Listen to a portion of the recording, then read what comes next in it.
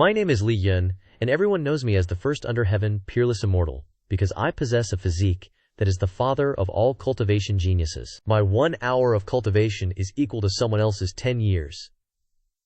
Damn. Cultivating 10,000 times faster, what's even the point of fighting anymore? This game is all mine. With just a thought, I can send him to the scoreboard, possessing Conqueror's Hataki that makes my enemies pee their pants. Not only that, but I was also the leader of the Revolutionary Army, surviving countless life and death battles. But that was 2 years ago. The me of now is just an ordinary guy, nothing special. That's because the revolution from last year disbanded. The new emperor wished for peace under the heavens. And now, I've married a completely normal wife. Her name is Zhao Ruo Li. Although her family is not well off, she's not common, and she's also very beautiful. This is the life I've always wanted. A normal wife, a normal self, everything just, normal, and chill. But while this normal was chilling on the balcony, an explosion rocked the city. Below, a bunch of rebels were terrorizing civilians, trying to overthrow the dog emperor. Heaven will bless the great Qian righteous army. Long live the peerless immortal. What the hell is this? Why are these guys out here rebelling again? These brutal rebels are burning houses, slaughtering innocent people, sparing neither old nor young. Li Yun noticed Zhao Ruo Li clenching the balcony railing, thinking she was scared. Damn it, they're rebelling right on my doorstep. You guys scared my wife half to death. Li Yun picked up Ruo Li, looking all cool and handsome. Don't be afraid, I'm here. I will absolutely not let you get hurt, Ruo. Lena didn't look scared at all, only saying a few words. Traitors are just like that. They're parasites. Only knowing how to destroy, always messing things up. All they do is cause trouble. They'll get their karma sooner or later. Hit by a carriage, choking on water, getting a urinary tract infection, getting constipated. Ruo Li's curses hit Li Yun right in the face. It hurts. My wife's scolding hurt so bad. Li Yun's face was covered in cold sweat, so he changed the subject. Let's not talk about the rebels anymore. The previous emperor was not only stupid, but also immoral. He pushed an old lady into the sea, raped a pig, and even skimped on the story's vitamins. That's why so many rebellions happen. Who knows if the new emperor is a true dog emperor? Hearing Li Yun say this, Ruo Li suddenly puffed up her cheeks, her eyes glaring at Li Yun like bullet holes. Li Yun had no idea what he said wrong. Never mind, don't overthink it. Li Yun immediately picked up Ruo Li and ran out of the house. Just as they stepped outside, they ran right into the rebel army. At their doorstep, Li Yun gallantly said, "Don't be scared, hide behind me." Li Yun pointed and babbled, "What's that, like a meth head, heavenly king, earth tiger?" The rebel leader was confused and said, "What the hell is this guy saying?" "What are you looking at? Look at this pee-pee poo-poo. You want me to kill you? Hey guys, can we just make peace? Whatever the issue is, let's talk it out. Harmony is key. The rebels didn't get the hint. Why are these guys fakes? They have no spiritual energy, just two ordinary people, no money. Let's just kill them, right? Let's kill them right now. Just looking at their poverty makes me mad. They're ruining our big plan. Kill the guy. He's such an eyesore. Keep the girl. I'll have my fun with her later." As soon as he finished speaking, the whole gang of rebels charged forward like hungry tigers. They can't even see my concealed spiritual energy. What a bunch of noobs. Ugh. Looks like I'll have to reveal my identity. Suddenly, Ruo Li grabbed Li Yun's hand and pulled him away. "Run! We can't make a big scene like this. If we do, my business in the capital will be exposed." In a secluded spot, Li Yun gathered his spiritual power into his finger and pointed it at the rebels. It really is a gentle attack, not a single sound. But this gentle was weird. The entire street was destroyed by just a tiny bit of Li Yun's spiritual power. Li Yun sat on the ground, blaming himself. Why am I so strong? It was just an accident. Li Yun began bullshitting. Are you okay? It seems a master helped us out. We're really lucky, haha. A moment later, the Imperial Guards arrived. Assess the situation. Round up everyone nearby who is unrelated, and take them to the court. Looks like we're going to jail for a long time. The Imperial officer bent down and did a push-up. The basalt stone was instantly crushed. To be able to do this, could it be that person? He then looked over and saw Ruo Li. He immediately broke out in a cold sweat and quickly ordered, "Separate the men and women for interrogation." Li Yun was then taken away. "Don't be scared. Everything will be fine. I'll come find you very soon." After Li Yun was taken away, the remaining officers stood before Ruo Li, then suddenly knelt and clasped their hands in salute. "Your Majesty, we apologize for startling you." A moment later, Chen Hai said, "Are these all the people who were at the Lantern Festival?" "Yes, Your Majesty." "Make sure no one is missed." "I was clearly there, yet I couldn't tell who made a move.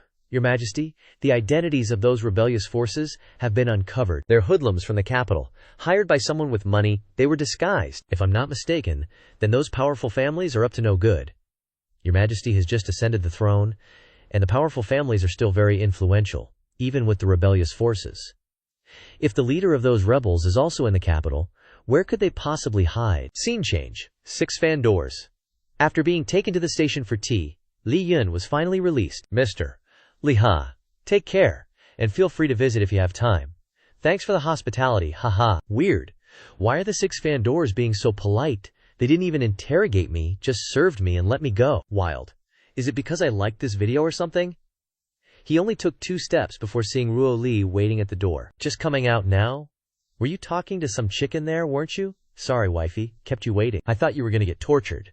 The capital hasn't been very peaceful lately, so watch your safety. Are they rebels? Not just rebels, but also powerful families. Those people were sent by the powerful families. Their goal is to intimidate the new emperor, shake up the foundation, and then gain more benefits. The new emperor just ascended and doesn't dare touch them. Whoa, wifey, you're really something. How do you know so much? It's like you're the emperor yourself.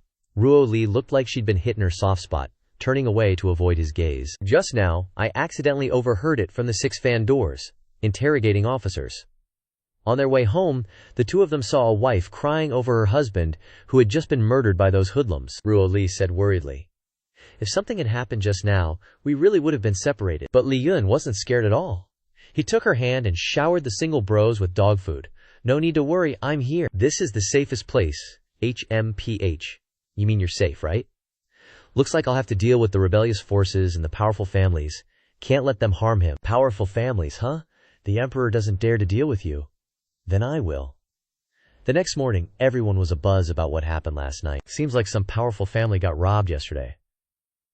Not just robbed, I heard the head of the Huang family and his wife even had flowers drawn on their faces by the thief. Now the whole imperial court is in utter chaos. Looks like your mood isn't too bad, huh? Seeing bad guys get their comeuppance. I'm really happy. My wifey is truly adorable. In short, just adorable. Peaceful life has returned. No fighting, killing, or scheming, everything's super calm. The honest common folks were minding their own business. Huh, what the heck is that? Where did this weirdo come from? You can tell this dude's a good guy just by looking at him. Seeing Li Yun checking out someone else's assets, Ruo Li's face flushed with jealousy. No, wifey, I just found her identity suspicious. Seeing Li Yun also noticing the masked person, they immediately greeted him. Hello, brave hero. Today is also a day full of hope. If you're going to preach, I'll call the 6 fan doors. Besides, your identity has already been exposed, so what's the point of covering your face? Pleft, isn't this to hide my appearance? That way, even if that dog emperor finds out, I won't be wanted. Damn, you actually know you'll be wanted. Huh, why do I feel a chill down my spine?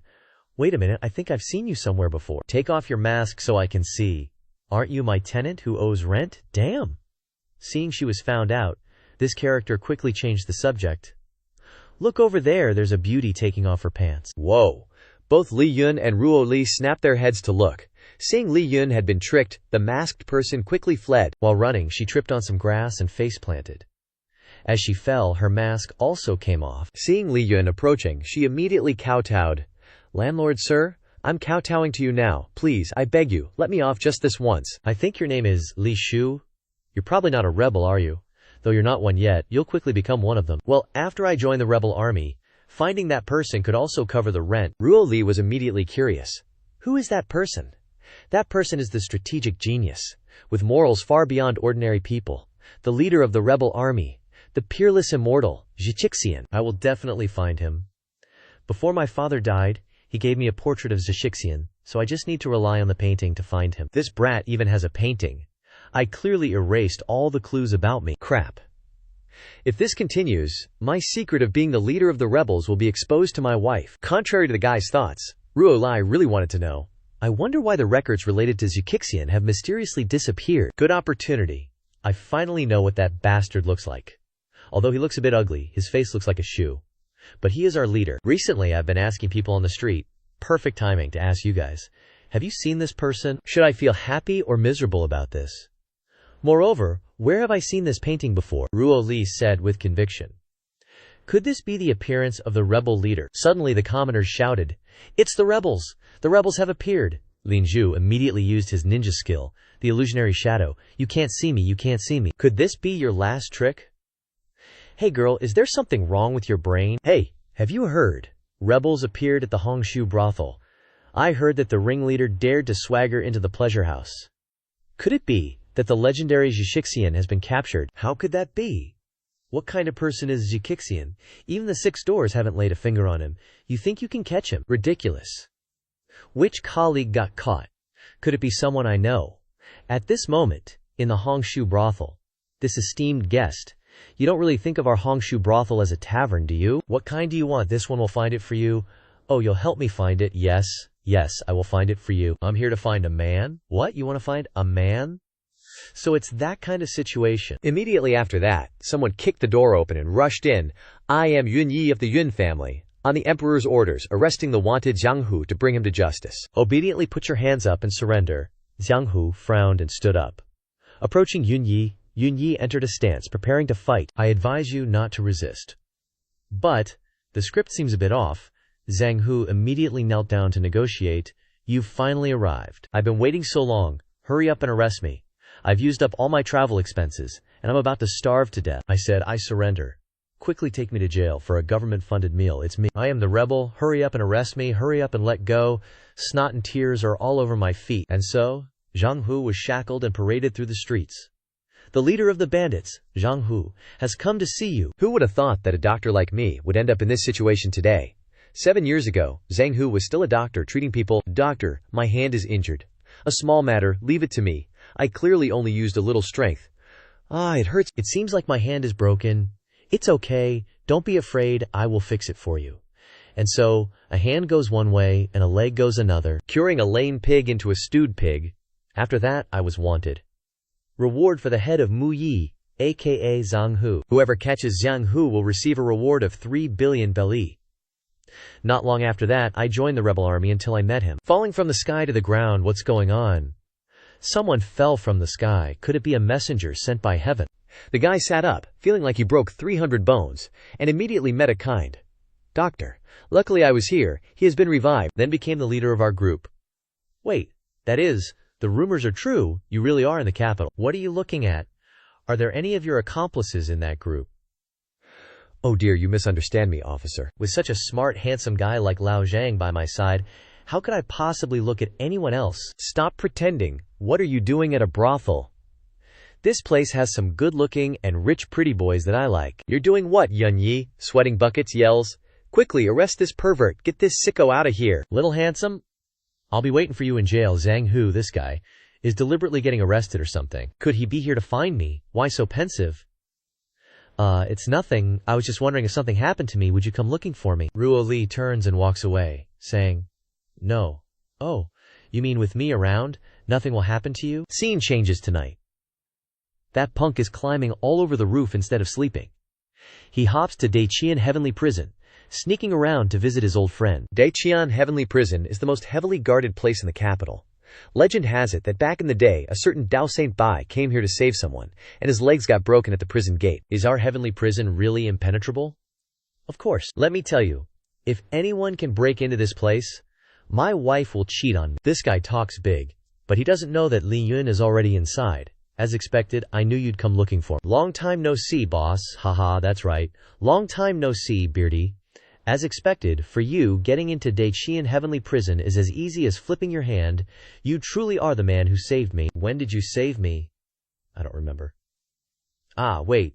Are you talking about the time when I transmigrated here and your treatment caused me to be bedridden for 30 months? Luckily, my life wasn't supposed to end, so I survived. It was just an accident. But it was also because of this that I discovered my constitution.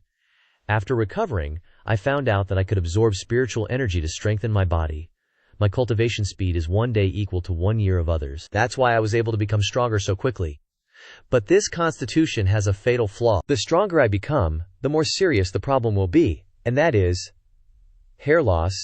Fortunately, you researched a hair loss prevention medicine, so I didn't go bald. Otherwise, I wouldn't have been able to marry such a beautiful wife. Maybe some bald dude needs this medicine? Is that your wife? I saw her. She's pretty cute. You're a lucky man indeed. Let's end this here with old times. Then, the prison visit is over. I'm heading back. My wife is waiting for me at home. Stay Still, I haven't said what I came here for. To tell the truth, I suffered a chi deviation while cultivating and probably won't live much longer, so I risked my life to come find you, hoping you might have a solution. After all, you're the strongest person in the world, and no one can compare to you in terms of cultivation. Li Yun, with an extremely serious face, advises. You should drink more water, shut up. Li Yun says teasingly.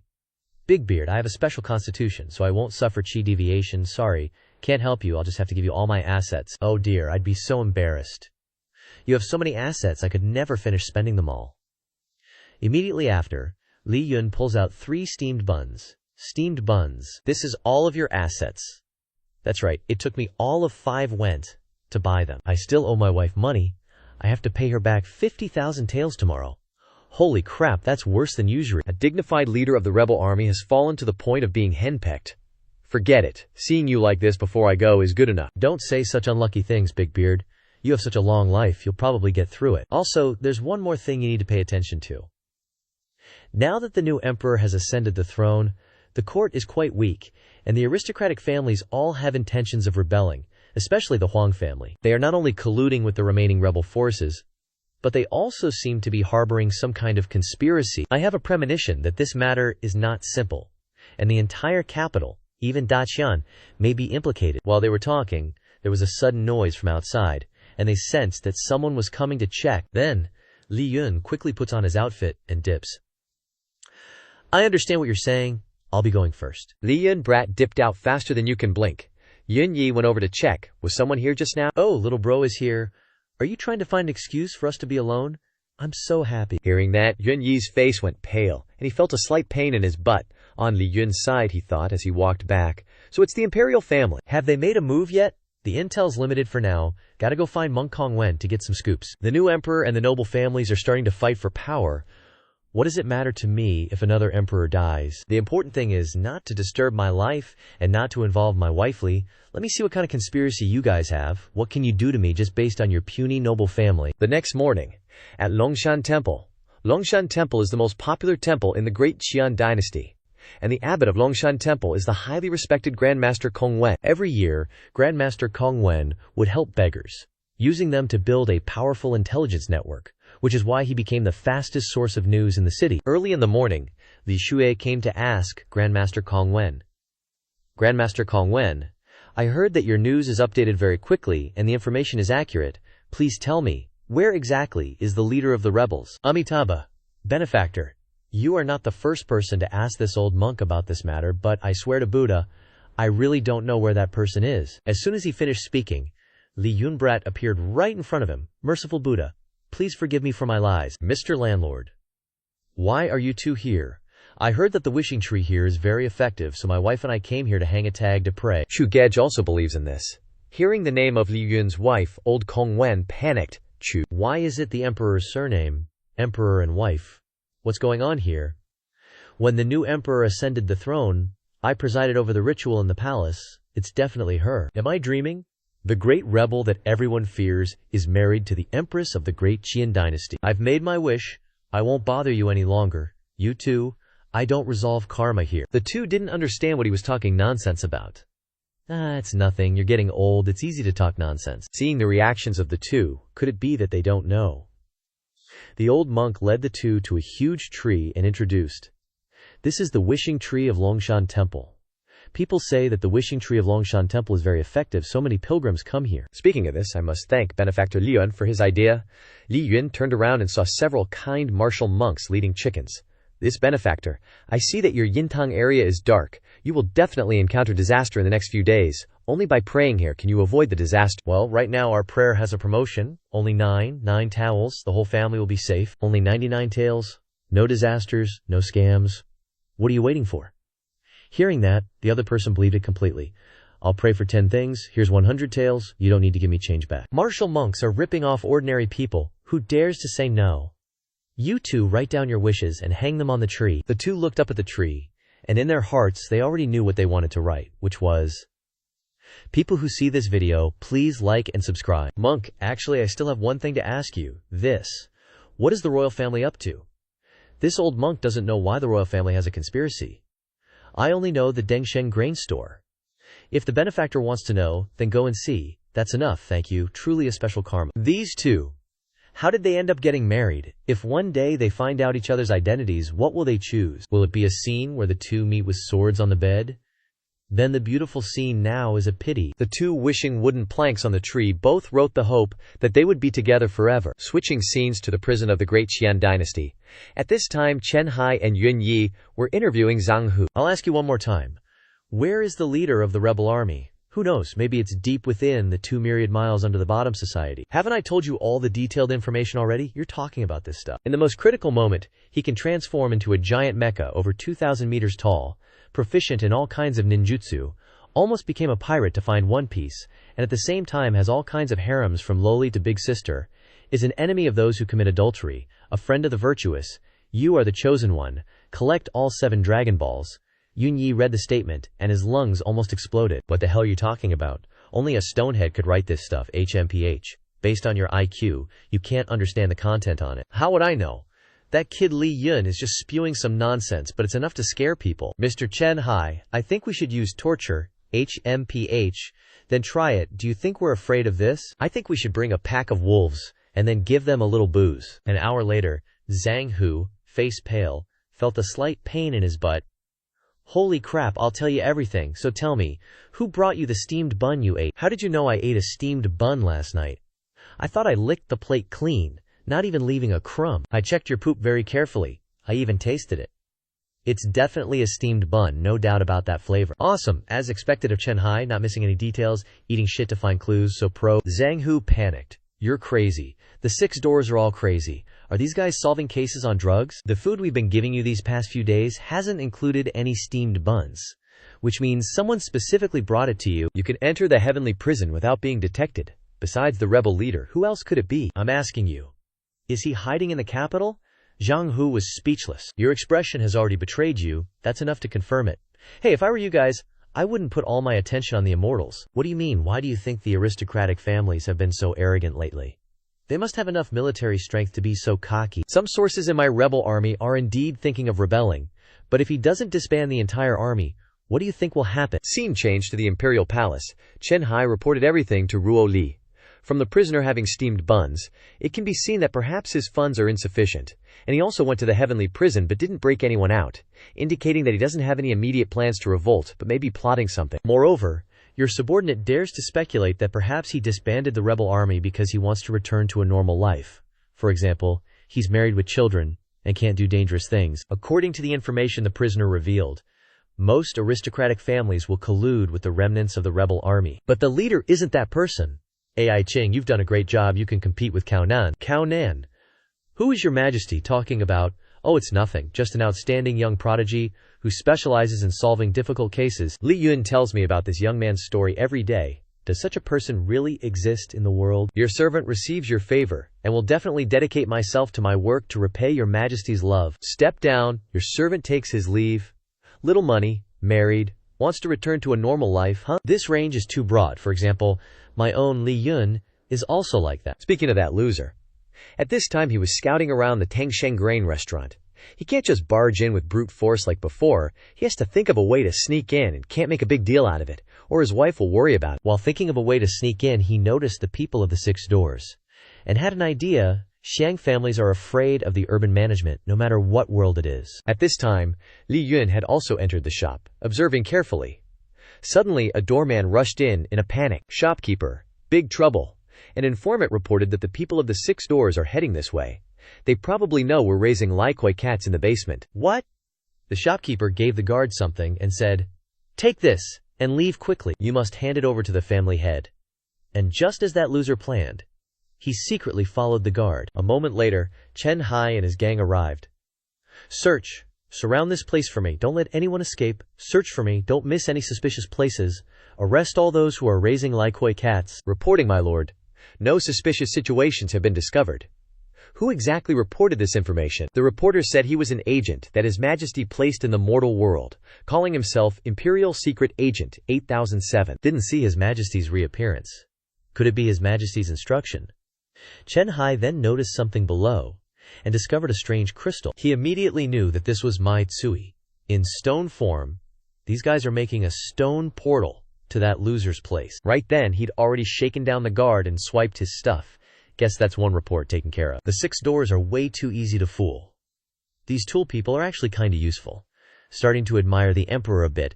Gotta see what they're plotting. January 20th. Royal consort went to Master Chen's place. Back in 10 minutes. January 21st. Royal consort went to Master Liu's place.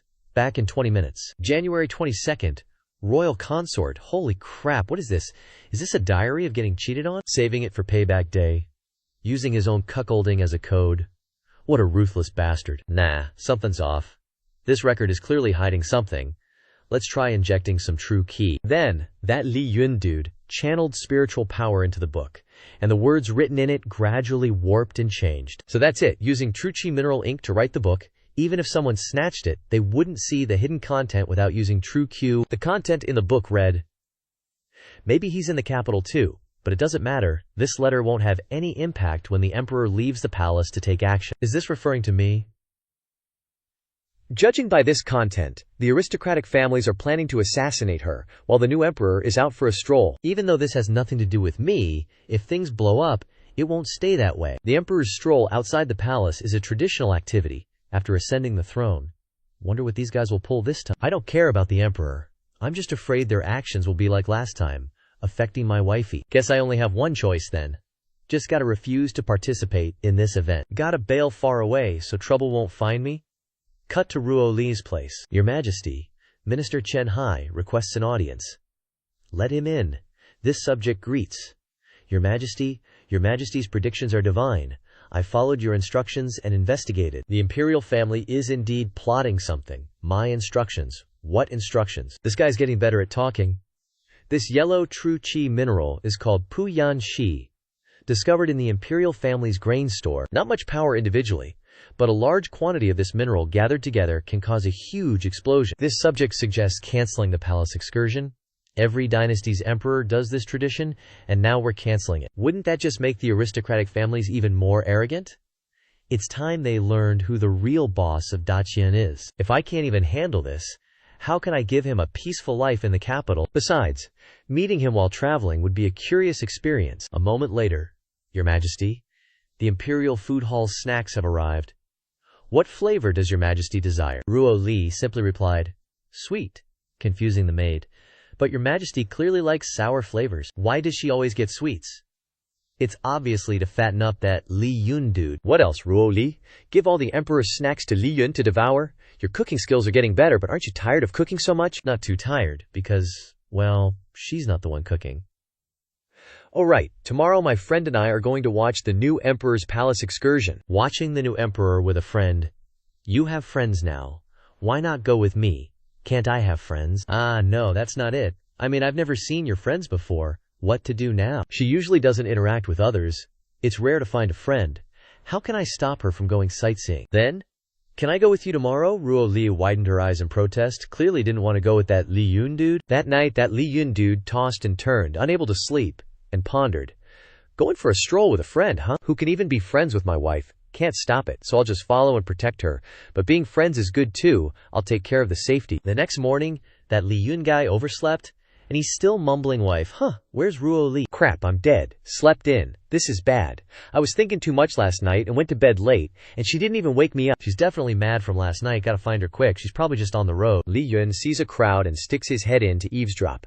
A fully armored procession is marching towards perfect timing, the new emperor. As long as my wife isn't near there, it's all good. But where the heck did my wife run off to? Li Yun mumbles while eavesdropping. They say the new emperor is the #1 beauty in the world. Is that true? Is that legit? A female emperor in Daqian is already rare, and she's a hottie too. Heard anyone who sees her gets instantly smitten, making all the concubines in the harem feel ashamed. Isn't she just the Wu Zetian of another world? At most, a ruthless woman. Walked half the road already and still haven't spotted Ruo Li. Where'd she run off to? Searching for his wife all day, not knowing she's right next to him watching, Ruo Li peeks out from behind the curtain. With his supreme cultivation, Li Yun senses someone watching him. As soon as he turns around, Ruo Li pulls the curtain shut. Is she looking at me? Am I that handsome? Ruo Li giggles inside. Silly, that's what you get for waking up late. The procession is almost over. Probably no danger. Maybe she's already gone home. Suddenly, Li Yun senses something in the distance. A group of the 6 doors being massacred by someone wearing a ghost mask. Oh snap. He's sending them to the afterlife while mocking them. Haha, is this all the six doors got? Only that kid Chen Hai has some skill. Whatever, don't forget to take the bag of spirit stones. This time, I'm gonna make sure that dog emperor dies a horrible death. You don't mess with anyone else's wife, especially not Li Yun's.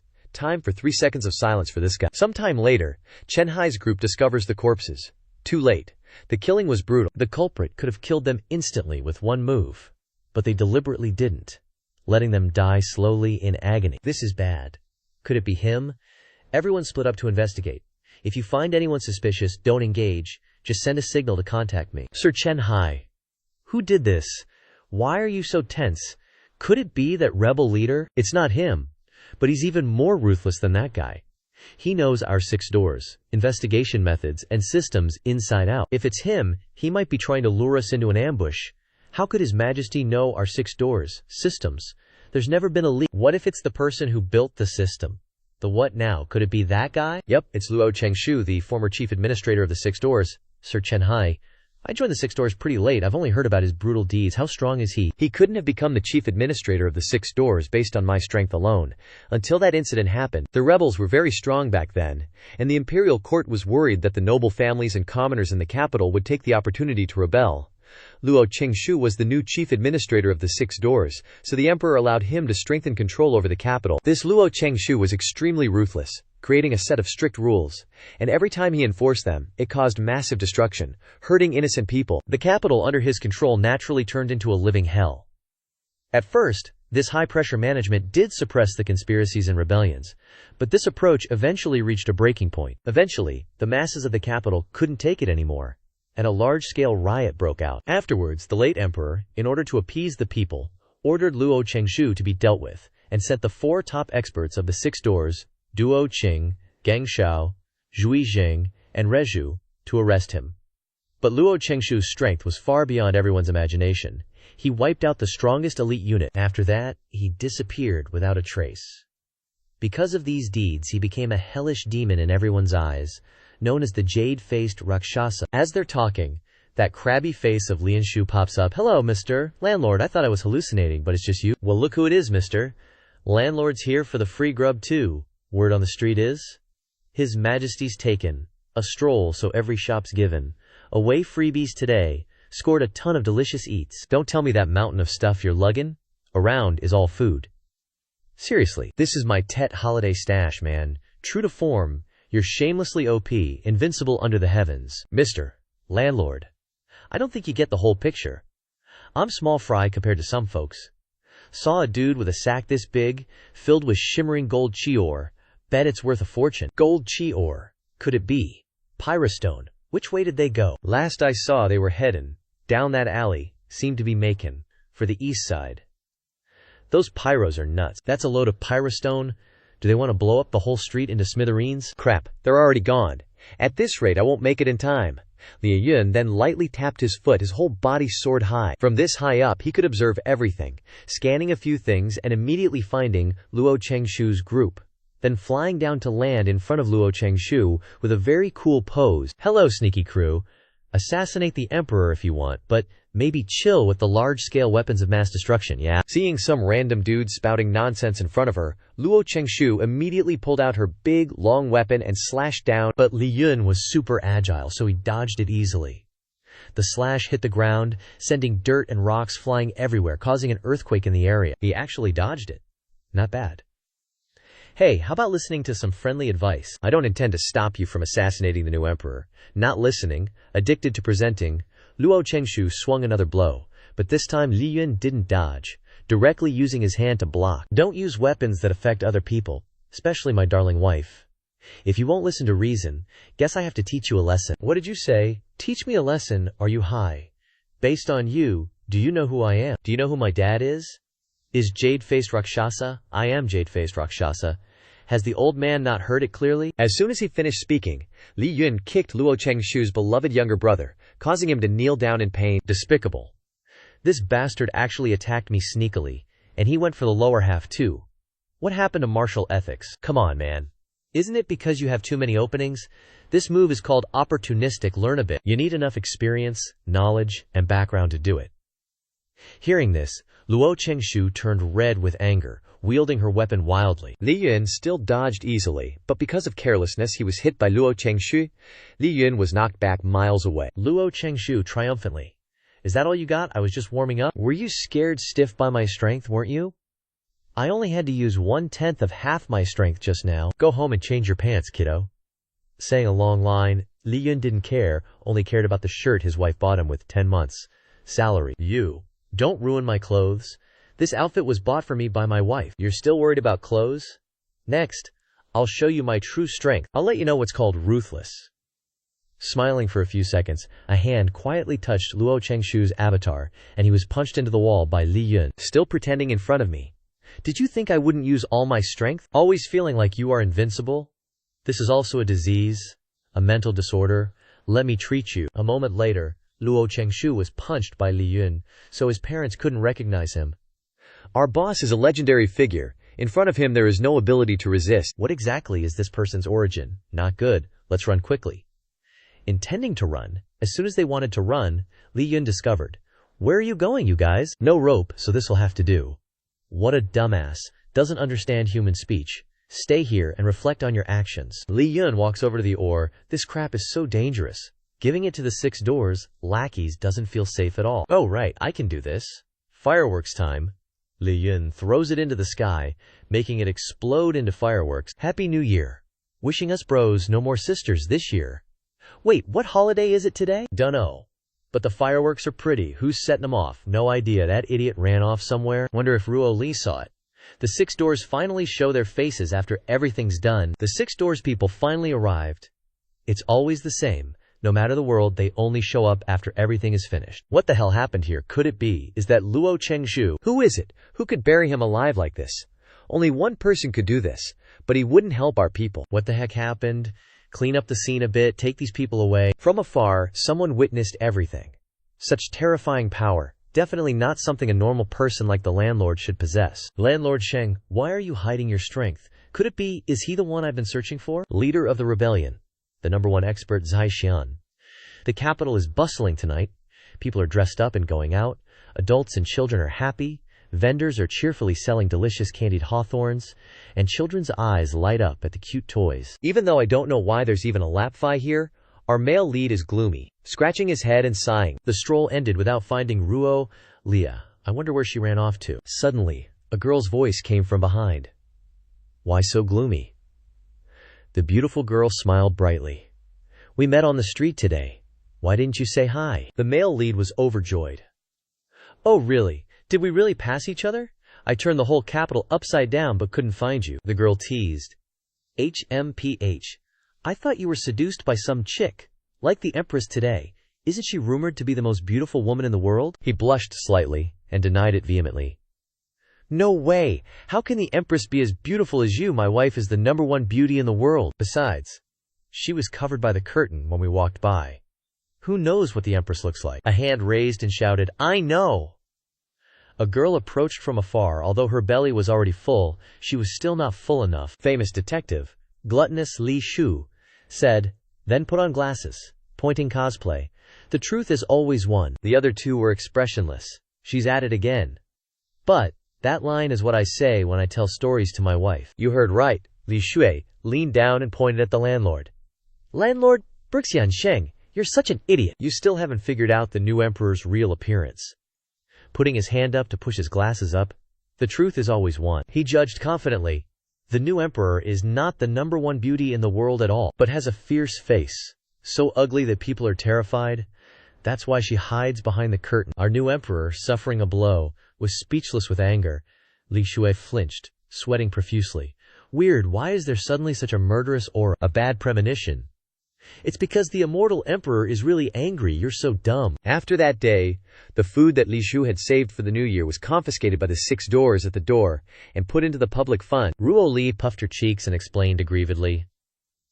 Nonsense. I met the new emperor today. She doesn't have a fierce face, so ugly that people are terrified. The male lead narrowed his eyes at her. You even met the new emperor. Speaking of which, she went with a friend today. Could it be? A pile of delicious candied hawthorns came into their sight, and he bought her one and held it out in front of her. Ruo Li ate the candied hawthorn to relieve her anger. Ruo Li turned away in a huff. Eat it yourself. It's so sweet. He scratched his face, confused. Oh, you don't want the candied coating, right? He bit off the outer layer of sugar and handed it back to her. Is this okay then? This hawthorn is sour. She leaned in to eat the candied haw, taking a gentle bite. Women are so hard to understand, Li Yun happily said. It tastes pretty good, right?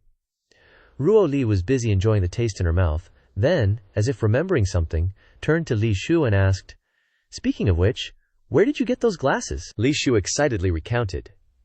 Just now, a little Pengyu fell from the sky, bumped into me, and said a lot of things I didn't understand. Then he hurriedly ran off, even forgetting his glasses on the ground. A guard shouted from afar, Get out of the way, murder case. Don't obstruct official business. Li Yun watched and thought to himself, No way. If that's the case, then the 6 doors are going to be busy again. Ruo Li's eyes met a large goldfish tank. People were happily playing with the goldfish. Noticing his wife's mood, Li Yun spoke up. Wanna play? Her eyes showed that she really wanted to, but she still turned her head and refused. This is for kids, I'm not interested. He grabbed her hand and pulled her along. This girl is blushing now. He smiled brightly. I want to play, will you play with me? Ruo Li shyly said, Fine, whatever. 2 cute little fins, goldfish swimming in the tank. Ruo Li stared intently at the fish tank, holding a net. Li Yun guided her from the side. Aim carefully, then strike. Sploosh! She scooped forcefully at a fish, but because the force was too strong, the net tore. Water splashed on her face, and she puffed out her cheeks in anger. Li Yun reassured her. Too hasty. Don't be so impatient. Then he gently held her hand, guiding her to play from behind. OMG, what a romantic scene. He lowered the net, catching the fish at just the right moment, and she exclaimed excitedly, Ah, I caught it! Holding the prize in her hand, her face was full of satisfaction. To think you're usually only interested in money, but you can be like a kid too. She looked over resentfully.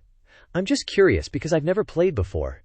He unexpectedly took out a handkerchief and wiped the water off her head, gently saying, Your clothes are all wet. Let's go home.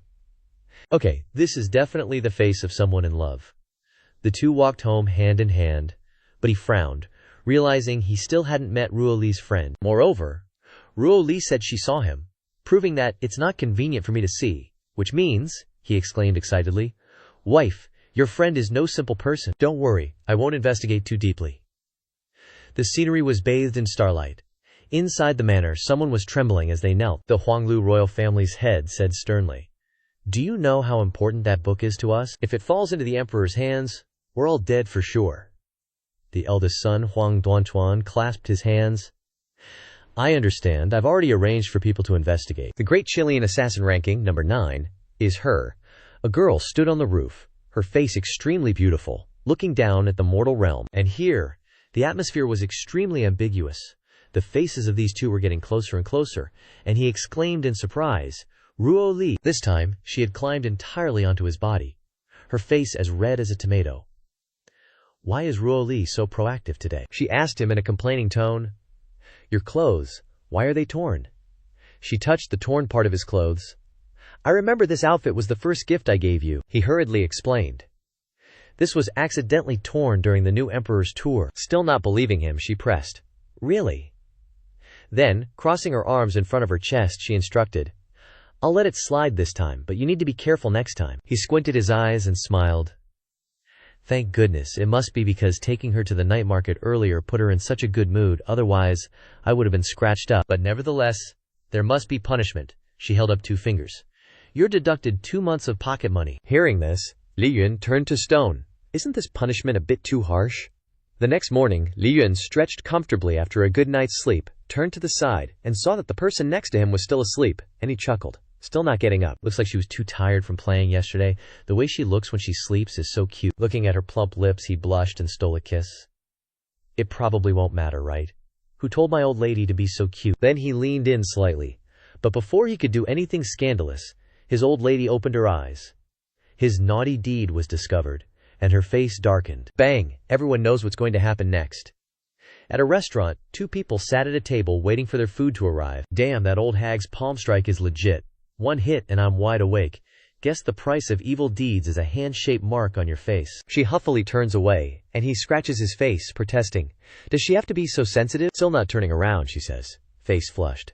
It's not that, it's just I don't like you doing that stuff sneakily. Hearing that, he slams his hand on the table. I get it. No sneaky kisses. Then we'll do it out in the open. Like right now, he says, pushing his face close to hers, their noses touching, and their eyes locking sweetly. But Li Shu barges in, face all innocent. Good morning, Mr. Landlord. Mr. Landlord and Ruo Liji are doing what? The two of them quickly turn their faces away from each other, awkwardly explaining, nothing. Your Ruo Liji got sand in her eyes. I was just helping her blow it out. Realizing something's off, Ruo Li is glaring at him, and he gulps. Babe, can we negotiate? Can you not hit my face? That's twice I've been slapped this morning. What a great start to the day, the red-haired girl huffs, ignoring the judging look she's getting. She trembles, whose overwhelming aura was that just now she could feel it, like he could crush her like an ant. Her whole body is paralyzed, only able to tremble in fear, and her eyes become wary. This is a warning. She reaches into her cleavage and pulls out a piece of paper. If the royal family wasn't offering so much, plus the mission is relatively simple, I would have left this godforsaken place already. She unfolds the paper. Her mission is to find the missing ledger. The last person to be seen with it was a young man. Finding someone is easier for her than killing someone, and she has already tracked his location. As long as I don't run into another monster like that one, she clenches her fist in determination. I can totally do this. As night falls, she stands on a rooftop, spying on the couple, introducing herself. My name is Luo Feiyan. I'm an assassin. Anything can be done for the right price. Assassin on the top, cleaner on the bottom. Anything? This time, she accepted a job. She just need to find the ledger that the king lost from the couple, and she will receive a large sum of money. The couple in the courtyard below are deeply in love, but they don't seem to have any martial arts cultivation, so they don't notice her at all. But in fact, the husband takes a sip of wine and wonders, what is that idiot doing on the roof? Feiyan seriously thinks, I've investigated the identities of these two people, and there are some very suspicious things. The man is named Li Yun. He only just arrived in the capital a few years ago. There's almost no information about him before that, and there's absolutely no information on the wife at all. The past of these two people seems to be a blank piece of paper. Could it be, she cheers to herself? Are their identities so insignificant that no one even bothers to collect information on them? A little boy passing by points to the roof. Mommy, what's that auntie doing up there? The mother comforts him. Don't look. Climbing on people's walls is a sign that the mistress got kicked out. Feiyan angrily yells. Who are you calling a mistress? And you little brat, what do you mean, auntie? Call me pretty big sister. Get it, guys. Learn from this. Asking a woman's age is the fastest way to summon a demon. Hearing the noise, Ruoli looks up towards the commotion, asking softly. There's a noise on the wall. Is there something up there? Feiyan quickly covers her mouth. This isn't good. I shouldn't lose control like that on the job. Calm down. I'm a professional. Then she clears her throat, and the sound of meowing comes from the roof. The two look up at the roof again. Ruoli comments, Is that a cat? Why does it sound so miserable? Lin Yun grins. Haha, maybe it's a cat in heat. Feiyan blushes with anger. A cat in heat. You're the one in heat. I'm a cute cat. Got it. Damn it. Because of that meow, a bunch of cats are surrounding her. It must sound like mating season. Getting angry again, she chases the cats away, yelling, Get lost, all of you. A bunch of foul cats. I didn't call you. The cats glare back, baring their fangs aggressively. She sensed an ominous feeling, meowing again, but it was too late.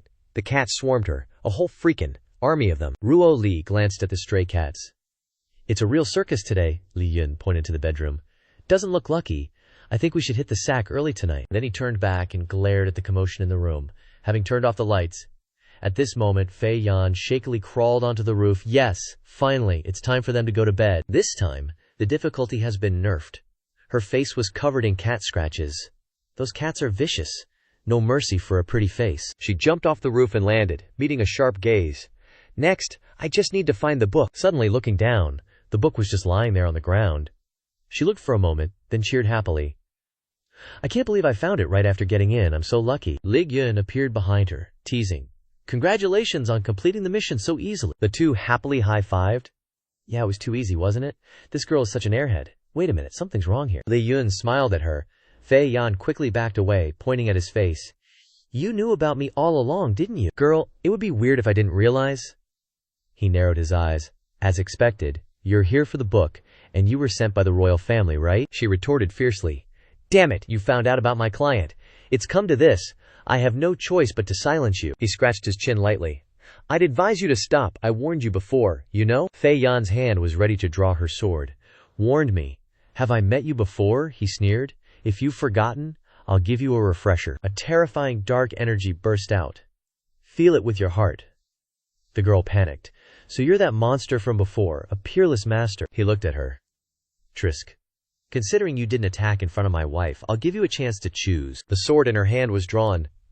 As a professional assassin, I have my own principles when facing an enemy I can't defeat. Thud. Both of her knees hit the ground, offering her sword up.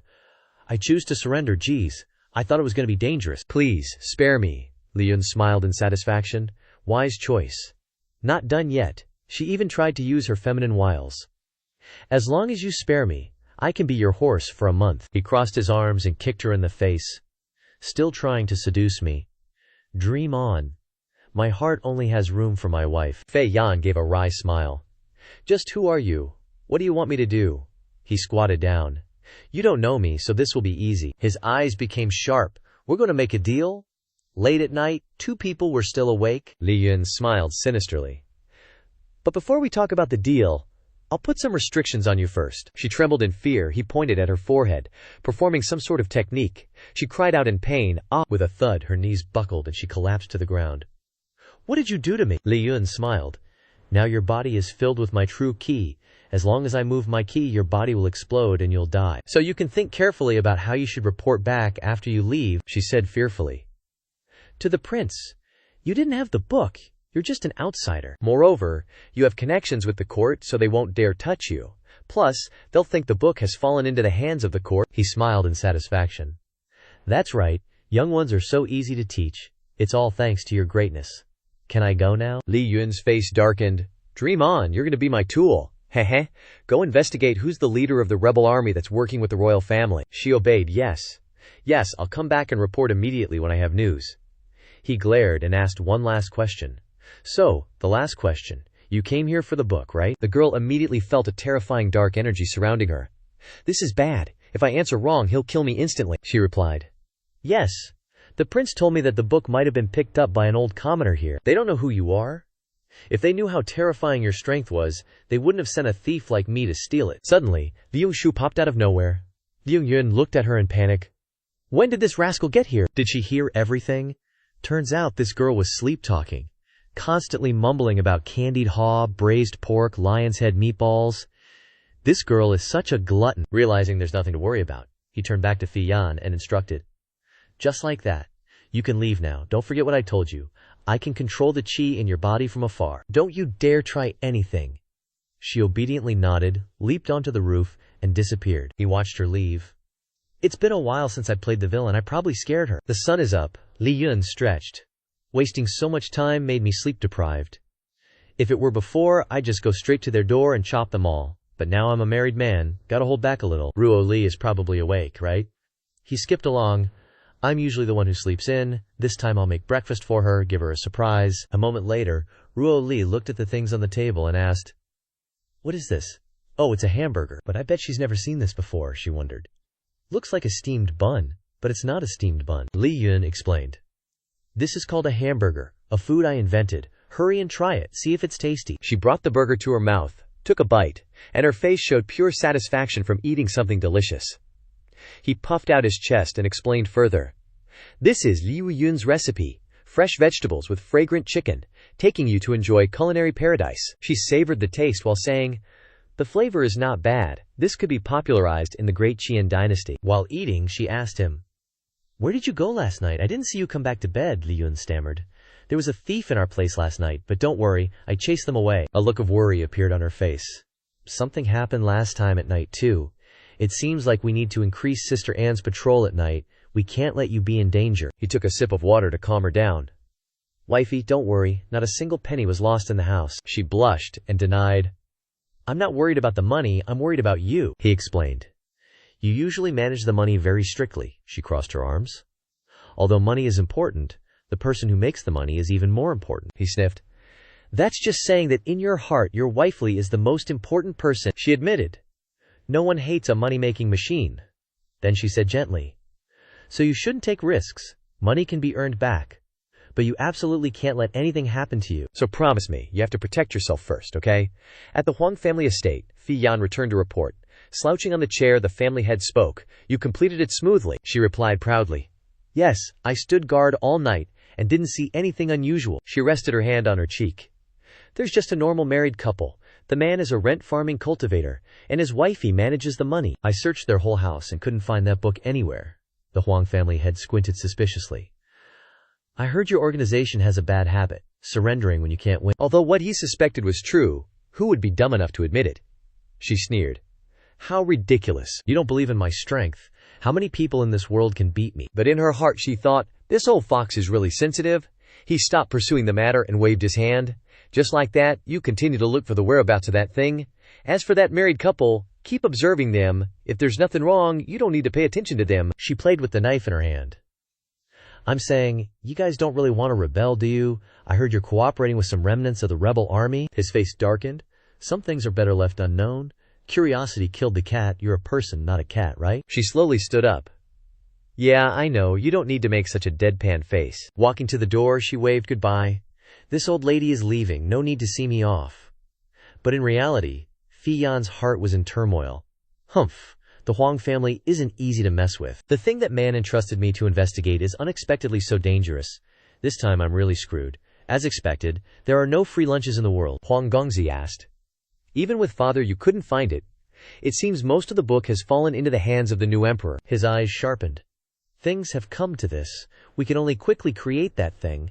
As long as we have that, what do we have to fear from that brat? Female emperor, let me see what you're capable of. The Gongzi's face was gloomy. But Hai Sher, I heard that his Hai Xian is also lying in wait inside the city now. So what? Could be a good thing? That guy is the Daqian's disaster, and that little girl is neglecting our defenses because of him? Surely the Daqian's empress wouldn't sleep in the same bed as a rebel leader, would she? What a joke. Huang Jia's leader clenched his fist, a confident smile blooming. The day that thing is built, Daqian will be my Huang family's. In the city's great lawn, a golden kite dances in the sky, the kite string constantly being let out further. Li Yun and Ruo Li held hands, grasping the kite string together. Such a romantic scene. Ruo Li smiled happily. This is the two-person world I've longed for. It'd be even more perfect without this musclehead crowd. From nowhere, a bunch of fierce-looking muscleheads wielding weapons appeared, looking really scary. The two stood huddled amongst the muscleheads. Li Yun observed that they were all martial artists in disguise. Could there be some kind of conspiracy? Ruo Li looked up to explain. You don't know. Dai Qian is repairing something called a railway. Li Yun's head filled with 1,000 question marks. Railway. I suggested using true Q instead of steam to power the train back then. They actually went through with it. That's right, heard they're using true QI mineral stones to power transportation. The speed is incredibly fast. From then on, trade between cities will be countless times faster. She gently grabbed his hand, pulling him along. Let's go take a look. Eyes full of anticipation. This was my decree, to show you just how awesome I am. Rails being laid, workers hauling, shoveling sand, building fences. The iron train was incredibly majestic. He looked up at the train, saying, What do you think? Looks pretty awesome, huh? Her eyes watched the train with pride. Never thought I'd see a train in this world. I'll definitely take Ruo Lin on a trip together someday. Although this was designed by the rebel leader, as long as it's successfully built, she and he can be together more often from now on. Li Shui suddenly appeared again. What a coincidence to run into you two here. She happily waved her hand. Did you two come here on purpose to see Mai Mai's new job? Weren't you working at the Zilu? She scratched her head. The Zilu Lao Ban introduced me here. The benefits aren't bad. Li Yun was mortified. You mean they knelt down and begged you to come, right? She stubbornly replied. That's right, but this time it wasn't me kneeling, it was Lao Ban kneeling and begging me to change jobs. She only accidentally broke a few bowls, accidentally miscalculated some money, accidentally beat up a few customers. It's not like she did anything too excessive. The owner was terrified. Oh God, I beg you to leave a path to survival for our Zilu. The other two were speechless, amazed that she was still alive. She confidently said, Master, you're underestimating me. At the very least, I came from a prestigious background. I received a high-class education, Li Yun interjected. So you can earn money now. When are you paying back the rent? She gave a thumbs up in agreement. That's for sure. I'll definitely earn enough money tomorrow. I'm going to work. Bye-bye. Turns out this young lady comes from a powerful family. How did she end up in such a state? Li Shu gave work instructions. Put the true Q mineral stones there. The person confirmed, afraid of misunderstanding. Confirm what? Li Yun was satisfied. Although Li Shui's work is usually a mess, this kind of machinery operation shouldn't have any problems. Ruo Li agreed. That's for sure. The Dacian officials are very reliable. We must believe in the court. Just as she finished speaking, a bang came from Lin Shu's location. A big explosion erupted, blowing the worker into the sky. Everyone shouted to, "Put out the fire! Put out the fire!" Which idiot put the true Q mineral stones near the air pump? It's over. All the efforts over this period of time have been wasted. Li Shui smiled apologetically.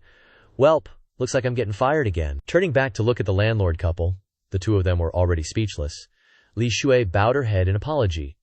Esteemed landlord, about the rent I beg you to give me a few more days. Li Yun pointed to his wife, implying, my words don't count, it's all up to her. Li Shu immediately rushed over and hugged Ruo Li's leg, pleading, Ruo Li Gigi, you're the best. You're practically a celestial being descended to earth. Please save me. Hearing the compliment, this girl was easily swayed. All right, I'll give you some more time for the rent. Li Shu was overjoyed. I'm truly grateful to Ruo Li Gigi and the esteemed landlord. I have nothing to repay you with, so please come to my place today and I'll treat you. Arriving at a house, she invited them in.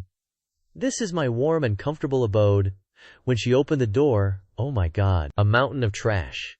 Where's the warmth you spoke of? Books are scattered everywhere. And how did Gojo and Saru end up here? Luffy's straw hat is here too. Bowls and chopsticks are on the bed, and the blankets are torn. How long has this girl not cleaned her place? The landlord couple were frozen stiff. I remember when I first rented this place, it wasn't like this, Li Zhu said smugly. This is all Mies designed for convenience, Li Yun shouted. You're just too lazy to clean, that's all. Ruo Li noticed a silk scarf falling out of the suitcase and said, Are you a descendant of a prominent family? She remembered that there was a Li family in the south, but that kind of family had already declined. Just as Ruo Li was about to pick it up, Li Shui blocked her.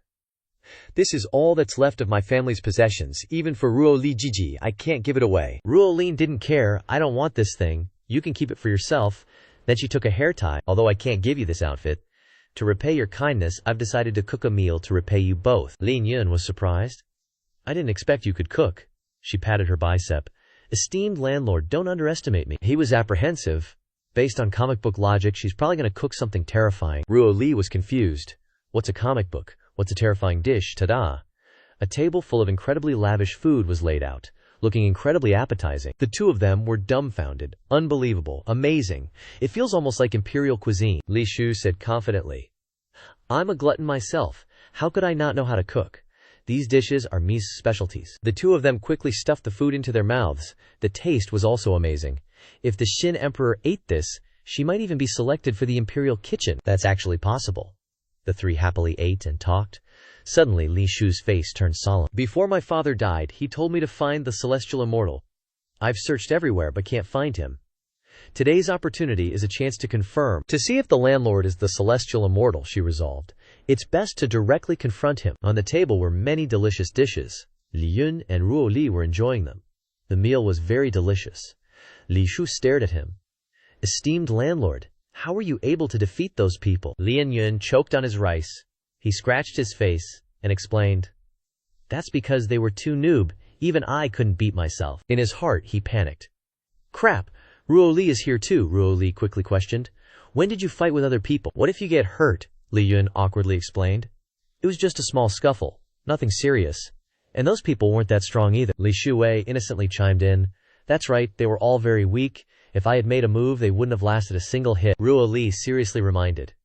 In the future, if someone causes trouble, you can directly go to the 6 doors. Don't try to handle it yourself. He scratched his head. Yes, dear, I understand, wifey. Everything is up to you. Li Shu then changed the subject to another question. By the way, how did the esteemed landlord end up in the capital city? Asking so directly would scare Gigi. Let's ask something else, he then replied. Before, I had nowhere to go, so I just casually came to the capital city for a while. Originally planning to leave after a while, but I didn't expect to meet Ruo Li, so I didn't leave. Hearing these words, Ruo Li's eyes sparkled. Li Shu slammed her hand on the table. Is Ruo Li Ji more important than everything else? More important than a wish everyone wants, Li Yun honestly replied. How should I say this? Before, I really wanted to go home, but now I can't bear to leave. Shu Feng gently placed his hand on Ruo Li's. To me, Ruo Li is everything. He gazed lovingly at Ruo Li. Li Shui was touched. Li Yun continued. Is the past that important to you? She immediately lowered her head. I don't know. I only heard it from my father, so I've been searching ever since. I don't know why my family suddenly disappeared. I just want to know why this happened. Just keep being yourself. Ruo Li was surprised. Life is ultimately a path that must be walked, and it takes a lot of time to get through the rough parts. Cherishing what you have now is the most important thing. Don't let yourself get stuck in the past. The girl was moved, Li Yun continued. If you need anything, you can come to me. I'll protect you. He smiled and gave a thumbs up. The girl was touched. This might be the most reliable guarantee in the world. Seizing the opportunity, she said. About the rent, can I get a rent-free year next year? This girl is really seizing the opportunity, huh? But of course, that's not happening. The summer was sweltering. The cicadas were chirping all day long. Li Yun and Ruo Li sat under a tree, fanning themselves to cool down. Dripping with sweat, she turned to him and asked, "How are you still so relaxed? Aren't you hot?" He grinned. "Not at all. It's actually very cool. You fanning me is something I can enjoy." Suddenly, she had a brilliant idea. Fan. Is wifey cool yet? She was satisfied. A little more power. "Yes, ma'am." He felt a cold breeze coming from somewhere out of nowhere. Li Shu flew in from somewhere, holding an ice cream and an ice cube. "Good morning, landlord sir." "It's so hot today," Li Yun wondered. "Wait, what are you holding in your hand?" She held up the ice cream. "This is an ice pop. Don't you know what this is, landlord sir?" So uncultured. But what he was referring to was the ice cube in her other hand. She happily held it up. It's an ice crystal. It's also a type of true Q mineral that can constantly generate cold air. She held out the ice crystal to them. "Consider this ice crystal a gift for the two of you. Thank you both for giving me a year's rent for free." Li Yun took the ice crystal. "You look very happy today." "What's the occasion?" she said proudly. "I've been reinstated. The officials not only didn't hold me accountable, but also arranged an easier job for me," Ruo Li said happily. "Then you need to cherish this opportunity. Don't cause any trouble again." In reality, Ruo Li was the one who got her reinstated. But her hubby said something that made her facepalm. "Looks like this official is a total moron, haha." Li Shu agreed. "I think so too. Definitely the kind of person who treats money like trash." The next day, Li Shu was assigned to carry bricks under the scorching sun for a month. Li Shu waved goodbye to them. "See ya." Later, Li Yun looked at the ice crystal in his hand and thought to himself, "Tonight, I'll put the ice crystal at the head of the bed so Ruo Li won't be hot. It's just that the feng shui there is relatively good. I don't want something weird to happen." Ruo Li saw her hubby smiling to himself and asked, "What are you thinking about that you're grinning like that?" He smiled and scratched the back of his head. "Nothing much. There's just a lot of new things, and life is getting better and better." She smiled brightly and said, "Of course, Daiqian is not the Daiqian it used to be. Isn't that all thanks to my Empress Sis governing the country well?" Li Yun gave the ice crystal to her. "Here, take this ice crystal. There's only one, and the cold air can't be transferred, Rabah." She stared at the ice crystal, touched it, and felt a cool breeze. "Silly. Isn't it enough that we're together? Hee ha ha. These two are flirting again." The two of them sat hand in hand under the tree, in the midst of the bustling capital city, during the extremely hot summer. Fei Yan wandered around the capital. She hadn't had a decent meal yet. She decided she had to find a place to eat her fill, and then immediately set off. Standing in front of the tavern, she put her hands on her hips. "This is the place. I refuse to believe I'd run into him here again." As the saying goes, the most dangerous place is the safest place. The waiter gave a friendly smile. "Welcome, esteemed customer. Please come inside and take a seat," she sneered. "Judging by the looks of his house, he's not loaded. Last time he ate here, he probably saved up for a year just to visit once. It's only been a few days. He definitely doesn't have the dough to come back." "I knew it." He waved his hand. "Hey waiter, bring me another table full of food, and make it a big portion of that spicy chili fried chicken." Fei Yan panicked like crazy.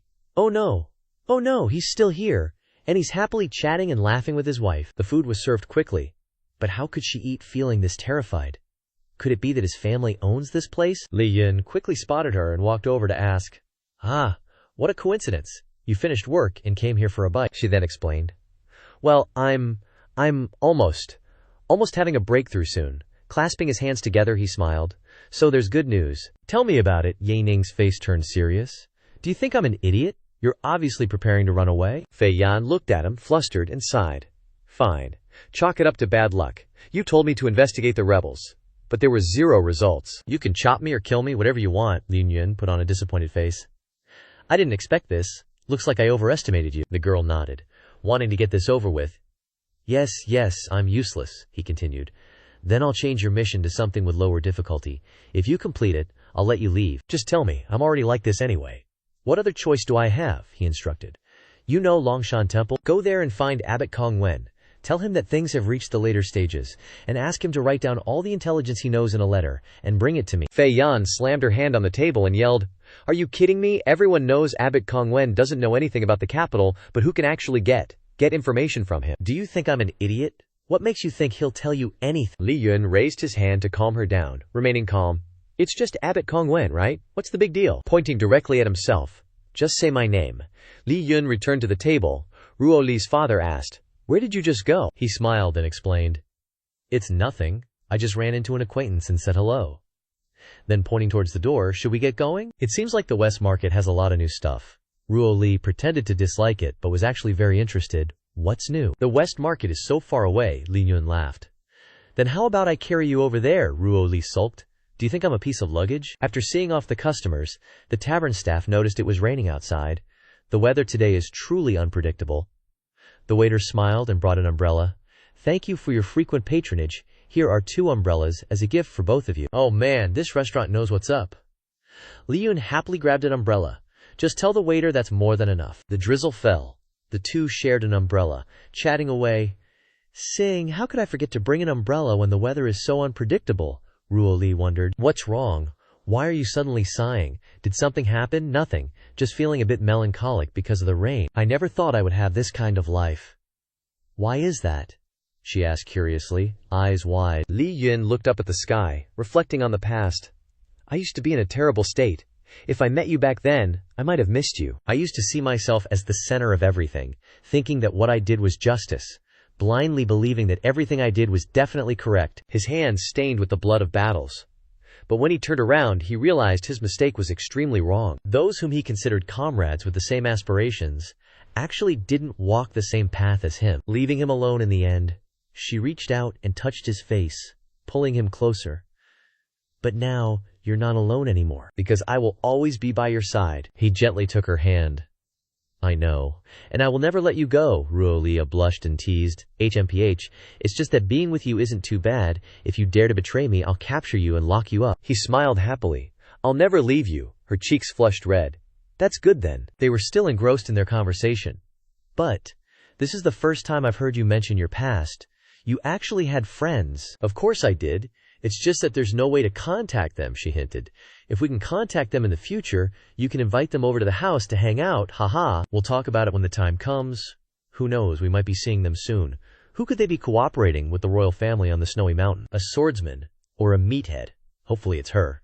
A tall man covered in bones with a green-haired girl by his side, otherwise it could be troublesome. The girl's face remained cold and expressionless. In the quiet of the night, Ji Qi zoomed across the rooftops. Seeing this familiar figure, it's Miss Fei Yan working again. She stomped her foot, observing the room with the lights on. This is the abbot's room. She looked down, observing. Still lit up. Worthy of being called a grandmaster. Still studying Buddhist scriptures so late. She kicked the door open and shouted, Bu Wen, I've been entrusted to deliver a message to you. The abbot was startled. He quickly closed the book he was reading. The book titled 69 Positions of Meditation, whether it's really meditation or not, is unverified. Fei Yan looked at the book in shock. The abbot sweating profusely. She pointed directly at the Grandmaster. Aren't you a highly enlightened monk? How could you be reading something like this? The monk cleared his throat. Esteemed benefactor, you misunderstand.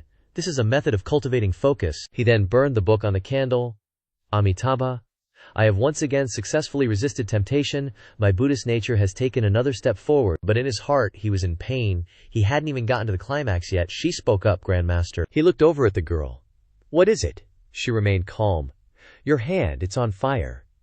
Only then did the monk feel the pain, shouting throughout the temple, sitting back down with a bandaged hand. May I ask who entrusted the esteemed benefactor to deliver this message? She picked up a cup of tea, reminiscing. If I remember correctly, his name was Li Yun. Hearing this name, the monk immediately spat out his tea. He asked cautiously, what does he want to know? He wants the Grandmaster to give him the latest situation in the capital. His name works that well. She then took another sip of tea. The monk immediately took out paper and a brush. Please wait a moment, young lady, she asked in confusion. Judging by the Grandmaster's reaction, what is his status, exactly? Quickly rolling up the paper, the monk said, The Buddha teaches that it cannot be said, young lady, rest assured, if he doesn't kill you to silence you, then he won't harm you in the future. She leaned in and whispered, Grandmaster, why do you associate with someone who is full of lust? The monk's face showed a look of respect. That's because he carries compassion in his heart. She clapped her hands together. That's right, helping others go to hell to be reincarnated. Truly great compassion. The monk handed her the letter. The message is written. Please go back. She looked at the letter, frowning. That lustful guy, what kind of person is he, exactly? I've never heard anyone say that before. Could he be a rebel? Early morning at the home of a certain married couple, Li Yun woke up and stretched. The weather this morning is really not bad. The next second he yawned. Sleep? Or should I sleep a little more? Looking down at the ground, that girl Li Shu was sprawled out on the floor, snoring away. Who knows when she fell asleep here? He was speechless. What an awful sleeping position. Came here for a free meal last night and didn't even go home. He reached out and pinched her cheek. Wake up, Lin Shu. The girl changed position. Not only did she not wake up, but she also mumbled, I can still eat, don't stop me. Truly speechless, all she thinks about is eating. Sensing a dark aura nearby, it turned out to be Fei Yan, he went to open the gate for her. Impressive, this time the work efficiency is very fast. The girl was delighted to be praised. That's obvious, I'm a professional. This is the information you wanted. Then she handed over the letter from the monk. After reading the letter, he was enlightened. So that's it, the royal family wants to unite with the aristocratic families to deal with the new emperor. Sun Qian then brought a group of rebels as hired thugs, but who is the leader of this group? Even Bu Wen doesn't know. Tianxiang Pavilion, backed by the royal family, is the place where they exchange information. The girl Fei Yan stared intently at his expression. He suddenly spoke up. Don't look at me like that, I'm a man, you won't get me, the girl exclaimed. What do you mean? It's just that you're a little strong, a little handsome, a little rich. If you didn't have those things, what do you think you'd have? What more do you want, beautiful? Economically and delicately, I have it all, he shrugged. Tell me, praising me so much, are you trying to ask me for a favor? The girl immediately put on a flattering tone. That's right, great master, I've taken on another mission. I'll probably have to stay in the capital for a while longer. If I happen to encounter any danger, I hope you can help. Li Yun said smugly. Rest assured, leave it to me, Da Qian, Zhu Ke sect, Beiku 36 caves. Everywhere there are people who recognize me. If there is any danger, just say my name. She clasped her hands. Many thanks. Thank you so much, master. This little girl has nothing to repay you with. She was about to jump on him, so she could only repay his kindness with her body. She immediately got a shoe to the face. Are you dreaming? She chuckled. Ha ha, just kidding, master. How could this lowly girl dare to be worthy of you? HMPH. If you weren't stronger than me, I would definitely beat you to a pulp, she thought to herself. He turned away, proudly talking about his wife. Besides, how could you be as beautiful as my wife? Fei Yan raised a friendly middle finger, face full of disdain. HMPH. What's the use of a pretty face? At least my skin is thicker than hers. Opening the door, he saw the two girls sitting and eating breakfast. Li Shu, with 2 steamed buns in her hands, said as she ate, Mr. Landlord, you still know how to come back. You're covered in women's perfume. Li Yun scratched his ear and explained, Did you guys see? I just gave directions to that little girl, so she thanked me. Ruo Li smiled like a flower. You don't need to explain so clearly. He laughed. My wife really trusts me. But it's actually because anything you say will annoy her. Li Shui smiled brightly. What about me? I'm also considered a beautiful young woman. Isn't Sister Chu angry? Ruo Li casually pointed at her. Oh, you look very healthy. Li Shu was stunned. Is healthy a compliment? Why does it feel like you're calling me rough? Ruo Li crossed her arms. Don't be fooled by pretty faces in the future. If they deceive you, Li Yun asked cautiously, then what will happen? They will. She pointed at Li Yun's face. You've already been completely deceived by me. Fei Yan stood in front of the Daqian Vermilion Bird Gate, 36 caves to the north. Are his friends here? She smirked. He's leaving the door open. He must be a legendary master. This time I've hit the jackpot. She pushed the door open, grinning broadly. Brothers, I need your help, Li Yun told me to come here. Inside were men shrouded in darkness, looking extremely scary. A pitch-black man grinned, revealing his greasy white teeth. Don't worry, young lady, leave it to us. She frowned. Such a powerful aura, and they blend in with the surrounding darkness. Could these be the legendary Dark Four Heavenly Kings? The 4 of them hoisted a coffin onto their shoulders, swaying and singing. Are we here for a deceased father or mother? We specialize in carrying coffins? Guaranteed to satisfy you, young lady. We're currently having a promotion. Buy a family package so you can use it when you kick the bucket later. The girl petrified, vomiting blood. Li Yun, you bastard. Everyone knows that the Huang family is a business mogul in Jingcheng, and the Hongxiu house is the most cherished industry that the Huang family has made. Several arrogant young masters shouted, I spent 100 taels, and still cannot see Miss Hua Lian, so what is the use of my penis? A fat girl standing outside haggling. Only 100 taels. Are you coming here for a free meal? Besides, Miss Hua Lian sells her skill but not her body. She sneered. If you don't have money but want to meet Miss Lian Hua, it's not that there is no way, that is to work for us. Thump. Li Yun approached the windowsill and quickly climbed in to observe his surroundings. This is the Tiangxiang that the Baldy said, and the Huang family will come here to meet every week. The door moved. Is it coming? His eyes were as sharp as knives. The door opened to reveal a pair of number 10s. Number 1 spoke up.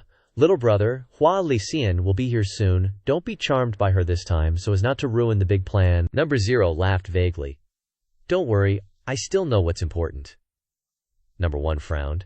The task that the father gave is extremely important. We must not let the old man down on us. This time we have an ace. We must persuade the volunteer army to unite with us. Li Yun listened for a long time and blurted out, What kind of ace? Tell me about it. The duo of number 10s shouted, Who are you, Miss Hua Lian? Actually hides a man here. Number 0 pointed straight. Dare to come to our Huang family's territory to show off. I think you are tired of living. Li Yun's eyes were sharp. If you sincerely want to know, I will be kind and tell you. I am here to smash your Huang family's place. There was a scream from upstairs, and several servants looked up, gossiping. It's so intense. Could it be the 2 Huang family young masters upstairs? The other guy argued. What do you know? This is deep bromance. They're definitely sparring. Number 10, who was all round and puffy before, is now deflated.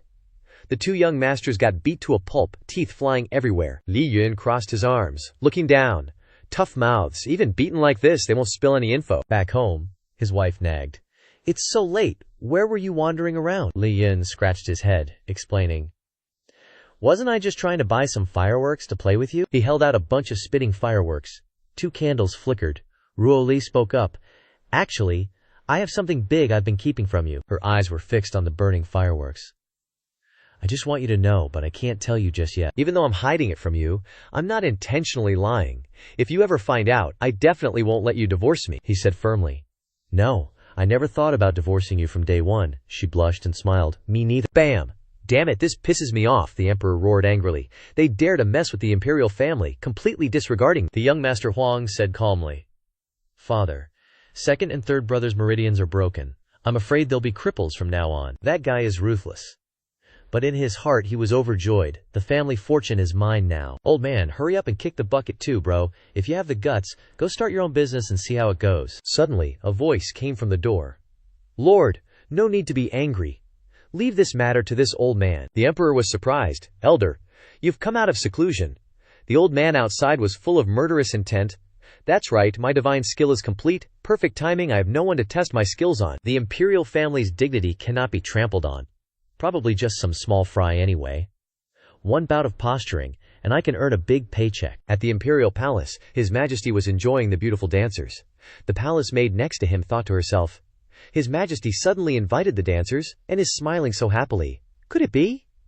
Then the girl continued to fantasize, thinking that His Majesty would invite her to serve him in bed. His Majesty actually likes women. My chance has come. From here, I can rise to the peak of life. She even gave herself a nosebleed in her imagination.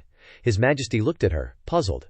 Actually, His Majesty was thinking, girl, so that's how dancing is done. I'll have to go back and dance for that idiot.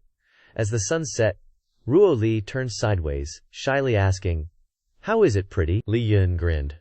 Of course it's pretty. My wife looks good in anything, but the best is yet to come. This is the time for this idiot to see the results of her practice these last few days. She spun around a few times. He was confused, with 1,000 question marks above his head, wondering, Wife, why are you spinning around? Are you dizzy and can't stand straight? Ruo Li snapped. Yeah, I'm dancing. If you've got the skills, stand up and dance for me. Li Yun chuckled. So, you're dancing, but I only know how to dance the way we do back home. Our hometown dance is pretty special. He held her hand, the other hand around her waist, her face quickly turning red. He continued. It's called the talus. Want, dance, it's a couple's dance. He skillfully guided her into a passionate dance. At the Huang Manor, 2 guards were gossiping. "Old Wang, I can't take it anymore. The madam keeps seducing me." "What should I do?" the other guy advised. "Do you even need to ask? If the Lord finds out, he'll definitely throw us to the dogs." Bang! A person was thrown down from above. The 2 guys shouted, "What's going on?" But then their faces immediately darkened. "Isn't that the patrolman from around here?" Li Shun appeared from behind the dust. "A bunch of rude folks. Tell your master to get his ass over here." The 2 quickly drew their swords. "Who are you? How dare you hit someone from the Huang family?" "You sharp-eyed bastard, I am your grandpa." Zhu Feng was chillin', reading a book, when his virtuous wife rushed over. "Hubby, you've worked hard. Go to bed early and get some rest. I specially made a bowl of tonic. It's still hot. You should drink some." The wife gently said, "Quick, take it to father. Go." The cute kid called him father and offered the tonic. Wait, something's not right. Turns out the kid's like this. The emperor must be a Keelan. But the old geezer didn't seem to notice, happily taking the soup. "You've troubled my wife. Heaven truly favors me. Not only did it allow me to marry such a virtuous wife, but also gave birth to such a chubby kid." The wife lovingly fed the emperor. "Let me feed you, my dear. Time for Da Huang to take his medicine." In the middle of the lovey-dovey moment, someone ran in. "It's bad. A thief broke in. There's only one thief, but he's extremely strong." Everyone's face darkened. The old man's face was flushed with anger as he scolded. "What kind of state are you in, acting so flustered? Just one person. And look at how scared you are. Don't bother our sweet tongue." Can he even turn my imperial palace upside down? The guard thought. He already did turn it upside down. The emperor said sternly, "Over the years, I've gathered experts from all over the world, countless retainers. What can one small thief do?" A group of large experts blocked Li Yun. "Kid, you managed to break into this place. Looks like you're not bad. Too bad you met our legendary 6-man squad. The strength of the 6-man is so great that even Chen Hai runs away at the mere mention of their name." Then they all rushed to attack. Li Yun's eyes turned sharp again. "Ah ya!" echoed through the house again. The wife and emperor were both anxious, he said proudly. "Serves him right. Daring to barge into my imperial residence, he deserves to be cut into 1,000 pieces. If my calculations are correct, that thing should be finished, right?" The wife wondered. "But can that thing pose a threat to the emperor?" "Didn't they say it was just a part?" He glanced over. "Yeah, once this thing is built, don't even mention the emperor. Even that guy from the rebel army will be easily eliminated." The wife raised her hand. "Shh, damn it, be quiet. I heard that guy is in Jingdu." He laughed confidently. "That guy has been missing for a year. Who knows, he might have already died in some corner." Bang! Something flew into the room where the 2 were whispering, "What's going on? An assassin." All the experts he hired were lying flat in the room, not a single one missing, he exclaimed in shock.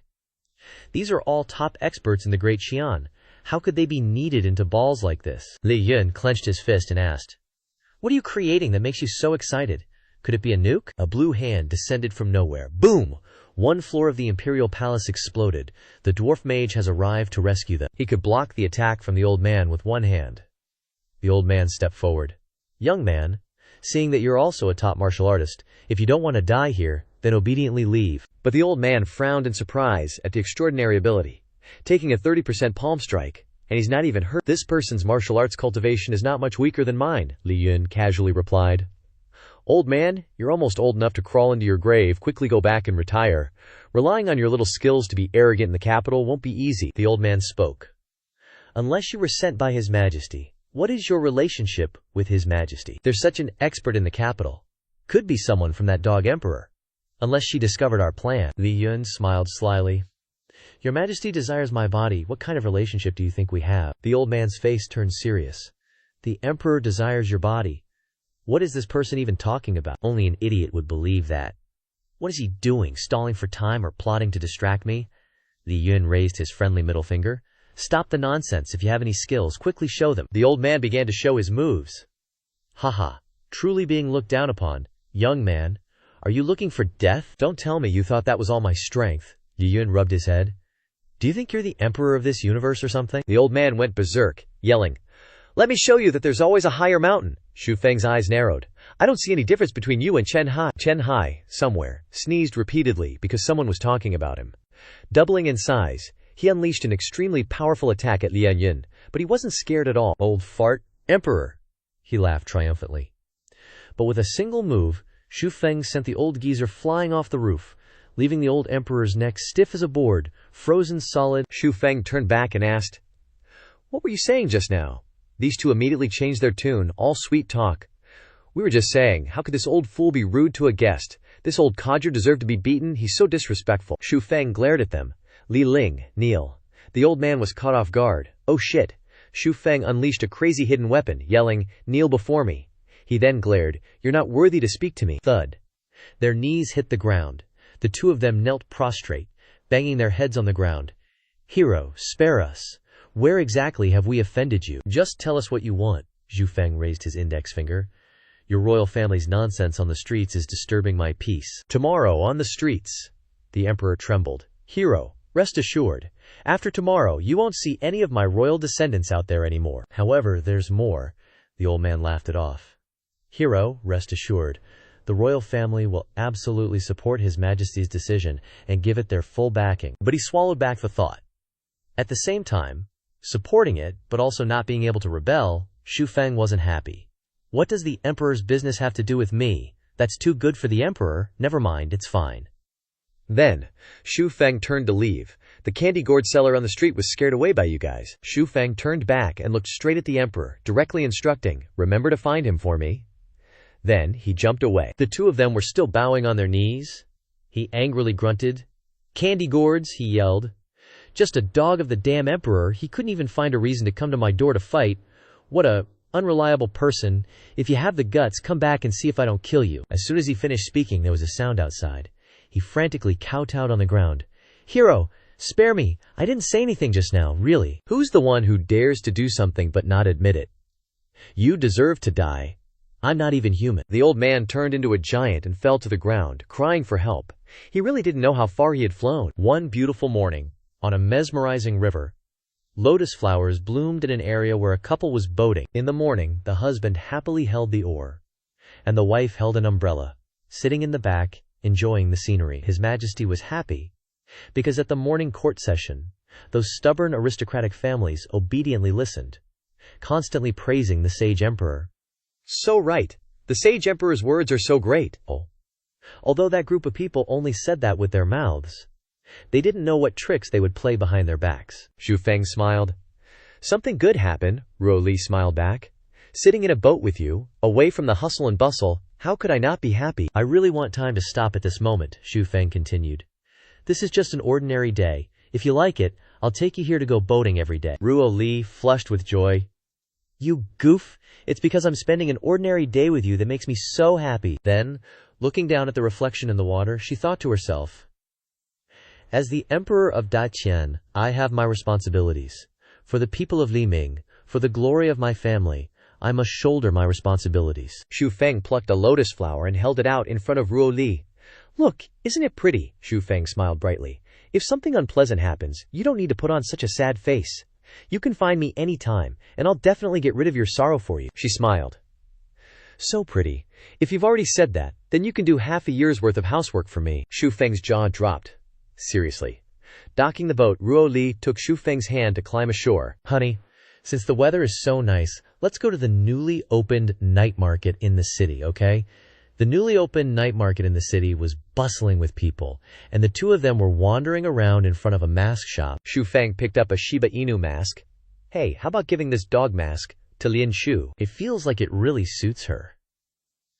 The new city was pure white, all sparkling under the moonlight.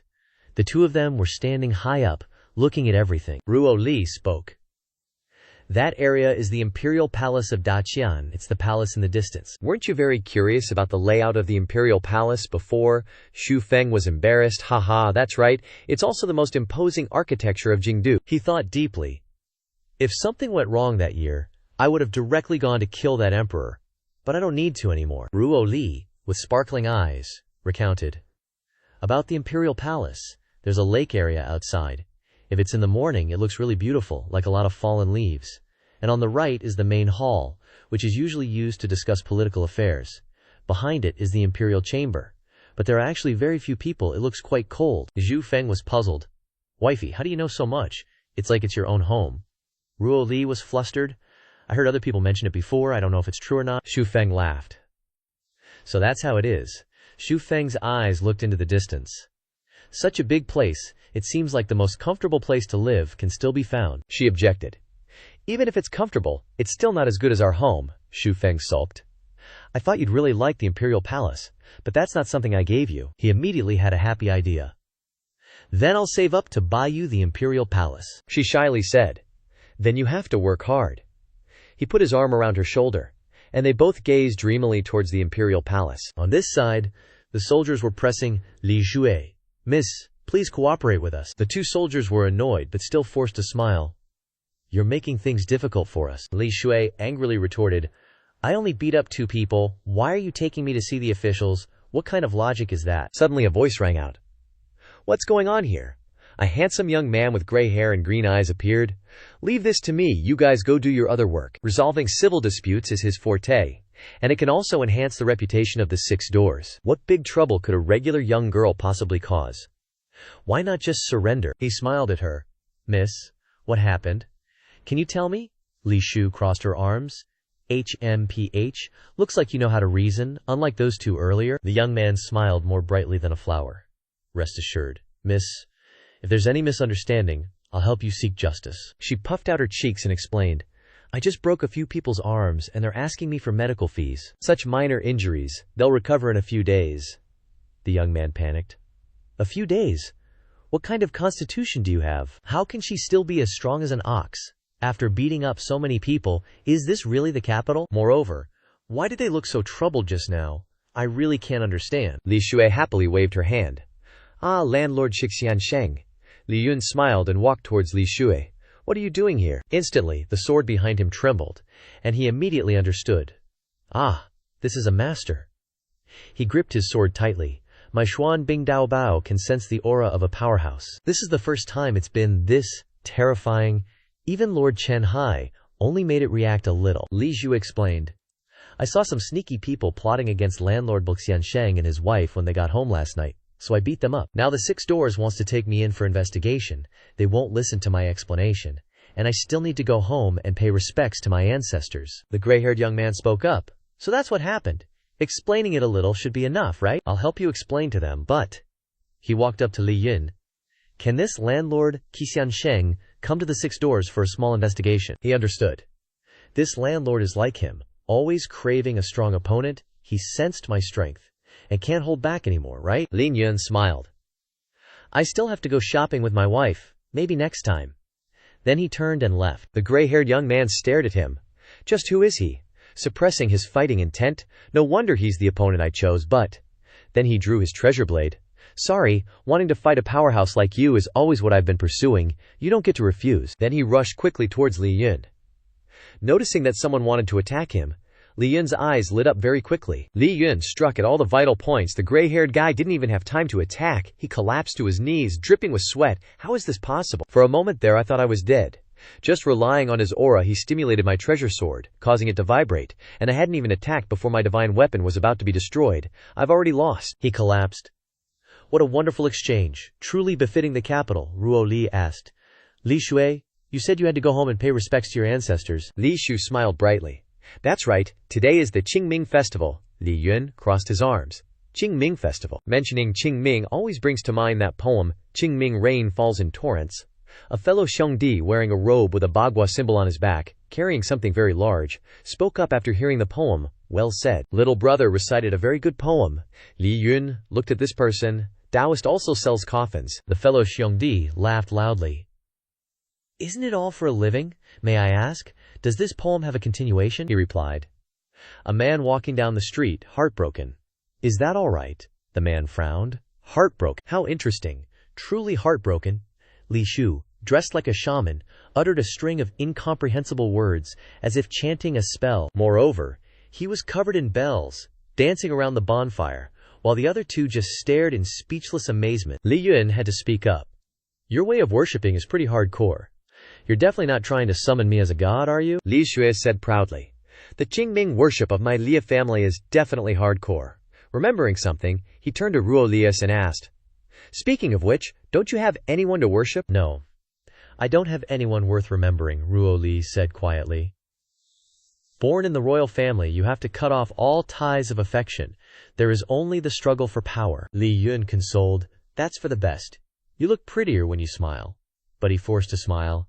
If I die someday, you absolutely have to offer me delicious food. Ruo Li teased. Hubby tilde. No. Husband, lady. She suddenly stopped. Is that not allowed? Then she smiled brightly. Silly, I won't let you die. Within the royal palace, the emperor spoke.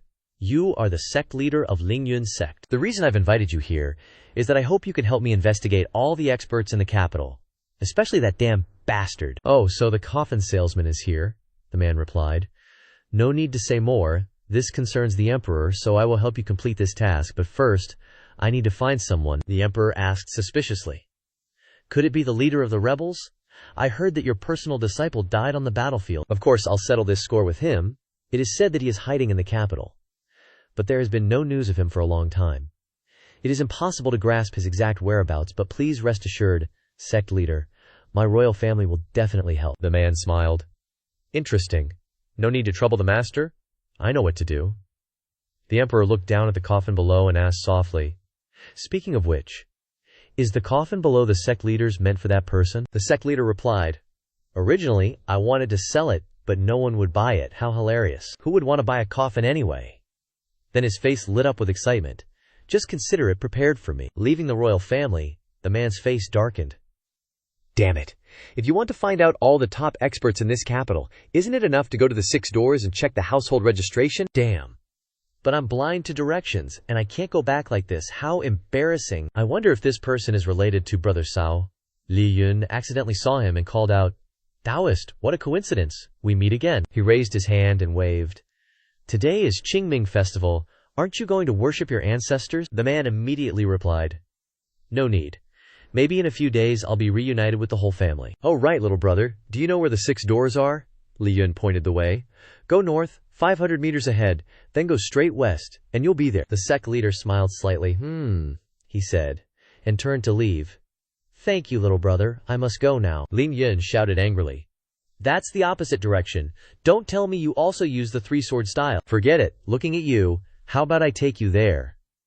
The senior brother scratched his head and smiled apologetically. Then I'll have to trouble you, little brother. On the way, he asked tentatively. Going to the 6 doors so late at night, are you planning to do something bad? You have injuries. You've been fighting, the senior brother replied. It's nothing. Just gonna steal a look at the household registration, and by the way, find some information about the legendary leader of the rebels. He turned his face away. Why do you have to find him? Does he owe you money? The sect leader frowned. My younger brother died in that rebellion. Although I know he didn't kill him, since my days are numbered, I will use all my strength to avenge him. But that was when I was at my peak. Now, I'm seriously injured all over. I'm afraid I'm no match for him. The coffin this afternoon was prepared for me. Li Yun smiled. I've had no shortage of people seeking revenge, but you're the first one I've met who's this considerate. In a flash, they arrived at the 6 doors. Li Yun introduced. This is where the 6 doors are managed. The senior brother continued. Thank you, little brother. I'll be right back. Then he disappeared like the wind. He commented. His lightness skill isn't bad, huh? Inside, there was a shout. Catch the thief! A thief has broken in. Li Yun was sweating. Caught so quickly. Inside, this guy's running for his life, soldiers behind him yelling, daring to barge into the Liushan men. Don't let him get away. Li Yun, watching from outside, thinks, Damn it, why is he running towards me, son? He pretends to be dumb. I'm just passing by. Don't talk to me. Unexpectedly, the fake report yells, Hurry, we've been spotted. Li Yun angrily shouts, Damn it, who's your brother? You're so righteous, the guy says with a bright smile. Good brother. What should we do now? I'm directionally challenged. This guy runs ahead and turns right. Soldiers behind him yell he turned right, but when they turn right, he's nowhere to be seen. Suddenly vanished. 2 people on the roof look down. Soldiers are splitting up. You guys go over there. Search. Don't let those 2 thieves get away. Li Yun speaks first. Hey, how did your lightness skill get exposed? Being directionally challenged is a treatable disease. The sect leader chuckles. Haven't eaten in days since arriving at the capital. My stomach rumbled a little too loudly just now. Who cares? Following you is the plan. Right, I'm really curious about something. When we were running just now, I realized your lightness skill might be better than mine. In this world, there aren't many who can beat me in lightness skill. Then he turns to look at him with a sly smile. So you're the exiled immortal, right? Li Yun's face turned serious.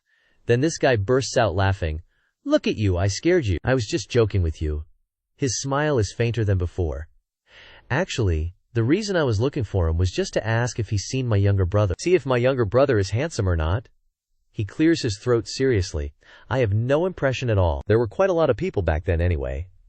The atmosphere suddenly becomes eerily silent. The sect leader jumps back a good distance and yells, "Never thought he'd be so close." This guy frowns at him. Make your move, he smiles. You're quite interesting, buddy. Finishing his sentence, he shoots out 2 silver coins. The sect leader is startled and looks at the 2 coins, quickly catches them in his hand, frowns, and looks at him. An exiled immortal using hidden weapons. You've really disappointed me, Li Yun justifies. Are you hallucinating? Then he opens his hand and looks at the 2 coins. It continues. This is all my wealth. Go buy some steamed buns. You're injured and hungry. At least go eat something. Then duel with me. He clenches his fist, angrily curses. Your grandma. Then pouts. Martial arts are inferior. Moral character is even worse. He turns his face away and says loudly, Consider yourself lucky. Seeing that you're a pretty good person, our grudges are cleared from here, Li Yun darkly says, admitting defeat with such arrogance after all these years. Is that so? At his own home, Li Yun is enjoying the bliss from his wife, thinking, damn it, using too much true kwai recently, that thing is causing the old wound to relapse again, Ruo Li asks. Feeling any better? Is it acting up again? Ye Ning says with a wry smile. Don't say it like that, it's like I'm mentally ill. Ruo Li lowers her head and looks at him. Well, you normally wouldn't marry a money-grubbing woman. He looks up, smiling. Why wouldn't I marry her? Where can you find such a good wife in this world? She flicks his forehead. Silly, get up already. The view from his position is really nosebleed-inducing. She smiles. Heard the household registrations of the Liushan men were stolen last night. They need to be reissued. She thinks. The leader of the rebel army is always hiding in the capital. Taking advantage of this reissuance, we might be able to find him. At the Liushan men, everyone is there to reissue their household registrations. The official and the gray-haired young man are standing and filling out information. The young man thinks, sigh, what a pity. Met a master and forgot to ask his name. Don't know when I'll get to fight again. Suddenly he glances and sees Li Yun standing in line, with him behind. He's here to reissue his household registration. He immediately reports. Lord Chen Hai, the person who made my treasured sword tremble yesterday is here. This lord's eyes turn dangerous. Is that so? Then I must get acquainted. Is he really that strong? I've never heard of anyone like him in the capital, unless he's the one we've been looking for all this time, the banished immortal. This lord stared intensely. If the banished immortal is hiding among the common folk, then they'll follow the rules of normal people. I've already arranged quite a few guards. We'll arrest anyone suspicious right away. Let's see how he's gonna hide this time. This fella's probably pretty skilled, according to the gossip. I'll wait for my signal, then have them all go up and test his strength a bit. If he's truly the banished immortal, he'll definitely reveal a flaw, and then his majesty will surely reward me. Ruo Li spoke up. It's right here, just register. Huh, why is his majesty here? The gray-haired young man looked at the lord. Why hasn't Lord Chen Hai given the signal yet? Suddenly, his eyes lit up as he looked at the lord, indicating, I get it. This small matter should be left to your subordinate. That way, Lord Chen Hai can rest easy. Chen Hai panicked. Wait, what do you mean by that? What's with your movements? His majesty is right there, I warn you, brat. Don't mess around. It's too late. The gray-haired man drew his sword, his expression serious. Master, I also want to know just how strong you really are. Brothers, charge. Lord Chen Hai lifted his leg and kicked the gray-haired man squarely. Bonehead. What the hell, this lunatic? The gray-haired man was sent flying, hitting his head against the wall. This lord chuckled. Sirs, he's having a fit today. Kicking him like that might help him calm down a bit. The other two were bewildered. Not understanding what was happening, looks like this guy has a pretty good relationship with his majesty. He directly stood up and gestured, pointing to the paper. Sir, please go this way to fill out the household registration. He must be a friend of his majesty. It's not strange for someone with such powerful skills to conceal their identity. Li Yun turned back and taunted. What? Scared all of a sudden? With so many people ambushed around? It's probably because you want to deal with the leader of the rebel army, right? The two quickly exited the 6 fan gates, Li Yun thought to himself. When I came in, I thought I'd been exposed, but it seems I haven't. Looking up at the rooftops, there were still many people lurking. If there's even a slight abnormality, those guys on the roofs will rush down immediately. Li Yun turned to ask Ruo Li. Madam Li, where are we heading next? Ruo Li gently replied. Let me think for a bit. While walking, he suddenly ran into that coffin-selling bro again. He was startled, and that big bro was just as startled. His hand still hadn't brought the mantu to his mouth. He grew gloomy. Why is that guy here again? Just last night, I buried Dumb at the 6 fan gates, and now he's showing up here. What nerve? Never mind. Since I've already sent the Buddha to the west, I should at least give this guy a heads up. It seems he hasn't noticed at all that the 6 fan gates. People are lying in ambush here. Li Yun smiled faintly at him, pointing towards the sky, indicating there were people up there. Be absolutely careful not to circulate your ki. But this bro didn't get the hint at all and shouted loudly, "It's you! You want a one-on-one fight, don't you? Fine, come at me. Don't think I'm scared of you." Just then, the 6 fan gates guys swooped down. "He's definitely the leader of the rebel army. Brothers, let's go." Then they swarmed him, beating him relentlessly. The headmaster shouted loudly, "Officers, it's a misunderstanding. I'm just a common citizen." Then he looked at Li Yun. "Oh, so that's what you meant by people being up there." Ruo Leo was overjoyed seeing this, grabbing one of them. "I hope you're that damned rebel leader." Li Yun saw his wife smiling and turned to ask, "What's wrong? Did one sentence make Madame Li this happy?" She lowered her gaze. HMPH. Young Master Lai should worry about himself. All your future money will be mine. He smiled gently. "It's fine. I'll give you anything you want." She seized the opportunity. "There's one thing you can't give me right now, and that's your life. Can you give it to me?" This girl sure knows how to seize the moment to express herself. Lian Yin narrowed his eyes. "You want this?" Then he leaned closer to Ruo Li. "I couldn't in the past, but the rest of my life, every day, every minute, every second, will be yours. Let's go try that new dim sum shop." At the heavenly prison, the headmaster was being escorted into his cell. He looked around. This is the Dagon heavenly prison. Looks like they're locking up all the dangerous figures from the martial world, huh? Suddenly, a golden hand waved. I'm ready. Let's catch some jellyfish together." Big Bro's worried. Why are there lunatics here? Gray Hair opens the prison door. "We're here." A super scary dude yells, asking Gray Hair, "Yo, long time no see, young Master Yun Yi, missed me?" Yun Yi angrily shouts, "As if I'd miss you, you demon. Take a look. Is this your leader?" Zhu Feng. Looks like a great start here. Sect leader leans close to the bars. "You're the rebel." The dude gets pissed. "Rebel my ass. I'm a righteous soldier," Bro sneers. "Look at you, all chubby, and with a menacing face. No one would believe you're a good guy." Suddenly, the fierce dude obediently points at the other guy's face. "He's my leader. How did you guys catch him?" Sect leader's eyes darken with anger. "Damn it, you rebels like to mess with people." Yun Yi reports to the official. Lord Chen Hai, the bearded guy, spilled the beans. "That guy is the leader of the rebels." Lord Chen Hai is skeptical. "You believe him?" Gray Hair dodges the question. No way, how could I? I just wanted to see Lord Chen Hai's judgment. But thinking, so it's fake. This young master is too naive. Gray Hair continues. "So should I release him?" Chen Hai orders. "No need. Even if he's not the rebel leader, he's no good. His movements are almost identical to the registration thief from last night. Just keep him locked up." His gaze turns serious. The capital's household registrations are all done, but still no leads on that guy. Where did that guy run off to? Could someone be helping him hide his identity? Who would be so bold? Meanwhile, the young couple are all lovey-dovey. "How about we feed each other? Is it good? Anything my wifey feeds me is delicious." Li Yun, reading the newspaper, says, "A lot of disgraced officials lately, huh? Including descendants of powerful families. These people used to be arrogant and domineering, with no one to control them." Ruo Li smiles. "That means the new emperor's management is effective," he wonders. "You used to praise her so much. Looks like you really like her." Ruo Li explains. "People say she's beautiful. Her abilities are outstanding, and she's implemented new policies to develop Dai Qian. I heard they're bringing back the imperial examination system. Why don't you take it? Maybe you'll become the #1 scholar." Li Yun forces a smile. "Nah, I'm good. I'm so handsome, dashing, and funny. Passing would be too easy. If the emperor takes a liking to me, I'd have to elope with her." Ruo Li rests her chin on her hand. "You're right. If the emperor saw you, she'd probably fall for you instantly." He's confused.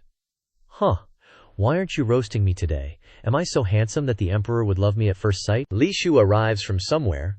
"Master, Sister Ruo Li," she says excitedly, "I heard the flowers in the North Outer City are in full bloom. It's a magnificent sight." Ruo Li is puzzled. "What does that have to do with us?" Li Shue smiles brightly. "Because sister likes to see such beautiful scenery with master." Then she turns her face away. What nonsense is this kid talking about? But the kid is stubborn. She retorts, "I'm not lying. Sister definitely likes master. There's not a day I don't have to serve you food." She usually secretly looks at master's face and smiles shyly. "That's clearly love," she admits, blushing. Li Yun invites. "With such beautiful scenery, of course we should enjoy it together. Can she come with us?" she says shyly. If Li Yun wants to see it, then I'll reluctantly go along. It's late at night when the three arrive. The surroundings are enveloped in darkness, blending with the starlight. Li Shu is happy. Li Yun and Ruo Li are bummed. Looks like we're a little late. There's nothing to see. Lin Shu is annoyed. Isn't it because you two were too busy being lovey-dovey and wasted time? Lin Jun snaps back. Blame us for everything. Weren't you eating non-stop the whole way? You were munching from the South City to the North City. Li Shu's belly is round. Yeah, isn't it because Master made my belly big? Dude's all flustered. Hey, saying it like that makes it sound so sus. Plus, Ruo Li paid for it, but turns out it's coming out of his allowance. Precious babe is speechless. Suddenly, fireflies swarm from nowhere, lighting up the flower field, making the scene even dreamier than daytime. Li Yun smiles at his wifey. Looks like even the heavens couldn't bear to see your suffering face. What's the rating for this scenery? She retorts. It's alright, 1 point. Dude's bewildered. I thought you'd be super happy. She seizes the chance to flirt. If you're in it, then I'll grudgingly give it 10 points. Li Yun's all dejected. Isn't the scale out of 100? She calmly replies. Silly. Scale of 5. At Snow Mountain, armored troops roar in unison. Kill, die, you rebel scum. The gentleman and the green-haired chick don't even flinch. In a blink, the troops are sliced in half, and they turn to leave. This is who you guys killed before, Duo Amo. Seems like that, celestial being, ain't all that. The chick slowly pulls down her hood and speaks.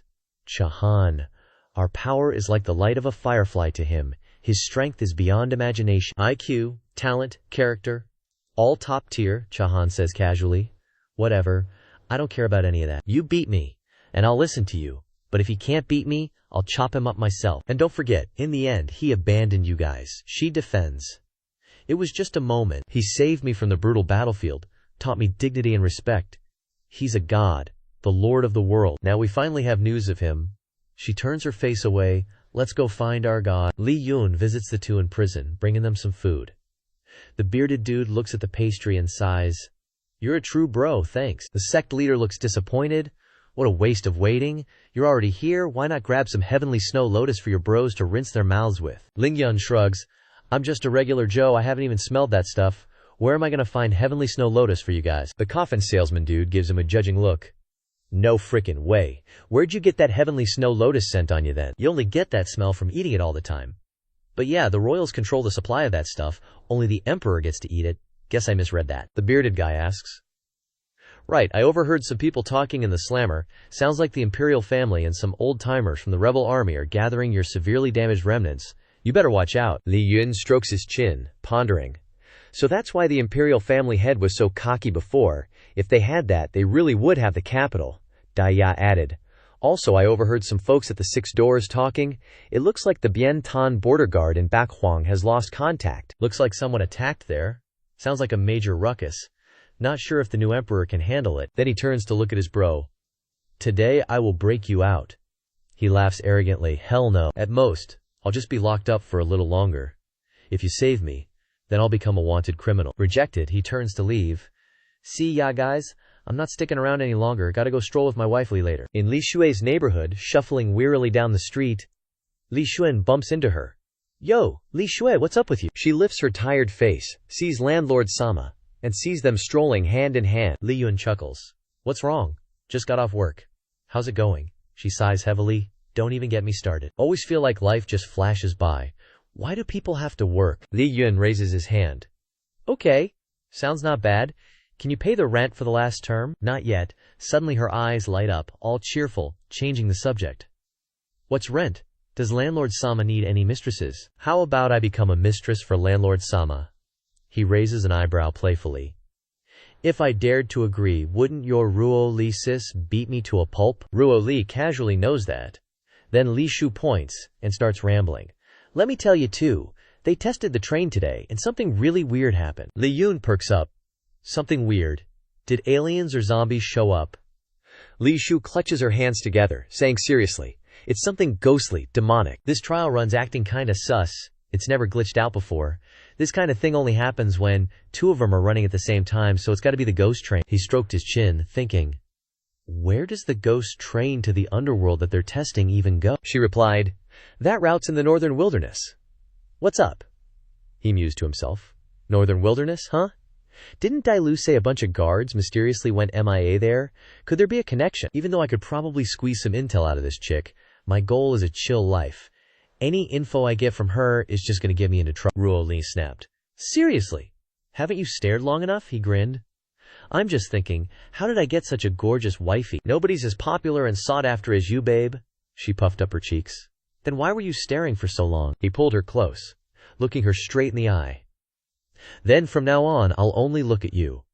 While eating, while sleeping, I'll be looking at you, okay? Ruo Li was still pissed, turning her head away with puffed cheeks. HMPH. Who said you could stare at me all day? Shameless. Looking down from above, the girl in red robes and her maid walked by. The girl in red thought to herself, I felt like there was a familiar gaze watching me just now. She ordered her maid. That's enough, let's head back. It was probably just my imagination. As she walked down the corridor, a green-haired man called out, Yura, you're finally back. I've been waiting for ages. The green-haired man had empty eye sockets. She casually ordered her maid. You can leave now. I have something to discuss with this person. Looks like the royal family is getting impatient, sending people to hurry me along. The man smiled. Now that the time is ripe, can the person behind you take action? She smirked. You used to be so cocky and arrogant, calling us mere troublemakers. Did you forget? Green hair put on an innocent face. I'm just a middleman, that's what the royal family's patriarch said. He's the one losing face, it has nothing to do with me. The girl frowned. Looks like your skills aren't too bad, he said cheerfully. Why do you say that, miss? She smiled slyly. You have such a punchable face. If your martial arts weren't so high, you'd have been beaten to death long ago. He leaned down to look at the girl. You're quite the jokester, miss. Your eyes must be very beautiful. She blushed. What do you mean? Even if they are, you can't see them. He widened his empty eyes in a teasing manner. My eyes used to be beautiful too, but someone poked them out. It was you, rebel scum, who blinded me? He grinned wickedly. So I'm gonna gouge out all the eyes of the rebel scum and destroy them. She angrily swung her dagger, yelling, You perverted freak! I'll gouge out your eyes! Die! You blind bastard! Just as her dagger was about to reach his eyes, he suddenly vanished, and she stabbed into thin air. Then he suddenly appeared behind her, grabbing her shoulder and whispering, Don't panic, miss. If I wanted your eyes, I would have gouged them out already. He caressed her beautiful eyes. You're still alive because you're still useful. Like the person behind you? So can you tell me your sincerity now? The girl said fearfully. My master has already taken action, unlike you guys. He poked her cheek, smirking. Wouldn't it have been better to say that earlier? You almost got hurt. Getting all angry? The royal family's patriarch hasn't even dared to take a piss these last few days, she retorted. HMPH. He's trash-talking his master like that. That's fine. He withdrew his hand. Master, the royal family's patriarch as my master, he's not worthy. It's just that we need each other's benefits. He rested his chin in his hand. Speaking of which, your goal is to find that person, right? What's the problem? He pointed to his empty eye sockets. Nothing. After all, my eyes were chopped off. I'll take my leave now. See you again if fate allows. The girl stared at his departing back. This guy, just who is he? Not someone from the royal family, nor someone from that damn emperor's lot. Where does he get his backing from? What's his aim, anyway? Morning in Jing City, Ruo Li walks ahead, with Lian Yun lugging a ton of stuff behind her. Bae, why'd you buy so many clothes? She turns around and replies, I want to buy, So I buy, Why you gotta ask so much? Li Yun glances at her assets, thinking, could it be her old clothes are too tight now? Puberty is truly magical. She turns to Li Shu. Didn't they tell you not to stare at my girl? You thinking, something dirty, huh? The boy argues, I'm just admiring her beauty with my eyes, ain't got no other intentions. She puffs up her cheeks. Yeah right, pigs fly. Her bro-in-law, Li Yun, chuckles. Speaking of which, I couldn't help but overhear people talking about rebels. What's going on? Ruo Li recalls. Rumor has it, the rebels are stirring again, and they say their leader's hiding in the capital, definitely plotting something. He sweats bullets. Ain't got nothing to do with me. Why do I always get the blame? I just want to live peacefully with my wifey. Deep thoughts in his belly. From uprising to hiding, 5 years have passed. If I hadn't given up back then, who knows? I might be emperor by now. But if that were the case, he wouldn't have met Ruo Li. Suddenly, Ruo Li asks a question that makes Li Yun jump.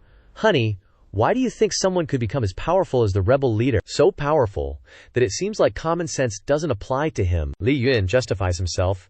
Maybe he's got a special constitution. Or maybe his danchin only gradually developed later, allowing him to easily absorb the countless true qi from the mineral deposits of countless seniors in Shenzhou, making cultivation as easy as drinking water. Yana. Ruo Li doesn't believe it. Bullshit. How could that be? Stop dreaming, he agrees. Yeah, being with my wifey is like living in a dream. If it's all a dream, I hope I can stay in it forever. But when we have kids, don't tell me they'll be born as innate Dao Shengs. Ruo Lin suddenly kisses him lightly on the cheek. She smiles. Silly. Now you know if it's a dream or not, right? Li Yun acts like a hooligan. Still don't feel quite awake. Need a few more times to be sure. But she turns away. Dream on. Then blushing, she says, "We'll talk tonight, you big goof." Late night, the surroundings become quiet. The bucket outside the door is suddenly knocked over. Li Yun wakes up with a start, sitting straight up. A thief! Why does it feel so familiar? Then he looks back at Ruo Li, still sound asleep. Good thing the wifey didn't hear.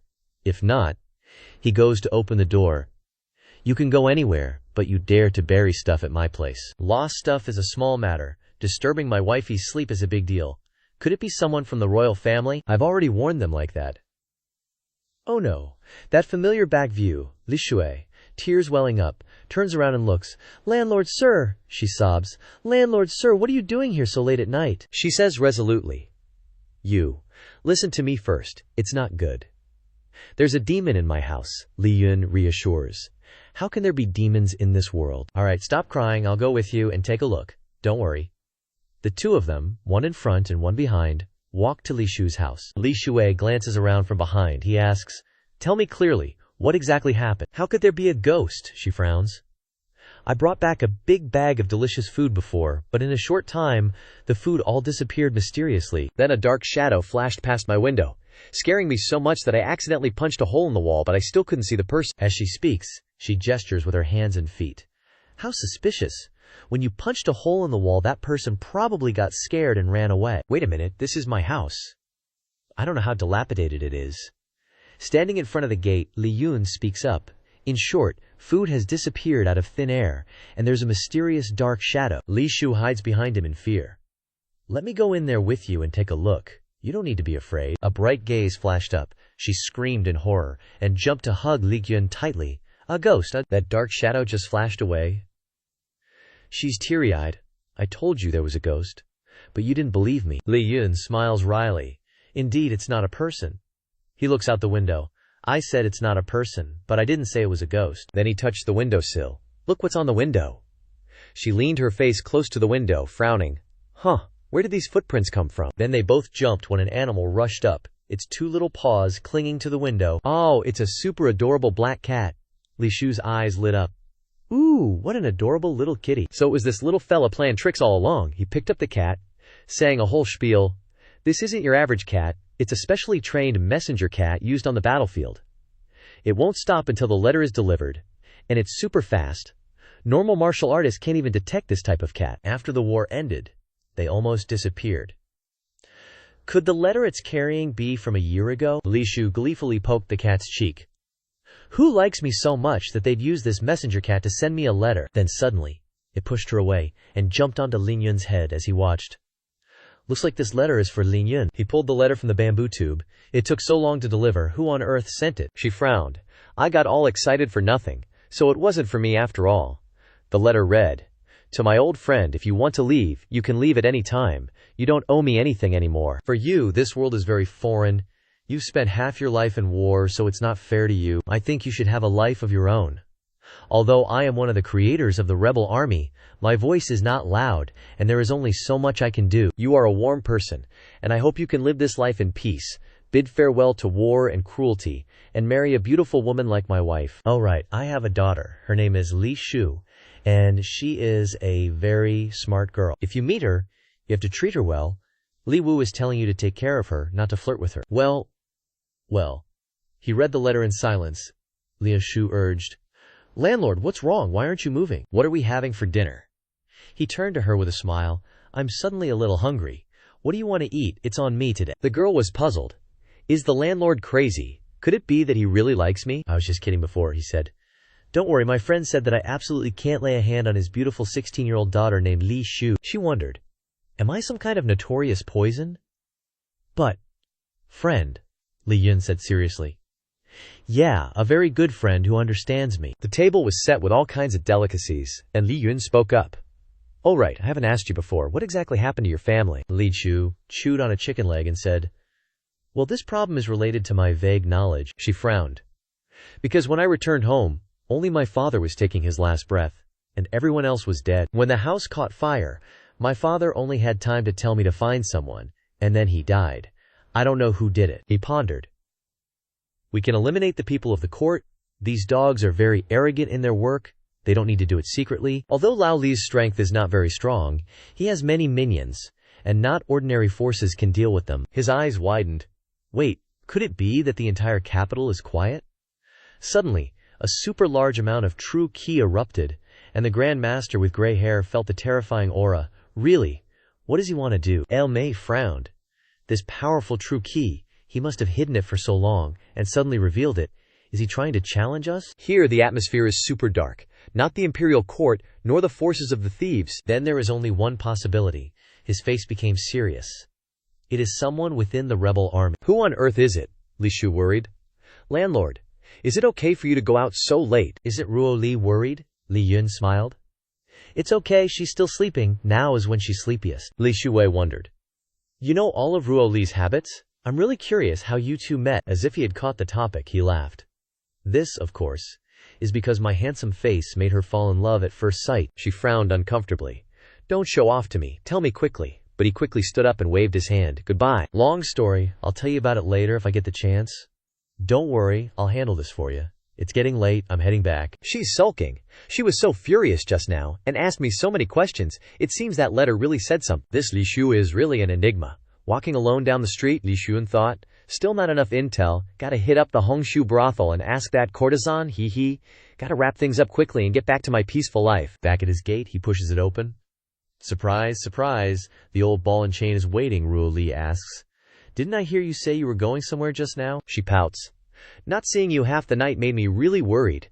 Li Yun scratches his head, explaining, I thought you were already asleep. Ling Shu said there were ghosts in the room, so I went to check it out, but it was just a cat. She yawns. Is that so?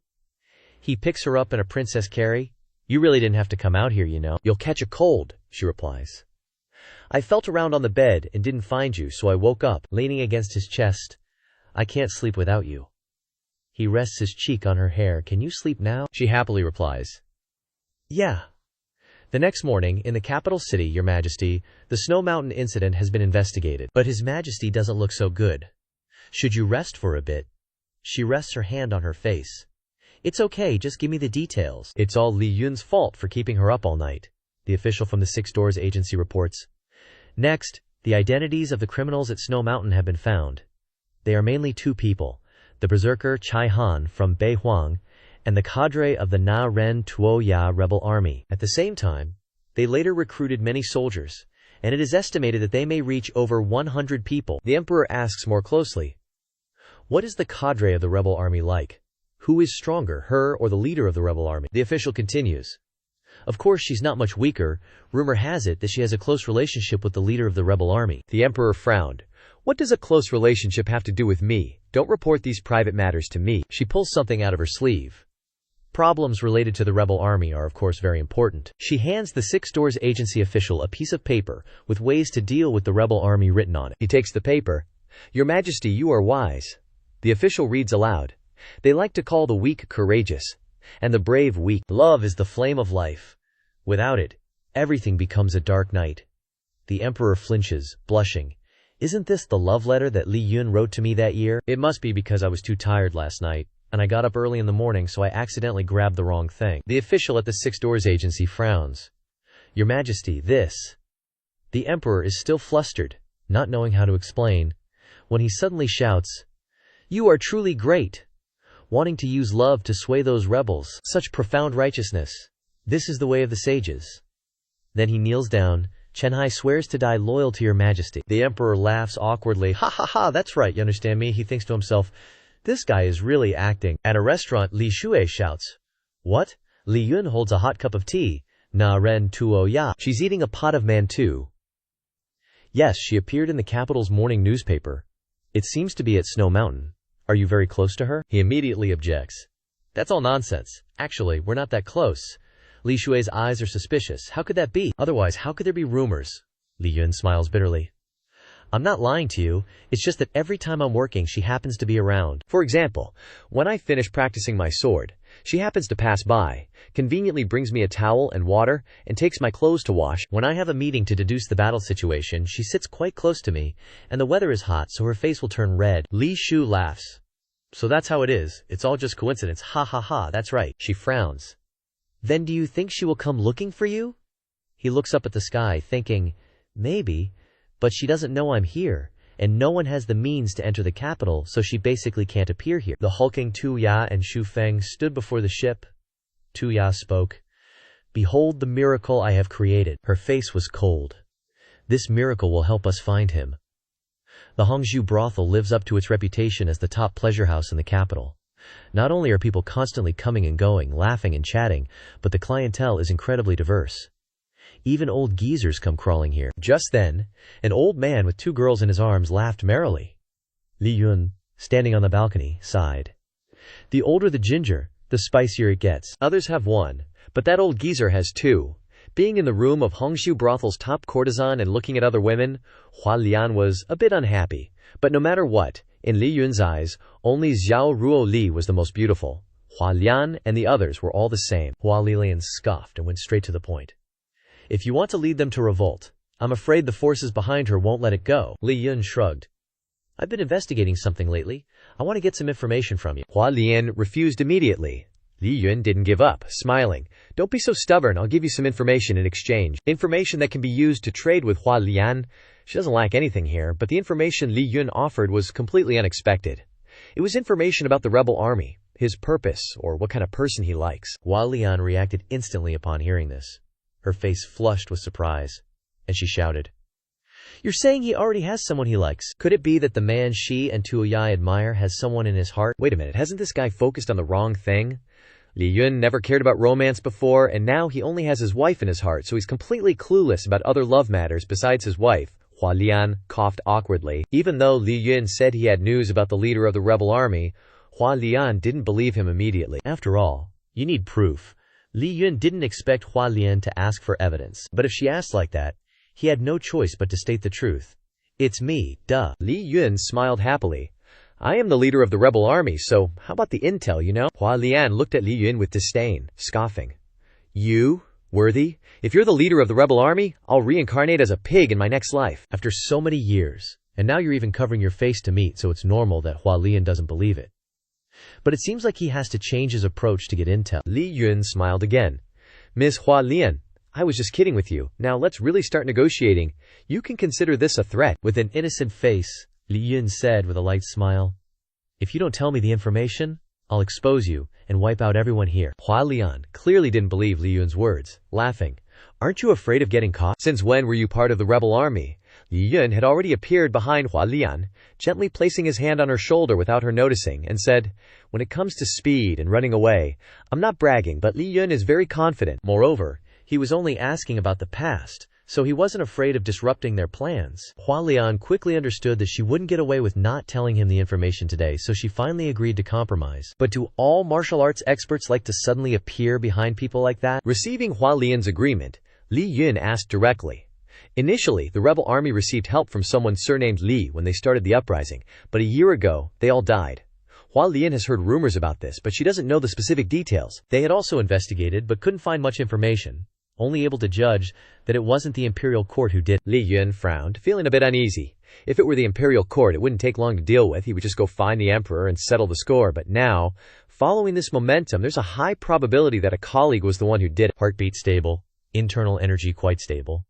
Not lying, Hua Lian certainly didn't need to lie to him about this. Receiving the information he wanted, Li Yun didn't stay here any longer, and quickly left. Hua Lian, in her room, watched Li Yun's back, thinking to herself, Such a strong expert, able to hide for so long in the capital, is not a nobody. But no matter how Hua Lian thinks, she can't figure out this person's identity. If she asked Tu Ye, maybe she would know.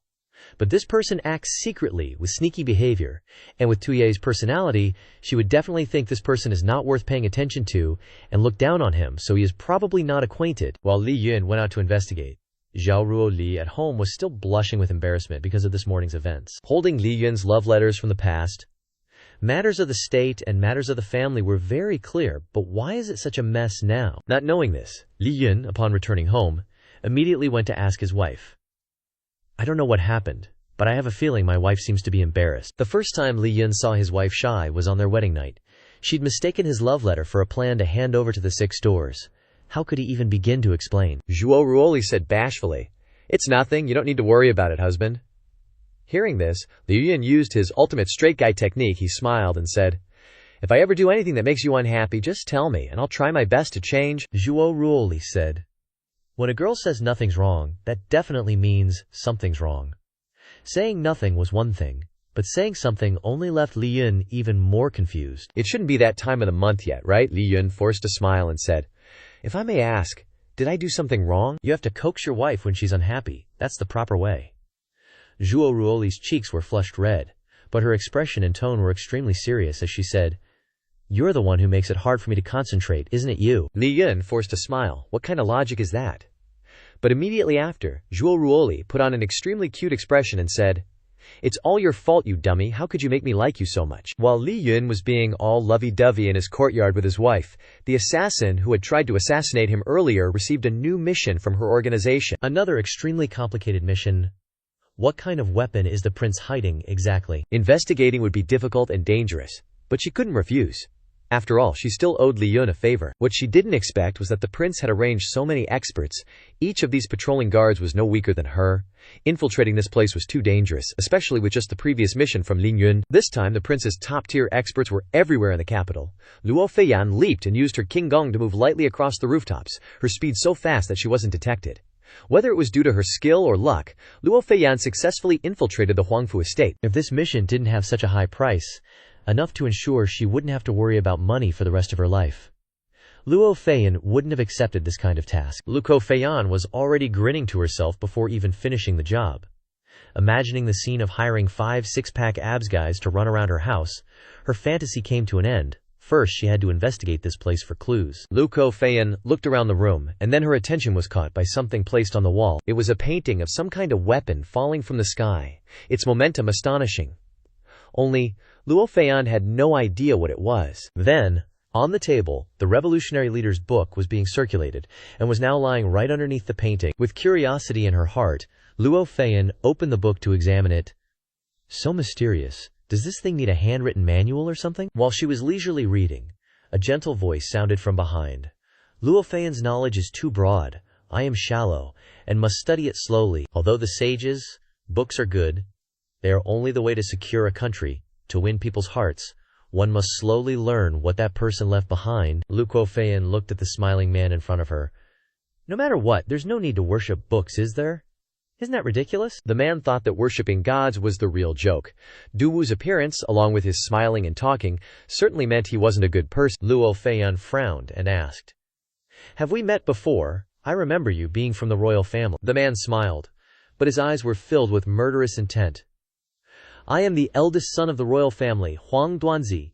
Miss Sefi, you've seen something you shouldn't have." HMPH, their motto is, "If you can't beat, run."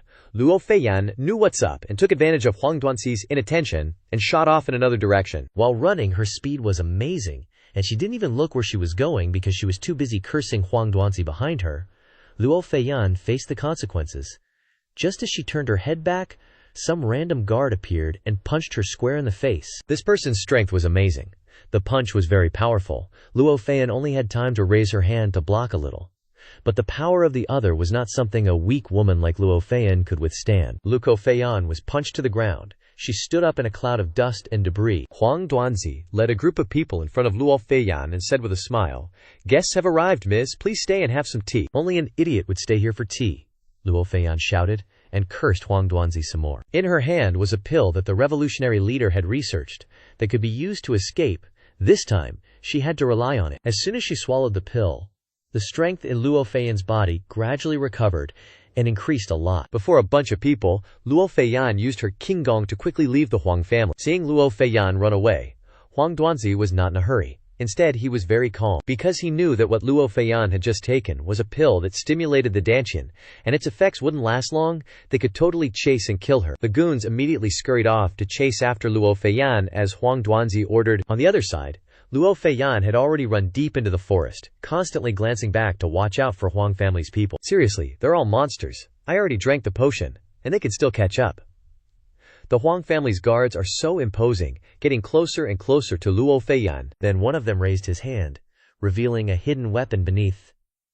An arrow shot out from a gauntlet-mounted box. Luo Feiyan couldn't dodge in time, and took the arrow right near her shoulder. Fresh blood splattered as Luo Feiyan was heavily injured, unable to run anymore, and collapsing to the ground with a thud, her whole body aching. Those guys stood on the tree, looked down, and sighed. What a pity. She's quite pretty, and her body's smoking hot. If it were any other time, these guys would have messed around with her, but because Huang Duanzi ordered it, they have to quickly kill her. As expected, no matter how much you scold bad people, their nature won't change. Luo Feiyan clutched the spot where the arrow pierced through, habitually cursing, "Is this how this beauty is gonna die today?" Huang Duanzi's 3 subordinates didn't waste any more words, directly flying towards Luo Feiyan to take her life. Luo Feiyan now has little strength to resist. She can only watch in horror as those guys' fists head towards her. Still so young and haven't even tasted love yet, Luo Feiyan was incredibly unwilling. If only a good man would appear before her now. While Luo Feiyan was lost in her pipe dream, a series of terrifying sounds rang out. Luo Feiyan opened her eyes in shock. She's actually not dead yet. So Luo Feiyan's wish for a good man to appear came true. Li Yun appeared out of nowhere, even mocking her after dealing with Huang family's people. Luo Feiyan hugged her wound and looked at Li Yun. She said in surprise, "It's you." "You're here again? How embarrassing. To be saved by this guy again," Li Yun explained with a smile. "Do you remember the true Qiu I left in your body before? I sensed something was off, so I came over." Luo Feiyan's eyes sparkled like stars. Upon hearing this, she looked at Li Yun full of hope and said, "I didn't expect you to come save me specially. Could it be that you realized this lady's special charm?" "No way!" Li Yun casually smiled and said, "You're overthinking it. That true Qia only acts up when someone's about to kick the bucket, so I came specifically to collect your corpse." Ignoring Luo Feiyan's annoyed and angry cursing, Li Yun maintained his optimistic smile as always, and then calmly asked why those people were chasing her. Luo Feiyan, after being asked, felt like she found water in the desert, and immediately sighed and complained. "I haven't even seen any secrets yet. Why does everyone want to kill me?" As soon as she finished speaking, Luo Feiyan immediately realized something was wrong. When she was in that room, besides the secret manual of the rebel leader, there was also another painting, so it's highly likely that he wanted to kill her because of that painting. The painting also depicted a strange weapon, a long sword on the cloud layer, descending towards the ground with incredible speed. As soon as Li Yun heard Luo Feiyan's description, he knew what that sword was. No wonder they've been acting crazy lately. That weapon is a very scary thing. A weapon that, once used in this world, will be immediately directed. That thing, under the direction of the old Emperor of Dakian, created the Sharp Chi Pinnacle, which is called the Jade Seal. But what the heck is the Emperor of Dakian doing? Can't he endure letting a noble clan take something like the Jade Seal? Every time he badmouths the Emperor, Li Yun will compare him to his wife, feeling sorry for Tang Xi on both sides for not understanding the inside story here. As soon as Li Yun finished badmouthing the Emperor, Zhuo Ruoli sneezed loudly, blushing, and thinking that Li Yun must be thinking about her again. As usual, the next morning, Zhuo Ruoli, together with Li Shui and Li Yun, leisurely sat at the table eating breakfast. While eating, Zhuo Ruoli stood up and said, "I'm going out for a bit." In reality, she wanted to go read the memorials from the past few days that she hadn't had time to deal with, so now she had to hurry and read them. Li Yun coughed once and said, "Wait a moment, Ms. Zhuo. Don't you think you should spend some time with me? We've clearly had so little time together recently, only 15 hours a day." Li Shui was speechless. "That's already a lot," Zhuo Ruoli didn't retort, only smiling and promising that she would be back soon. Li Shui was stunned, watching them. She couldn't believe these two housemasters of hers. "Is this how you live? By feeding off your opponent's energy?" Li Yun watched Chu Ruoli walk out. "You're still not forgetting to praise your own wife, huh?" Hoping the new emperor gets even half of Chu Ruoli's skill would be a blessing. Although he wasn't worried about this thing being created, it'd be a huge pain if they got their hands on it. That damn thing was too powerful. It'd be a total mess if his Ruoli got hurt. But for now, there didn't seem to be a concrete solution. What they needed most was information. Li Yun then looked at Li Shui and asked, "Besides the new emperor, is there anyone else trustworthy?" Li Yun held up 2 fingers, smiling, and said, 2 meals. Li Yun hadn't expected this little girl to ask for 2 meals. He'd thought Li Zhu would ask him to reduce her rent by 2 months. Li Zhu scratched her head, chuckling. "I've already paid my rent. I'll believe it when I see it," Li Yun chuckled. "Think I won't report you to the authorities for not paying your rent." Hearing that, Li Shu immediately got to the point. If there's anyone else trustworthy besides the new emperor, it's only Chen Hai of the 6 gates. His martial arts are considered top tier in the capital. He basically oversees everything. Li Yun nodded, saying, "You could say he's a useful tool then. This guy's not bad. Let's go with him." Meanwhile, Yun Yi was routinely patrolling inside the Six Gates prison, but the further he went, the stranger it felt. It was unusually quiet today, but normally these prisoners would be quite noisy, right? Every single one of them looked like they'd seen a ghost. He wondered what in the world had happened. Just as he wondered, Yun Yi understood the reason. He immediately felt a strange aura appear. That aura was like the Grim Reaper, capable of snatching his life at any moment. Absolutely not something a third-rate fighter would possess. Yun Yi cautiously turned to look at the newcomer. He frowned, silently assessing the mysterious figure. Who knew when or from what direction this monster had slipped in, without him realizing a thing. Though he desperately wanted to flee, Yun Yi had no way to leave. It was all for his family's honor. Li Yun squinted, appraising the kid in front of him. This guy probably isn't Chen Hai. He remembered seeing him on the women's street before. Jiang Hu, who was locked up nearby, immediately answered Li Yun's question. That's Yun Yi, Chen Hai's subordinate. This kid's actually pretty decent. With such intense pressure he can still stand. If it wasn't Chen Hai, Li Yun wasn't going to quibble much. He happily chuckled. I'm here to find Chen Hai, no need to be so tense. Yun Yi drew his sword. From his actions and demeanor, it was clear he wasn't going to let Li Yun see Chen Hai. Ah, the vigor of youth, full of passion, sometimes not knowing their own limits. Yun Yi channeled Kia into his sword, unleashed. The move he was about to use would probably leave his opponent bedridden for 3 or 4 days.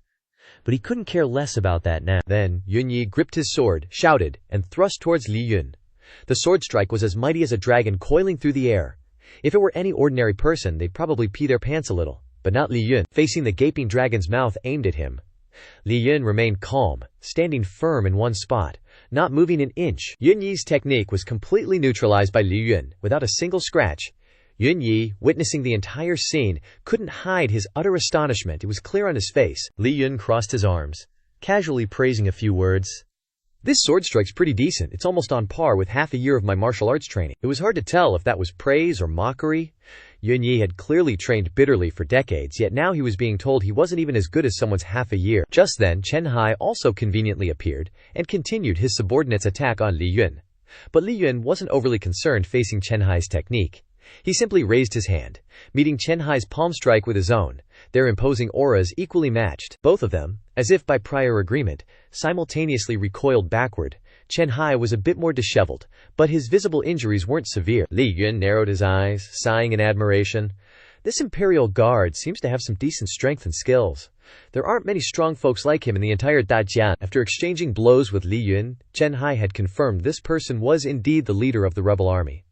He wondered what his intentions were for coming here this time. Li Yun shrugged. Intentions? I'm just a law-abiding citizen. I came to report something to the authorities. Hearing this, Chen Hai's anger flared, and he roared, "Law-abiding my ass. That palm strike just now almost made me spit blood." Alright, let's just gloss over that for now. Li Yun then got straight to the point, explaining why he came to find Chen Hai. Generally, it was just to report about the imperial seal within the royal family's residence. Chen Hai and his men naturally understood what the imperial seal was, as well as the immense power of the imperial family. Moreover, the leader of the rebel army came here to tell him about this, wanting their 6 gates to step in and protect his family. This was all too obvious. This guy wouldn't handle it himself. He wanted the imperial court to solve it for him. That's way too arrogant, Li Yun said. When the common folk have problems, they go to the authorities. That's normal, right? I've already sent the message. Whether they believe it or not is up to them. Done deal. Xu Feng didn't bother staying around and immediately left, leaving Yunji and Chen Hai in the prison. Chen Hai frowned, pondering. Free labor for the rebel leader. But a caged beast is better than a wild one, so it seems this guy isn't the biggest threat to Daqian right now. As soon as he got the news from Li Yun, Chen Hai immediately went to the palace to report to Zhuo Ruoli, now the emperor, who was a bit incredulous after hearing Chen Hai's report. Who knew the rebel leader would show up himself? It seems like he really loves his wife. Chen Hai didn't care too much about that. He was more concerned with the weapon issue, so he requested permission from Zhuo Ruoli to deal with the problem. If you don't mention it, it's fine, but mentioning it is just annoying. What the hell was the old emperor doing, leaving such a big problem in the royal family? Just finished dealing with state affairs. Zhuo Ruoli couldn't help but think about personal matters. Wonder what Xu Feng is doing now. She clearly promised to come home to Xu Feng early, but things came up. But royal affairs have to be dealt with. She'll be heartbroken if Xu Feng gets hurt. As soon as they received the intelligence, The 6 doors immediately took action. Huang Fu's house was ablaze, and the plaque with the words "Royal Family" was torn down and smashed in two. Most of the people in the mansion were arrested, tied up, and brought before Chen Hai. But even though they caught all the relatives and servants of the royal family, the people of the clan had already scattered. This operation was very secretive. To be able to escape, it seems that there are their people in the 6 doors. While the 6 doors were wiping out the royal family, Xu Feng stood on the roof of his house, watching the fire. So the emperor has finally made a move against the Huangfu family. Guess this emperor is alright after all. While he was busy admiring the Huangfu family, Zhuo Ruoli came out to the yard and called out, "What are you doing up there? Quickly come to bed and rest. Don't make me lose sleep." Xu Feng thought his wife was so cute, praising her secretly in his heart. Xu Feng smiled and said, "I'm coming down now." The next morning, the Huangfu family was wiped out, and Xu Feng was strolling in the street, troubled. It turns out today is the anniversary of his first meeting with Zhuo Ruoli, and Xu Feng was wondering what gift he should give her. While he was walking, Lin Shu ran over from somewhere, excited, and called out, "Landlord, mister!" Xu Feng stopped in front of Li Shu and asked, "What's the matter?" Thought it was something important, but it turned out Li Shu just wanted to brag about the Huangfu's dogs being caught. This makes people feel so good. Xu Feng was a little confused. Li Shue used to be from a prominent family. Why is she so happy now? Li Shue smiled and said, "That was before. Now I'm a working-class person. It's an honor." After bragging about the Huangfu family, Li Shu remembered the main thing. Last night she found a corpse with a lotus sword wound on his chest, just like her father's. Xu Feng frowned. Li Shu clearly said before that there were no noteworthy clues. Ling Shu said dejectedly, "That's because I was confused at the time. Seeing it was different, I just remembered." Xu Feng was speechless. This is truly Li Shue. I don't know what her brain is storing. But he still had to go to the 6 doors to investigate the corpse. Back to the main topic, he still had to find a gift for his wife. Xu Feng then asked Li Shu about what women have been into recently. Li Shu said honestly, "Probably lipstick." Xu Feng asked with a smile, "Lipstick? Don't tell me lipstick in ancient times doesn't have different colors. In their time, even a normal pink would be divided into dozens of shades." Xu Feng's group quickly found the 6 doors, but there was a problem that Li Shu had to pay attention to. Weren't they being a little too much? Saying they're going into the 6 doors to investigate according to Xu Feng's instructions wasn't them sneaking in, but openly barging into the 6 doors during the day. If they get caught, they're doomed. This Li Shue is so bad. Before entering, Xu Feng had already used his inner energy to sense if anyone was nearby, and all the energy of the 6 doors is currently busy dealing with the Huangfu family. Basically, no one would pay attention to this morgue. Inside the room were several corpses covered with white cloths, lying neatly in the room. Li Shu, who was timid, muttered as soon as she entered, "May you rest in peace, don't cling to us." Then, Xu Feng and Li Shu proceeded to the corpse with the problem as their original purpose. Xu Feng looked at the corpse. This is definitely the right person. Then, he used his hand to lift the blanket covering the corpse. There was indeed a lotus mark on this person's chest, but Xu Feng felt that this lotus mark was a bit familiar, but he couldn't remember it for a moment. Then let's see what the file says. The file stated that this person was killed by people from the Black Tiger Gang, and the lotus tattoo is their symbol. The Black Tiger Gang takes on assassination requests every year. Li Yun frowned and muttered to himself, "That's right." Back then, the rebels also commissioned them for the Liao family's matter. As expected, someone from within was pulling the strings. Li Yun turned to look at Li Shu and asked, "Kill them? Of course we kill them. You can't not avenge your father." But Li Shu was very kind. "They're just taking commissions anyway, trying to make a living. I understand how hard it is to earn money, so just leave them a whole corpse." Li Yun gave a thumbs up after hearing this and praised, "So kind.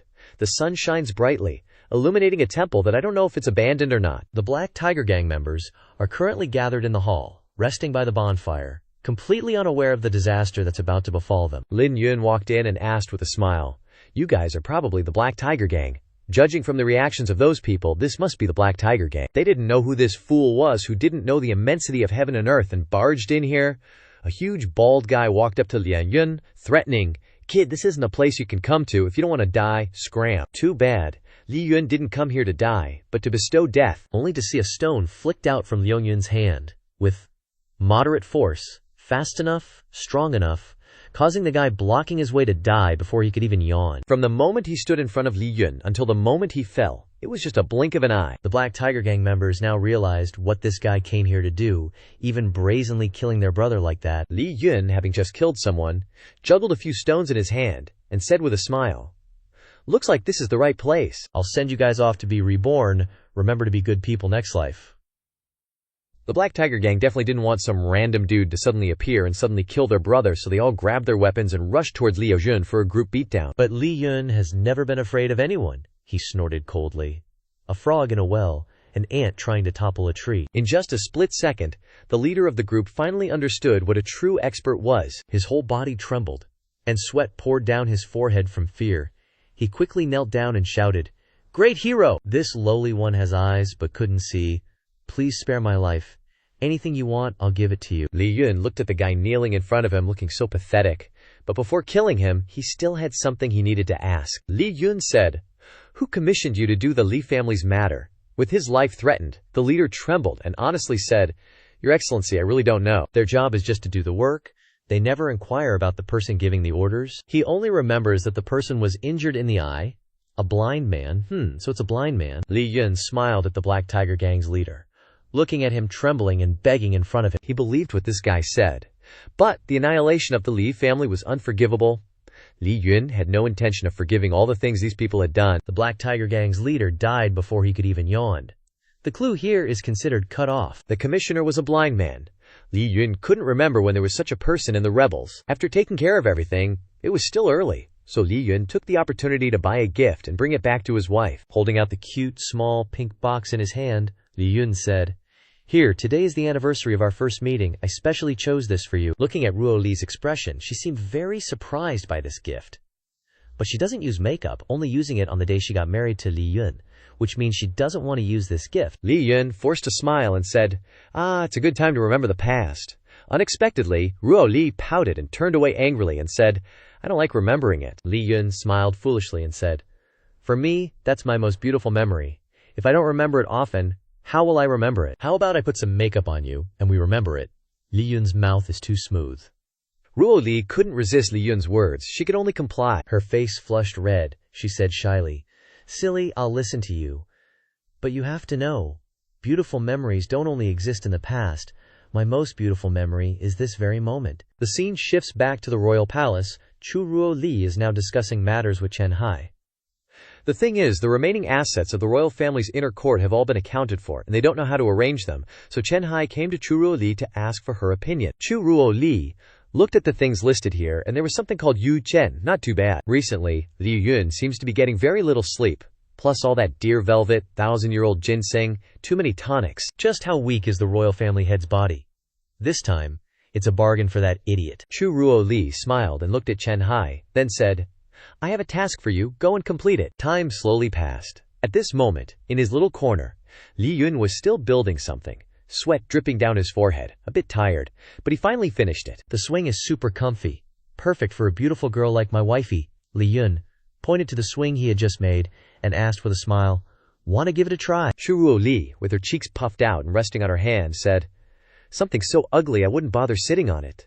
Seeing Li Yun's dejected expression, Chu Ruo Li felt extremely happy. Then she harmoniously sat next to Li Yun on the swing he had just made, so lovey-dovey that even the sun was blinded by them. Li Yun happily looked at his wifey. Indeed, the truth of the world is the tsundere theorem, especially for his wifey. While sitting on the swing, Chu Ruo Li took the opportunity to mention that because the royal family had collapsed, the government was randomly selecting a few families to give gifts to, and they might be bringing them here later. Li Yun was shocked to hear that.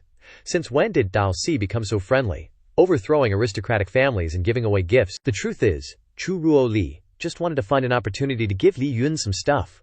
What other family would get that treatment? Li Yun stroked his chin, wondering, what kind of gifts are being given? After all, he still doesn't believe this emperor is so kind. There must be some conspiracy. Could it be that his identity has been exposed, and the emperor is sending bombs to his house? Your Majesty, Chu Ruo Li, the emperor, is now happily listing the gifts he's bringing to Li Yun, including ginseng, deer velvet, and other things. There are definitely no gas bombs. Li Yun looked at Chu Ruo Li in surprise. So many good things. Aren't they trying to scam us? Could it be that someone wants to take care of you? Chu Ruo Li frowned and retorted. She's the only one who scams others. No one else can scam her. Even Li Yun was tricked into marrying her. Who else could possibly trick her? When she said these words, Chu Ruo Li was a little shy. Truly like a virtuous wife. Liu Yun said with a smile, "I still feel like I got the better deal. This guy really knows how to coax his wife." Chu Ruo Li felt a lot better after hearing what Li Yun said. Not only did he get a good deal, but a great deal. As soon as the gift thing was mentioned, someone knocked on the door outside. Li Yun sighed. They're here so fast. What a waste of talent not to work as a shipper. Inside Ling Yun's courtyard now, there was a pile of large boxes. The amount was truly enormous. Li Yun opened a few boxes without paying attention to his wife Li, who was secretly laughing behind him. Why are almost all of these tonics for the body? A member of the Six Doors politely looked at Li Yun and said with a smile, "The goods have been delivered. We'll take our leave." Li Yun forced a smile. The good attitude of these people made Li Yun feel a little uneasy. He killed Jun Gan before, but now they're showing such a good attitude. It's really awkward. At the same time, Li Hai was standing on a distant rooftop, observing, not understanding what the emperor was doing. The task he was given was completed, but that person was the one who went with His Majesty last time. They seemed very close. It's not strange to give so many good things. It's just that Li Hai took out his binoculars to continue observing. The distance between those two seemed too intimate. If they were husband and wife, it wouldn't be a problem. But Chen Hai didn't understand why His Majesty would marry and be intimate with a man. It wouldn't be good for His Majesty. Li Yun was smiling one second, then he raised his head and looked directly into the binoculars the next, his face full of murderous intent. Not even a hint of kindness. Li Hai was startled and horrified. Could this person have noticed my existence already? Could it just be a coincidence? He clearly eliminated all traces of his aura, so logically, a normal person shouldn't be able to detect him. But looking at him, the emperor's husband doesn't seem like a master at all, just a regular guy. So could it really just be a coincidence? While Chen Hai was making wild guesses, Li Yun was doing the same. Chen Hai is definitely keeping tabs on me. Giving me gifts must be part of some scheme. I wonder if my identity has been exposed. Or maybe they found out but decided to give gifts to win me over. While Li Yun was happily wagging his tail around his wife, in some desolate, snowy place, Naren Tuya and Guangshou Chuihan were resting. The inside of the tent was surprisingly luxurious and warmer than expected. They'd also received news that the royal family had fallen. Guangshou Chuihan said, "I always felt they were useless. A few slashes and chops could have killed them all." In contrast to Guangshou Chuihan's arrogant bluster, Naren Tuya calmly said, "The royal family isn't entirely useless. At least without them, the Naren Tuya people wouldn't have this Li Jia. Besides, only a portion of them were captured. The main force already retreated. Otherwise, they wouldn't be able to send us news. They are very important regarding this matter. This intelligence was given to them by Hua Lian." Looking at Naren Tuoya, Guangshou Chuihan couldn't help but exclaim, "This little girl is so cunning." Naren Tuoya said coolly, "I prefer to call it strategy. He's too powerful, she can't help him with martial strength, so she can only help him with strategy. Going all out to help him will be more convenient." Guangshou Chuihan, as always, maintained his arrogant demeanor. He still thought he wasn't that different from Liao Yun and really wanted to fight him, even asking, "If I chop him to death, will you be angry?" Naren Tuya didn't believe for a second that Guangshou Chuihan could chop Li Yun to death. Conversely, if he could chop Li Yun to death, it wouldn't matter if she was angry or not. With Naren Tuoya's assurance, Guangshou Chuihan became even more arrogant, forcefully saying, "When I meet him, I'll give him an axe to see if he dies." "How long until we start the plan?" Naren Tuoya put on her fur hat and replied, 20 days. In reality, Naren Tuoya was thinking, only 20 more days until I can see the person I secretly admire. With his personality, is he still lonely, gazing at the sky, as cold as I am? Oh, you poor girl. Ling Yun used to be a solitary wolf, but now he's a husky, staying home with his wife every day. It's a pity Naren Tuoya doesn't know that and still assumes Li Yun is lonely, because not everyone can talk to Li Yun. Powerful and lonely. That's the man she secretly yearns for. The next day, Li Yun was still puzzled by what happened yesterday. He didn't know why that Chen Hai guy kept hanging around, but luckily, he left soon after. Could there be something weird near my house? Thinking this, Li Yun decided to ask Li Shu about his suspicions, since he wasn't as familiar with the area as Li Shu, who worked all over the place year-round. Li Shu thought for a moment and said, "I don't think so. The people around here are all honest, and there aren't any strange places. Maybe it's just that Li, the leader of the Yuan rebellion, and the Li Shui family are full of strange things. But that doesn't count. She just heard some rumors recently that there seems to be some important figure at their place, so people often bring things over." Li Yun stroked his chin and thought for a moment, guessing, could that person be the great emperor you just mentioned? Li Jue found it ridiculous. How could the emperor be here? But Li Yun saw that Chen Hai in the morning, who is a royal palace guard whose duty is to protect the emperor's safety. He stayed here for a long time, so the emperor is probably nearby. Could the emperor be keeping some gigolo nearby, afraid of being exposed? so he left Chen Hai to watch over the area. Li Shui burst into laughter after hearing this. Li Shui eagerly seized the opportunity to suggest, with such a good opportunity, why doesn't Master directly go in search and take the opportunity to deal with the Emperor? Li Yun shrugged and asked, "You want to push me into eternal damnation?" In short, even if they know the Emperor might be nearby, they don't necessarily have to pay attention to it. While they were leisurely discussing, Zhao Ruoli came out, carrying an earthenware pot in her hand, and asked, "What are you guys talking about?" Li Yun smiled and said, "Nothing, just chatting about some old stories related to love." Zhao Ruoli put down the pot, ladling soup for Li Yun while wondering, what's so interesting about old stories? Li Yun replied with a smile, "They're very interesting, like a Seta person falling in love with an earthling, or a mechanical ferret constantly flirting with a house cat." Zhao Ruoli's head started to hurt after hearing this. "Well, I don't care about the strange things Li Yun is talking about anymore." Zhao Ruoli then brought the spoonful of soup to her lips and blew lightly, then handed it to Li Yun.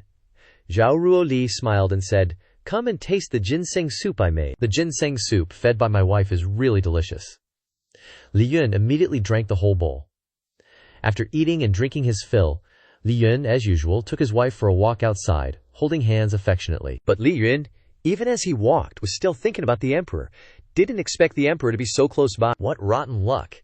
If my wife Gady wasn't here, I'd definitely teach that Emperor a lesson. Zhu Ruoli, walking along, said, "There are still quite a few people who believe in rebelling against the Emperor." Li Yun chuckled. "Can't really blame them. The previous Emperor went too far. As long as the new Emperor does a good job, there's no need to worry about rebellions." Zhu Ruoli smiled, looking at Li Yun. "Didn't think my hubby could see things so clearly, but you shouldn't say those things out loud.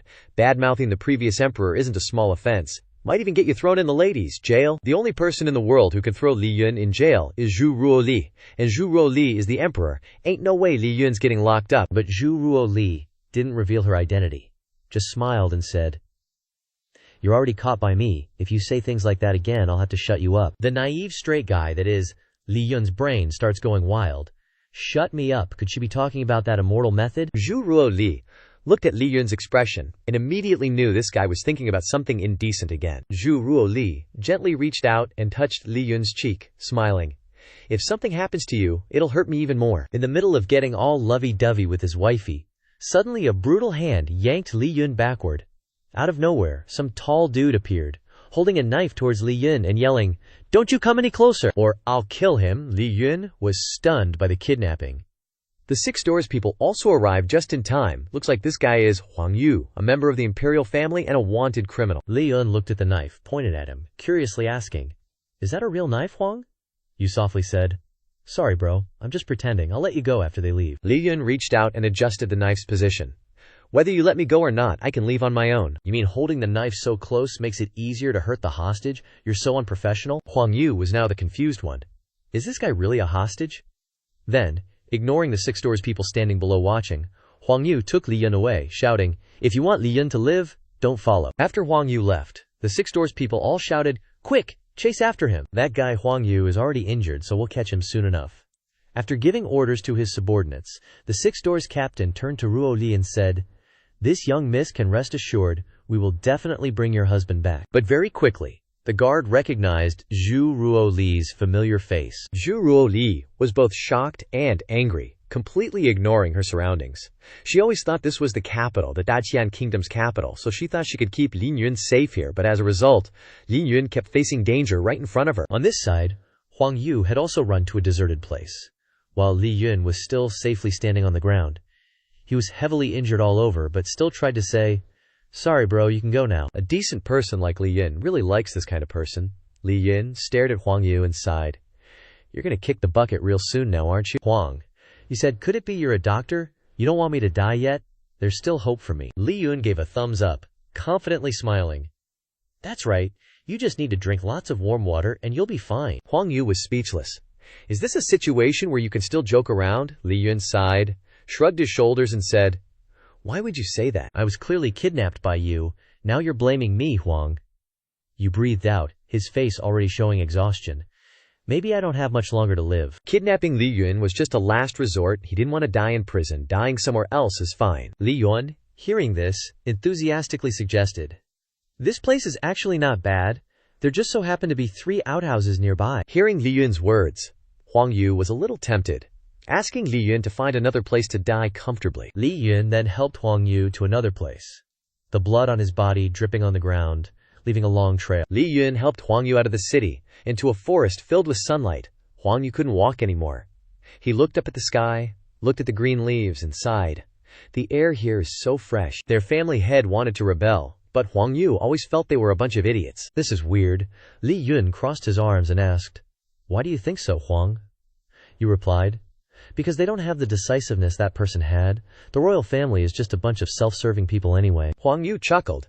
I once saw the leader of the rebels with my own eyes. Not a direct look, of course. Huang Yu was sent as a scapegoat by his family head back then, and he saw the figure of that person from afar. With just one sword, he suppressed me from several miles away, and I couldn't even stand up, he continued. Now, Huang Yu notices that the rebel leader's figure isn't much different from the person he captured, but sadly, he doesn't have the same imposing aura. The rebel leader said with an innocent smile, "There must be many people who look like me, right?" Huang Yu added, "The royal family and the remnants of the rebels have an agreement. In a few days, the capital will face a disaster." Huang Yu revealed this to Li Yun because he found him pleasing to the eye. Li Yun didn't pay much attention to it. He just needed to deal with the remaining lackeys of the Li family.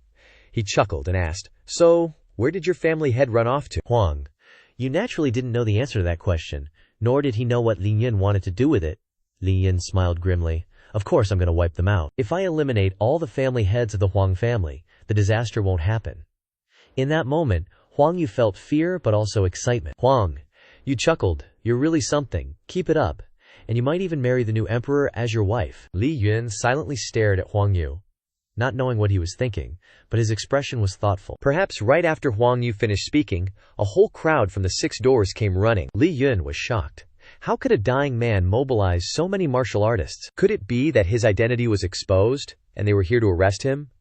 If he made a move, it would be the second great war between the rebels, and that wouldn't be good, especially because of his wife, Chu Ruo Li. But he just hoped they wouldn't push him too far, because for Chu Ruo Li, he could directly go and butcher the emperor in the palace. But then, Li Yun continued to stare blankly, not knowing what the hell was going on.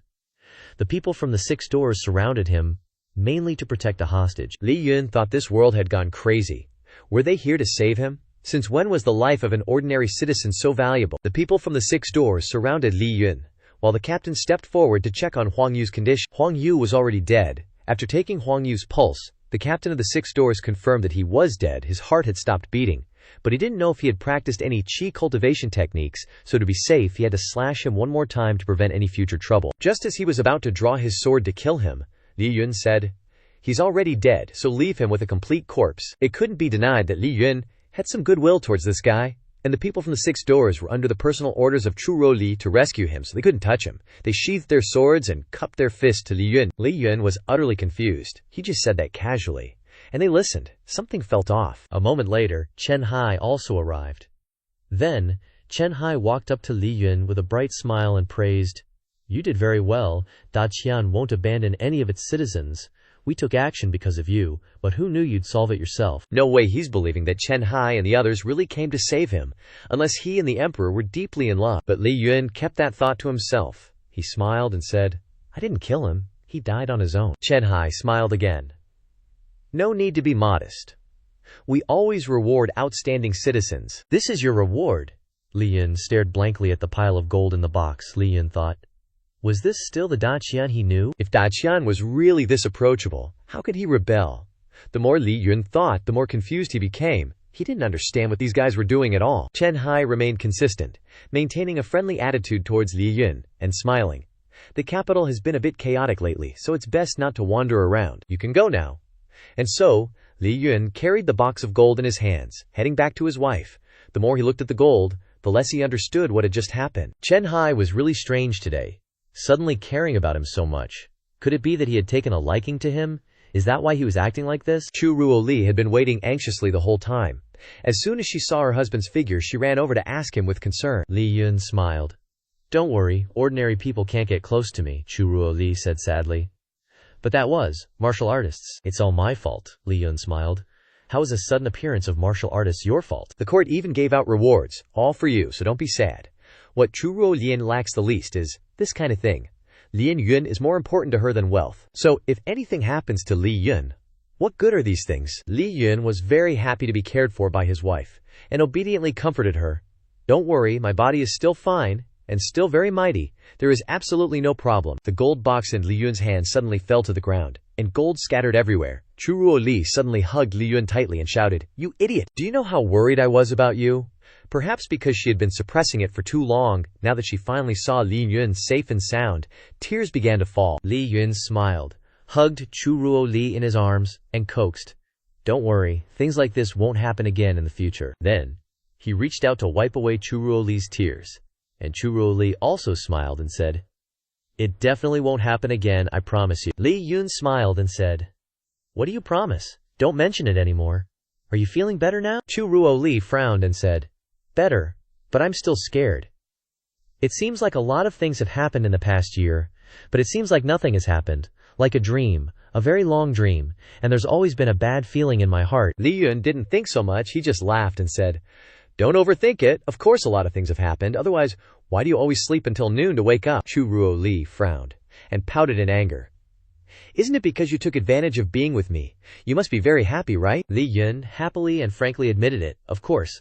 And you're also very happy to be by my side, right?" Churuo Li didn't expect that her husband could admit it so frankly and shamelessly, and puffed up her cheeks and said, "It's okay." Li Yun didn't let it go and continued to ask, "What level is—" "Okay," Churuo Li smiled and said, "It's at the level that even if you gave me a daqian, I wouldn't trade it." After all, daqian is already in her pocket. Time slowly passed, and Churuo Li had to go to the palace for discussions again, and Chen Hai was also present. According to the report from the 6 doors, Huang Yu died from serious injuries that could not be treated. So that Li Yun is really just a normal person.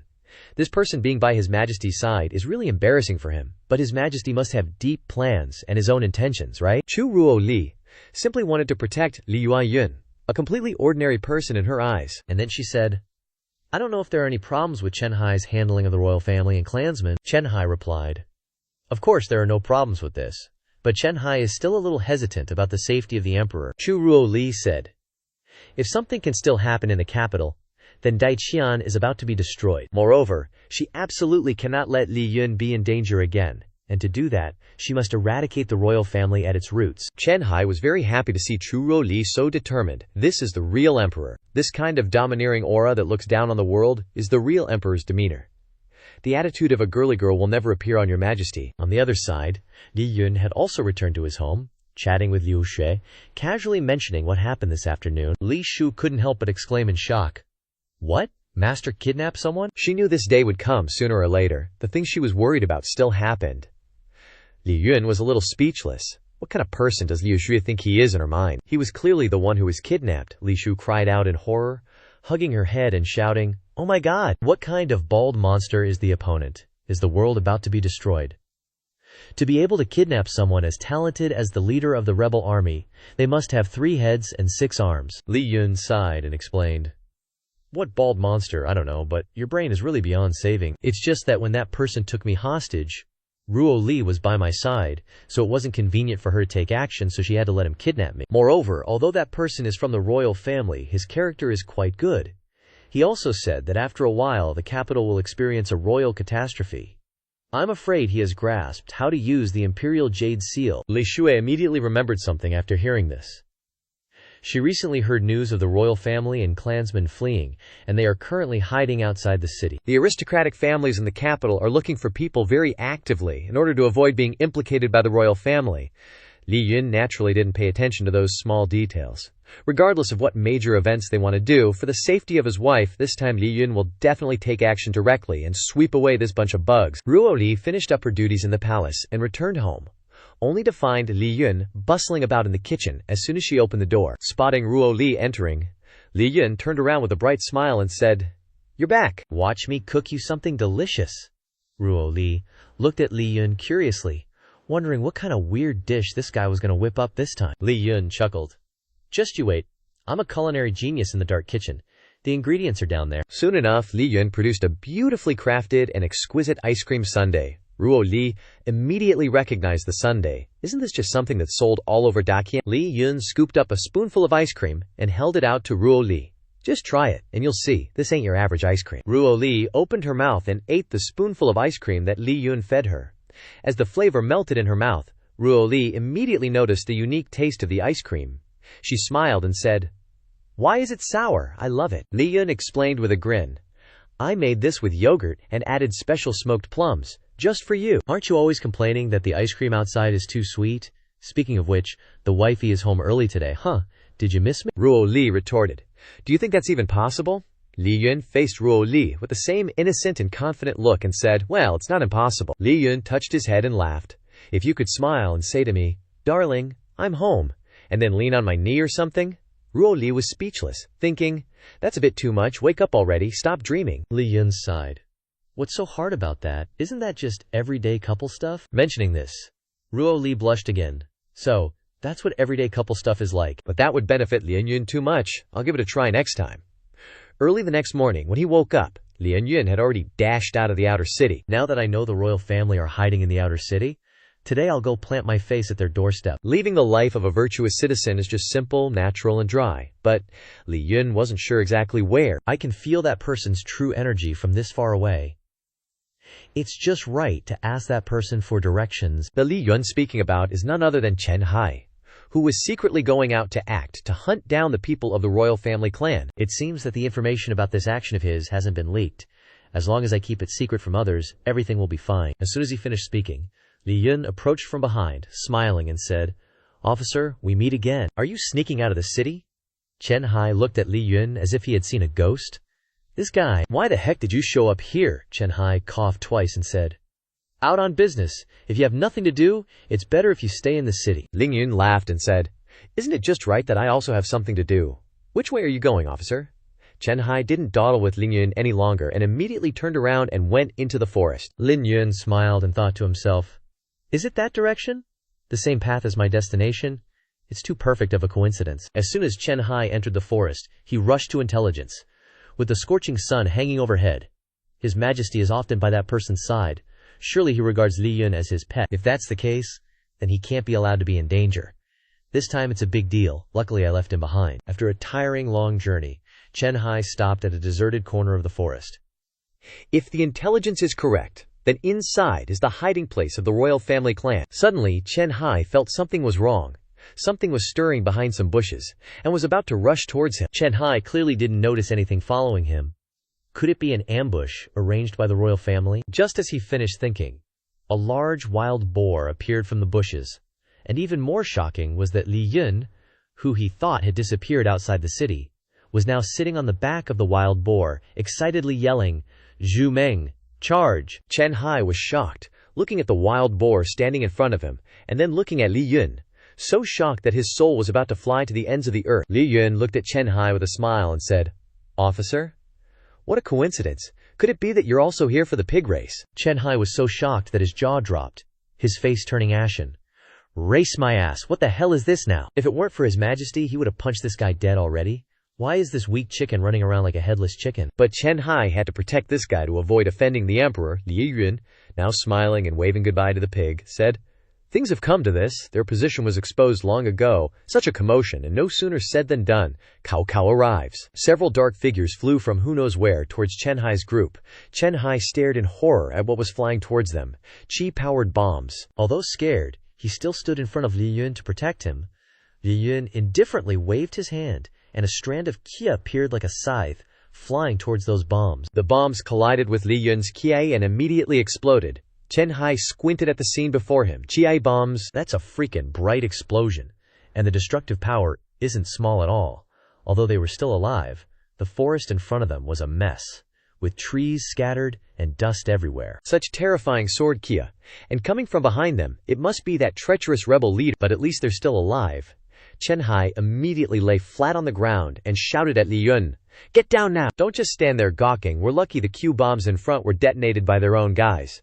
But there's definitely going to be a second wave." Although Chen Hai was doing his best to protect Liu Yun for the emperor's sake, he couldn't help but think, in this situation, Liu Yun suddenly wanted to punch Chen Hai one. Ugh. Liu Yun finally followed Chen Hai's weird actions and lay down flat on the ground with him. Chen Hai couldn't help but turn to look at Li Yun, assessing him. This guy's got some serious balls. He doesn't even realize how dangerous this situation is. A normal martial artist would be suffocated by the heaven-defying ki, but Li Yun doesn't feel a thing. Could it be only martial artists can sense it? Li Yun, on the other hand, was annoyed because Chen Hai was being a hindrance. That sword ki from before should have scared him off. Chen Hai turned to look at Li Yun again, saying, "You might not understand the situation right now. Someone's forcing us into this area, and the goal of this sword kiawe is to push us into their trap." This guy's wasting his talent not being a detective. Wait, isn't Chen Hai from the Six Doors? And Chen Hai finally gave up on ditching Liu Yun, going ahead towards the trap himself while telling Liu Yun not to stray too far from him unless he wants to risk his life. After they walked for a long time, they arrived at a village. It seems the remnants of the royal family are hiding in this place. They probably haven't noticed the presence of Li Yun and Chen Hai. Chen Hai planned to scout the village a bit, instructing Li Yun, "Sit tight and don't wander around." Although he wanted Chen Hai to leave, Li Yun had no intention of letting him go to his death. He stepped forward and said with a smile, "Officer, hold on a sec. There's something fishy about that house. It looks like someone's using that house, but there's no smoke. Even if they don't cook, surely they'd hang clothes out to dry, right? The weather's been humid these past few days. Things get moldy easily indoors. If they're not drying clothes, then they can't be, unless they change into a fresh set every day." Chen Hai looked at Li Yun in surprise and asked, "How did you notice this abnormality?" Li Yun scratched his cheek and said, "It's just experience." Chen Hai stroked his chin thoughtfully.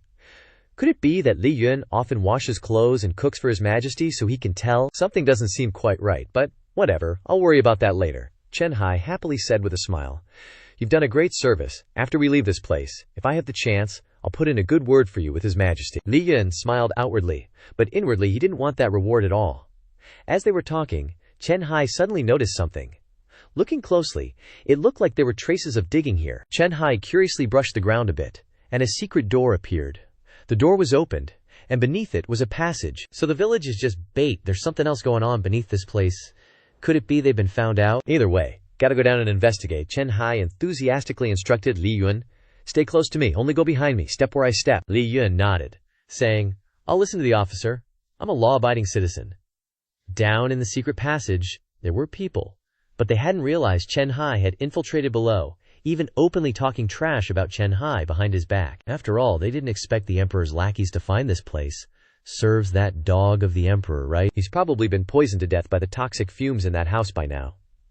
Those two were so busy bad-mouthing that they didn't notice Chen Hai had appeared before them. Chen Hai angrily knocked the two out and shouted, "You trash, daring to talk so rudely. How can you succeed if you loudly announce your plans like that?" Li Yun will definitely let Chen Hai eat it all.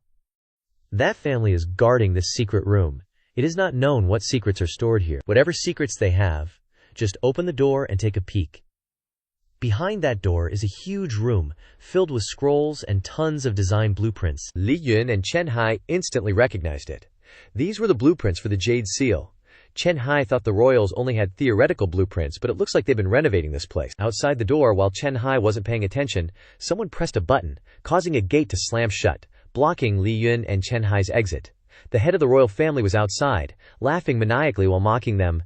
"You guys actually made it here, not bad. But this is as far as you go." This room is made of special true chi mineral stone, commonly known as relic stone.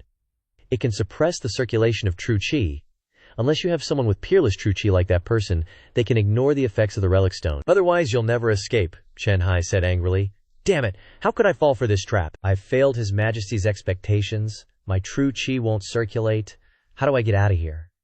Speaking of which, he remembered the person next to him, Li Yun, but before he could worry, Li Yun was nowhere to be found. The special person the royal family had mentioned was none other than Liu Yun, who had already punched a hole in the wall without anyone noticing. Chen Hai went over and peeked his head into the hole.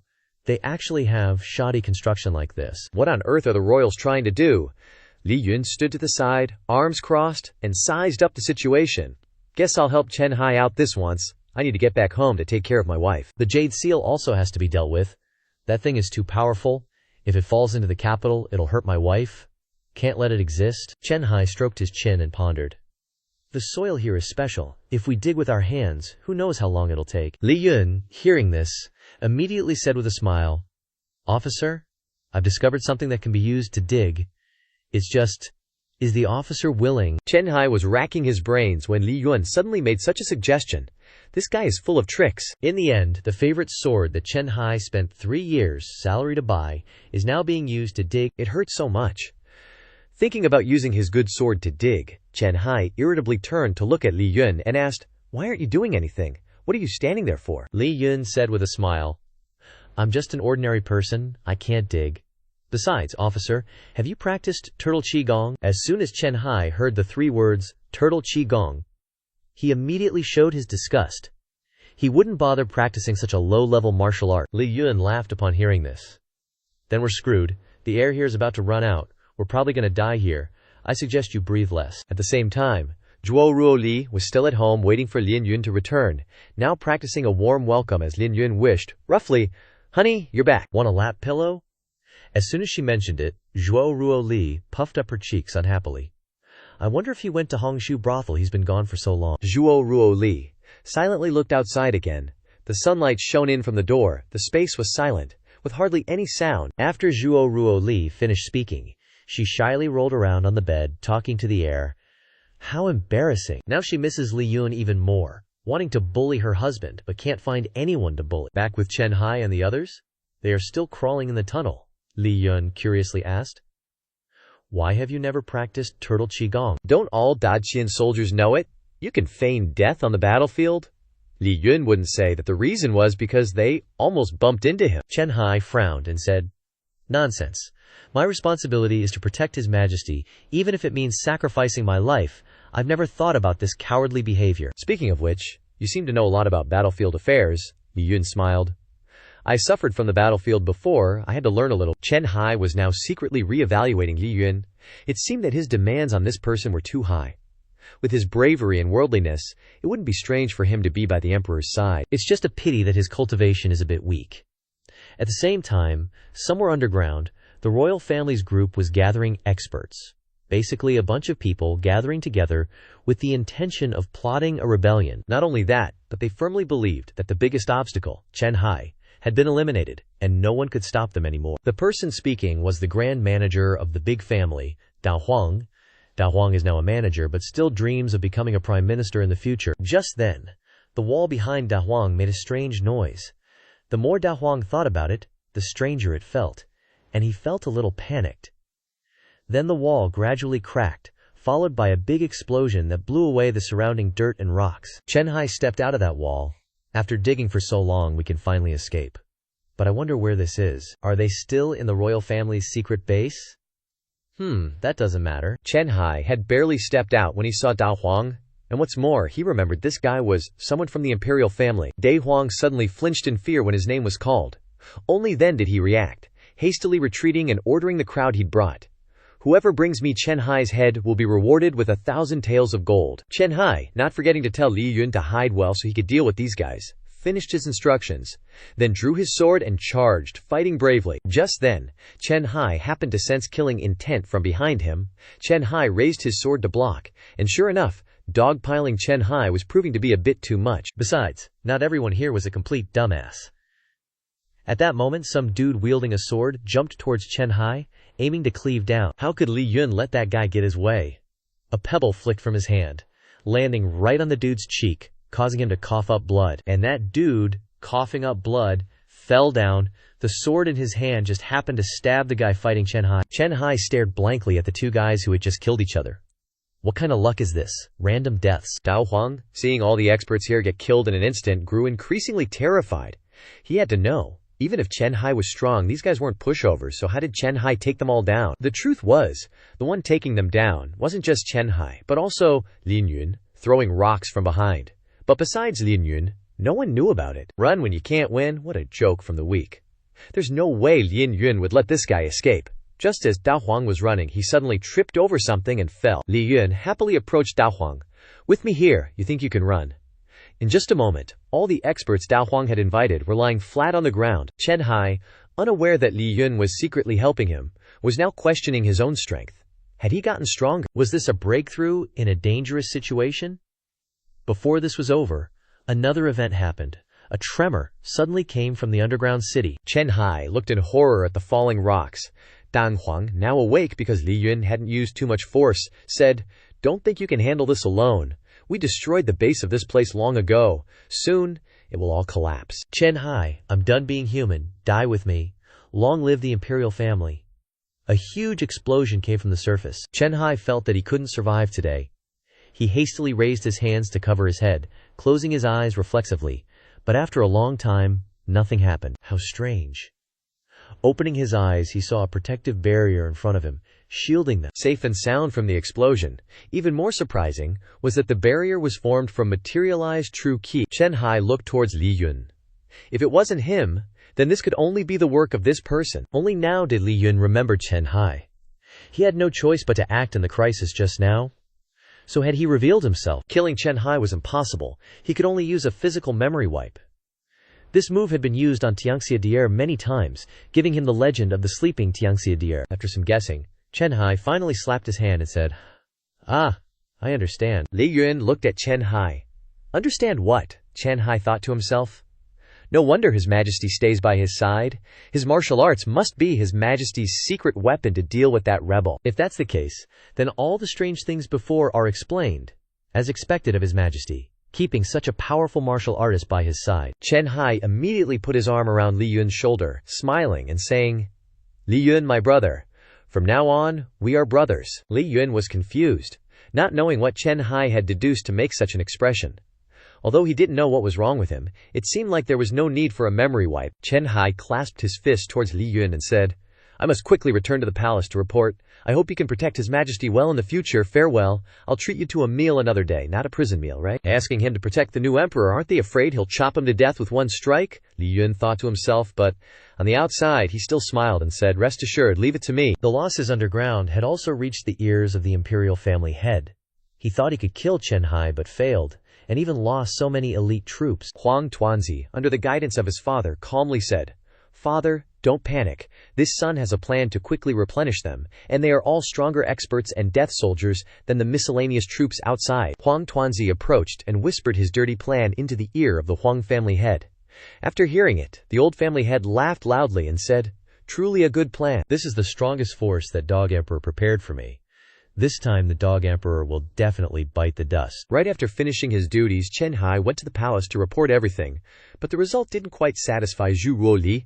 They hadn't caught the people they needed to. Maybe they had been preparing since the time of the late emperor, but that old guy hadn't noticed anything. As for the royal family's involvement in the Jade Seal research, the records left behind didn't contain any information on that aspect. The Heavenly Craft Institute might have some relevant records, but that place was sealed off after the late emperor passed away. After hearing this, Zhu Ruoli ordered Chen Hai to unseal the place and continue searching for clues. Meanwhile, at the Heavenly Craft Institute, Li Yun, who shouldn't have been there, showed up anyway. Clearly, Li Yun's purpose was also to come here to find clues, though even to enter here legitimately he'd still need to stretch his legs a bit. Li Yun approached the Heavenly Craft Institute. This place, where the Jade Seal was studied, has become so desolate after only a year. Li Yun flung open the doors of the Heavenly Craft Institute. Sunlight streamed in from outside. As soon as he entered the main hall, he saw a huge statue of the late emperor standing before him. The previous emperor, aside from being a terrible ruler, was also narcissistic beyond saving, even building a stone statue for himself. The more I look at it, the more I dislike it. This statue has to disappear from my sight. Li Yun reached out towards the stone statue. The stone statue gradually cracked and shattered, finally collapsing exactly as Li Yun wanted. And after destroying the stone statue, Li Yun discovered something interesting. There was a secret passage under the stone statue. The old emperor was really too scheming. If I hadn't destroyed the statue, who would have guessed there was a separate space underneath? Especially since the people of the royal family wouldn't dare to. But didn't the old emperor think that Li Yun, the spirit guard who rebelled, would be the first to smash it after seeing this statue? Li Yun approached a large iron door sealed with paper. There aren't 300 taels of silver here, but there's movement inside. Could it be members of the royal family hiding in there? Li Yun directly smashed the door open and charged in. The door shattered, with pieces of stone scattered all around. Standing amidst the dust and smoke, Li Yun shouted, "Illegal erotic dance club." There weren't many people in the room, just something like a large wheel placed in the middle of the room, and several shelves filled with research materials. Li Yun recognized this thing. It's a model of the Jade Seal. But why are there 3 swords on top of it? Clearly only one sword injured me back then. Could there be a total of 4 swords in the heavens? After examining the Jade Seal model, Li Yun continued to look around the shelves for more materials. Suddenly, some things caught Li Yun's attention. The data recorded on them reminded Li Yun of something himself. They actually recorded information about my combat strength And in great detail, just then, some random guy popped out of nowhere and shouted, "Why is this door broken? Quick, get the necessary things out." Li Yun didn't have time to avoid him, so he directly faced the stranger, a burly man with thick eyebrows. The guy approached Li Yun and asked, "Hey, why aren't you wearing night walking clothes?" Li Yun scratched his cheek and said with a smile, "To be honest, sorry. I was in a bit of a hurry when I left and forgot to bring them." Li Yun looked at the person in front of him again. "Is this thief from the royal family? Just say a few words, knock him out, and then interrogate him." The guy didn't notice Li Yun's intention to knock him out, and even helpfully instructed, "Why are you so careless? Hurry and go back through the secret passage behind you to get them." Li Yun turned around to look behind him. Is there a secret passage here? I don't know about it. Just as Li Yun turned his head, the fat guy darted away, first performing another death-seeking maneuver by turning back to provoke him. Li Yun even patted his chest, declaring that his own lightness skill was second to none, and Li Yun wouldn't be able to catch up. After saying that, he turned around and continued to run. But unexpected, right? Li Yun, who was behind him just now, had now teleported in front of him, flashing an extremely friendly smile. Knowing he couldn't win, the guy immediately knelt on the ground, kowtowing to Li Yun and begging for mercy. "Hero, spare this humble one. I am Huang Zheng, from a branch of the royal family. Because my lightness skill isn't bad, I specialize in running errands." "Hero, spare my life?" Li Yun asked curiously. "Then why did you run and surrender so quickly?" The fat guy was also honest, and said with a smile, "How could I come here without being scared? Either it's people from the court, or that rebel. I can't afford to offend either of them." Li Yun didn't mind talking to smart people, so he asked, "Are there more people behind you?" Huang Zheng immediately claimed he'd come here on his own, hoping to swipe a few things to give to the poor and help out women. "Yeah, right?" Li Yun, believing him, approached with a smile. "I didn't know you were such a good guy. Lay it all on me." The fatty forced a smile. "Give when I'm happy, and when I'm bored, I go to Hongshu brothel to comfort the ladies." Li Yun was speechless. Wouldn't it be faster to just go whoring around? But still, so this fatty's acting alone. Dunno if he knows where the royal family is right now. That fatty rubbed his hands together, grinning. "I don't know about the clan elders, but I do know some info about the Jade Seal. I can tell you about it." How much would a member of the royal family know about the Jade Seal anyway? Li Yun figured only the royal clan elders would know much about it, but turns out Huang Zheng was often hitting it off with the matriarch, and was quite close to her. If Huang Zheng knew all that, Li Yun was less annoyed. Immediately after that, Huang Zheng spilled everything he knew about the Jade Seal to Li Yun. The royal family never participated in the Jade Seal's research process, but after the battle, an artisan from the Heavenly Crafting Institute sought refuge with the royal family. He reported a lot of things to the family head. At the same time, while the Heavenly Crafting Institute was being blockaded, he dug a secret passage. Li Yun finally understood everything now. That passage he created, that was the one Huang Zheng just mentioned. The royal family got their hands on the Jade Seal's technology so quickly because of that talent. Huang Zheng cautiously looked at Liu Yun, thinking, probing, "You wouldn't happen to be a rebel, would you? That legendary guy from the rebels?" He was actually asking because he heard the court people approaching. No sooner had he thought this than Chen Hai led his 6 doors crew over, all of them raring to go. Huang Zheng glanced at Li Yun, thinking, "Sorry, I still want to live."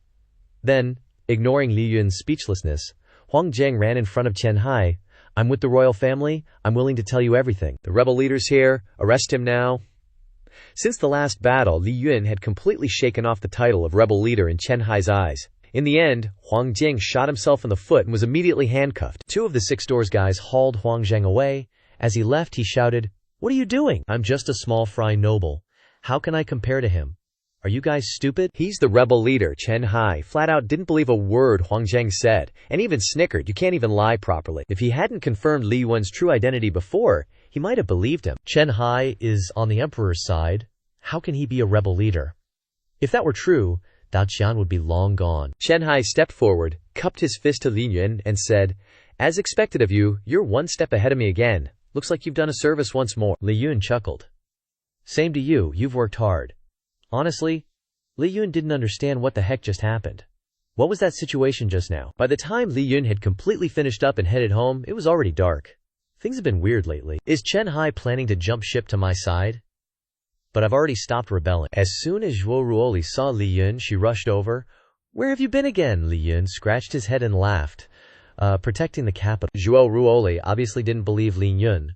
"Why would the capital need you to protect it?" Li Yun grinned. "For you, no matter how hard it is, I want to become a great hero who protects the capital." Li Yun's definitely got the gift of gab. Zhuo Ruoli heard this and felt like she was on cloud nine.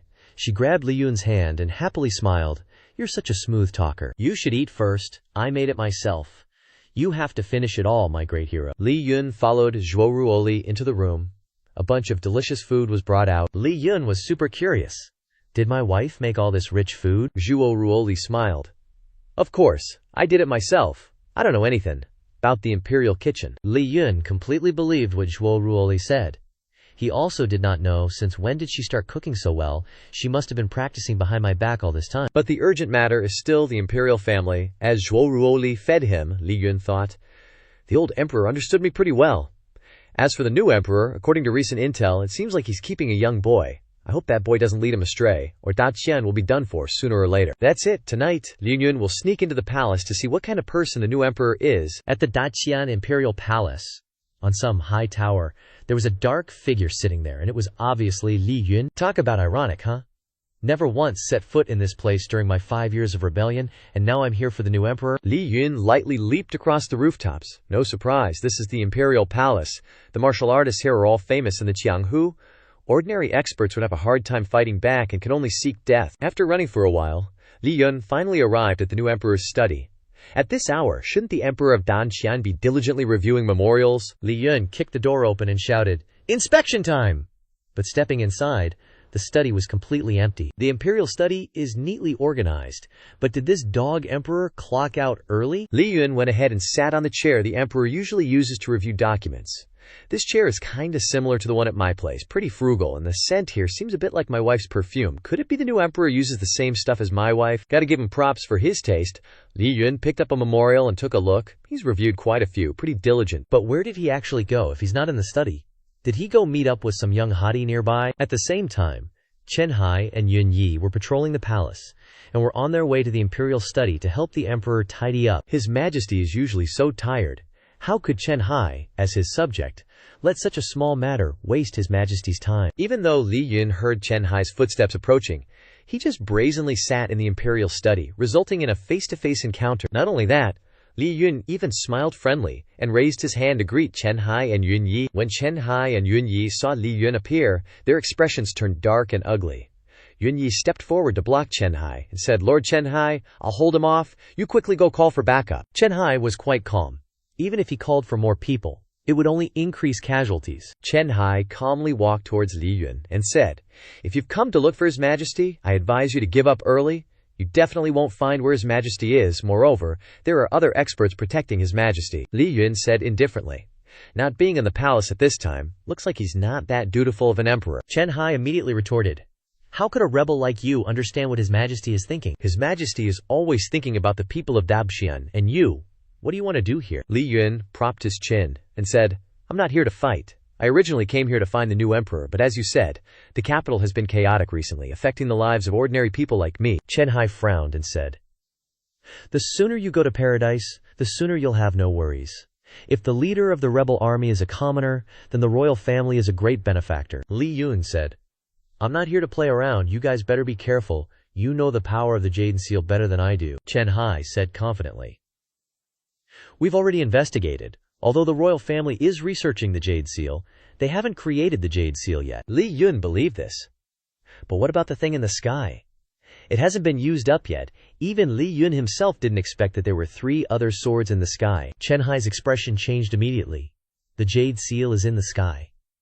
Could it be that what the royal family wants to create isn't the Jade Seal, but that thing? Li Yun left after delivering the intel, without Chen Hai and Yun Yi noticing at all. Even though he doesn't like them much, his most important person is in the capital, so Li Yun naturally hopes his wife won't be implicated. An expert who can appear and disappear without a trace had moved from in front of Chen Hai and Yun Yi to behind them, shocking them immensely. Li Yun said, "As an ordinary person, I don't have any special privileges. I've done everything I can. Don't blame me for not reminding you. Officials should pay attention.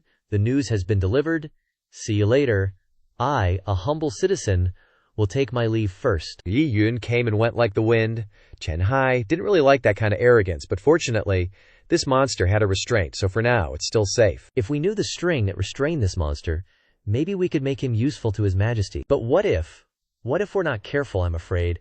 that at that time the leader of the rebel army will become an immeasurable disaster. Seriously, can someone that terrifying really live peacefully with others day after day? The next morning, at Li Yun's house, Zhao Ruoli received a secret report that the rebel leader was so reckless that he brazenly entered the palace, showing no respect for the dignity of Da Qian. Li Yun laughed and said, "What's written on it that makes you so angry? Who's messing with you? Someone actually dares to provoke my Ruo. Li, looks like I need to teach him how to write the character for death." Okay, we can't let Li Yun get dragged into this conflict. It's all that damn rebel leader's fault. Zhao Ruoli said with a smile. "It's nothing, don't worry about it." Li Yun immediately laughed and said, "It's okay if you don't tell me, but if you have any difficulties, you must let me know. I'm really dense." That's right, come to think of it, the day after tomorrow is their wedding anniversary. Liao Yun smiled and asked, "What plans does my dear wife have?" Zhao Ruoli propped up her chin and said shyly, "Really? Well, let's just do what we usually do. I don't really make a point of remembering those days." Li Yun naively asked, "Huh, don't they say that women love remembering anniversaries?" Zhao Ruoli stammered. "Well, it's because every day spent with you is an anniversary." Li Yun tapped his fingers on the table. Nothing happened for a whole year, but recently, within just 1 month, a pile of hidden dangers has emerged. Li Yun was originally a rebel leader, and now he's just a normal guy. He's definitely not some savior, so why does he attract so much trouble? These things all started happening after the new emperor ascended the throne. Sure enough, it's all her fault. The court currently has no way to resolve the issue, especially since they are colluding with the remnants of the rebels. Li Yun suddenly considered moving to be safe, since he doesn't have much affection for the capital anyway. It's just that his wife is here, so he stays. If he can avoid trouble, moving somewhere else is fine. Running away may be embarrassing, but it's very effective. Just as he was muttering about moving, Zhao Ruoli returned from the palace, and Li Yun immediately put on a smiling face to greet her warmly. Last time, they agreed to go for a stroll together today. Zhao Ruoli immediately asked Li Yun about it. But Li Yun was a little hesitant because he was currently busy thinking about how to tell his wife about moving. Zhao Ruoli immediately noticed Li Yun's strange attitude, and she frowned and asked, "Why are you hesitating like that? Is taking a walk with me so troublesome?" Li Yun forced a smile and said, "Of course not, let's go right now. A great disaster is approaching. But there are many people coming and going in the capital, especially on the streets that everyone frequents." Zhao Ruoli and Li Yun happily strolled hand in hand on the street, but Li Yun's mind was preoccupied with how to talk to his wife about moving. While walking, Zhao Ruoli pointed in one direction and excitedly asked, "Silly, do you still remember this place?" The place Zhao Ruoli pointed to was a large tree. Li Yun certainly hadn't forgotten this place. They had sheltered from the rain here when they had just gotten married. It was raining heavily at the time, and neither of them had brought an umbrella. Li Yun had carried Zhao Ruoli and ran in the rain. That kind of feeling was really wonderful. In the end, the rain was too heavy, so they hid here to take shelter from the rain. Not only this place, but every place around here has memories between him and his wife. Like the place where they had breakfast together for the first time, and the riverbank over there where they fished and cooked together, watching the sunrise and sunset together. This is where they spent their lives together. It can be said that, unknowingly, the capital has become their home. Zhao Ruoli was originally a very perceptive person. She could tell that Li Yun had something on his mind just by noticing a slight change in him. Li Yun smiled blankly and said, "I did have something on my mind just now, but it's gone now." As they were being affectionate, a flower vendor came up and called out, "Hey, you two lovebirds, are you spreading dog food everywhere again?" The person who said this was none other than Li Zhu. "You're too used to eating the dog food of the homeowners every day." Li Shu's job today is to sell flowers. Li Shu's life is truly rich and varied. She's changed jobs several times in just a few months, but this time, selling flowers is just a side job during tough economic times. But who knows how Li Shui does business? She just gives away the flowers she's supposed to be selling to Li Yun and Zhao Ruoli. Li Yun laughed and asked, "Giving away flowers to people so casually, be careful your boss scolds you." Li Shu smiled optimistically and replied, "It's okay, he can't scold me." Putting the flower selling aside for the moment, Li Shui started gossip mode, she said excitedly. "There have been a lot of things happening in the capital recently, and many people have left. If so many people are leaving, why hasn't Li Shui left?" Li Yun was a little curious. Li Shui thought for a moment and said, "At first I didn't have any feelings for the capital city, but after meeting the Li Xun and his wife, I couldn't bear to leave. I liked them too much and wanted to stay in the place that holds memories of them." Li Shu's answer made Li Yun sink into thought. He had never thought about protecting the capital city because he had always been resisting the Daqian dynasty. This kind of hostility has always existed, making it difficult for him to accept protecting the capital city and the new emperor. Only now did he understand that the person he wanted to protect was not the new emperor, but his wife, Zhuo Li, and the place that holds the memories of the two of them. Although running away from this capital city might be somewhat useful, in the end, something would always be lost. Seeing Li Yun in deep thought, and then seeing him smile so brightly, Zhuo Li curiously asked with a smile, "What are you smiling about, hubby?" Li Yun scratched his cheek and replied, "Nothing, I just suddenly feel that the capital city isn't so bad after all." Zhuo Li smiled and said, "Of course, this capital city is, after all, what I worked hard to protect and build. More than anything, this is the city that Zhuo Li prepared for Liyuan, protecting Liyuan to live peacefully and stably in this place, together with her for the rest of their lives." At the same time, in the Daqian heavenly prison, Huang Tuanzi had led his two subordinates here to sweep away the guards of this place, beginning the undertaking of his dirty scheme. The reason they could easily break into this place was because the court had sent all of its elite forces to the outer suburbs to search for their royalty. Who would have expected that they would directly attack here? Huang Tuanzi revealed a smile that was no less treacherous, and said, "Next, let's start the plan." While there was turmoil outside, Ling Yun in the prison was arguing with Zhang Hu with all his might. These two people together were truly lively, not letting anyone get bored. Zhang Hu, not at all willing to concede to Ling Yun's momentum, happily retorted, "If you find your dad, wouldn't you be my long-lost son?" Ling Yun stuck out his tongue and said, "With that look of yours, how can you be sure you'll have descendants? You're a daydreamer." This directly poked at the self-esteem of a man. Just then, the prison rumbled with a loud crash. Ling Yun turned around and cursed, "Damn it, your boss is attacking this place." Zhang Hu shook his head and said, "No way, if he really wanted to attack, he should attack the imperial palace first." Zhang Hu really understood his leader. The person who came was Huang Tuanzi. He stood in the prison and said, "Do you want to be free? The Bingsu Du in my hand is a rare poison in the world, a smile to the 9 springs. You only need to eat it, and I'll release you. I will definitely give you the antidote periodically, but from now on, you must sell your lives to me, be my dogs." Someone in the prison said, "Ridiculous.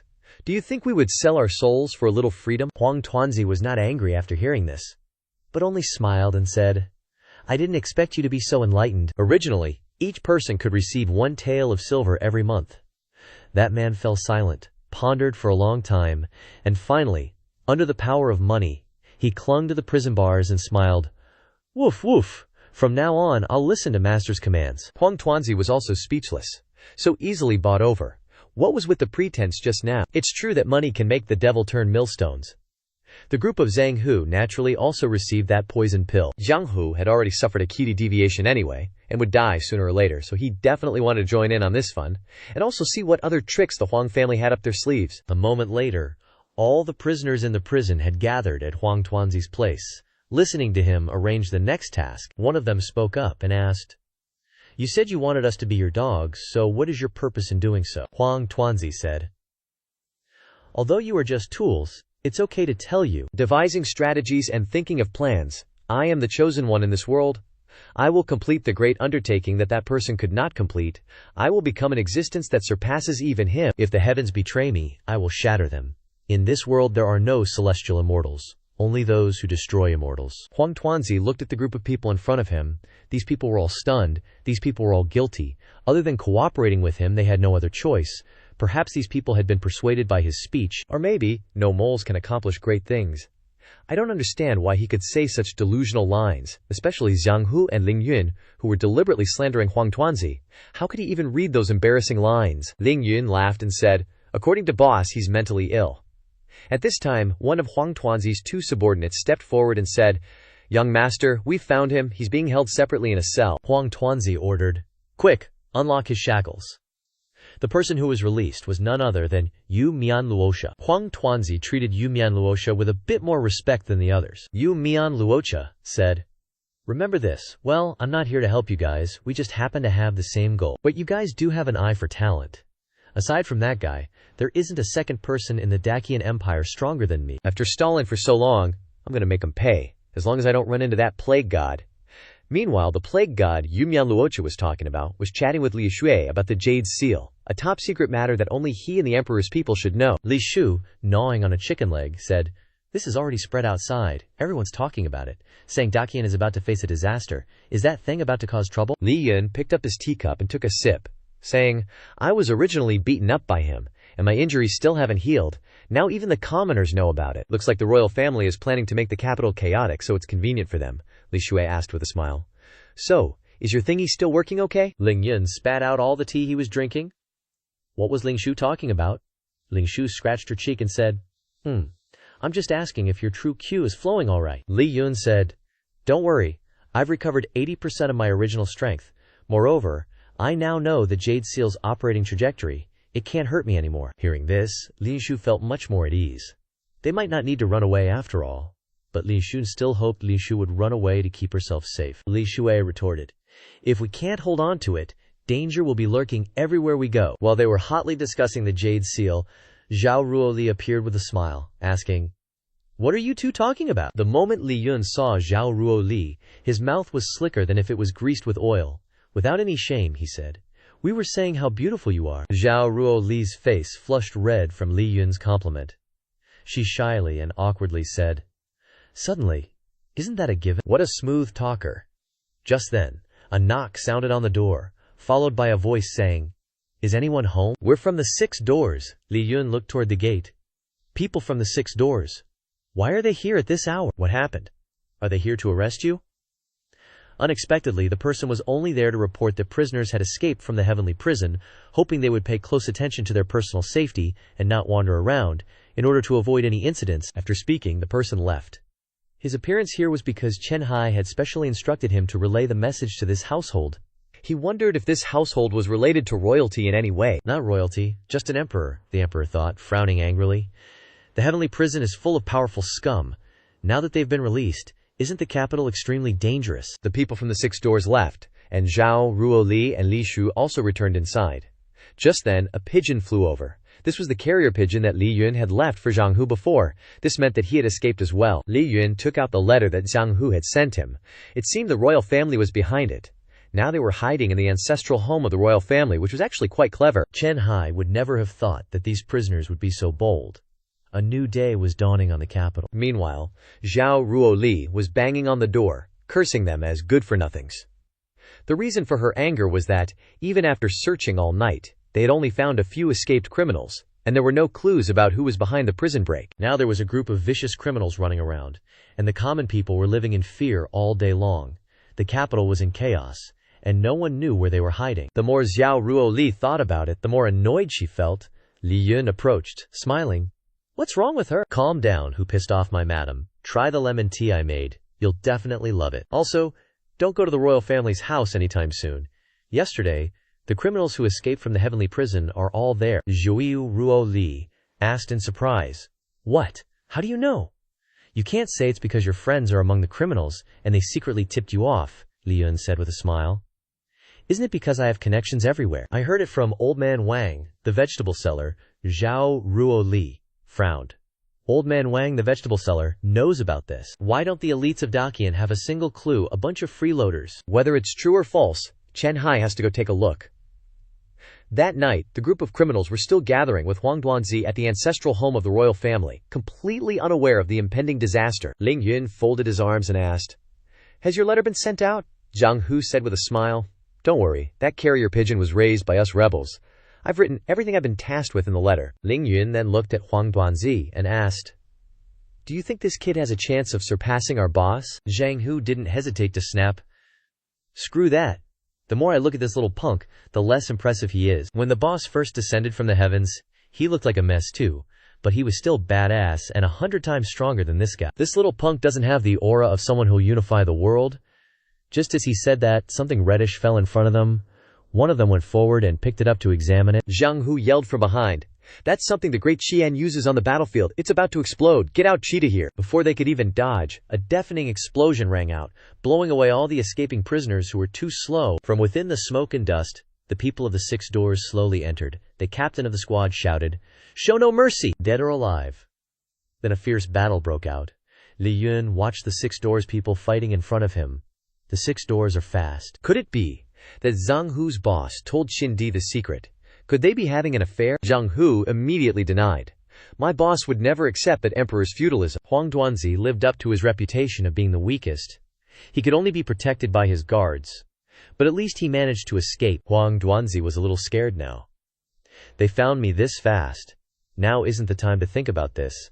I have to get away to somewhere else to hide quickly. Thinking this, he hurriedly yelled, "Don't get caught up in the fighting. Retreat for now. Move fast." The next morning at the Imperial Palace, after the fierce chase last night, Zhuo Ruoli's mood had improved a lot. Now it was time for the Imperial Court. The civil and military officials gathered in the hall. They all bowed their heads to Zhuo Ruoli, secretly sighing in their hearts at her fearsomeness. In less than a night, she discovered the Huang family's hiding place and eliminated the escaped criminals. Her control was terrifying. Chen Hai clasped his fist towards Zhuo Ruoli and said, "Your Majesty, this official did not perform well and could not eliminate all of them. The mastermind escaped with some of the criminals, but we have successfully crushed their morale." Zhuo Ruoli said, "It's all right. Continue to increase patrols, and don't give them any chances." She didn't expect them to really be hiding there. A great Qian official wasn't even worth as much as Zhuo Ruoli's husband. The next morning, Li Yun had found Huang Fu to investigate. All that was left were the corpses lying on the ground. "This emperor is really capable, even faster than me." Li Yun looked around to examine the situation, and just happened to see some words on the pillar in front of him. "This is the secret code from my rebel days that I taught. Looks like Xiang Hu left it." Now they're hiding in that dilapidated temple in the west. In addition to informing him of the location, Xiang Hu also wrote, "Do you have a secret relationship with Qin Di? They suspect that I told Qin Di their location. That's unbelievable. How could I collude with Qin Di? I can't accept this humiliation. But before that, I promised my wife that we'd go for a stroll in the suburbs tomorrow morning. So let the court and the royal family torment each other." In a sunny forest in the suburbs, Zhuo Ruoli was sitting there, arranging the food she had prepared for today's picnic. All of them were delicious-looking pastries, and of course, all made by the imperial kitchen. After setting them up, she waited for a while before Li Yun finally showed up. He said, "I'm so sorry, I'm late." Zhuo Ruoli frowned and said, "HMPH, why are you so slow? Did you go flirting somewhere?" Li Yun unexpectedly laughed and said, "You guessed right." Then, Li Yun took out what he had hidden behind his back and gave it to Zhuo Ruoli.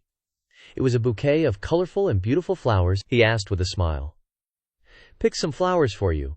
What do you think?" "Do you like them?" Zhuo Ruoli said.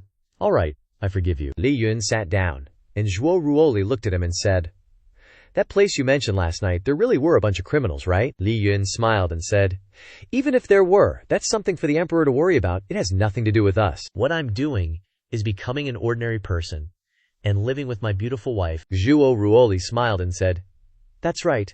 Although I heard that they haven't caught them all yet, and some are still on the run, I can relax a little." Li Yun smiled and said, "That emperor is really failing at his job. If it were me, none of them would escape." "Emperor," Zhuo Ruoli suddenly said annoyedly, "HMPH. Bragging.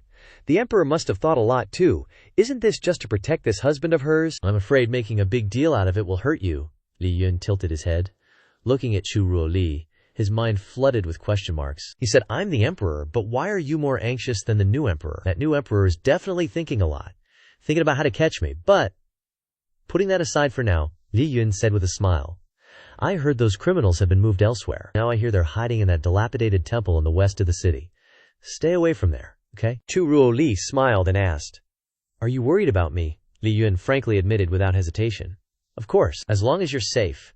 That's the greatest happiness of my life," Zhuo Ruoli said with a smile. "Trisk, I don't need you to worry about me." "Wife?" Suddenly saying that made Li Yun feel a little heartache and bewildered. "Ugh, N." Then, Zhuo Ruoli looked at Li Yun with her gentle eyes full of love and affection and said, "Silly, it's said that husband and wife should stick together. If we're being logical, I should be protecting you at all times. Without my permission, you're not allowed to care about me more than I care about you." Li Yun said with a smile, "Well, that might be hard to obey." At the same time, hiding in the dilapidated temple outside the city, Huang Tuanzi started to rethink the events of last night after ensuring his safety. "I don't know why they found these people. I absolutely can't betray them. They're carrying capital crimes on their backs and are controlled by poison. What kind of conspiracy would they have if they betrayed me? Except for sticking with me, there's no other way to go. Take that beardy guy, for example. He was originally a rebel soldier, looking like a traitor. How could he rely on the imperial court? And that Taoist priest, a degenerate scholar. Could it be that the imperial court is too powerful? It seems that Huang Tuanzi has to take his opponents more seriously today." Ling Yun was whispering to Zhang Hu on the side. He said with a smile, Beardy, if people from the imperial court come again this time, I suspect your boss definitely has some unclear relationship with the new emperor. Zhang Hu frowned and said, "Bullshit. My boss is already married, and he and his wife are very affectionate. You're insulting him." Ling Yun smiled and said, "Really? Why do you trust him so much?" Zhang Hu said, "I trust my boss. If the imperial court can still find this place, you can eat all my piss and shit." As they were discussing enthusiastically, something red, small, and cute appeared. Zhang Hu cursed with a dark face. The hell? Ling Yun next to him was so happy that he couldn't hide it, almost unable to hold back his laughter. While the six doors were hunting down the Huang family, Li Yun was still happily strolling through the city hand in hand with his empress wife, Chu Ruoli. They kept running into people from the six doors patrolling the capital. This wasn't hard to understand, as the criminals who escaped were causing trouble in the capital. Li Yun said with a bright smile, "Don't worry, I'll go take care of them." Chu Ruo, Li chimed in with a smile. "Bragging again, can you do it?" Li Yun nodded in response. "Of course." Just then, the group from the six doors patrolling passed by Li Yun in a rush, shouting, "Another murder happened in the west." "Gather quickly," Li Yun frowned. "The west? Isn't that where they live?" Soon after, the group from the six doors gathered at the scene, and many commoners came to watch, and the people who were killed were truly miserable. A family of 3 was harmed. The capital is becoming more and more unsafe. Li Yun still remembered the Wang Dabing's family, who sold baked cakes. Every time he bought, they always gave him an extra one. They were good people. Seeing Li Yun's mood sinking like this, Chu Ruo Li said, "You can't meddle in other people's business. Those criminals are extremely dangerous. Leave it to the six doors to handle. The emperor will protect you." While holding hands with his beautiful wife to comfort her, a stone flew from somewhere and hit Li Yun on the head. Li Yun rubbed his head and angrily turned around to shout, "Who dares to disturb my romantic time with my wife?" Zhang Hu and Ling Yun didn't know how they escaped, but their appearances were a little painful to look at. The two big guys, with their scruffy beards, were actually cross-dressing. Li Yun died a little inside, his face darkened. What kind of demons are these? Are these two cosplaying? Li Yun quickly met up with Ling Yun and Zhang Hu in a nearby alley. They had been looking for Li Yun all day and just found him, Li Yun asked curiously. "Why did you guys sneak out?" Zhang Hu replied. After the base at that dilapidated temple was exposed, the Huang family scattered. They went to cause trouble everywhere, and Zhang Hu's group took this opportunity to find Li Yun. Ling Yun took this opportunity to casually inquire, his expression clearly wanting to gossip. "You and the new emperor really don't have any special relationship, do you?" "And here they come, knocking on our door like they knew we were here." Li Yun was so honest he just blurted out, "What a joke. Do you think I'm the type to conspire with Xindi? Besides, how could Xindi ever compare to my wife?" "There's no way I'd ever get involved with Xinding." Putting that aside, these criminals are scattered all over, causing chaos. I'm afraid Chao Ding won't be able to handle this mess anytime soon. "If Chao Ding can't handle it, Li Yun will? What's the big deal?" He chuckled. "I have a way to catch them all in one net, but I still need you two to help." "What way is that?" We're all ears. It was nighttime, and the criminals had just finished a brutal fight with the green cloaks. The blonde guy laughed. "The green cloaks are trash. As long as Chen Hai doesn't show up, we have nothing to fear. Why don't they send an army here and just wipe us out in one go?" As he said that, a group of people appeared out of nowhere behind them. "Speaking of Chen Hai, is that him, this formation?" But they quickly realized that it wasn't Chen Hai who had come, but the bearded rebel leader, giving them quite a scare. The blonde guy stepped forward and asked, "What are you guys gathering for?" Zhang Hu replied, "The boss told me to gather everyone for a big operation." The blonde guy instantly got excited. "A big operation sounds great. There are so many skilled criminals from the prison we can even fight an army." At this moment, jade-faced Rakshasa peeked out from nearby and said, "Count me in. I want to see what this big operation is. Are we raiding the emperor's crib or something?" Little did they know that Ling Yun was about to harvest them. They innocently followed Zhang Hu and Ling Yun to the Huangfu family's ancestral home. The group following Zhang Hu immediately found it strange. "Isn't this the Huang family's place? What are we doing back here? Is there really something fun going on?" Zhang Hu grinned deviously and glanced at the criminals behind him, saying, "Of course. A one-time, all-inclusive hell tour." After Zhang Hu finished speaking, Li Yun walked out of the house, smiling. "Thanks for the hard work, guys." Jade-faced Rakshasa wondered why he heard such a familiar voice, as if he'd heard it somewhere recently. Li Yun made a throat-cutting gesture and smirked. "The indiscriminate slaughter of innocents and your time of evil is over. I'm here to send you off." Zhang Hu and Ling Yun immediately retreated. "Leave the fighting to Ling Yun, they were getting out of there." The blonde guy was clueless, still naively saying, "Where did this little punk come from? You want to die?" You think throwing out one scrub can scare us? Jade-faced Rakshasa was now completely terrified, sweating bullets, ignoring the guy flapping his gums. Only an idiot would fight Li Yun.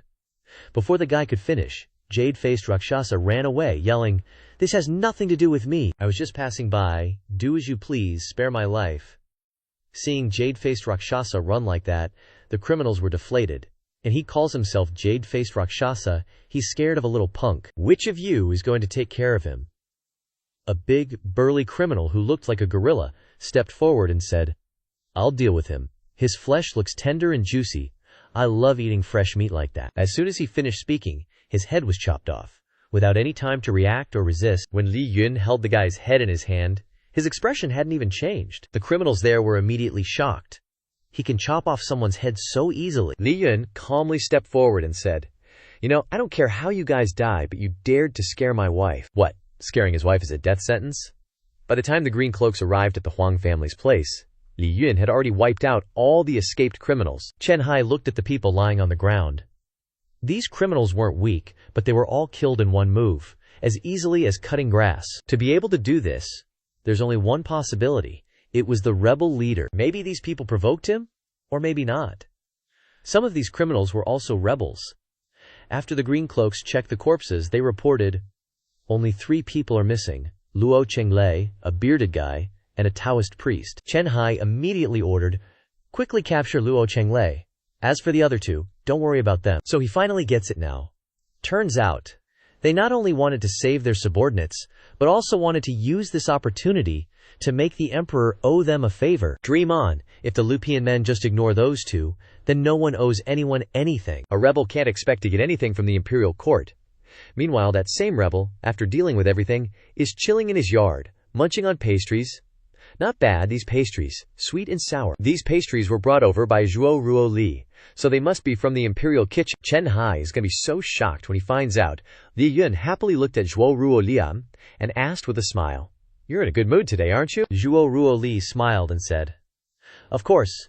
I heard the escaped convicts have been taken care of, so the capital is pretty safe now." On the surface, she's all smiles. But in her heart, Zhuo Ruo Li is secretly cursing.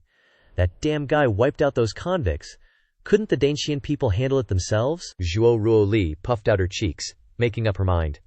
"One day, I'll catch that leader myself and make him wish he were dead." Li Yun, who was sitting nearby eating pastries, suddenly felt a wave of murderous intent. Even though the convicts were taken care of, the royal family definitely won't stop there. Who knows what their next plan is? While he was racking his brain, Li Yushu ran over from her place, cheerfully saying, "Master, Sister Zhuo, I'm here to freeload." Li Yun started teasing as soon as he saw Li Shui. "All you ever think about is food. Can't you just buy snacks outside?" Li Shu stuffed a few pastries into her mouth, happily saying as she ate, "It's because Sister Zhuo's cooking is too amazing. You can't compare it to anything outside. It's as good as the imperial kitchen." Li Yun was at a loss for words. This Li Shui is such a glutton. They were leisurely eating pastries, drinking tea, and chatting about current affairs when a loud noise suddenly came from outside the door. Li Yun looked towards the source of the noise. "Is that the Dacian train?" Li Shu said while eating pastries. "It is the Dacian train, but it's a bit strange. Trains only make that kind of noise when they're speeding up. It's almost at the capital, so it shouldn't be accelerating. It must be a test run. It won't make any more noise later, and it definitely won't crash into the capital, right?" Unfortunately, what Li Shu feared was about to happen near the outskirts of the city. The train that the royal family snatched up was speeding towards the capital. Standing on the dizzyingly fast train were Na Ren Thuo A and Kwang Shou Zhai Han. They traveled thousands of miles from the snowy lands to this place. Finally arriving, Kwang Shou Zhai Han chuckled. "Na Ren Thuo, say something. You haven't said a word since we started. Are you scared?" "If I scare you, I'll give you my heart." As soon as he finished speaking, a cold sword silently pointed at Kwang Shou Zhai Han's neck. Kwang Shou Zhai Han took a step back and forced a smile. "Just kidding. Don't be so serious." After speaking, Na Ren Thuo A sheathed his sword and turned away, not saying a word from beginning to end. Now, Na Ren Thuke A wholeheartedly wants to help Li Yun get back what belongs to him. But Li Yun genuinely doesn't need it. Na Ren Thuo A still thinks that Li Yun is being suppressed by the emperor and definitely isn't feeling comfortable. Meanwhile, that train was still hurtling madly towards the capital. The city walls exploded, and a loud bang rang out, followed by a train crashing through. The train stopped due to the collision with the city walls.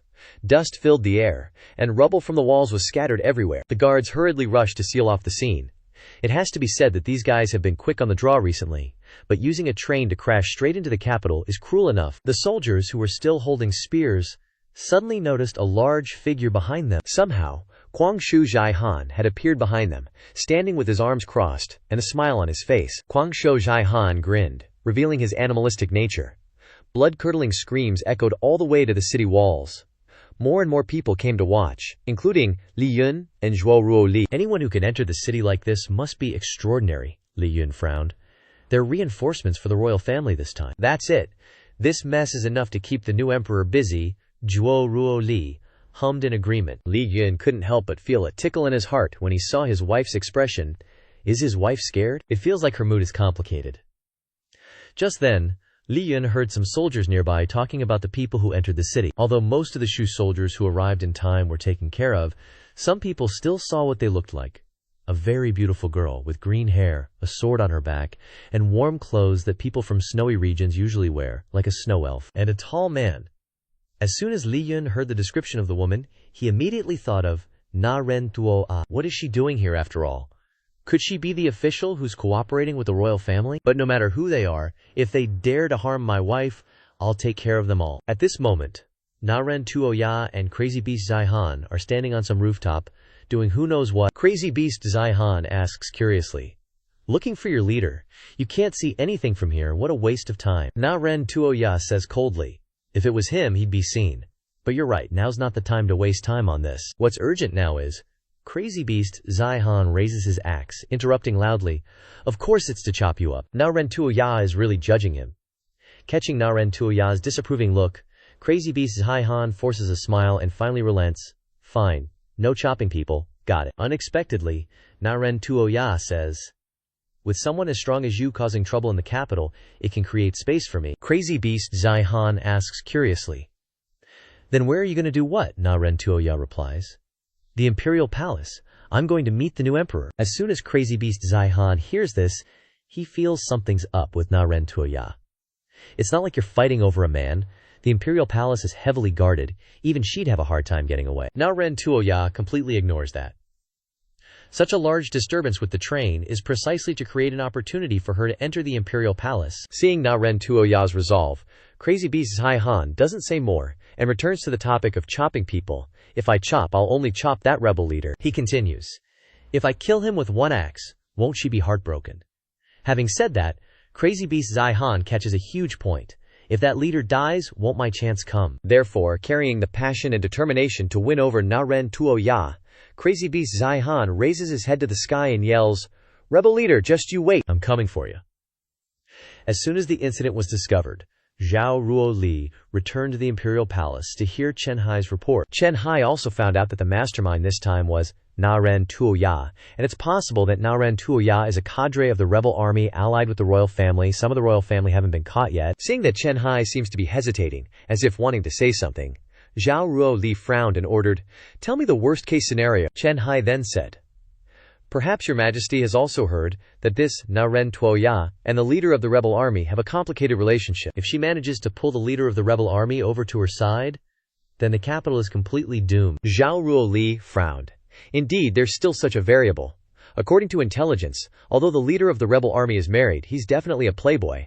I've heard about some of his scandals long ago. Just then, the door of the imperial study is chopped in half. Na Ren Tuo Ya, like a ghost, successfully infiltrated the imperial palace. Chen Hai immediately put his hand on the hilt of his sword and shouted, "Assassin! Your Majesty, be careful!" Na Ren Tuo Ya looked at Zhao Ruoli and said coldly, "You're the new emperor." Indeed, a little beautiful. In contrast to Na Ren Tuo Ya's calm and composed demeanor, Chen Hai was so annoyed that his eyebrows were furrowed as he yelled, "Audacious traitor, daring to break into the imperial palace! Today I'll make sure you come, but don't return." Zhao Ruoli looked at Na Ren Tuo Ya and asked, "You are the swordmaster of the northern wilderness," Na Ren Tuo Ya replied. "Are all the barbarians of the northern wilderness so ignorant of etiquette? No need to care about etiquette with the emperor of Dengan. Today I came to see how you differ from our leader, and now I see that you're far too inferior. This position isn't suitable for you." Zhao Ruoli smiled sarcastically. "Even if he's amazing, you guys are abandoned by him.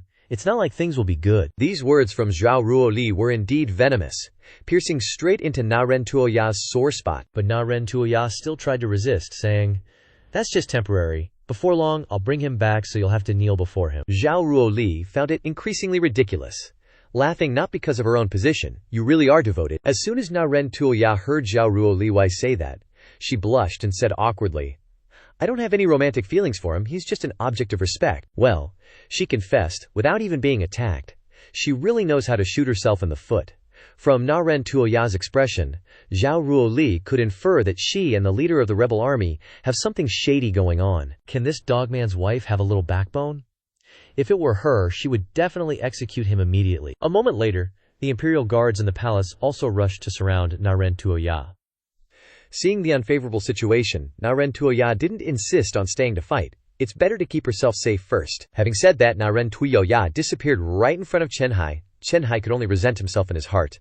If he didn't have to protect his majesty, he would definitely rush up and chop this traitor. Immediately after Na Ren Tuoya left, Zhao Ruoli instructed Chen Hai, "Close all the gates of the capital. Within 2 days, I gotta deal with the Huang family and the rebels, including their leader, of course.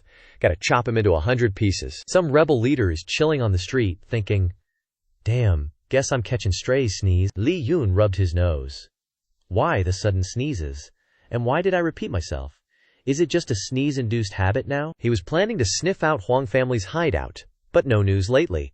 Makes sense, they're probably all hiding. Can't be dumb enough to show their faces. No sooner said than done. A loud boom echoes near Li Yun, just a few buildings away. People scatter, screaming, "Help! Someone call the cops! Northern Barbarian Manzi is killing people." Li Yun perks up at Northern Barbarian Manzi. Was bummed about having no leads. Now the leads delivered right to my door. Meanwhile, Kwangshu Zhaihan is still causing chaos, holding a royal guard in his hand. Other guards complain that Dai Qian's martial artists aren't living up to his expectations. Li Yun walks up and asks, "Judging by the looks of you, you're from that train wreck, aren't you?" From the northern wilderness Kwangshu stronghold, Han spots Li Yun approaching and laughs maniacally. "Kid, you got a good eye." "What? You want to fight?" Li Yun grins. Nah, not fighting you right now." Too late. Fighting will disturb the neighbors. Kwangshu Zhaihan is confused. Is this guy telling him to stop? What a waste of space. "You. It looks like you're deliberately trying to cause trouble." But the next second, Kwangshu Zhaihan's cocky demeanor vanishes as he barely manages to raise his axe to block Li Yun's incoming punch. Li Yun chuckles. "You can take one of my punches, and your reaction's pretty quick. Not bad weapon either." Kwangshu Zhaihan is now terrified, but still tries to put on a brave face. "My axe is made from northern wilderness divine iron, the toughest stuff in the world." "Not bad that your fist didn't break." Li Yun grins. "Northern wilderness divine iron, no wonder it feels a bit familiar. Smashed a few of those before." As Li Yun says this, cracks start appearing on Kwangshu Zhaihan's axe. Then, Li Yun casually flicks Kwangshu Zhaihan's crotch, sending him flying backwards, unable to resist. Kwangshu Zhaihan is embedded in the wall. Surrounding earth and stones crack. Dust fills the air. But at least he's still alive. Kwangshu Zhaihan is increasingly horrified. Is this newcomer a monster? But he clearly doesn't have any key. Were the guys I beat up before all trash? Where did someone so strong suddenly pop up from the crowd? Were they deliberately putting on an act for me, catching me off guard? Thinking this, Kwangshu Zhaihan yells, "You said you weren't looking for a fight. You Dai Qian people are despicable. Always tricking and ambushing." Li Yun smiles. "I never look for fights. I wasn't lying." Kwangshu Zhaihan is baffled. Then, Li Yun chuckles, "A fight is when two people are fighting. Right now it's just me beating you to death. How can that be considered a fight?" Kwangshu Zhaihan can't help but curse. Holy SHT, is that even a thing? But you gotta admit, that logic kinda makes sense. Realizing he can't beat Li Yun, Kwangshu Zhaihan turns tail and runs. They circled the capital 12 times, but Kwangshu Zhaihan can't shake off Li Yun. Actually, the reason they circled for so long was because Li Yun was hoping this idiot would lead him to their hideout. Guess he ain't that dumb. No time to waste, gotta get home to my wife. Thinking this, Li Yun instantly teleports behind Kwangshu Zhaihan and delivers a punch. A seriously powerful punch that almost kills the poor guy. Kwangshu Zhaihan slams to the ground from Li Yun's punch. The ground around him cracks in a circular pattern, as if perfectly measured. Kwangshu Zhaihan struggles to sit up, his face is scratched, his body bruised all over, and moving is difficult. If he hadn't saved some of his true Q to protect himself, he'd probably be crippled today. Li Yun slowly approaches Kwangshu Zhaihan and asks, "Tell me the truth. Why did you and Na Ren Tuoya come to the capital? Kwang Shu Zhai Han, though still wondering how the person who just beat the crap out of him knows Na Ren Tuoya and calls her so intimately, still replies, "She came to find someone. I came to kill someone." Li Yun then asked, "Who does he want to chop down?" Kwang Shu Zhai Han laughed and said, "Whoever Na Ren Tuoya is looking for, I'll chop them down. It's to chop down that useless leader of the rebel army." The next second, Li Yun laughed and said, "I am that useless leader of the rebel army." Kwang Shu Zhai Han immediately went silent. After that, he rubbed his head and laughed it off. The face changing was too damn fast. He said, "Actually, I also joined the rebel army, so you can consider me one of your subordinates. We're on the same side." He always thought that Na Ren Tuoya was just threatening him. He didn't expect that person to be so strong. Li Yun laughed and said, "If we're on the same side, then it's easy to talk. Where is the Huangjia's base now?" "For the sake of Na Ren Tuoya's tea, I won't hit you." Kwang Shu Zhai Han immediately pointed to his battered body and complained, "Then what about all my injuries?" Li Yun laughed and said, "Aren't you still alive? Just drink more hot water and you'll be fine. Hurry up and tell me. I'm still busy going to send them to the afterlife." Kwang Shu Zhai Han said, "I don't know about the Huangjia, but their people are now in a tavern in Jingdu. I'll take you there right away." A real man doesn't fear immediate losses.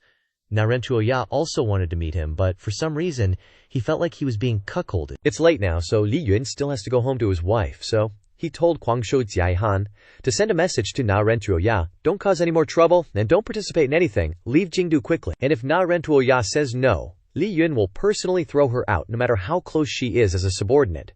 Threatening his wife's peaceful life is not allowed. After Kwang Shu Zhai Han returned to the meeting place with Na Ren Tuoya, he conveyed exactly what Li Yun had said. Kwang Shu Zhai Han took the opportunity to add a little spice, even forgetting to ask if Na Ren Tuoya wanted to leave. Na Ren Tuoya then said, "Of course not. I will definitely get him the position he deserves." At this time, Huang Tuanzi also came in and asked, "Are you two ready?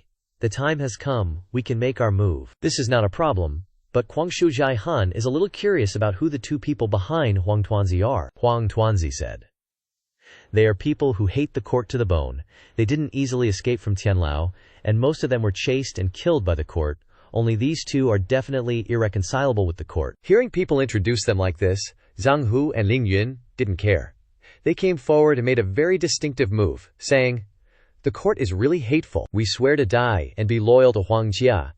Kwang Shu Zhai Han secretly remembered this pose, and if he has the opportunity he will show it to Na Ren Tuoya later. He doesn't know if she will like it. As for Na Ren Tuoya, she thought to herself, if Han Han dares to make this pose, see if she doesn't chop him to death. With the introductions done, Huang Tuanzi went straight to the main topic. The Jade Seal will soon be transferred from the arranged ghost path to the Huangjia people. At that time, it will be possible to control the Jade Seal. Next will be the destruction of Jingdu.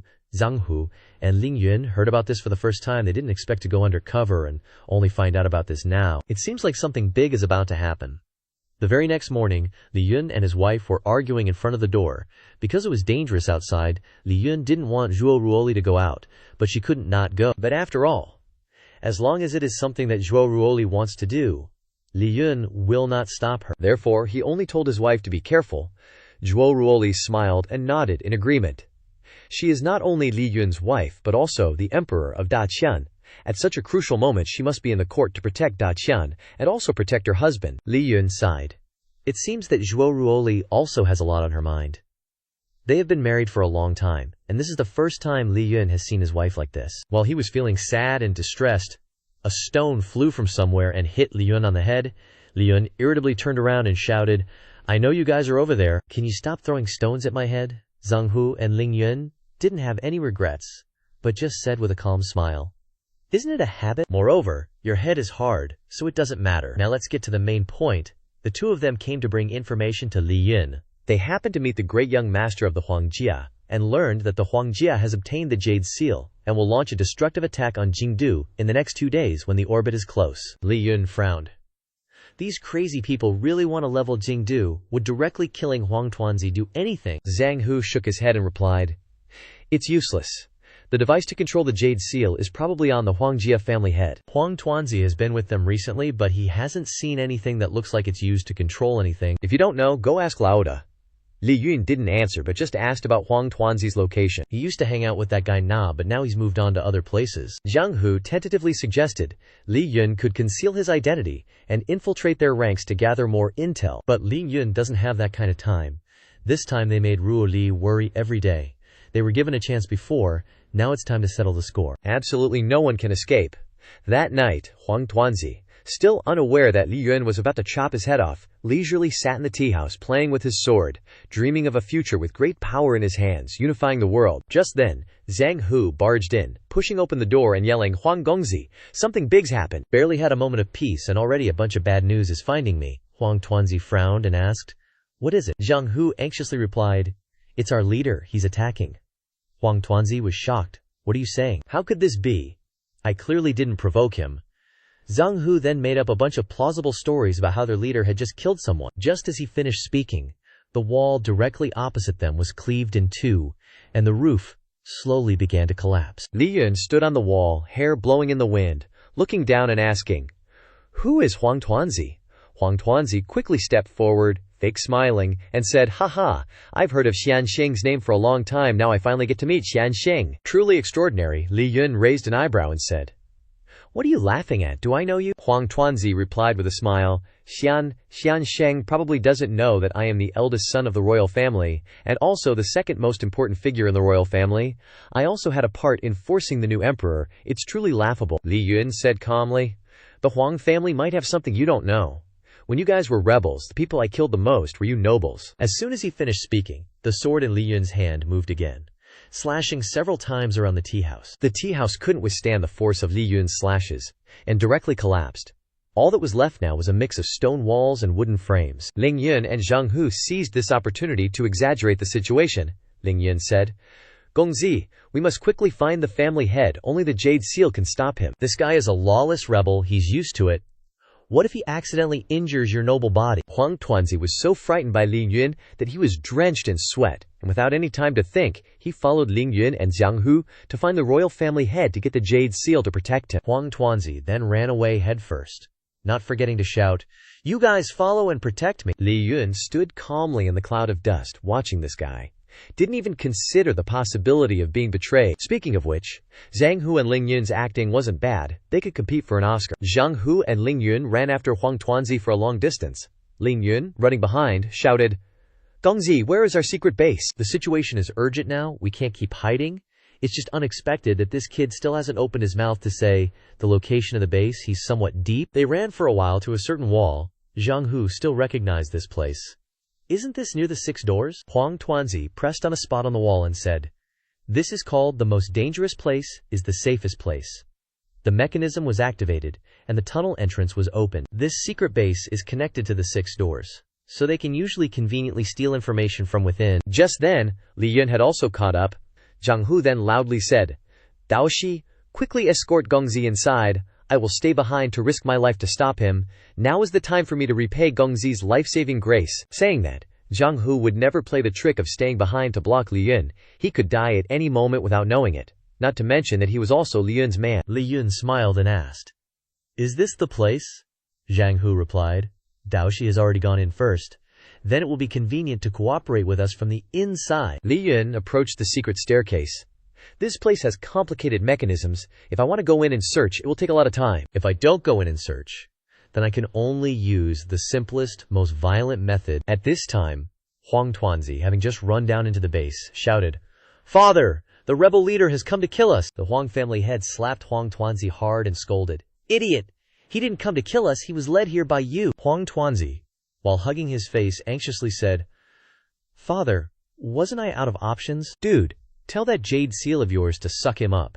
The royal patriarch was getting angrier and angrier. How could I have spawned such an airhead? Doesn't he know the timing isn't right yet? They still need time to prepare. And this base has a super complicated layout. He won't be able to find it anytime soon. Finding it the normal way is tough, yeah, but..." Li Yun just straight up cracks the floor and punches a huge hole straight down. "I ain't playing hide and seek with these chumps. I'll just stomp the place down and see where they scurry." Zhang Hu awkwardly blurted out, "You're making way too much noise, dude. The 6 doors are going to be here any minute, boss. You've been in the capital for so long without getting caught. You really got something going on with the emperor, huh?" Li Yun whipped around, roaring, Bullshit. My heart only belongs to my wife. Chu Ruo Li. Zhang Hu heard that and figured it made sense. There's no way a rebel leader would be messing around with the emperor. Wait, the emperor is also surnamed Chu? What the heck? Our boss married the Dacian emperor? He must just be overthinking things because he's been playing around too much. Huang Tuanzi's crew snuck out through another part of the tunnel, probably a spot out of Lin Yun's sight. Lin Yun immediately turned and yelled towards Lin Yun, Patriarch, young Master Huang. The rebel leader is over there, you absolutely can't go over there. Huang Tuanzi and the royal patriarch both facepalmed internally. They spun around, angrily shouting, "Who told you to shout so loud?" The instant Lin Yun heard Lin Yun yelling, he vanished. In a flash, he was charging towards the royal patriarch, sword in hand, ready to go ham. But a burst of sword energy came flying at him, and Lin Yun raised his sword to block it. This sword energy feels so familiar. It can only be that person, Naren Thachia, standing on the rooftop, looked down at Li Yun and said, "We meet again, leader." This Naren Thachia really knows how to hold back. She's seeing her crush again, but still coldly looking down like they're strangers. The boss, standing below, said to the beauty up above, "Naren Thachia, it really is you. Don't mess around anymore. Stop this." Naren Thachia frowned. "Even if you've forgotten, I'll make sure you get what you want." Whoosh! She disappeared. The boss sighed, rubbing the heads of the two girls, not listening to anyone else's advice at this point. Suddenly, a ton of guards showed up. A huge dude, blocking the boss's path, yelled, "The 6 doors are coming. Let's fall back now." The guards were shouting, "Don't let them get away! Surround them!" One of the guards respectfully bowed to the person behind him. "Lord Chen Hai, Lord Yun Yi, has taken some men to chase after the other rebels. What should we do with these two?" The huge dude glanced back at the boss, thinking, "What now? The boss just wants to live peacefully with his wife. If he takes action, his identity will be blown." Suddenly, his hands were shackled. Lord Chen Hai patted him on the shoulder, praising, "Well done, you've successfully destroyed the Huang family's hideout." The dude behind him was dumbfounded, sweating buckets, and his face turned dark. "What's going on here? Is the boss working for the new emperor? Is that even possible?" "Our boss really does have connections with the new emperor. I can't tell anyone about this." A moment later, in the courtyard of the court, many rebel subordinates were arrested, reporting to Lord Chen Hai. Almost all of the Huang family members have been captured. Unfortunately, their patriarch managed to escape. A rebel beside him thought, "Why is he standing on the court side? Isn't he the rebel army leader?" Chen Hai on the other side. "Are you blind?" The boss smirked and said, "Release that bearded guy and the Taoist priest. They've already surrendered." Chen Hai stared forward, thinking, "These two are the rebel leader's confidants. To be able to win them over too, he truly lives up to being the emperor's man." Then he ordered the guards to release the two. From now on, they are no longer wanted. The long-haired guy looked at the giant, suspiciously asking, "Your boss fought so hard for so many years. Is he just surrendering like that?" The giant said, "It's not surrendering to the enemy. The boss and Big Bro are like fire and water. They must be playing a huge game of chess. Seriously, I can't laugh right now." Suddenly, a woman spoke up.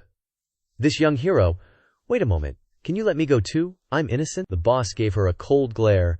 "What are you calling me for? I'm a civilian. You're not related to me. Why should I beg for you?" She flashed a radiant smile. "Wouldn't it be enough if young hero takes me as his wife? That way we're family, and this humble girl will live quite well." These words stunned everyone into silence. The boss coughed. "Hey now, show some self-respect. I'm a married man." She gazed at the boss with an enchanting look. "Then let this humble girl be your concubine. Wouldn't that be good too?" And she snickered inwardly. "Heh heh, this fresh young lad looks like the type of man who can't resist temptation." But the boss pointed at her, ordering, "Take her away and execute her." Chen Hai agreed. He'd wanted to do that from the start. As the two guards were about to drag her away, she suddenly shouted, "Wait! I know the condition to open the jade seal. If I tell you, will I be spared?" Instantly, the boss grinned. "Now we can talk a little."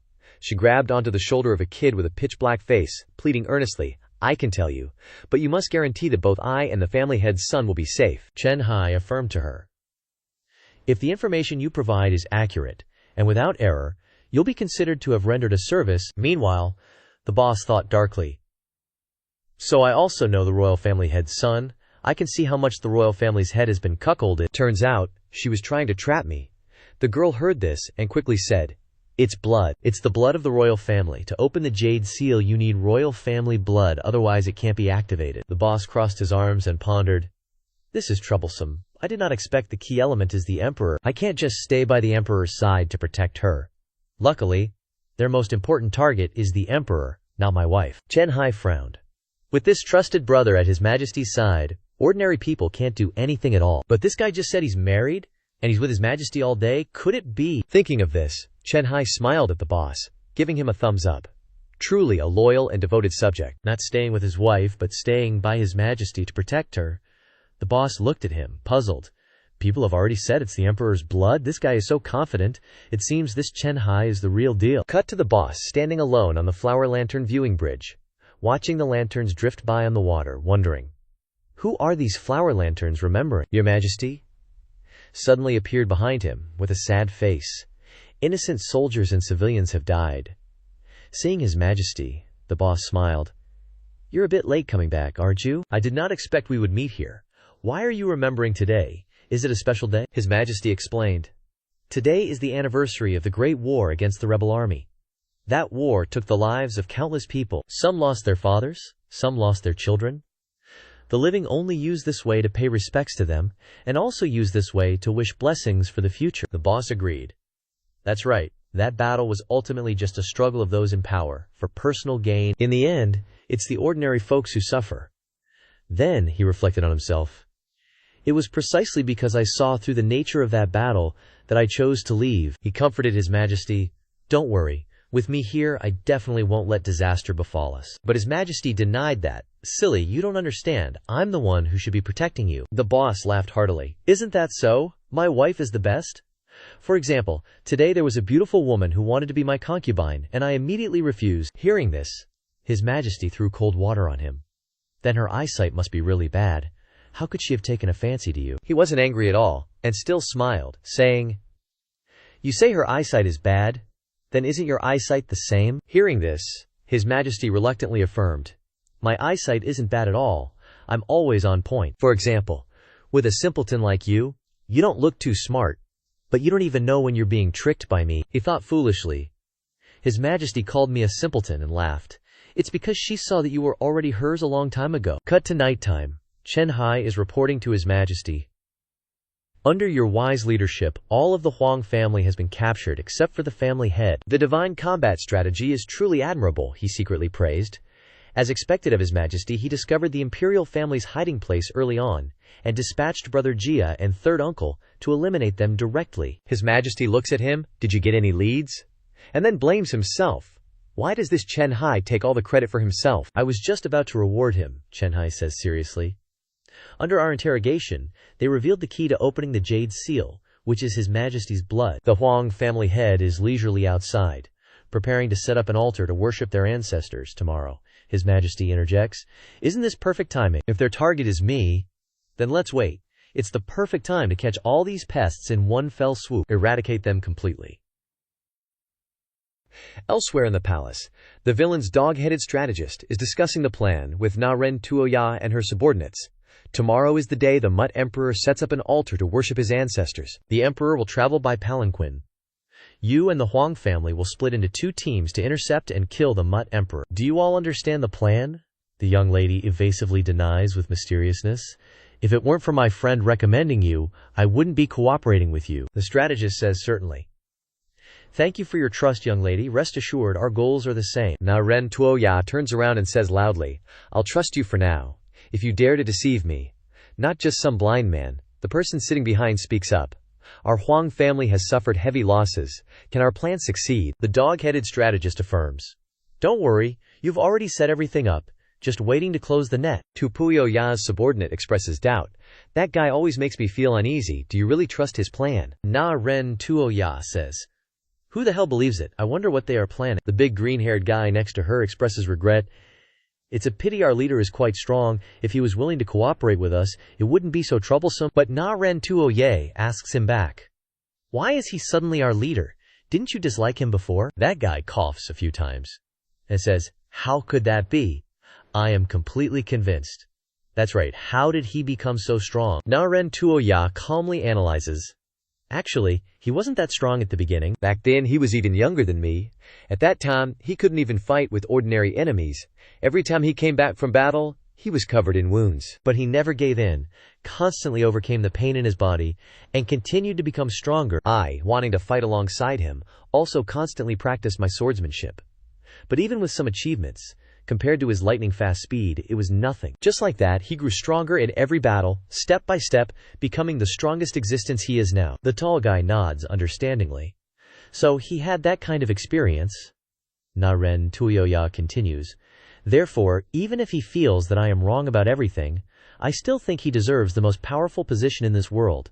Besides him, no one else is worthy. That person is now just living well because of her. At this time, in the palace, Lyota and His Majesty are lying together. Lyota questions, I always feel like you give me a feeling of being absent-minded. Are you worried about something? Don't be afraid. I will always be by your side to protect you. But His Majesty denies. It's nothing, just suddenly thinking nonsense. If I disappear tomorrow, what will you do? But Lyota doesn't pay attention to these words. Don't say such unlucky things. Such a thing will definitely not happen. His Majesty turns to the inside. Yeah, it's just me overthinking. Just pretend I didn't say anything. Suddenly, Lyota turns around and hugs. His Majesty, she says shyly. Let's rest early today. I have to wake up early tomorrow to go to the ancestral ceremony. Lyota whispers in her ear. No matter what happens, I will never leave you. If I can't find you anymore, I will find you. Even if it means turning this court upside down and burning this whole world to ashes. She smiles happily.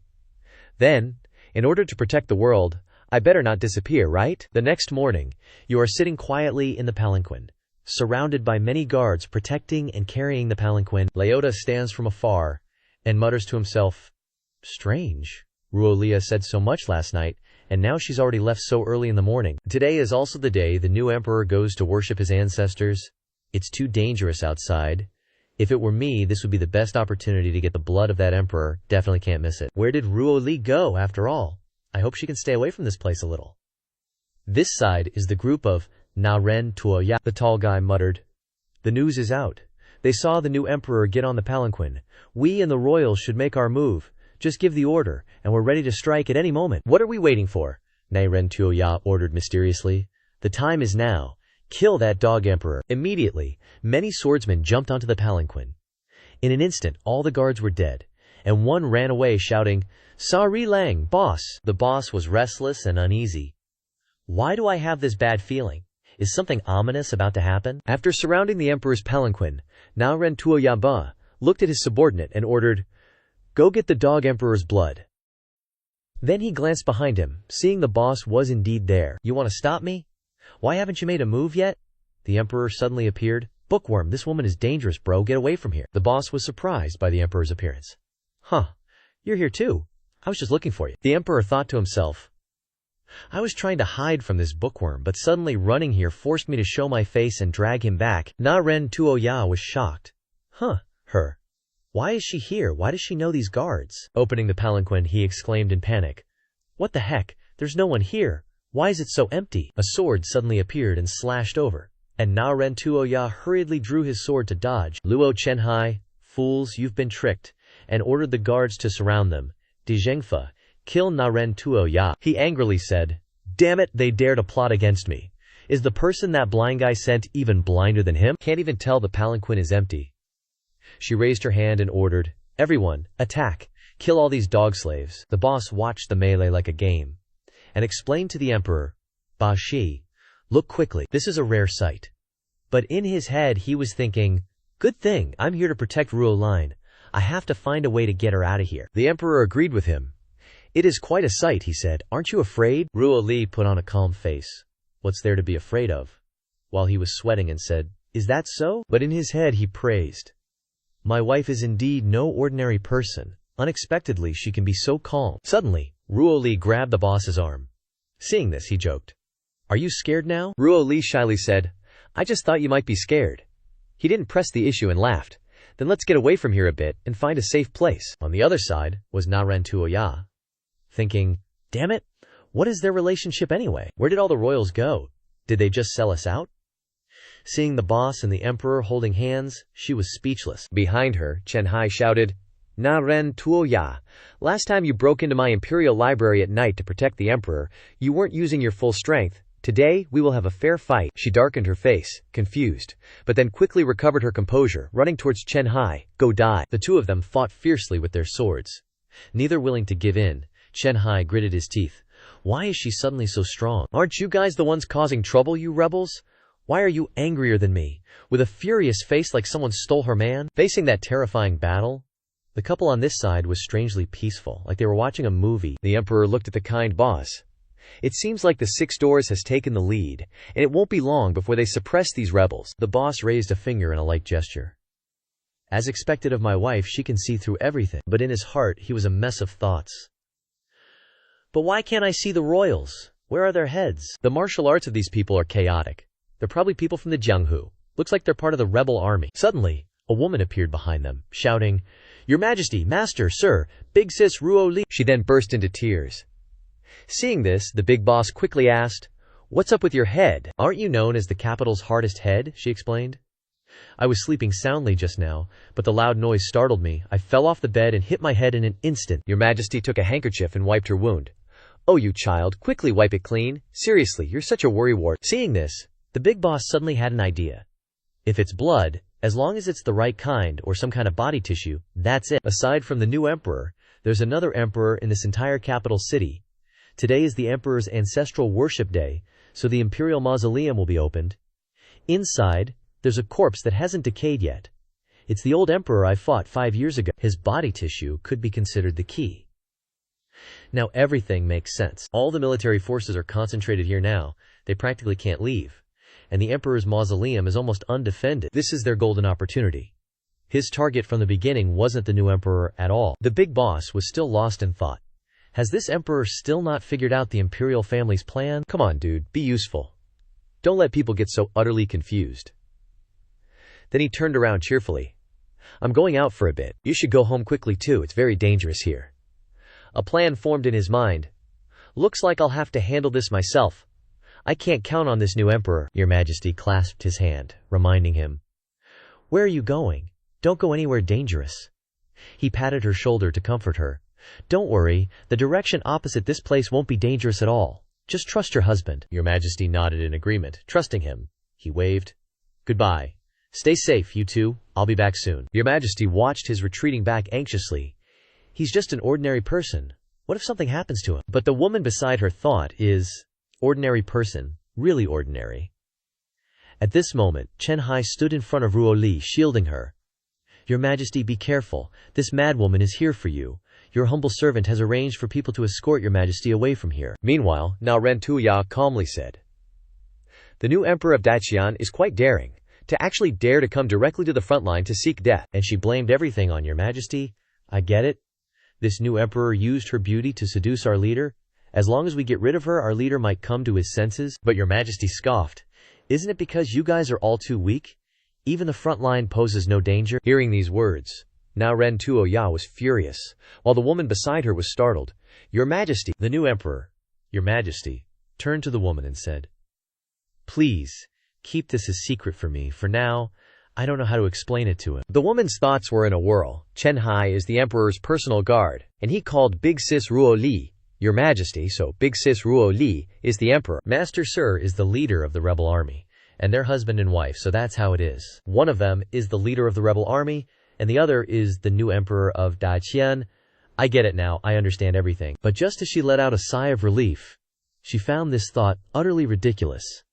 Understand what? Exactly. What the heck is going on? The big boss was flying through the air, meticulously planning in his head.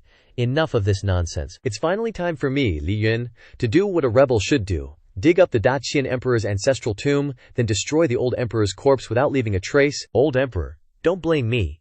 This is all to help you protect Daqian, you know? As he landed in front of the mausoleum, Li Yun praised. This imperial mausoleum certainly has some grandeur to it. Looks like the imperial family had already made their move. Around him were the corpses of guards. He muttered to himself, "Damn it, I'm not the first one in here to get the old emperor's corpse." The mausoleum was vast, and he couldn't help but be surprised. No wonder it's the imperial mausoleum. They even used such precious lamps. But why isn't anyone stopping me? Could it be they've already achieved their goal? Then, with a sinister smile, he channeled power into his hand. "That old bastard is definitely buried right here." And with a palm strike, he shattered the tomb entrance. "Old Emperor, bet you didn't see this coming. I'm here to raid your grave." "Nah, scratch that. I'm here for an archaeological dig." But stepping inside, he looked puzzled, asking the figure sitting there, head of the imperial family. The figure's face changed. That's right, didn't expect someone of your caliber to be the Emperor's lackey, did you? He coldly denied it. Emperor, where does she get the face to order me around? She ain't even my type, why would I listen to her? Hand over the Jade Seal control device. You, don't tell me you already activated it, he asked, holding something in his hand. You mean this thing? I took a little bit to test it out, but no luck. Now your subordinate knows. It failed, so I dumped it all. Li Yun sneered. Seems your intel's a bit off. That old dog Emperor's body ain't worth jack anymore. The other guy gritted his teeth. You're not wrong. Which is why I'm thinking, maybe it really wasn't the blood of the royal family back then. What the old Emperor used to power the Jade Seal was most likely true Q, Dragon Q, the kind only bulls have. Looks like even heaven wants to screw me over, scheming against me, ending up with nothing. Here, take this old token, it's useless to me anyway. Li Yun looked at the token in his hand, suspiciously wondering.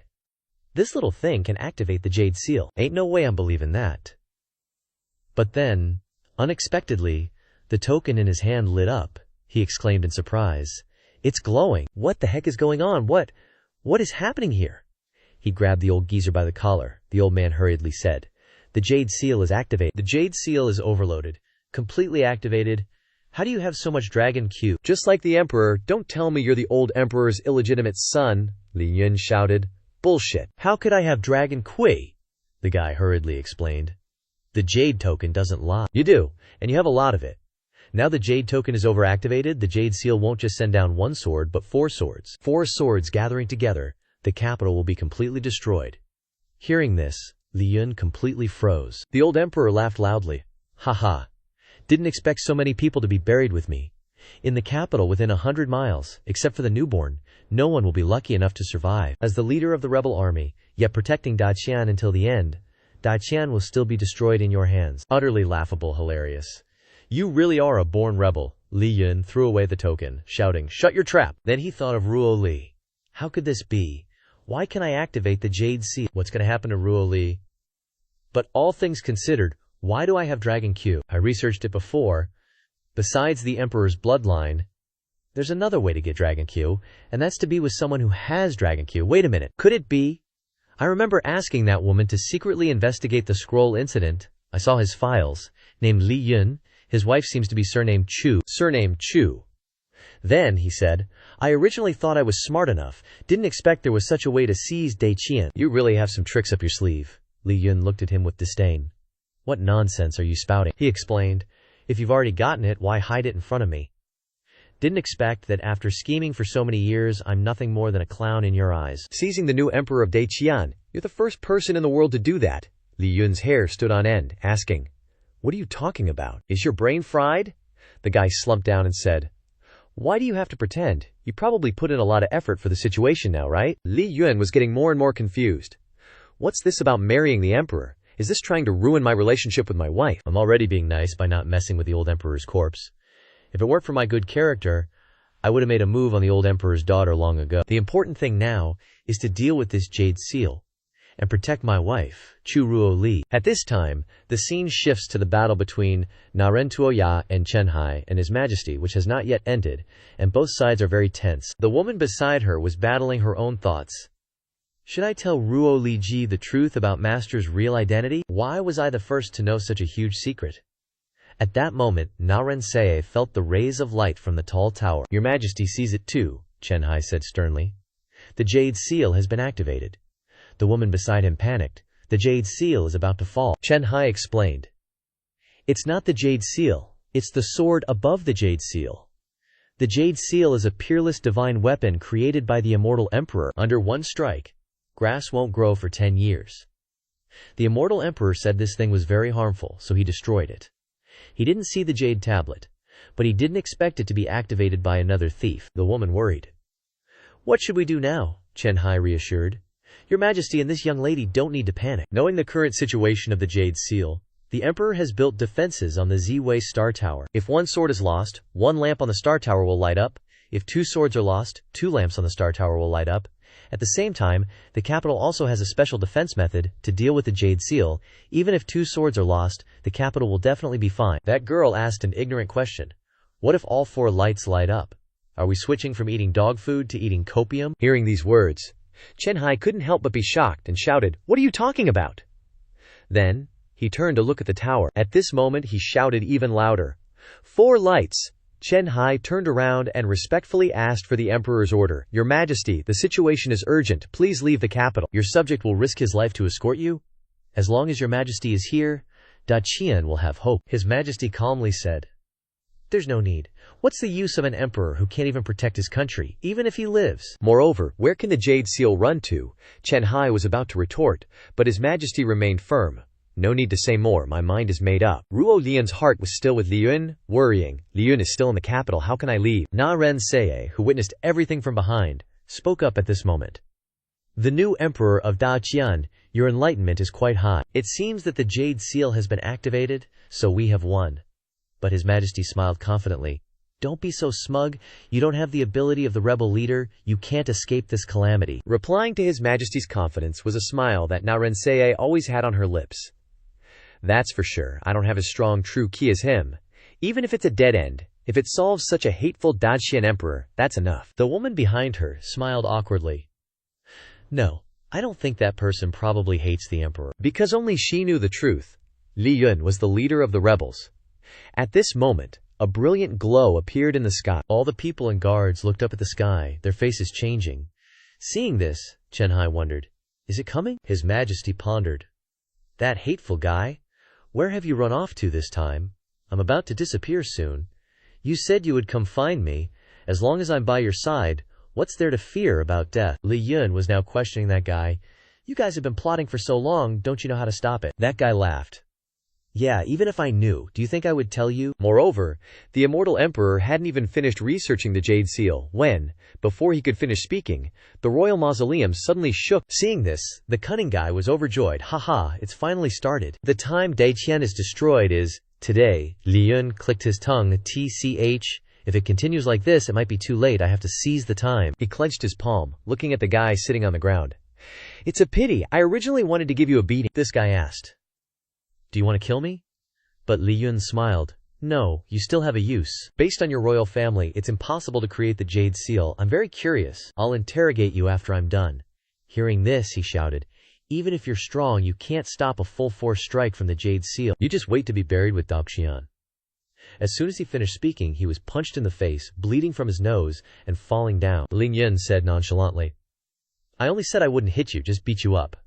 But even landing one punch is still kinda hard. Oh yeah, you really wanted to be emperor, huh?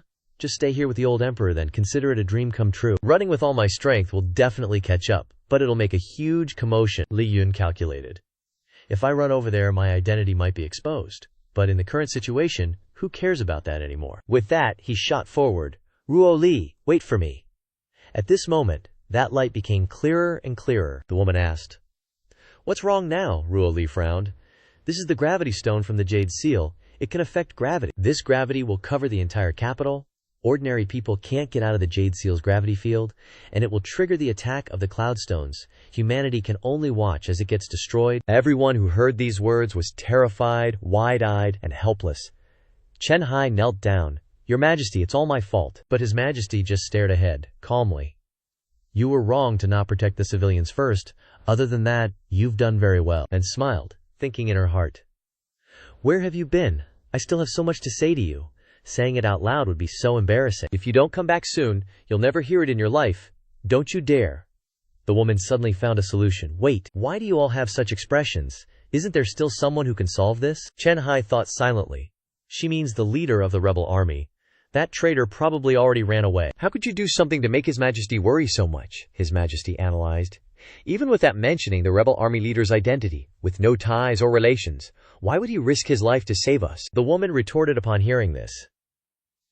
It's not like there are no ties or relations. She's the most important person in the world to him, and the person he likes the most. Just as she finished speaking, Li Yun flew from their side towards the Jade Seal's gravity, confronting it head-on. He drew his sword, and with one swing shattered the giant energy stone, and immediately everyone scattered and escaped, and no one had to die. Li Yun stood there, turning back to smile at Ruo Li. Heh, sorry, I'm a little late. Don't deduct my allowance. Everyone was silent, not saying anything, and he said, haha.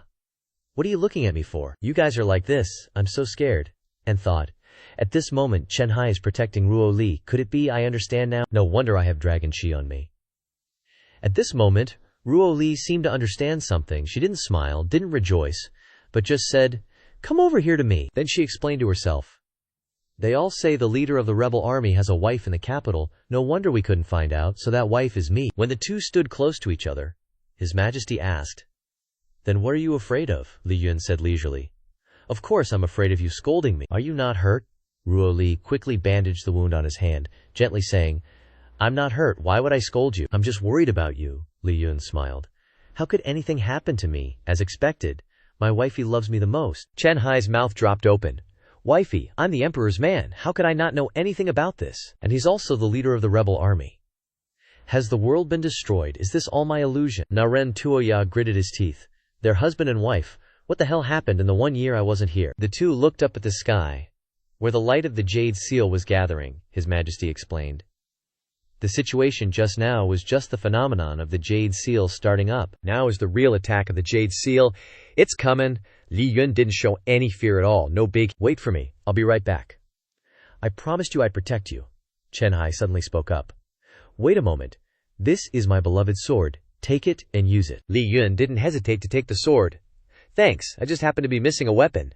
But facing that smiling face, Chen Hai frowned.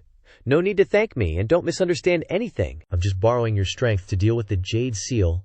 When the capital's automatic defense system activates, it will give you a hand. Na Ren Tuya walked over and asked, Why do you want to save the Da Chen? Why did you choose to stay with the Xin Emperor? You've forgotten the beginning. Have you forgotten the suffering Dai Qian put you through? Li Yun replied. Dai Qian was indeed the source of disaster, but we can't carry hatred with us, otherwise we'd just be creating another age of chaos. To be honest, I just found out that Ruo Li is the new emperor, but I don't care about any of that. No matter who she is, as long as she's by my side, that's all that matters. I know you've always resented Daqian, but the common people living here are innocent. They're just like you were, with family and friends.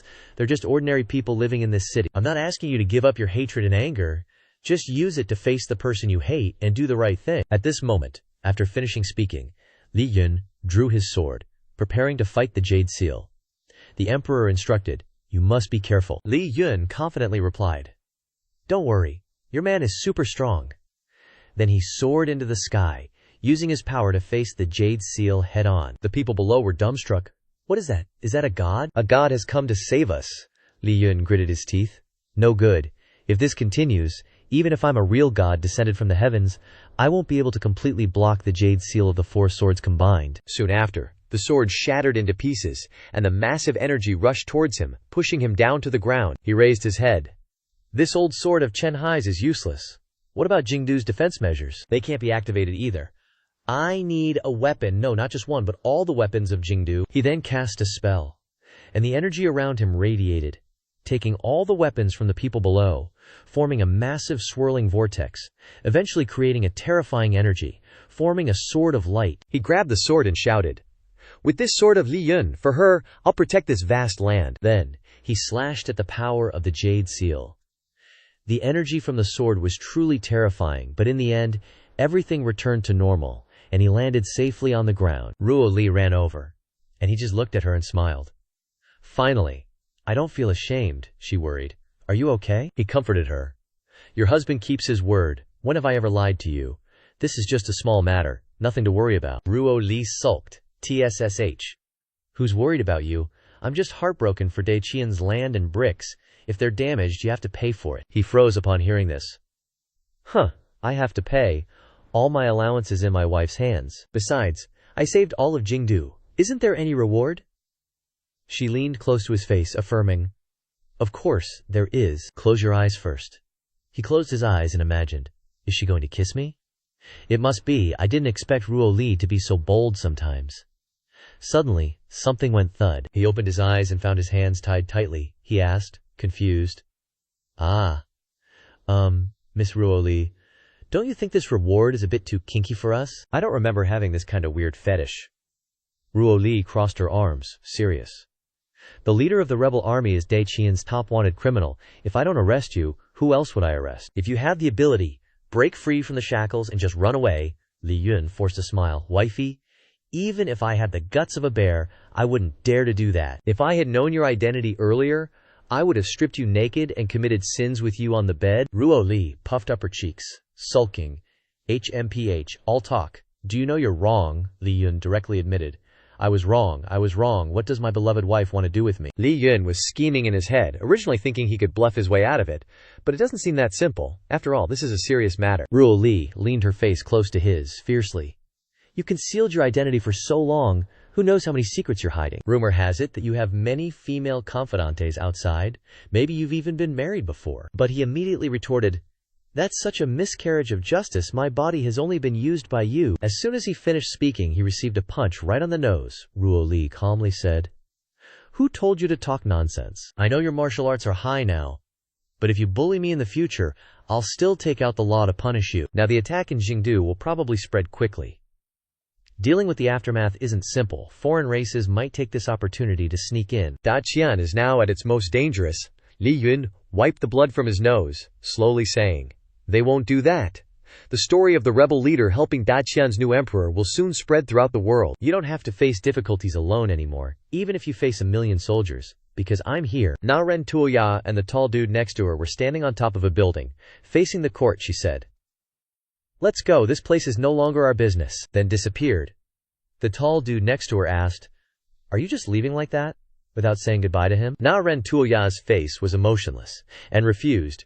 No need, thought coming here this time would help him get what was rightfully his, but unexpectedly got lectured by him. The power of Da Qian is really terrifying. They can even make things like the Jade Seal, and now they also have that monster Li Yun. Speaking of this, suddenly someone blocked the way of the two, landing under the roof. Looking at the white-clothed guy in front, the tall dude wondered, people from the court? Feels very dangerous. His strength is definitely much higher than Chen Hai's. He wants to stop us.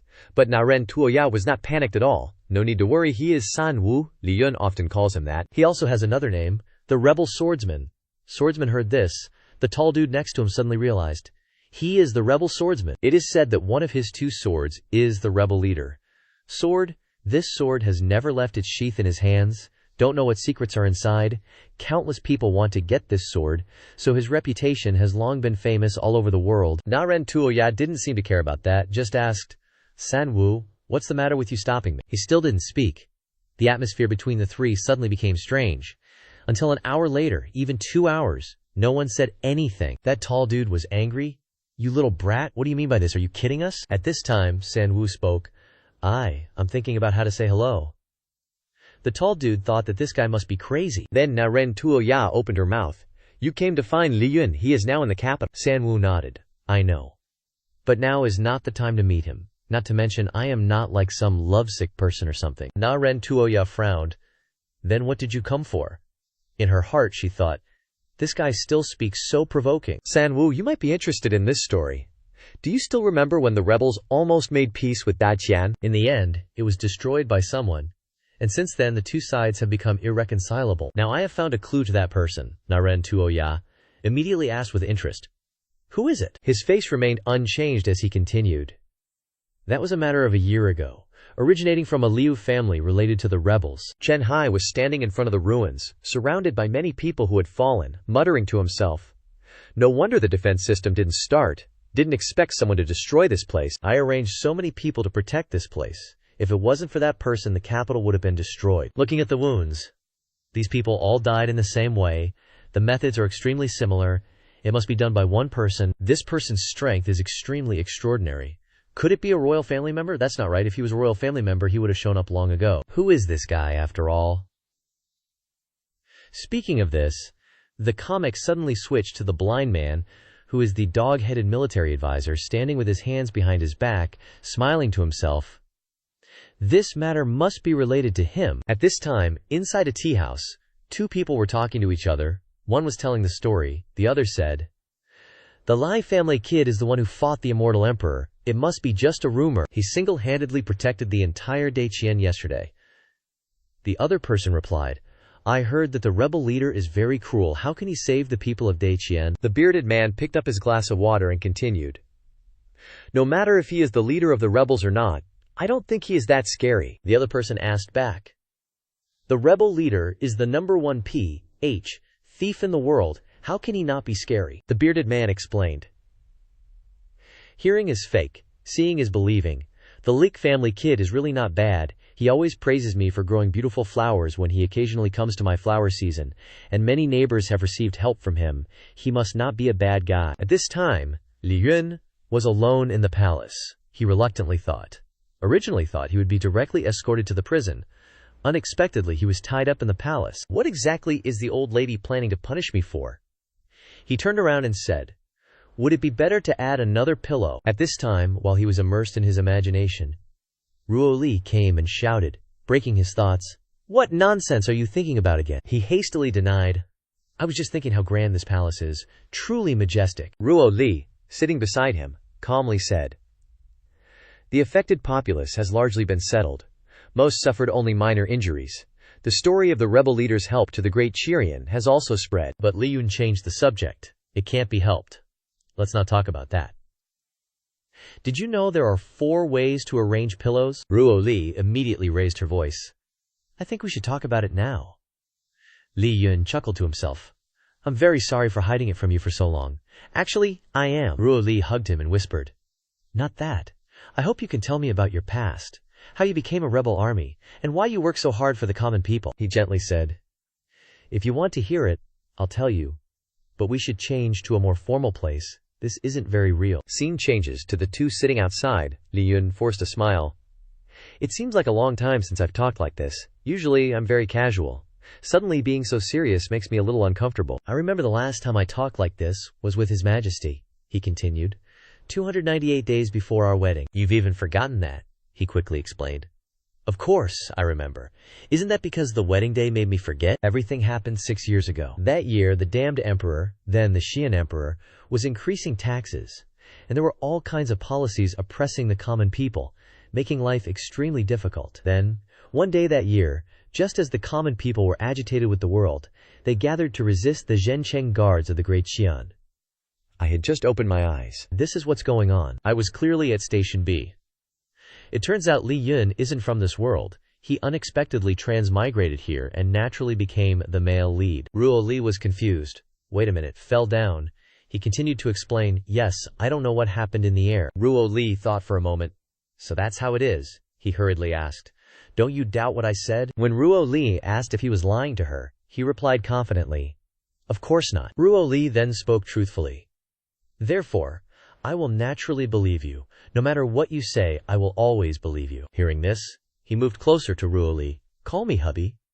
But she blocked him with one hand. "Don't even think about getting close to me. Keep talking." Li Yun cleared his throat. "Then I was dragged into the fight between the common people and the guards.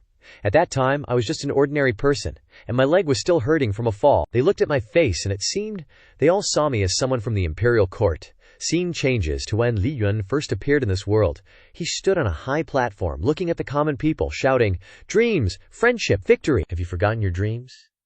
"In a moment of urgency, I told the common people about some dragon-slaying technique, plus some of my own mythology, and then they saw me as their leader. I became their leader, and then people kept joining us. There were doctors, swordsmen, instructors, and even bandits. Finally, the old emperor noticed us and called us the Rebel Army. The flames of battle began to burn from here, burning for years. During that time, I discovered that I was different from ordinary people. I had no meridians or dantian.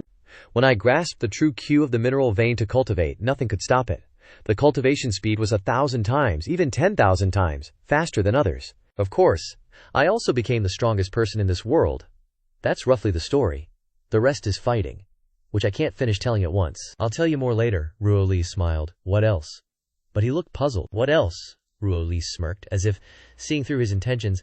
"I heard you had quite a few confidants in the rebel army." He waved his hand in denial. "Those are all false rumors. Where would I get so many? No, I don't have even one. I can say for sure that in terms of male-female relations, my number of times is definitely the same as yours." Ruo Li blushed shyly.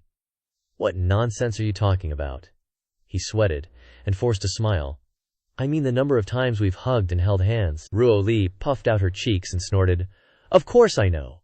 He breathed a sigh of relief. That's the whole story. But in his heart, he was seriously thinking. Whether it's assassination or conspiracy, these things occupy a large part of my life. This shadow still can't be erased. Ruo Li pulled him back to reality. "Silly, don't put on that pained face. The story isn't finished yet. For me and you, our story has just begun. Did you think my story was all so tragic? The real tragedy comes later. Later you must always live with me, let me use you, love me. The rest of your story is just 3 words. Chu Ruo Li." Scene changes to inside the Cafio court. where the leader is gathering officials to discuss. You must have received the news, right? I invited you here to discuss with you how we will respond this afternoon. Now that the new emperor has the help of that bastard, our good days are over. Someone spoke up. Isn't there some mistake? That's the rebel army? And I heard he's the leader of the invincible under heaven rebel army. He's become His Majesty's husband. Now he's also solved the Jade Seal chaos. And in no time, he's become a folk hero, the leader said. The truth of this matter remains to be seen. Right now, we only have two paths. One is to ignore this news and be content with being the emperor's dogs. The other is to increase our forces, taking advantage of the fact that they aren't on the same side yet. If they really team up, we're screwed, and reconciliation will be too late. We can't stay silent like this any longer. If we continue to remain silent, we might become commoners. Li Yun, who just woke up, thought happily. Finally unlocked the knot between the two sides. It's just like a scene in a drama, finding out about each other's identities in such a situation. But this is good too. From now on, we don't need to hide anything from each other. Just then, Ruo Li opened her eyes and heard Li Yun's good morning. She rubbed her head. Not good at all. It's still more comfortable at home. Li Yun chuckled in agreement. I think so too.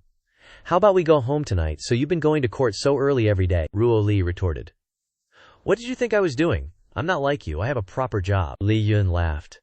Collecting rent is a proper job too. You don't know how tiring it is. But Ruo Li said dismissively, I don't care if collecting rent is tiring or not. Attending court and dealing with those aristocratic families and high officials is really tiring.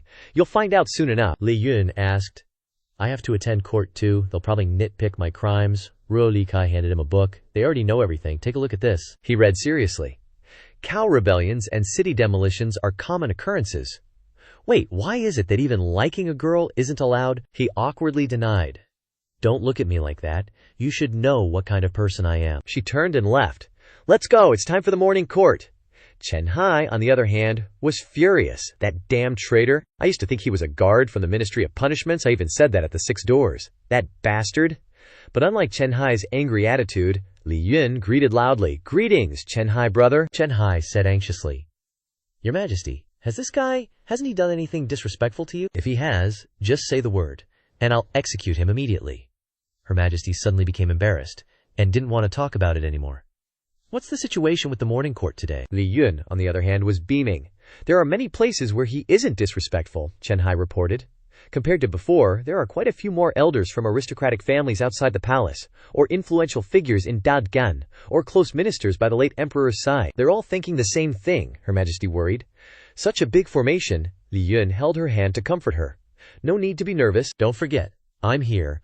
I don't care if they're devils or monsters. If anyone dares to touch you, I'll beat them to a pulp. The people of the 6 doors were thinking to themselves. These aristocratic families didn't come here with good intentions. I wonder if Her Majesty can withstand them. On this side, the person in charge of the morning court said, Has everyone arrived? Someone next to him said respectfully, Old Shu, you finally arrived, Old Shu pretended. Now that Her Majesty is being bewitched by an evil spirit, I have no choice but to step up and take care of things for her. The person next to him echoed, Exactly. Today, we've gathered here to eliminate the evil spirit by Her Majesty's side. But Her Majesty and that evil spirit are husband and wife. Old Shu laughed. Ha ha, it's just a smokescreen. The subordinate asked. I'm uneducated. How does Old Shu know that? Old Shu said with certainty. If you want others to believe that the rebel army has completely surrendered, you naturally need a relationship to cover it up. And the closest relationship is husband and wife. But it's precisely because they chose the husband-wife relationship that it reveals they aren't actually intimate, and they might even suspect each other. Tell me, an emperor and the leader of the rebel army, these identities are vastly different. Moreover, we've never discovered the other person's whereabouts before. How could these two quickly become husband and wife? Could it be that they met by chance? The subordinates praised. As expected of Old Shu. That's very reasonable. You see through everything, Old Exu boasted. You guys are too young. You still need to learn a lot. I only need a few words to sow discord between them, and in the end, they'll become enemies. This is as easy as pie. Don't worry, if it really doesn't work, we have another big move. The person next to him asked suspiciously, What big move? It's crying. Even if the emperor doesn't believe it, as long as the news gets out, the emperor will inevitably lose her reputation. The new emperor hasn't been on the throne long, and with the whole imperial Jade Seal fiasco, he probably has to listen to our pleas to avoid negative press. At best, we'll be disliked by the court. at worst, executed for treason. Whatever the emperor does, it's all according to Keikaku. The goons around him started bootlicking. Brilliant! Just then, a guard yelled, "Your Majesty has arrived." Everyone below chanted in unison, "Welcome, Your Majesty." Luo Chengzhu, decked out in finery, said calmly, "Rise, my subjects." Getting the okay from the emperor, everyone said, "Thank you, Your Majesty." But then, Li Yun appeared in the doorway, grinning and signaling Ruo Li. "Should I take care of these guys?" Ruo Li smiled on the throne, while Chen Hai gnashed his teeth in anger. That idiot? The subordinates below were sweating bullets, fretting, "Damn it, that guy's sneaking around here. This is the imperial court, yo. What's the sitch?" The emperor suddenly smirked, then thought, Has he seen through us? Legend has it, the rebel leader is omnipotent, including having the ability to hear people's thoughts. If he can really hear, could it be that those two are really in cahoots? Seeing his subordinates trembling, Shu Lao scoffed, "You spineless lot, getting scared now. The arrow is on the string, there's no turning back." With that thought, he stepped forward and shouted, "Your Majesty!" Then he wailed miserably, "My emperor, after all the hardship I've endured in court, I refuse to believe you won't give me face." The emperor responded with a straight face, "Beloved subject, I'm not dead yet. Are you cursing me with that funeral wail?" He quickly waved his hands. No, Your Majesty, you misunderstand." The emperor teased him. "Shu Lao, no need to stress. Of course I can see through this." Shu Lao finally breathed a sigh of relief. "Your Majesty is wise." But then the emperor dropped a bomb. "It must be that Shu Lao is getting old. I don't blame Shu Lao." Men, take old Shu for a little medical attention. Hearing this, the old dude panicked and blurted out, "What, Emperor? You're not the same as before." "No more outside jobs for me." Li Yun watched from outside, satisfied. "That's my girl, always gets the job done clean." Dragged away by two guards, the old man still screamed, "Your Majesty, the legacy of our ancestors cannot be destroyed in your hands." Ruo Li said calmly, "You may step back for now, Shu Lao, please. Enlighten me." "I'm destroying the ancestral legacy." Shu Lao clasped his hands respectfully. "Your Majesty knows what this old man wants to say. The leader of the rebels has committed heinous crimes. Of course we cannot cooperate. Otherwise, I fear our Danqian Empire will be burnt to a crisp." The peeps below chimed in, agreeing with Shu Lao. "Shu Lao is right. Your Majesty, please think carefully." Chen Hai gritted his teeth in anger. "These ultra-loyal ministers are jumping out now, but they think His Majesty and Li Xingyun are just in cahoots." His Majesty was stone-faced. "So you're all worried that someone will snatch the Chu family's empire?" Everyone's on edge. Shu Lao clenched his fists angrily, crying and trembling. "We are all utterly loyal. If Your Majesty cooperates with that bandit, it's basically letting the wolf in." I remember the words that Bandit said a few years ago. That guy's evil incarnate. He openly challenges the traditions left by our ancestors. This is disrespecting Dacian's history. Ruo Li continued to ask, "If what you say is true, are the traditions of our ancestors that important?" Shu Lao quickly affirmed, "Of course it is." But Ruo Li smiled. "If we were to follow the rules of our ancestors, you would have been dead a long time ago for talking to me like that." Hearing this, he quickly denied. "That's not the same," Ruo Li retorted. "Shu, my beloved subject, since you've studied tradition so much, then spell it out. What exactly is different?" Hearing this, Shu Lao thought angrily, "Damn it, I keep getting led by the nose. I have to seize the initiative. I can only use my ultimate move." Then, he wailed miserably, "Your Majesty, please think carefully. That thief will never change. Please banish him from the capital." The people behind him all knelt down. "Please banish that bandit from the capital." In Shu Lao's heart, victory was assured. "Let's see what you can do." This old man, lost all face kneeling before you. If this gets out, it will be impossible to command respect later. Ruo Li thought, "A bit troublesome. Did I lose at the last minute after all?" Li Yun, watching this scene from outside, couldn't help but be surprised.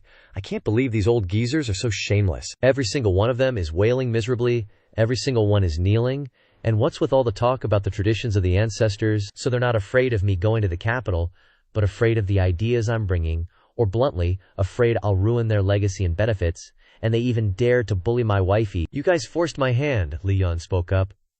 "You old fogies, are you trying to kick me out? Then just say it straight to my face." All the high officials turned around to look at him upon hearing this. Li Yun swaggered to the front of them all. Shu Lao was worried. Why is this guy here? Even if he's the emperor's husband outside of court, you can't look down on military authority, right? Li Yun looked at Ruo Li tenderly. "Don't be afraid, I'm here."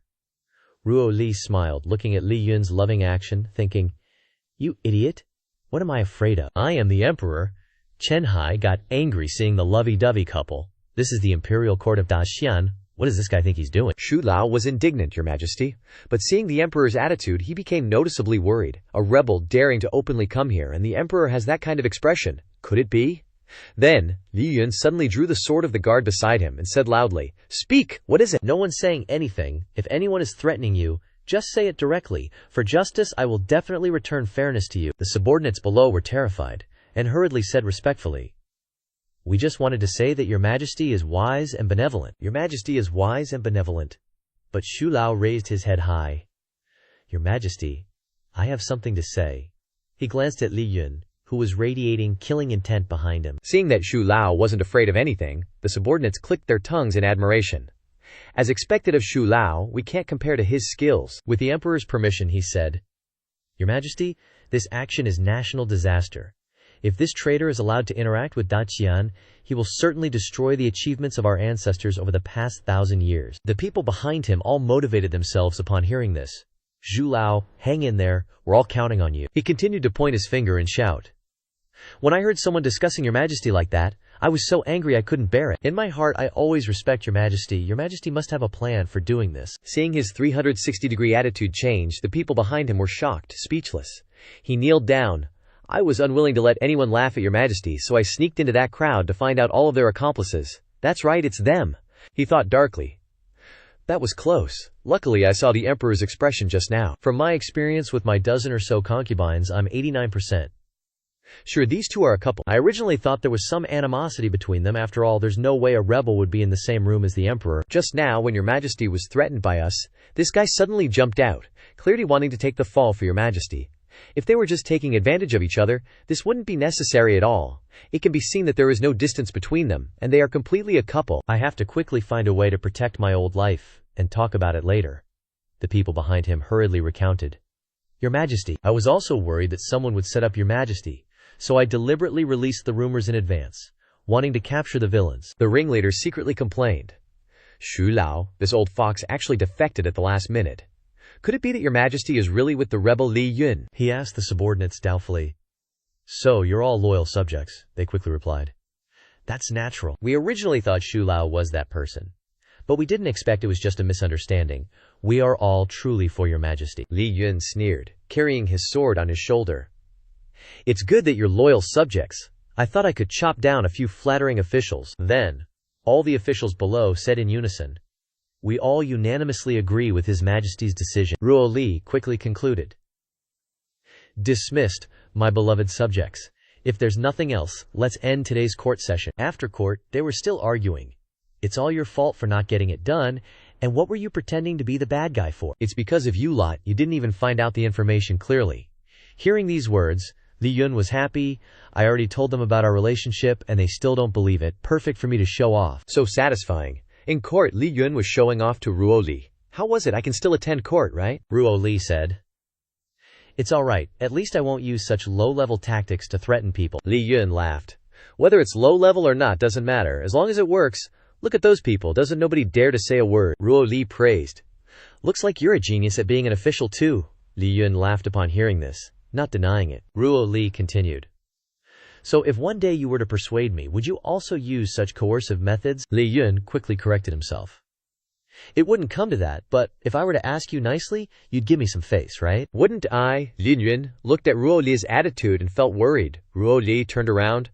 I am the great Qian Emperor, the one whose words carry ultimate authority. How could I be easily threatened by others? Li Yun would naturally agree with these words, Ruo Li added.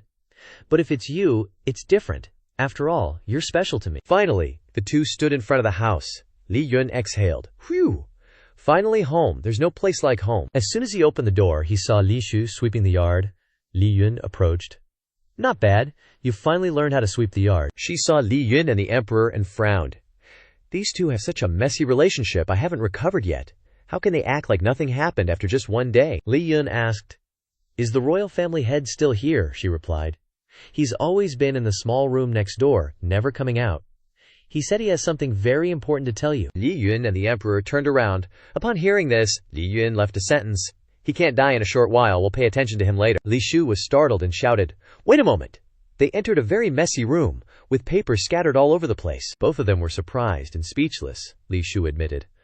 This is my fault. I thought you two were in the palace and would never come back. It turned out that she was preventing them from returning to her bedroom because it was too messy. Li Yun pointed to the pile of things on the ground and asked, "Where did you get so many snacks from?" She scratched her head embarrassedly.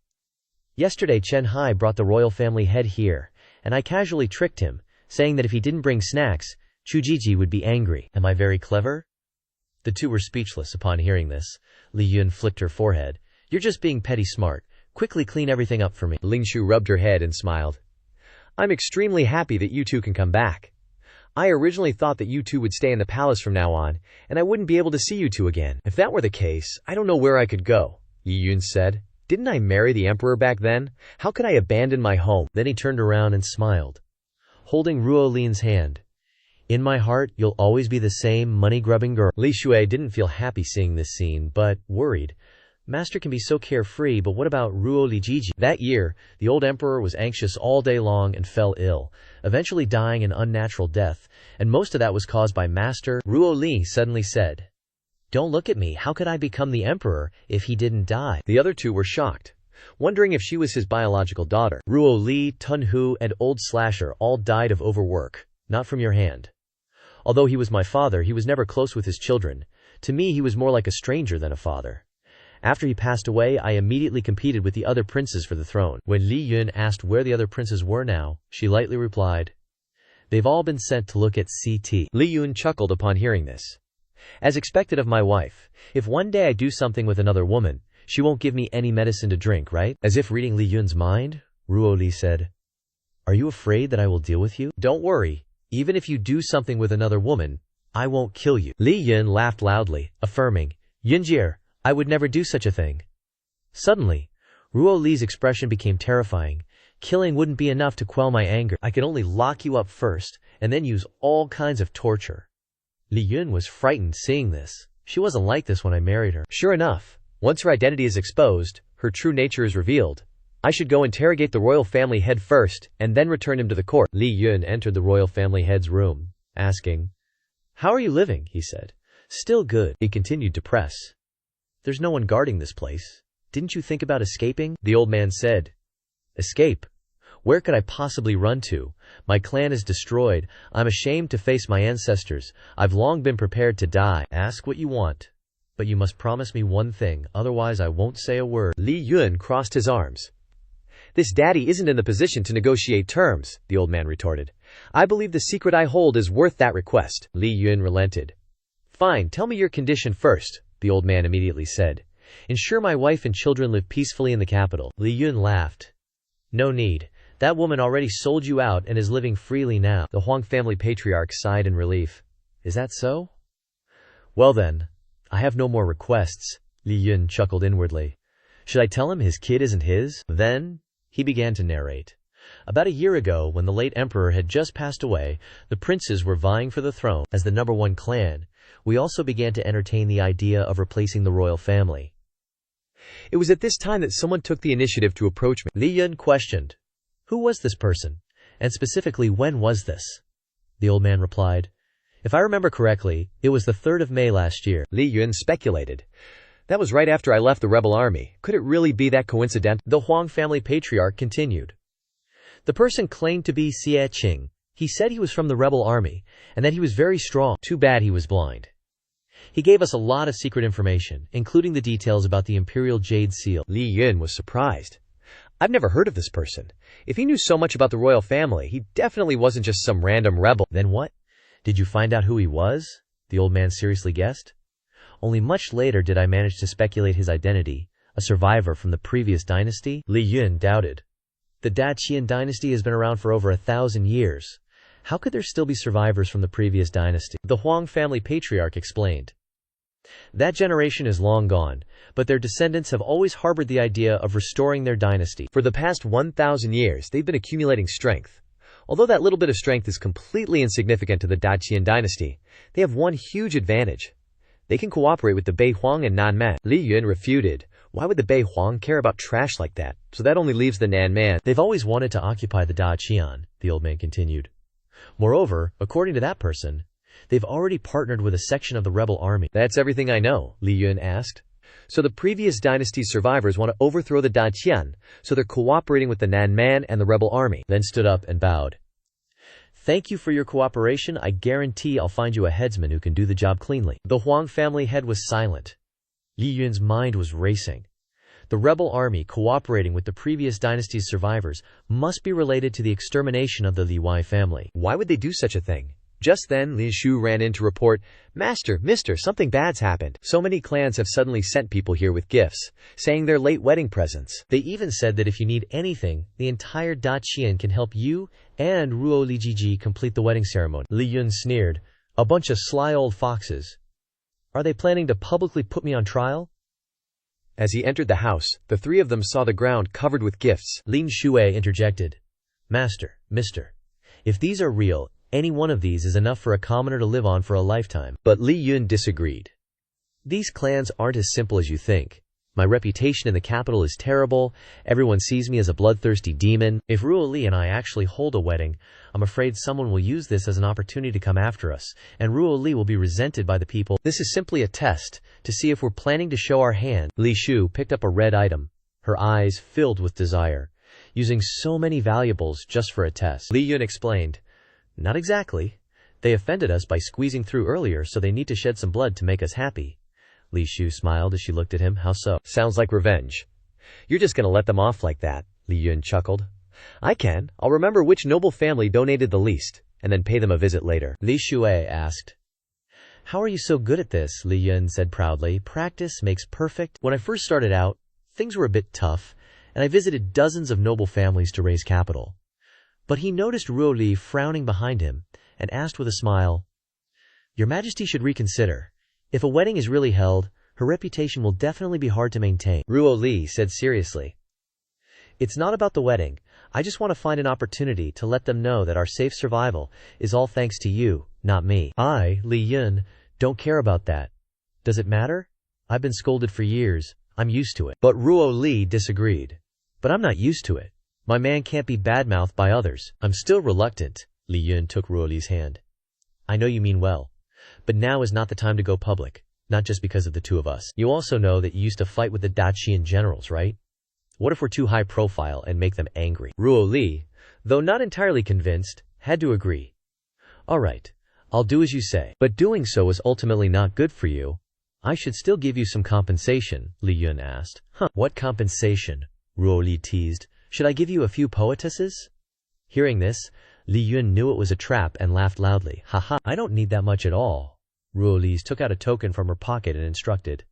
This token can mobilize the court's forces when I'm not around. Seeing it is like seeing me. Holding the token, Li Yun asked, isn't this a bit too substantial? Ruo Li explained. Although it can mobilize a lot of forces, most of them are people you can easily handle. As an emperor, using a few people is basically useless. To gain your trust, this is a worthwhile deal. Li Yun heard this and agreed to take the token, thinking, Ruo Li actually wants to use this token to protect me. Anyone who touches me is going against the emperor. When the two returned to the room late at night, Li Yun asked, Those noble families, how do you want to deal with them later? Still make them spend a little more, Ruo Li replied. They've been bothering us for so long, why bother talking to them? Li Yun said hurriedly. I don't know why, but I'm a little nervous now. Ruo Li was puzzled. Nervous, even at home. He scratched his head. Anyway, I didn't know her identity a few days ago. I didn't say anything in the palace. Now I feel a little strange, like when I first got married. Ruo Li then put on a charming look. Silly! Then it's my turn to teach you what to do. Looking at Ruo Li sleeping soundly, Li Yun said to himself, I made her sleep so well, let her rest, and I'll take care of the rest. With that, he left the room. He jumped on the rooftops, thinking, the remnants of the previous dynasty can't just be looking for the royal family. There must be other families cooperating with them. In short, there are still insiders. But when he arrived, he sniffed around suspiciously. Where are all the guards? A man came up and asked, What are you doing here late at night? It turned out to be Chen Hai. He frowned. Don't think you can do whatever you want just because you have a relationship with your majesty. Li Yun said calmly. Good evening, Chen Hai said angrily. Bullshit. Get out, Li Yun said. I heard a little about the remnants of the previous dynasty from the head of the Huang family. Chen Hai was surprised and frightened when he heard these words. He walked closer to Liang Yun and asked, According to what you said, are there people in the capital city in contact with the remnants of the previous dynasty? Even if there are, how can we find them? Li Yun explained. Just take a look and see which family's resources have been a bit unusual in the past year. Chen Hai stroked his chin and thought, we've thought about this. But they falsify their accounts very professionally. Li Yun offered a plan. Don't worry, as long as you can track the direction of the flow of money, you can deduce who is disrupting the market. And the more someone exploits the people, the more dangerous they are. This is called economics, Chen Hai smirked. I didn't expect you to be so capable, Li Yun affirmed to him. You don't have to worry, I'm a good guy, Chen Hai shouted. Enough! If you hadn't used your magic to bewitch your majesty, I would have killed you long ago. Li Yun hesitated. We're in a free love relationship, don't be like that. Chen Hai turned around and ordered Li Yun, okay, follow me. Deep down, he had to admit, the method he just mentioned could indeed easily turn the Daqian dynasty upside down. This guy ain't dumb. Too bad he's a rebel. What's the juicy secret I've been dying to get my hands on? Seeing Chen Hai's attitude, Li Yun said softly, Xiao Chen, stop with the faces. Truth be told, I kinda want to get on your good side. But Chen Hai didn't even bother. Shut your trap. This is the Imperial Palace. You need to follow protocol? Li Yun nodded. I get it. I'm a pretty polite guy myself. In my dreams, I'm always respecting etiquette. They arrived at a place filled with ledgers, Chen Hai explained. This is where all the Daqian's transactions are recorded. Then, the two split up to search. Li Yun picked up a ledger and read, January 1st, the royal family secretly transported an item to a residence. It's for the royal consort. A head supervisor Jia, you guys even record this. Chen Hai coughed. This is all for the sake of protecting the capital, protecting the Daqian. If even head supervisor Jia is recorded, then they definitely won't let go of investigating anything else, so the most suspicious one I see is the Xu family. As expected. My hunch wasn't wrong, Li Yun smirked, holding a book in his hand. Chen Hai questioned him. You suspected them from the start. How did you guess? He thought to himself, I didn't think the gap between me and him would be this big. Even my deductions are a few steps behind. Li Yun explained. Not only did they give the least amount of gifts, Chen Hai was speechless when he heard that. Li Yun continued with a serious face. Even though I don't really care, but knowing that I'm subtly reminding them to cough up some blood, and they still dare to hold back, I want to have a little chat with them. Chen Hai yelled, wait a minute, they're still court officials. After all, you need evidence. Li Yun scoffed. Isn't this enough? Even if there isn't concrete evidence, I still have to have a heart-to-heart with them. Chen Hai understood. If they're really colluding with remnants of the previous dynasty, you can execute them first and report later, and their assets should be confiscated. Li Yun raised a finger in agreement. Arriving at the front door of the Shu family, Li Yun praised. The Shu family's gate is pretty impressive too. Then, he directly kicked down the door and barged inside to interrogate them. You guys are pretty stacked, looks like you want to throw down. But in front of him, there were many beautiful women standing and waiting, all saying in unison, Welcome, leader. He went silent, confused. Huh? What's going on here? He frowned, looking at Zhu Lao, standing with the beauties behind him, who kneeled down and respectfully clasped his hands. It is truly an honor for the Zhu manor to have the presence of the rebel leader. Li Yun directly kicked him with his shoe. Get up first. What's the meaning of this? Are you trying to set me up? But Zhu Lao hurriedly explained, Look at what you're saying. These are all my concubines. Leader can directly take whoever you fancy. Li Yun turned into a demon, grabbing his collar. Old man, still testing me. You believe I won't wipe out your entire family? Seeing Li Yun's attitude, Zhu Lao hurriedly soothed. Leader, please calm down. Then, he ordered the concubines. All of you, go down. Then, turning back to Li Yun with a big smile. Leader, please calm down. Lao Hu really did intend to probe, and the Xu family is willing to pay the price for it. Please follow me. He led Li Yun into a room filled with gleaming gold, proudly saying, These are all the Zhu family's humble contributions to the national treasury. Seeing this scene and hearing these flattering words, Li Yun seemed to understand. So that's how it is. The Xu family gave so little, not because they didn't want to give, but because they wanted to give even more by giving so little. The main goal was for me to come here. Li Yun asked directly. Enough with the beating around the bush. Speak, what is your purpose? Zhu Lao flattered. We just want to scrape by. When you and His Majesty appeared together, Lao Hu knew that the game was over. We just want to scrape by. In the new era, of course. It would be even better if we could live a little better. Li Yun said indifferently. What I say doesn't count. You have to listen to the emperor. And one more thing. Did anyone from the previous dynasty come looking for you? Zhu Lao said. They did send someone to find me. But we're not like the royal family. We just want to scrape by. We don't want to restore any power at all. We originally wanted to directly punish that person, but that person's strength was too great and we let him get away. Li Yun asked, Then what's with the Zhu family's income skyrocketing this past year? Zhu Lao proudly said. They also found my family's clan members, we thought, to let that clan swindle their resources. Isn't it all handed over to the national treasury? Li Yun gives a thumbs up. Enlightenment achieved. Zhu Lao laughs. I truly didn't expect that the leader would enter the capital in this way. Your mind is truly profound, I am far behind. Li Yun thinks to himself. Can I say I know nothing about this? Then, he turns to pat Zhu Lao on the shoulder. You did a great job, I'll put in a good word for you in front of Ruo Li. Zhu Lao is overjoyed. Thank you, leader. But Zhang Hu still wants to add one more thing. The leader's existence, for the Daqian Empire, is not only a huge influence, but also ranks first in history. Inevitably, there will be people who harbor resentment. Li Yun is annoyed. Ranks first in history, I failed to rebel. Are they going to talk about me marrying the emperor? Back in his room, Li Yun is still thinking. The aristocratic families in the capital are basically quiet now. After all, their leading figures have been weakened, so if Ruo Li and I go to court together, maybe they won't say anything. Ruo Li suddenly wakes up, rubs her eyes, and asks, Were you just outside? Li Yun lies. I had nothing to do, so I took a stroll, made friends with the aristocratic families, and chatted a bit. Suddenly, she hugs Li Yun from behind. You don't need to do things like that. You are my husband, even with your other identity. Li Yun laughs inwardly when he hears these words. Wifey, do you know how adorable you are right now? She must be dreaming. She usually doesn't say things like that. Li Yun gently touches her cheek, deciding not to bother.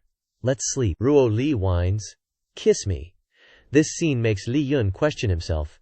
Is this really my wife? Wifey, if you're like this, how can I even think about sleeping?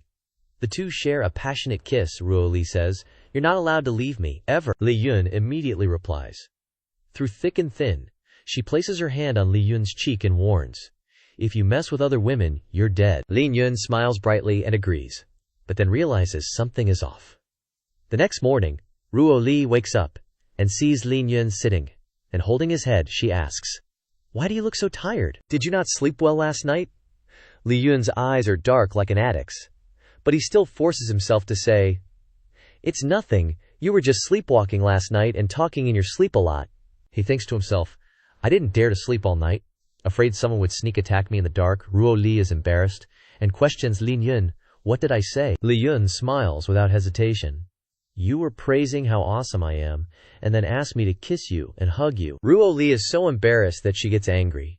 How could I say things like a little girl would, then turns and leaves? I'm not that kind of woman. Time to go to the morning court? Li Yun forces a smile. Although it was vague, it was very adorable, but my heart can't take it. Chen Hai is waiting outside the door, he snickers. I've been guarding outside all night, this will definitely make His Majesty happy. The Emperor comes out and sees him. Chen Hai respectfully greets, Your Majesty. But at this time the Emperor is deep in thought. Could it be that I really said those things? Maybe Li Yun is lying to me. No, he wouldn't lie to me. Chen Hai sees the Emperor's unusual behavior and is filled with resentment. Your Majesty, what did that rebel Li Yun do to you? At the time of the morning court, all the officials below respectfully greet. Your Majesty, regarding the matters of the previous dynasty, I believe they must be dealt with immediately. Zhu Lao stands at the head and says solemnly, Back then, the late emperor and the rebel army almost went to war, but someone secretly provoked them, causing the conflict to escalate. The emperor is doubtful, I've heard about this. Could it be that they were really behind it? Zhu Lao continues, That's exactly it. Intelligence came from the border this morning, including evidence to prove this point. Moreover, a well on the border was destroyed, and it was done by the remnants of the previous dynasty. Furthermore, the border is now distributing many seditious books, which are in the handwriting of the remnants of the previous dynasty. The emperor asks, What books? Zhu Lao replies, The books that person wrote before. This is an implication that Li Yun wrote them. The emperor is speechless, always using her husband's books to attack her own empire. Li Yun is sitting in his room drinking tea, enjoying himself, when suddenly a book is thrown in front of him. The emperor crosses her arms and is angry. You idiot! Look at the good things you did before! Li Yun is confused, thinking, What? I don't have any R-rated books.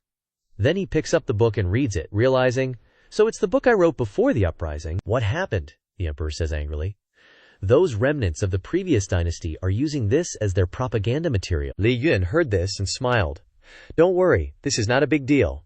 Rebellion requires the right timing, location, and popular support. Right now the people are living in peace and have enough to eat. Who would go rob weapons?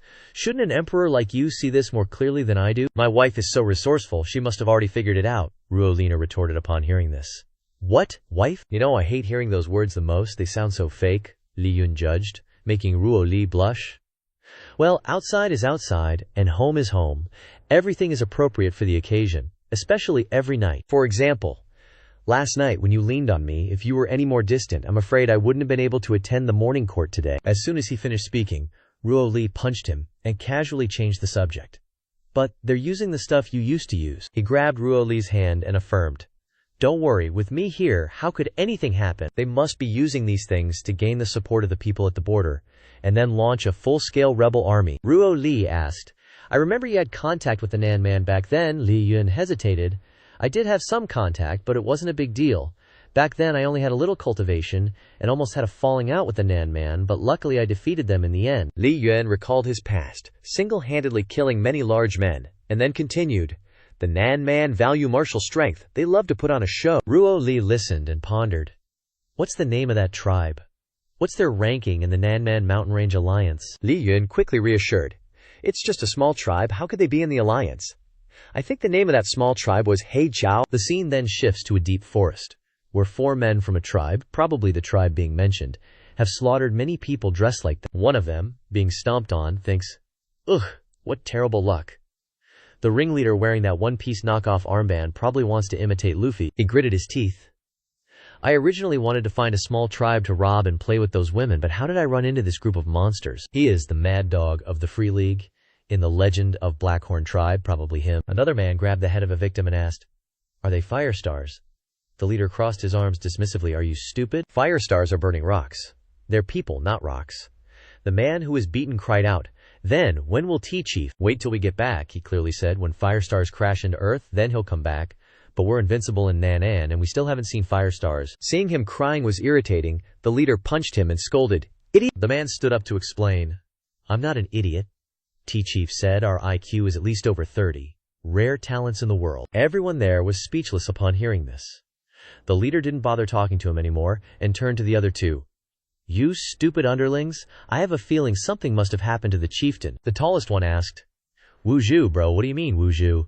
Took out something like a turtle shell and introduced, "This is my magic artifact, the Soul Sizer Shell. Let me cast a divination to see how the chieftain is doing." He shook the shell, and 3 pieces of stone shaped like fangs fell out. It felt like he was casting a divination. The white-haired man asked, "Wuju, what's the result?" Wuju's face darkened.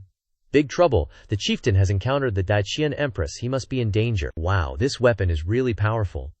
Just a glance like divination can predict details like that. Then he stood up and instructed, Go to the San Mai Alliance, find those Qian and Zhao guys, and have them help us rescue the chieftain from Daiqian." Li Yun suddenly felt something. Why do I have a bad feeling? Things should have been resolved correctly. Just then, Lin Shui ran in and called out, "Master, aren't you with Ruo Li?" Li Yun said, "Ruo Li is sleeping. Besides, I have something to talk to you about," Li Shui innocently asked. "What is it?" "Could there be new food?" Li Yun's face turned serious. "No, it's about the Li family being exterminated. I have some clues that someone in the rebel army is in contact with remnants of the Qian dynasty, and the Li family's extermination was likely done by this person." "Related to the rebel army, and also related to me." Li Shu smiled upon hearing this. "Master, don't blame yourself. This has nothing to do with you. You didn't do it." "But why would the rebel army attack our Li family?" Li Yun said.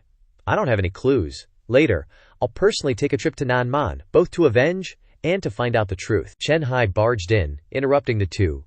He yelled, "Your Majesty! Where is your Majesty?" "Where's Her Majesty?" Li Yun calmly replied. "She's resting in her chambers." "What's the matter?" Chen Hai explained. "Urgent news from the border. The Nan Man barbarians, along with remnants of the previous dynasty, have breached some border cities. We need Her Majesty to decide whether to retreat defensively or launch an offensive." Liu Yun offered a solution. "Let Ruo Li rest. Leave this small matter to me." But Chen Hai was skeptical. "You handle it? Absolutely not, you musclehead."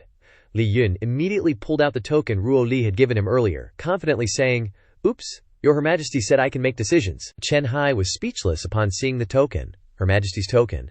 She actually gave it to him. Li Yun said without fear, "Relax, I've memorized Romance of the Three Kingdoms, little Chen. No need to worry. I've got Water Margin and Romance of the Three Kingdoms down pat. Helping you guys make choices is a piece of cake." But Chen Hai was confused. What the heck is this guy talking about?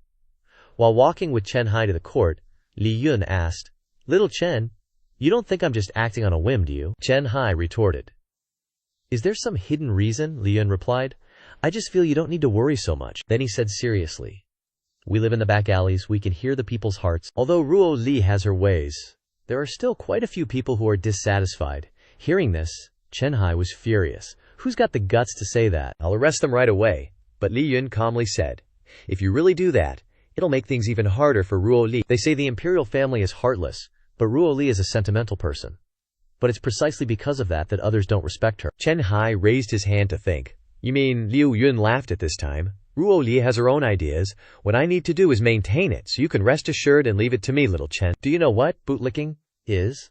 Arriving at the room where Her Majesty usually works, Li Yun happily thought as he wrote. As soon as he sat down, he smelled the scent of his wife. So this is where my wife usually works. Chen Hai was still suspicious.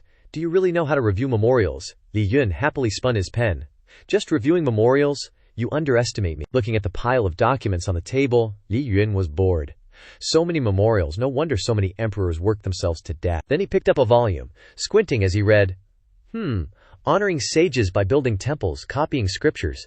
Whose memorial is this? Chen Hai loudly explained. This is a memorial from the Minister of Rights. The National Treasury has already spent quite a bit, but they still seem to think it's not enough. If Her Majesty doesn't agree, they secretly gossip that Her Majesty is taking advantage of her female body and not acting according to proper conduct. Hearing this, Li Yun angrily cursed, son of a BTCH. At this time, Chen Hai raised a finger, saying, That's great, but... He paused. Wait, you're not going to directly write that on the memorial, are you? Li Yun retorted. They're bullying my wife, you won't even let me curse.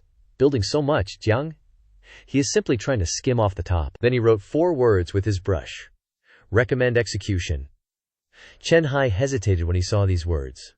Although writing that is satisfying, do you really want to execute him? Thinking in his heart, execute means stabbing him to death with a spear.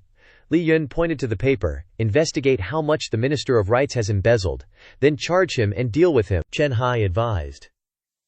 Sentencing him to death before even investigating anything is too arbitrary. Her Majesty wouldn't do that. Li Yun asked. Why not? Chen Hai scorned. This kind of person definitely has a lot of cronies. If you use too much force, Li Yun smiled, you don't think they'd dare rebel, do you? Do you need me to teach them a lesson? Relax. From now on, no one will dare to scold Her Majesty, my wife. Chen Hai frowned upon hearing this. Damn it.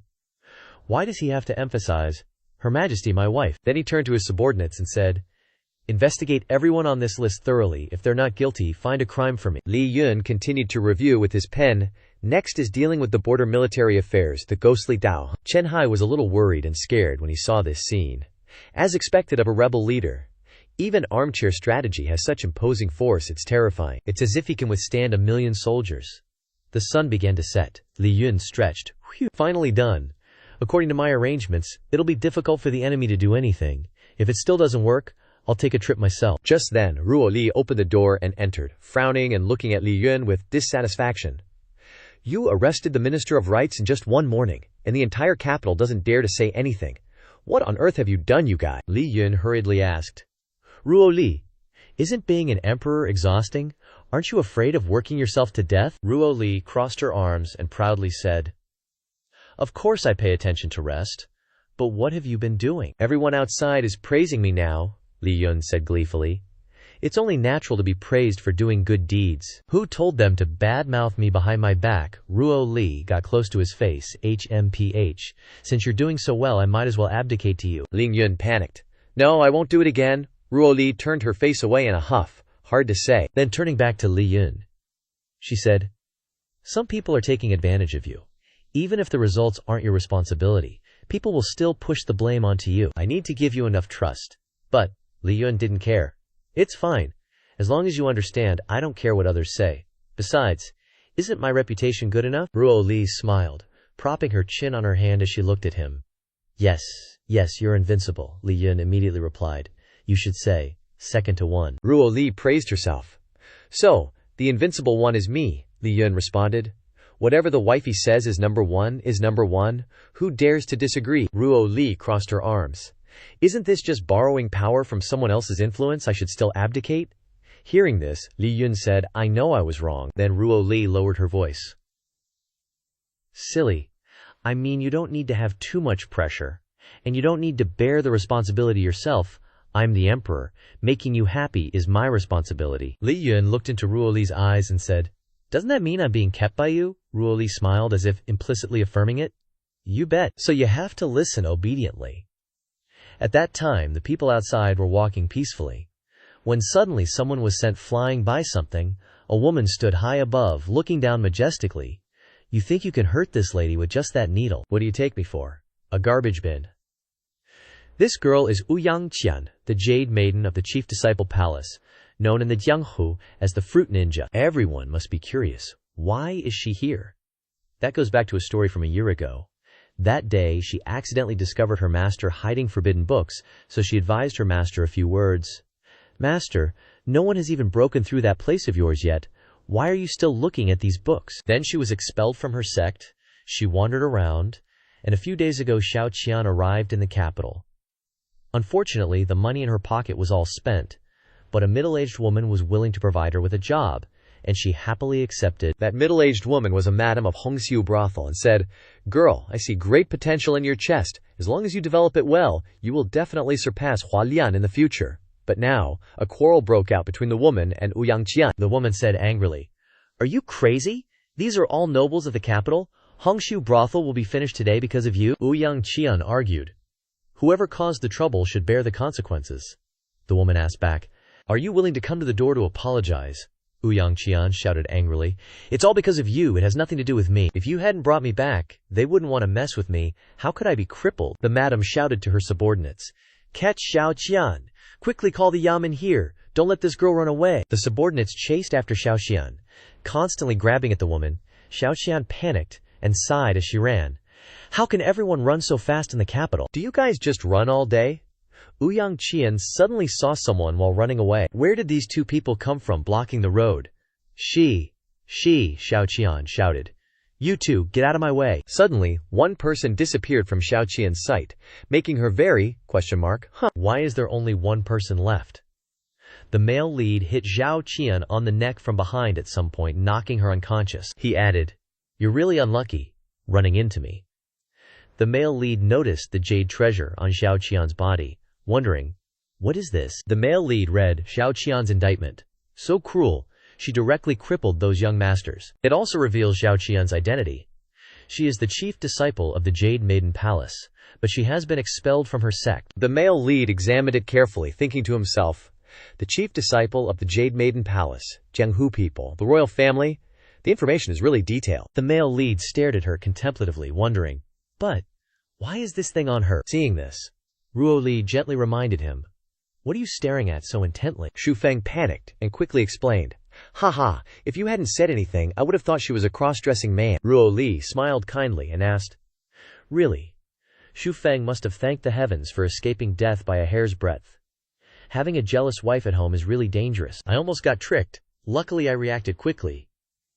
Xu Feng then explained to Ruo Li to reassure her, "I was paying attention to the rebel token on her person. She has a rebel token." Li Yun took out the jade pendant and said, "This is it. This is what we rebels use to verify identity." Ruo Li asked curiously, "It can be used to verify identity?" Xu Feng replied, "That's right, but this one is different from the one I used before. It must have been made later." At this moment, Xiao Qian woke up. She complained, "That hurt like hell." She didn't understand what was going on. What happened just now? Why did I faint? Suddenly, she saw the jade pendant in Li Yun's hand. "My jade pendant. Give it back to me." She rushed over to take back her jade pendant, shouting, "This is what my master gave me." Xiao Qian felt a very strong power coming from Xu Feng and retreated in fear. Xu Feng sternly reminded her, "Confess honestly, where did you get this thing from?" Xiao Qian's face turned green. She thought to herself, "His aura is so scary. This guy must be a master. What should I do? I have to use my identity as the chief disciple of the Jade Maiden Palace to scare him? Really, I'm sorry, I was wrong. I'll listen to whatever you say. Please spare my life," she thought to herself. "Didn't I get kicked out of the sect already?" Xu Feng said, "What are you thinking about? I just want you to tell me where you got this jade pendant from." Sigh. Xu Feng looked at her and thought, "This kneeling position, doesn't it look like Li Shu?" Li Shu met an acquaintance, saying, "Isn't this Xiao Qian? What are you doing here?" Xu Feng asked. "You know this person. How are you two related?" Li Shui recounted. "Half a year ago, when I was still wandering, I met her. Don't look at her being a bit of a tomboy. We learned a lot from each other." The couple thought together. You mean you learned how to slack off and be irresponsible? Right? Wu Yangqian said. So you two are Li Shui's friends, haha, we're all family. I thought I was finally going to become a woman, haha. Xu Feng thought to himself. This girl's brain really is a perfect match for Li Shui, Wu Yangqian happily recounted. This jade pendant is from a year ago. Someone came to see my master. The person left this jade pendant before leaving, then my master gave it to me, Xu Feng said. Who was that person, do you still remember? Wu Yangqian said nervously. How could I forget them? One was a savage, one was blind. But the leader was a hat-wearing guy. The Jade Maiden Palace doesn't usually allow outsiders to enter, but these three people don't know what kind of divine skill they practiced. They leveled an entire area in one go. It was a demonstration of power, as if saying to us, "You are the fish, we are the knives." I still remember what the hat-wearing guy said at the time. As the rebel leader, I can tell you that the entire army of that old fart is going to disband, because he will soon leave, and we will take over all the forces he left behind. The new era has arrived, Xu Feng thought. He planned for so long just for the so-called new dynasty, Xiao Qian said. Xue Zhu. Who exactly is this mister? His true ki is so strong. Will he suddenly get horny with me? Li Shui said. Master, this mister is the legendary rebel leader. You don't need to worry, Ruo Li is much prettier than you. Xiao Qian felt very embarrassed. I shouldn't have said anything too embarrassing just now, right? Xu Feng asked. Do you know what this jade pendant is for? Xiao Qian replied. My master told me to use it to protect my life, that's all. Xu Feng said suspiciously. Used to protect your life? How can a token protect your life? Besides, we've been together for 5 years, and there's still something I don't know. I'm such a failed leader, Ruo Li comforted. How can you say that you're a failure? This has nothing to do with you. It's just that your subordinates are too irresponsible, Xu Feng said happily. Are you comforting me? That makes a lot of sense, Ruo Li said. Do you want to get beaten? Why would I comfort an idiot? Ruo Li said shyly. It's just that my man can't be looked down upon by others, otherwise I'll lose value following you, including you not being able to look down on yourself. Li Shu said. It's not even the new year yet and someone's already setting off fireworks. Wu Yangqian was stunned and said, a distress signal from the Jade Maiden Palace. Why would it appear here? Xu Feng said. You mean the Jade Maiden Palace is in trouble? Xiao Qian urgently said. That's right, I won't admit it wrong. I need to hurry back. The male lead offered to help.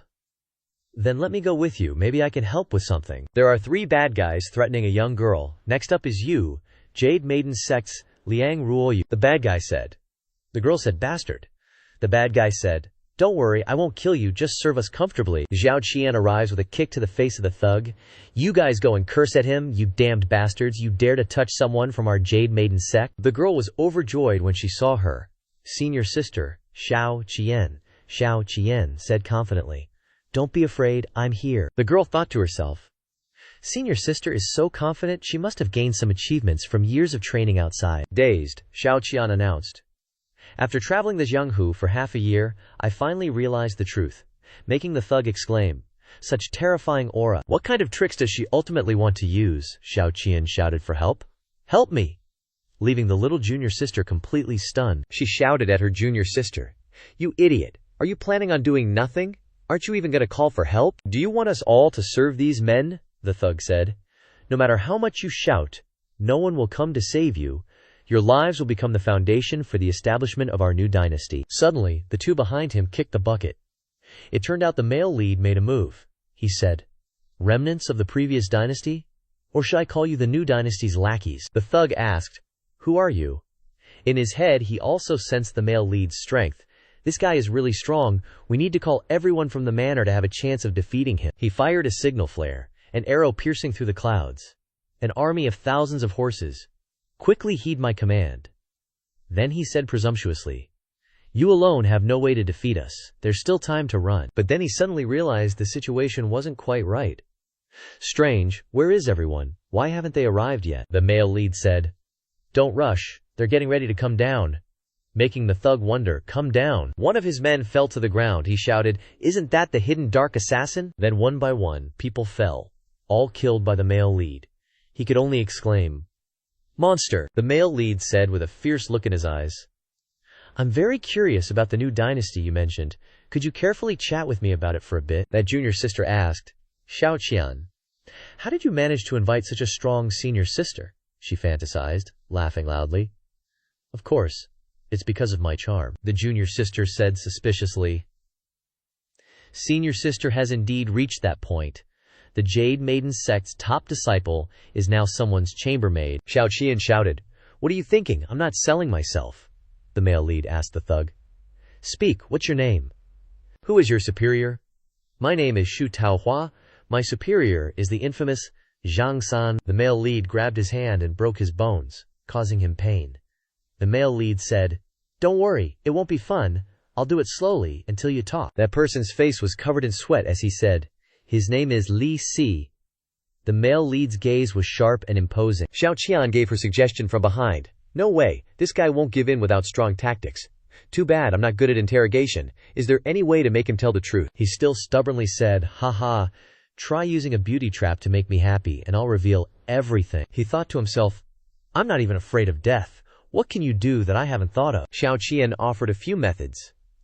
We can only lock him in a cage with drug-induced mad wolves. But he's so stubborn he might not confess. Or we could throw bricks at his toes. Then light candles and fireworks at his chrysanthemum garden. Even 26 types of torture for the senses wouldn't be enough. The male lead asked suspiciously. What's the name of your sect again? Xiao Qian replied. Jade Maiden Sect. What's wrong? The male lead activated his threatening mode, saying, This top disciple of the Jade Maiden Sect has said so much already. How about I give it a try? He said in fear. No need. I'll confess everything, the male lead asked. What is your purpose? Where did you come from? He confessed. We came from the borderlands. We were ordered to hunt down sects in the Jianghu. The Jade Maiden sect is the third sect. That little junior sister angrily asked. Why did you want to attack us? What did we do wrong? He said. Because of spirit stones. The divine continent's spirit stones are all controlled by the great Qian dynasty. So we, hearing this, Zhao Qian was furious, cursing, You beast! You want to use people with spiritual energy to refine stones? The main character said. That's not right, that's impossible. The conversion rate is too low. A powerhouse like you would need at least 20 years to be converted into spirit stones. Could it be you guys have some method? The guy said, I don't know, I'm just following orders. The main character continued to ask. Then who's your boss? He replied. A descendant of the Qian dynasty, Zhao Chuan. Last question. Did a rebel officer create this jade pendant? Suddenly, blood started to seep from the eyes of this guy, and then he vomited blood and died instantly. Xiao Qian wondered. He's dead. Did he commit suicide with poison? The main character refuted. It's not poison. There was a change in his breath. He died in an instant. Even I couldn't see through his methods. The main character said to the two junior sisters, Let's go back to Zuojia City and have the 6 doors examine the body. The main character thought annoyedly, Damn it, the information I wanted was right in front of me. The last part of the conversation can confirm that there is indeed an old friend secretly helping them. Who could it be? Ruo Li said. Looking at the memorials of the past few days, the borders are becoming more and more chaotic. What are you planning to do next? The main character sighed. I'm just curious which of my friends is related to the people of the Qian dynasty, Ruo Li said unhappily. The things they're doing are clearly just causing trouble, and you still call him a friend. The main character explained. Isn't this just giving advice? Are you jealous? Ruo Li explained. I am the emperor of the great Qian dynasty. Why would I always think about these things between men and women? What's more, I don't even know if the other person is a man or a woman. Isn't it all because of your gloomy face? The main character comforted her. Don't worry, I'm not sad. I just want to quickly think of a way so I can live peacefully with you. Ruo Li also agreed. Then let's resolve it quickly so we can live together, a Qian dynasty guy said. What happened? The hidden agents are all dead. After speaking, the nobody said, There's only death. The person opposite praised, You barbarians are so awesome, killing people from 1,000 miles away invisibly, killing people like flipping your hand. One person reminded, Don't forget your mission, only you can do it. The third prince of the great Qian dynasty, Zhuo Rusheng, said, Don't worry, my older sister is soft-hearted. Let me personally send her on her way. Li Yun was cultivating his life force on the roof, and he felt something was wrong. He thought to himself, This is really strange. He wondered. Now my strength has almost recovered to its peak, and the injuries left by the jade pendant have also recovered. But why can't the true energy in my body be filled? He imagined he was Sonoko and could say, I'm still getting stronger. Could it be that I'm Monkey-san? And every time I die, I get stronger. Xiao Chen stepped forward below, pretending to cough to get Li Yun's attention, but the main character misunderstood that he had a cold. The main character kindly reminded, Got a cold. Then you have to drink more hot water. making him give in to this kind of pretending to be stupid. Xiao Chen said, "Lord, I have something to tell you. Although Her Majesty didn't specifically ask me to tell you, after I found out the news, I decided it would be better to tell you." The main character surprisingly deduced, "Could it be? No way."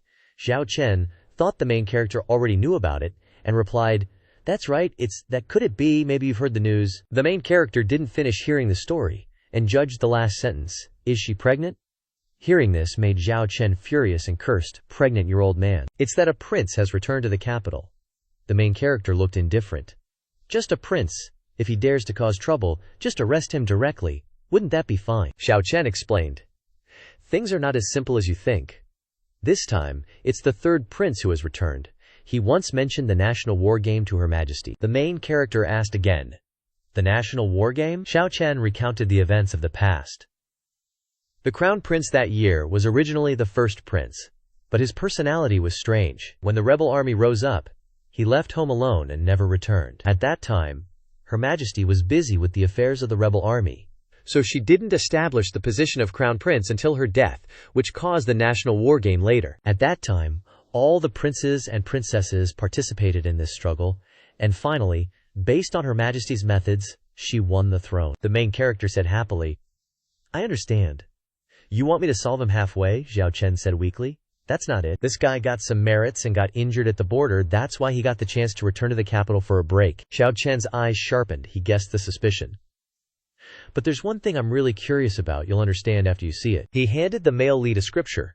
The male lead opened it and read, "So that's how it is. This guy is a second-generation ancestor, spending all day indulging in pleasure and women. How could someone like that gain so many merits at the border?" Xiao Chen agreed.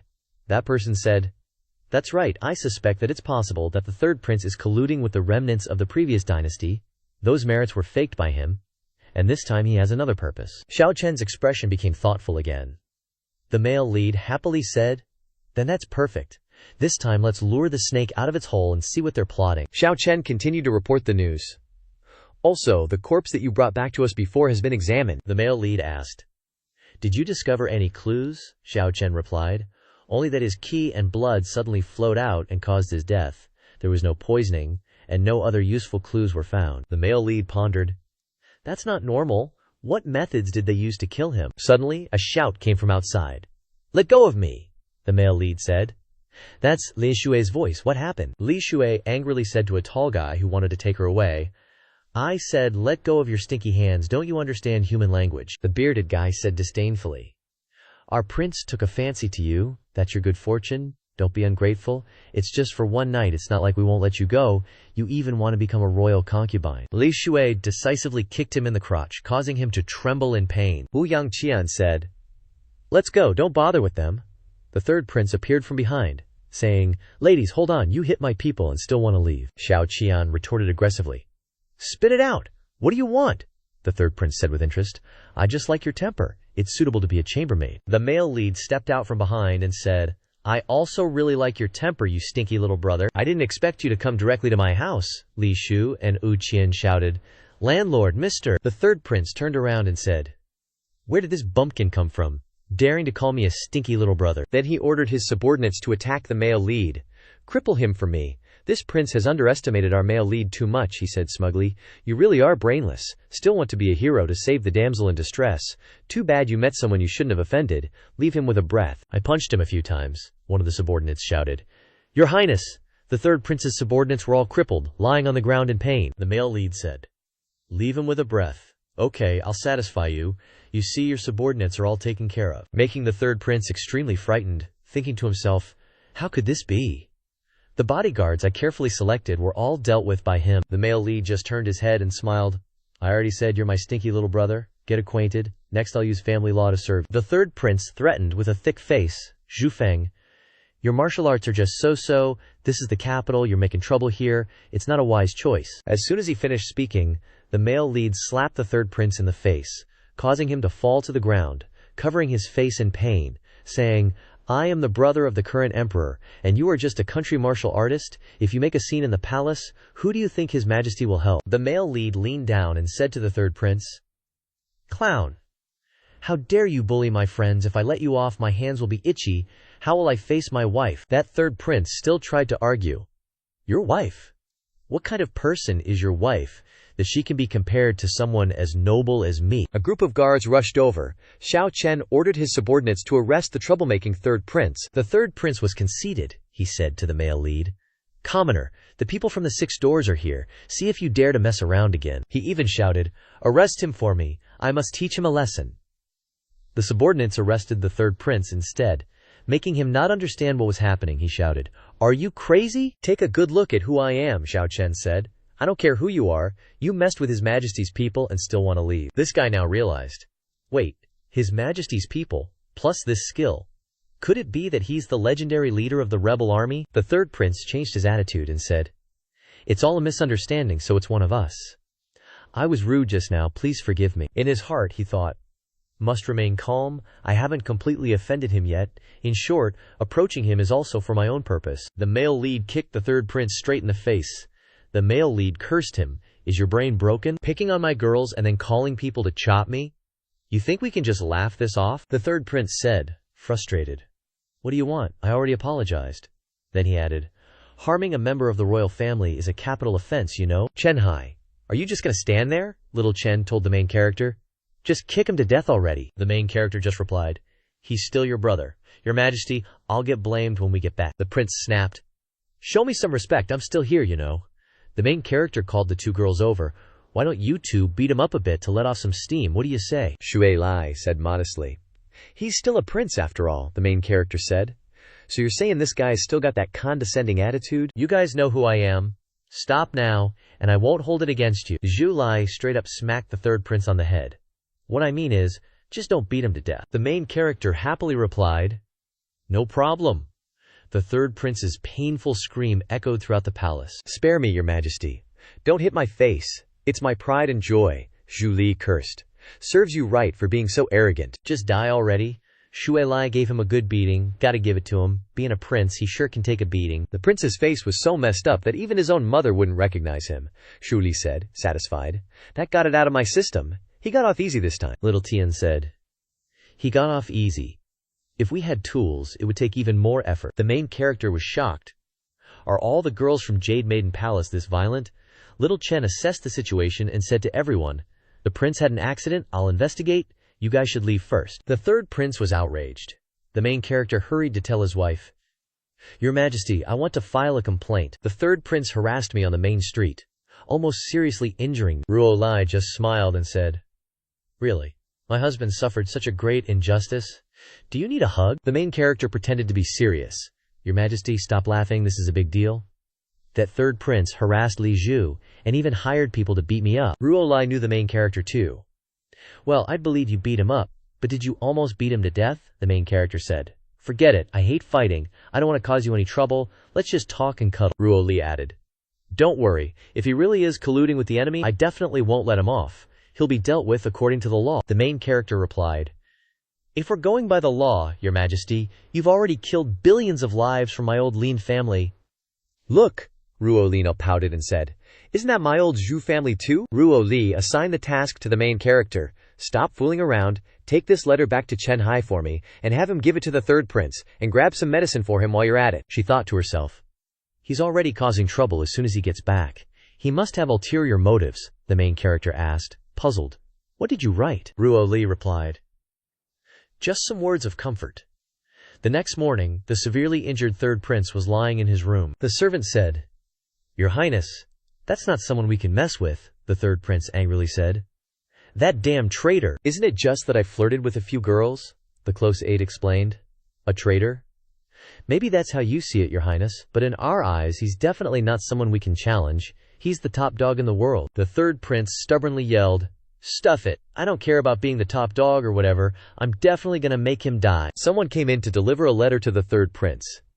The emperor sent medicine and a comforting letter. The third prince smugly said, Even the emperor has to show me some respect. What does it say? The subordinate read, It says that His Highness's brain hasn't been working well since he was little. He hasn't been to the capital in so long to get it checked. If he doesn't, he won't even know how he's going to die. She's not going to pick up your corpse. The third prince angrily gnashed his teeth.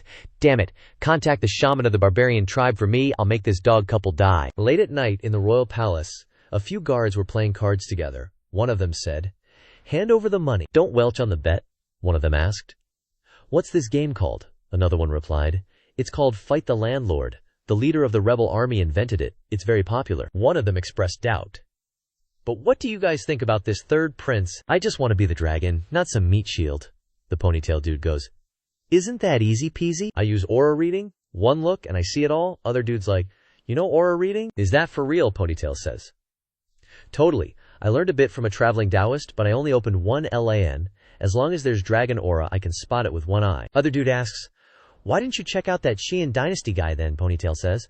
"Wasn't thinking that hard, just trying to make a buck." Then he's like, "Alright, quit bugging me. Let me see if the third prince is the chosen one." He uses his eye technique. Whoa, that's OP. The third prince has the makings of an emperor. A dragon appears, surrounded by purple aura. That's a lucky sign. Wait, why are there two phoenixes too? "You guys, stop clinging to each other. What's going on here?" Other dude stutters. "Is that true? The third prince really has that much destiny." Other dude says. "You think I'd lie? We brothers are gonna become true dragon gods." The three yell, "Long live the third prince." "Our boy's been eavesdropping on their convo through the third prince's window," he says, "playing cards. And they're this hyped." But from their talk, these guys are definitely connected to those Qian dynasty remnants. The prince in the room hears the noise and jolts awake. "What's all the ruckus?" MC knocks him out cold. With one hit, he says, "Lin Clan hypnosis, stay down." He checks out the room. "Gotta hurry and see if there are any more clues. Wife's still warming my bed.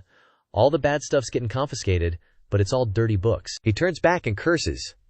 "You lecherous old man, no wonder you can't be emperor." MC finds something behind his pillow. Prince Yi groggily wakes up, but MC flicks him on the forehead, and he's out again, making MC praise. "You're the first guy to survive 4 of my attacks. Can brag about that for life." MC pulls out the letter and concludes, "Figures, this guy's here to assassinate Ruo Li. Not on my watch. Assassinating the emperor is my job," the letter says. "When you get to the capital, you might as well depend on the emperor. I'll get the stuff to you ASAP. This is our plan for poisoning. It's super effective. As a cadre of the rebel army, I guarantee you, once it's done, you'll get everything you want." MC thinks, "He's coming in person to deliver the goods. Then I'll know who it is." "Lucky you, little bro. You're still good for something."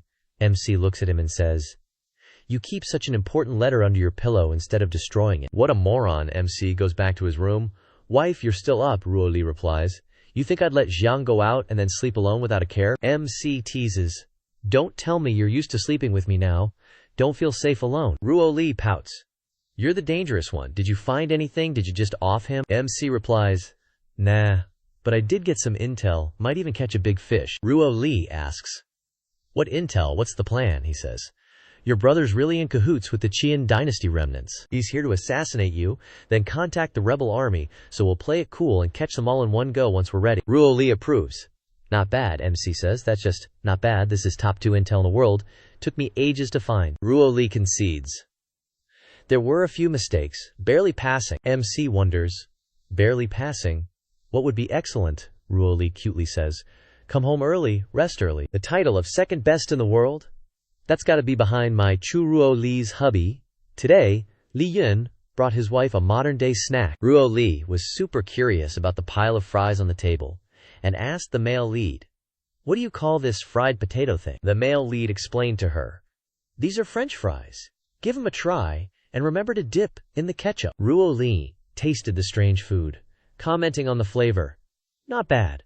Soft inside and crispy outside." She seemed to really like the male lead's fries, and praised, "The hamburgers from last time were already selling like crazy in the capital.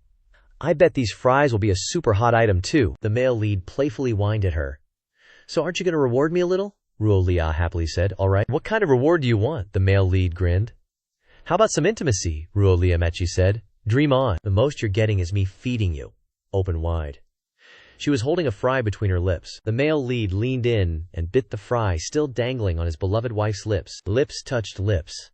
This couple's ambiguous and affectionate scene made the readers full of dog food. Xiao Chen interrupted the affectionate couple. Ruo Li asked Xiao Chen, very embarrassed, "I Ching, is something the matter?" Xiao Chen came to report on official matters.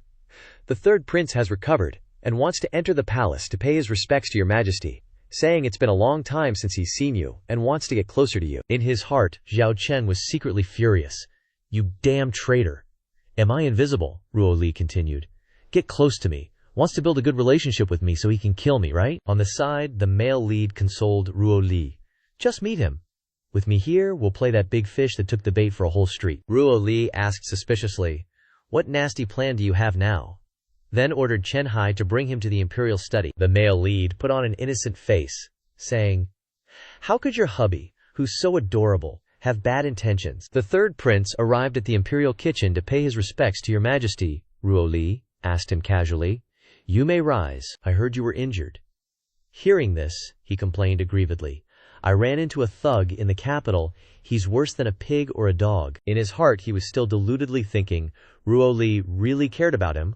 Looks like she still doesn't know my intentions and is pretending to care about me. Good. This will make it easier to make a move later. The male lead patted him on the shoulder from behind, scaring him pale, and said to the third prince, oh really? Tell me, what did he look like?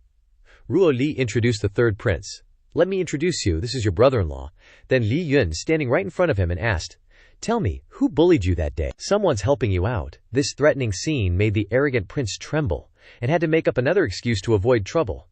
That day, I must have been hit by a carriage, causing memory loss and mental confusion. The male lead hasn't provoked him yet. This guy can say no one hit him, right? Making the third prince only know how to scratch his head. Yes, my mind must have been muddled. The male lead said to him, and could also be said, he suspectedly replied, how? The male lead changed his tone and turned around to complain about the third prince, your majesty. That's right, he just committed the crime of deceiving the emperor. According to the laws of Daqian, he should be executed. Hearing this, the third prince was extremely frightened and said, your majesty, I absolutely didn't mean that. But the male lead had no intention of letting him off, threatening, you mean to say every word you said just now is the truth, right? Making this guy stutter and unable to speak, the male lead continued to threaten him to deserve younger brother rotten. I'm telling you, I can spare you on my end, but you understand, I want some pocket money too. The prince could only beg, leader Li Yun is wise and mighty, name your price. The male lead held up 2 fingers to indicate and said, small matter, 2,000 taels of gold can solve it. The third prince had no other choice but to accept. 2, okay. Then I'll have to trouble you, brother. In his heart, he resentfully thought, why don't you just rob me? I've lost big this time. I'll definitely kill you, you dog couple. The male lead played a huge trick on him, flipping his stance quicker than a pancake, then turned to his majesty and said, the third prince is absolutely just mentally unstable. It was an unintentional act. Out of consideration for our deep sibling bond, please spare his life. The third prince also chimed in, exactly, deep sibling bond, your majesty, Ruo Li said. That's what they say, but our laws have never been merciful. The male lead said, your majesty, the third prince and I have just finished negotiating. He wants to sell all his assets and contribute them to. Hearing this, that guy was so furious he nearly spat blood, thinking, you beast! Where's the 20,000 taels we agreed on? Ruo Li also played along with the act and declared, if you have come to this realization, I won't pursue this matter any further. Your majesty is wise and sagely. The third prince could only cry as he kowtowed and agreed. I vow to dedicate myself to Dai Qian until my dying breath. Then his heart ached as he said, looks like they've agreed to spare me, but it cost me way too much. He had no choice but to retreat. Well then, I'll take my leave now, brother-in-law. Remember to personally visit my manor another day. The male lead replied, no prob. We're family, after all. The third prince, even after getting played, didn't even realize it and happily bounced off, thinking he'd been spared, making Ruo Li feel suspicious. Is this guy really related to me by blood? Our great Zhu clan. How can we have such an idiot like him? This made even the male lead suspicious, saying to Ruo Li, look, he totally ripped me off, or are our future kids gonna be as dumb as him too? Ruo Li was speechless and replied, you're calling him dumb. He's the dumb one. All the intelligence got passed down to me. The male lead added, but why is there only one prince? There should be a few more Calabash brothers showing up, right? Ruo Li asked with a suspicious look. What's with the Calabash brothers? Are you trying to make fun of something again? The male lead waved his hand. Nah, nothing like that. It's the touching story of the Calabash saving Grandpa, Ruo Li seriously said.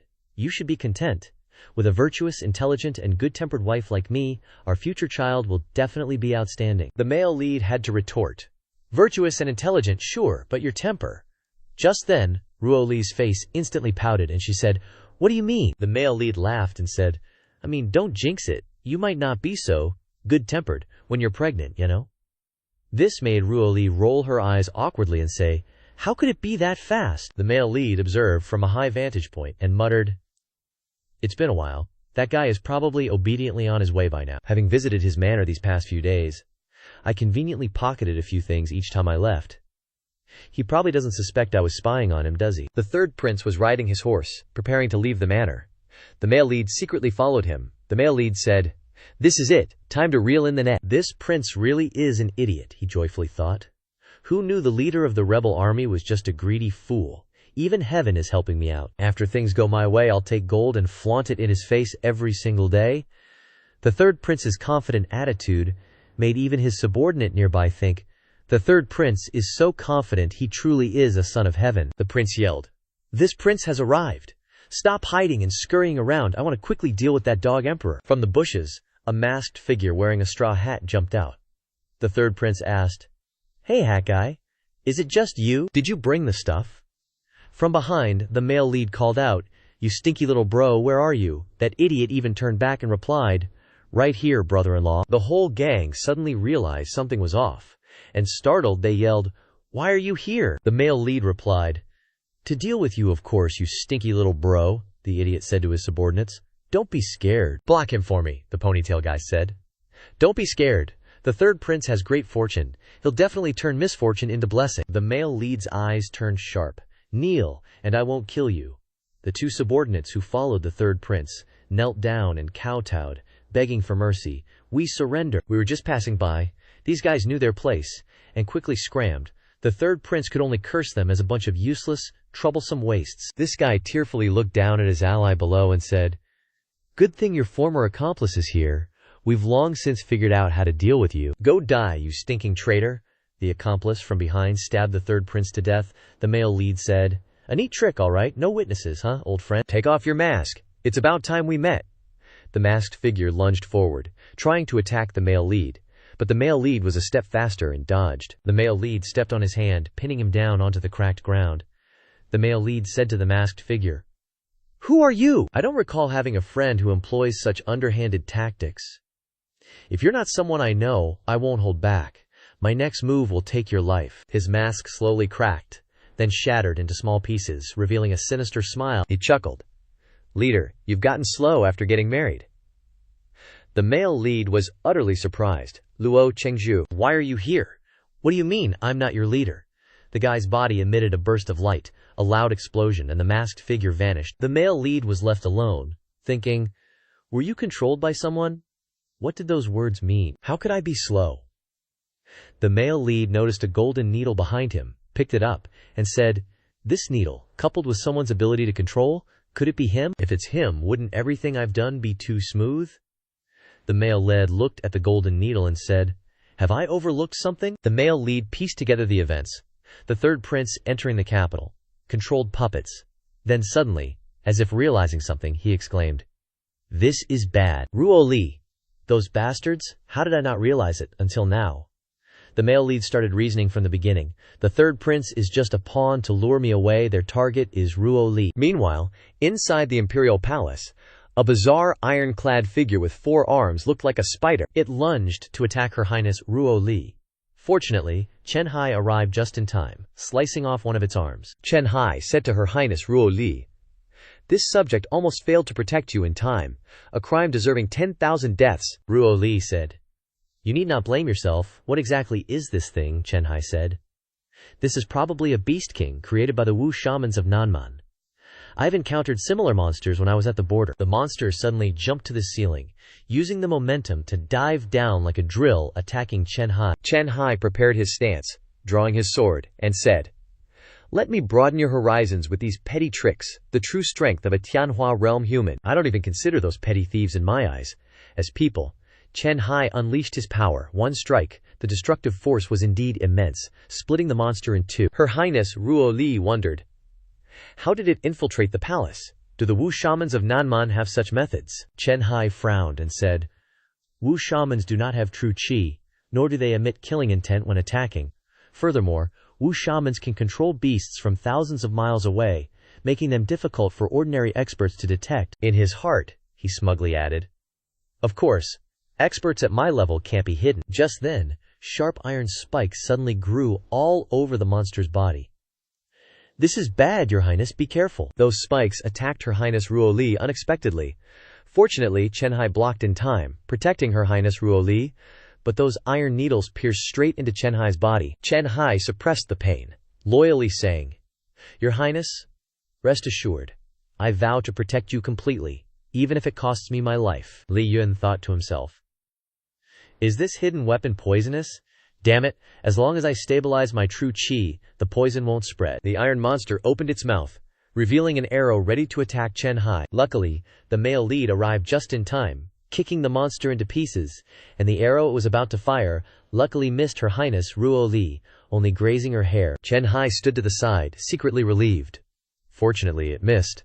The male lead angrily said, "Daring to hurt my wife's hair? Wait till I go to Nanman and pluck all your hair out." Ruo Li playfully blamed the male lead. "If you had come any later, you would have to stay with a widow."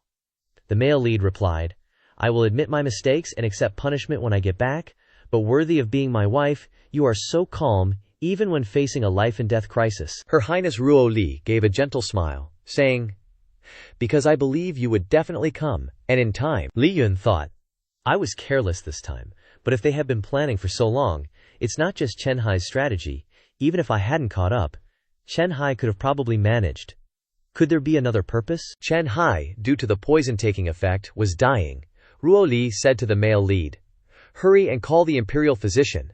The male lead said strangely, based on his strength, how could he be so deeply poisoned? It turned out Chen Hai was careless.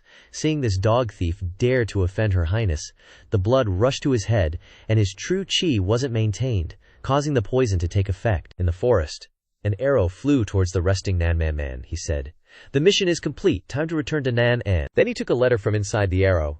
Li Yun and Ruo Li were eating hot pot together. The male lead said to Ruo Li, "That's how it is. Your second brother is dead." After hearing the news, Ruo Li calmly said while eating, "It's just your second brother who died. Good timing for our family." Xu Feng thought to himself, "No wonder she's known as the woman who annihilated tens of billions from the Liu family." Xu Feng then said to Ruo Li, "I've also discovered which shady characters are helping Yu Ni of the former dynasty." Ruo Li asked, "Have you ever heard of someone named Xu Yan?" "Never heard that name."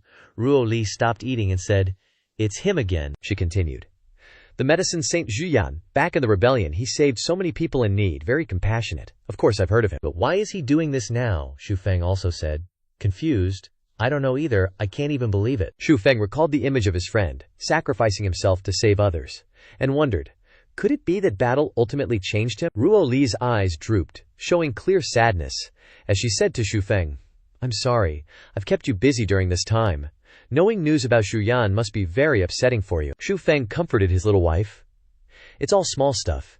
It's my wife's business. As long as I can help you, I'm happy." Ruo Li still couldn't help but worry, saying to Xu Feng, "But when I married you, it was so we could live a peaceful life together, not constantly be in danger." Xu Feng tried to reassure Ruo Li, "I think so too. That's why I concealed my identity. But trouble always comes knocking. Just rest assured and rely on me." Ruo Lin's face lit up again. "You have to rely on me just as much." Just as the lovebirds were displaying affection, Chen Hai butted in. "Have you guys had enough of this dog food yet?" Ruo Li was surprised. "Chen Hai, you're still here?" Xu Feng also asked worriedly. "Isn't the poison from the blood on your mouth cured yet? Why are you here?" Chen Hai was so provoked that he spat out blood, cursing inwardly, "Damn traitor." A servant brought Chen Hai a box of rare ginseng. Ruo Li bestowed rare items upon Chen Hai for nourishment, saying, "My loyal subject, you've worked hard," then said, "This is 1,000-year ginseng. Those who escorted me have contributed greatly. I will always remember it in my heart." Chen Hai was greatly rewarded, overjoyed, saying, "Thank you, your majesty. Even in death, my body will be loyal to you." Xu Feng teased him, adding, "So this is 1,000-year ginseng. I used to have one a week. I thought it was a carrot." Making Chen Hai irritably say, "No one told you to speak up," Chen Hai muttered, "Seriously. As you instructed, I've been following those fleeing subordinates of the third prince, discovering their hideout in the east of the city.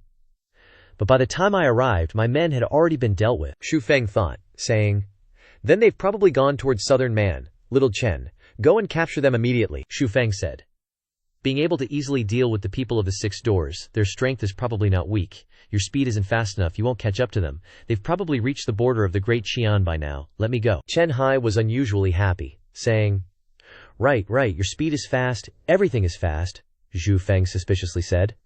I feel like there's another meaning in your words. Ruo Li worriedly asked, You want to go? But, Zhu Feng replied, Don't worry, leave it to me. Zhu Feng said, I'm not just doing it for you, I also want to know what my old friend is doing.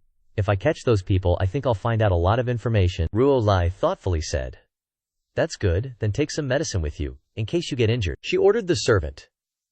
Someone, bring the 9 revolutions soul-returning pill, the life-saving medicine, and pack 3 portions. Chen Hai's expression darkened, shivering in fear. Your Majesty, please don't give any more. If you keep giving, you'll empty the national treasury. An old man from Southern Man said, Stop. The guys behind also said, If we stop now, we won't get caught up, right? The old man scolded. You bunch of idiots, we're being followed. 2 guys behind said. What? So fast? With Zhu Feng's wind-like speed, he had already caught up with the Southern Man group. Zhu Feng appeared before them, making the old man admire him. The old man said, Such speed, you must be Zhu Feng, the leader of the rebel army, am I right? Leader of the rebel army. Too fast, too dangerous. Zhu Feng uncomfortably thought, Are you in the wrong movie? The old man laughed, saying, But is it faster than our guns? Zhu Feng questioned. Guns what? Looks like you're in Fast and Furious instead? Before he finished speaking, a series of bullets shot out, aiming straight at Zhu Feng, who agilely dodged them. Zhu Feng jumped onto a branch, saying, What's the situation? Close quarters combat, and they're using guns. The Southern Man each pulled out modern guns, making Zhu Feng wonder if he had transmigrated back to modern times again. Zhu Feng recalled that year, during the rebellion, he did indeed consider creating modern weapons like guns. He didn't expect that Xu Yan could actually make them. Zhu Feng thought to himself, This is troublesome. If my clothes get torn, Ruo Li will give me new ones. What if it makes her unhappy? The old guy laughed and said, The leader of the rebels is just this useless. The group laughed along. Is that all you got? Sheesh, if you don't hurry up, my back's gonna ache, Zhu Feng chuckled. Do you guys know what a mole is? The group went, Whoa, and then they all got their heads shaved and buried in the ground. Zhu Feng laughed and said, Who told you to hurt my Ruo Li's hair? This time, I'll humiliate you for sure, the old man said. I'm a pretty reasonable guy. Do you know someone named Xu Yan? The old man scoffed. What do you take us for? We of the Mai Sing clan have undergone rigorous training since birth. We're professionals. Zhu Feng threatened. Do you know what this is? This is medicine researched and created by the top disciple of the Jade Maiden sect. The old guy questioned. The Jade Maiden sect. That sect was wiped out by us. What could a third-rate sect possibly research? Zhu Feng explained further. This stuff is super potent. It's called the 100-Beast Happy Powder, an aphrodisiac that my buddy specially researched for animals. In this deep mountain forest, if I just sprinkle a little, I don't even need to describe the scene, right? I'm only giving each of you one chance. He only said a few words, and the so-called professional training, the subordinates behind him, scrambled to confess to Zhu Feng, saying, I'll confess first. A real man gives a quick death, another guy said. Xu Yan is our strategist. We have to listen to him. Just spare us, and we'll tell you everything. The old guy, also scared of death, said, How could they know more intel than me? Then he asked Zhu Feng, Those Jianghu people we hunted down, do you know where they all went? Zhu Feng found it interesting, and said, Tell me about it. The old guy's expression turned serious. They were thrown into the blazing forest of Nanman. Just throw some Jianghu trash in there, and we'll convert it into mineral gas. Zhu Feng crossed his arms and said, But the conversion speed isn't that fast. What method did you use? The old guy said, That's thanks to the blessings of our ancestors. Although the previous dynasty was destroyed, one branch took all the treasures with them, including an ancestral sword that can accelerate the conversion within 10 miles. The old guy said to Zhu Feng, How about it, little brother? Is this intel enough? Can you spare me now? Zhu Feng said, It's indeed useful, but I still have one question. Was the Li family killed by people sent by Xu Yan? Mentioning that name, the old guy panicked, saying, The Lika family, what do you already know? Could it be that someone knows everything already? The Scarface guy fearfully said. This old guy won't confess? I don't know anything. Please spare my life. Suddenly, Zhu Feng detected movement behind him. Zhu Feng said, Your reinforcements are arriving this quickly. The old guy laughed gleefully. You'll never know, everyone from the Li family must die. Zhu Feng poured water on the old guy's head. Zhu Feng said, You stupid idiot. It doesn't matter if I don't know the secrets of the Liao family now. I'll slowly investigate. I just need to confirm who made the move, and that's enough. The old guy said to Zhu Feng, "What do you mean?" The Nan Man reinforcements behind him shouted, "Kill the rebel leader! Reward of 100,000 taels of gold and an official rank of 2nd grade." Zhu Feng's eyes turned cold. "You guys are really unlucky, running into me when I'm in such a bad mood." In an instant, Zhu Feng dealt with all 8 of the reinforcements. The red blood of death splattered everywhere. Zhu Feng angrily said, "Let me use you to offer a sacrifice to the entire Li family first." Zhu Feng had dealt with all the reinforcements, their corpses lying all over the ground, showing that Zhu Feng's strength was not to be trifled with. One remaining guy trembled and retreated backwards, begging Zhu Feng to spare him. "Save me! Spare me!" This guy was shaking with extreme fear. Zhu Feng said to that guy, "Don't worry, I won't kill you. Tell Xu Yan to wash his neck and wait. Li Yun will come to collect their heads." Inside the capital city, Chen Hai suddenly smelled a bloody scent. Chen Hai shouted loudly, "Who dares to break into the palace in the middle of the night? Come out and face your death." It was Zhu Feng returning, raising his voice. "It's me, don't be nervous, just make way." Chen Hai didn't get the memo, and was all like, "Your Majesty's resting, no disturbin'?" Thinking, why you showin' up at her chambers now makes me even more sus. Nan Zheng trying to reason with Chen Hai, "Quit blockin' the way I'm like. The legal hubby of Her Majesty me waltzin' into her crib is totally legit." Chen Hai, bless his heart, is clueless. About love, blurting out, "Just spit out what reward you want. I'll relay it to Her Majesty tomorrow morning." Nan Zheng's thinking, "I want to be by my wifely's side, ASAP, not ask for stuff tomorrow." Why you gotta be such a buzzkill, dude? Seriously though, Chen Hai's still a bachelor, right? And he's dead set on keeping our boy out of the Empress's room. Her Majesty's asleep, and I'm on guard. The head eunuch cuts in. "Quit your yappin', Lord Dachen. Her Majesty ordered me to escort this gentleman inside." Nan Zheng smirks at Chen Hai. "Told ya, Ruo Li can't catch Z's without me." Ruo Lai, looking all soft and sweet, waits for her hubby to come back and asks, "You're back. You alright? No boo-boos?" Nan Zheng plays along. "Oh, totally wrecked. Ruo Li freaks, where'd you get hurt?" Nan Zheng wraps his arms round her waist and says, "Right here, in my heart bein', apart this long, my heart's about to wither away." Ruo Li's all confused. "It's only been half a day. Are you being cheesy on purpose?" Nan Zheng knows exactly what he's doing. "I crave to be with you every freaking second. Yet you always make it so hard for me to get some lovin'." Ruo Li's like, "Quit your win. You already got your hug. What more do you want?" "Spill the tea. What'd you dig up?" Nan Zheng groans. "I'm dying. Over here." "Fine, I did get a whiff of something. About the Lim family." Ruo Li finally lets him go and sits down. "Say when? I had a feeling the Li family's got something to do with the old dynasty. Anyways, I'll have people snoop around this," Nan Zheng says. "So consider my mission accomplished. What's the reward?" Ruo Li's face turns beet red, and she slumps onto Nan Zheng's shoulder, making him grin, still clueless about her sickness. "Oh my, you're super forward today." Then it hits him. Ruo Li's burning up. He shouts, "Yo, what's up? She's burning with fever. Get the royal physician. Stat, Her Majesty's sick." The royal physician checks her out and prescribes some meds, but says, "It's just a band-aid solution. Might give some relief." Chen Hai panics. "What kind of sickness can't be cured, doc?" The royal physician gets real serious. "Been practicing medicine since I was knee-high to a grasshopper, and I ain't never seen a pulse like this before. I'm afraid," Nan Zheng cuts in. "Afraid of what?" The royal physician says. "If we can't get rid of the root, I'm afraid she's more likely to die than live." His words hit Nan Zheng like a punch to the gut, and he starts to freak out. No freaking way. What in the world is happening? In the southern tribes, they're doing some shady ritual. A phoenix flies inside the Bagua formation. Followers are jumping around, and the head honcho's chantin some voodoo into a brown head. The redhead is Yakin, with his sidekick. "You think these bumpkins from the southern tribes can actually off the dog emperor of Daqian?" Kong Yan says. "The dragon aura around him will cause some hiccups, but the empress must die." Zhao Chuan turns around and says, "The dog emperor has leaders of the rebellion, and I've got you helping me. This empire will be ours again, right, Kong Yan?" Kong Yan says, "Yes, Your Majesty, the empire will be yours in the end." In a temple, a monk says, "Master's been meditating for over a month now. Something's got to be up." The other one replies, "Chill.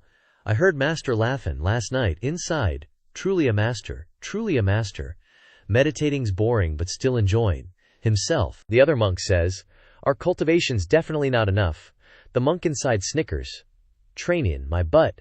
Still reading forbidden books. You guys are hopeless. I'm here day and night. non-stop absorption of spiritual food. He's all Amitabha, while blushin', hard while reddin'. Suddenly, Nanjang appears, shoutin', Master Bun. The monk awkwardly asks, Nanjang, what are you doing here? Then nervously says, nothing. Not that anyone asked, but I'm trying to cultivate my Buddhist nature. Nanjang doesn't say much, and just drags the master to the palace, hoping for some help. The master stands before the empress's bed and says, correct, your guesses are right. It's not a sickness, and it's not poison. This is a curse technique, a killing curse, the method of the southern barbarian witch. The male lead is seriously pissed and wants to wipe them all out, but the Grandmaster calls him back. Wait a sec. Don't be so rash, or you'll just make His Majesty die faster. The Grandmaster explains further. According to the records of the classics, if a curse is to kill someone with the Emperor's destiny, there's only one way to do it. He says, going through some history books, I saw this method. The southern barbarians claim it's an ancient technique. They probably inscribe special curse marks on the bodies of all southern barbarian warriors. When these warriors die, the accumulated resentment and rage will all be transferred as a curse onto His Highness. The more deaths at the border, the more negatively it'll affect His Highness. Chen Hai grits his teeth and says, can't attack, and even the Dacian army is restricted. The male lead asks, is there any other way? This profound method, it can only be Shu Yan, the Grandmaster says. There is a way, but I don't know if Ruo Li will agree. The Grandmaster says, the way is to concede the leading position at the border. There can't be any more casualties. With your existence, they definitely wouldn't dare to make things difficult for His Majesty. The male lead immediately says that Ruo Li wouldn't agree to that, and threatens him even more, even burning his golden book. Ruo Li wakes up and hears the whole story. Ruo Li affirms, that's absolutely impossible. Even though her body is exhausted, Ruo Li struggles to sit up and says, the blood of Dacian soldiers cannot be shed in vain. Chen Hai is overjoyed. Even in a life-or-death situation, His Majesty is still worried about the soldiers at the border. Ruo Li cutely says, the male lead's food and drink come from the national treasury. If I'm not the emperor, no one will be able to feed him, so I don't agree. The male lead is helpless. We should still do it for the border soldiers. He can feed himself. Just waking up, Ruo Li wants to go approve memorials, making Chen Hai advise her to take care of her body. The male lead also advises her to rest, and suggests that she participate together. Ruo Li asks, participate in what? The male lead turns back and asks the Grandmaster. He wants to directly help her bear half the destiny. Being a co-emperor is also okay, right? But the Grandmaster says, how can destiny be divided between two people? The male lead says, actually, sometimes two people are occasionally one entity. The barbarian crowd is continuing to perform the ritual with the skull. Suddenly, the leader seems to sense something is wrong. He clutches his chest and starts vomiting blood from a serious injury. The subordinates next to him worry about their leader. Great Witchmaster, what happened? The Witchmaster wipes the blood from his mouth and says, the people of Dacian have some skills. They're constantly using their destiny to attack the curse that was set up. As soon as he finishes speaking, the Witchmaster is injured from the inside again, continuing to vomit blood. How strange. Why won't they stop? They're constantly attacking, making the subordinates below wary as they admire the rebel leader. Even the curse can be attacked. Is he really omnipotent? The Witchmaster says, interesting. Let's see how long you can attack for. On this side, this couple is fighting intensely on the bed. Before the Witchmaster could finish his sentence, he was hit by an even more violent attack. It seems the more excited the couple gets, the more seriously injured he becomes. Okay, let's leave out the sensitive details. Take care of it. The Witchmaster falls tiredly to the ground, making all the subordinates surround him worriedly. Great Witchmaster. The Witchmaster feels fortunate. It's finally over. Luckily, the curse was maintained. The male lead sits in the courtyard, pondering. If you think about it carefully, Shu Yan probably went to the capital to be with the third prince, and started setting things up then. Suddenly, Ruo Li comes out, interrupting the male lead's train of thought. The male lead asks, how do you feel? Ruo Li happily replies, a little better. I want to go outside and breathe some fresh air. The male lead thinks to himself, anyway, I've already used the power of Hong Huang, so it seems to have some effect. It's a pity I can't completely remove the curse. The male lead hugs Ruo Li and picks her up. He says, if you still feel uncomfortable, don't run around. I'll just hold you like this. Ruo Li turns around and says, you look kinda happy. The male lead says helplessly, how could I be? You're in danger at any moment now. I don't have time to be happy. Ruo Li is an understanding girl who cares a lot about her beloved husband. She thinks to herself, you idiot. I know you're the most stressed right now. You're usually so indifferent and happy. She encourages herself, I should also cheer up a bit. I can't let him worry. Should I act cute with him? In her heart, Ruo Li thinks. Anyway, no one else can see right now. But in reality, Shui Li has arrived and calls out, Ruo Li gay. Breaking the sweet and romantic moment of the dog food couple, Shui Li says, I heard a strange noise in your house just now, and I thought there was a thief, but when I came, the noise stopped. The male lead replies, That's right. Just now, your Ruo Li gag had a 300-round battle with a thief. Ruo Li coughed a few times, pretending to remind the male lead to stop talking nonsense. The male lead, also scared, thought, Crap, I'm afraid we'll have to sleep in separate beds after tonight. Zhu Li naively thought, That's not right. It's still very strange. Are they hiding something from me? The male lead stopped Shu Liao's train of thought. Is it that obvious? That's not right. Kids shouldn't think about such random things, Shu Li explained. What is Master Landlord talking about? I'm talking about the thing on Ruo Li Gage's body, the male lead asked. What do you mean? Shuo Li made a binocular shape with her hands and said, Ruo Li, why are you being haunted by voodoo? The male lead said, You know about this and can see it. The male lead wondered. This hasn't been revealed to anyone, how does she know? Zhu Li triumphantly said, It's the first time I feel like someone is paying attention to me. I'm so happy that I'm swelling up. Making the dog couple outside think. It seems she's not just physically swelling up. The male lead asked, Is there a way to get rid of this voodoo? Zhu Li happily said, Of course. The first is to directly deal with the person who cast the spell. The second is to use many people to share the burden of the influence and resist it. The male lead replied, We've already used the second method, but we couldn't completely eliminate the curse. Shu Lina innocently asked, Did Master Landlord also do that? What method did you two use? Causing the couple to blush with embarrassment, they said, Kids shouldn't ask so many questions, Shu Li explained. I plan to use voodoo to cast a spell, but I've never done it before. I'm not sure if it will succeed. After all, I only know the theory, the male lead asked. A theory master can still be bronze level, and can also give pointers to king-level players, Shu Lai happily said. Although I don't understand, maybe she's praising me. Then just leave it to me. Then Shu Lai happily ran off like she had 3 legs and 6 arms, saying, Time is urgent, I need to quickly go back and prepare, Ruo Li said with a mixture of sadness and joy. It probably won't work, but I'm happy that she has this good intention. The male lead comforted his mistress. Don't worry, everything will be fine. Besides, she just reminded me, I've thought of a way. The male lead is standing on the tallest building in the capital. Considering the situation, they will definitely protect the Wu Shi, and that Xu Bing is a pawn to lure him out, the male lead also added. The enemy's deployment map shows that they are all concentrated in the mountainous area to the west. According to the map, the area surrounded by the Tu Bing is Manhwa Gu. The place with only one exit is also the safest place. The male lead held a stick tightly and said, 1,000 miles southwest.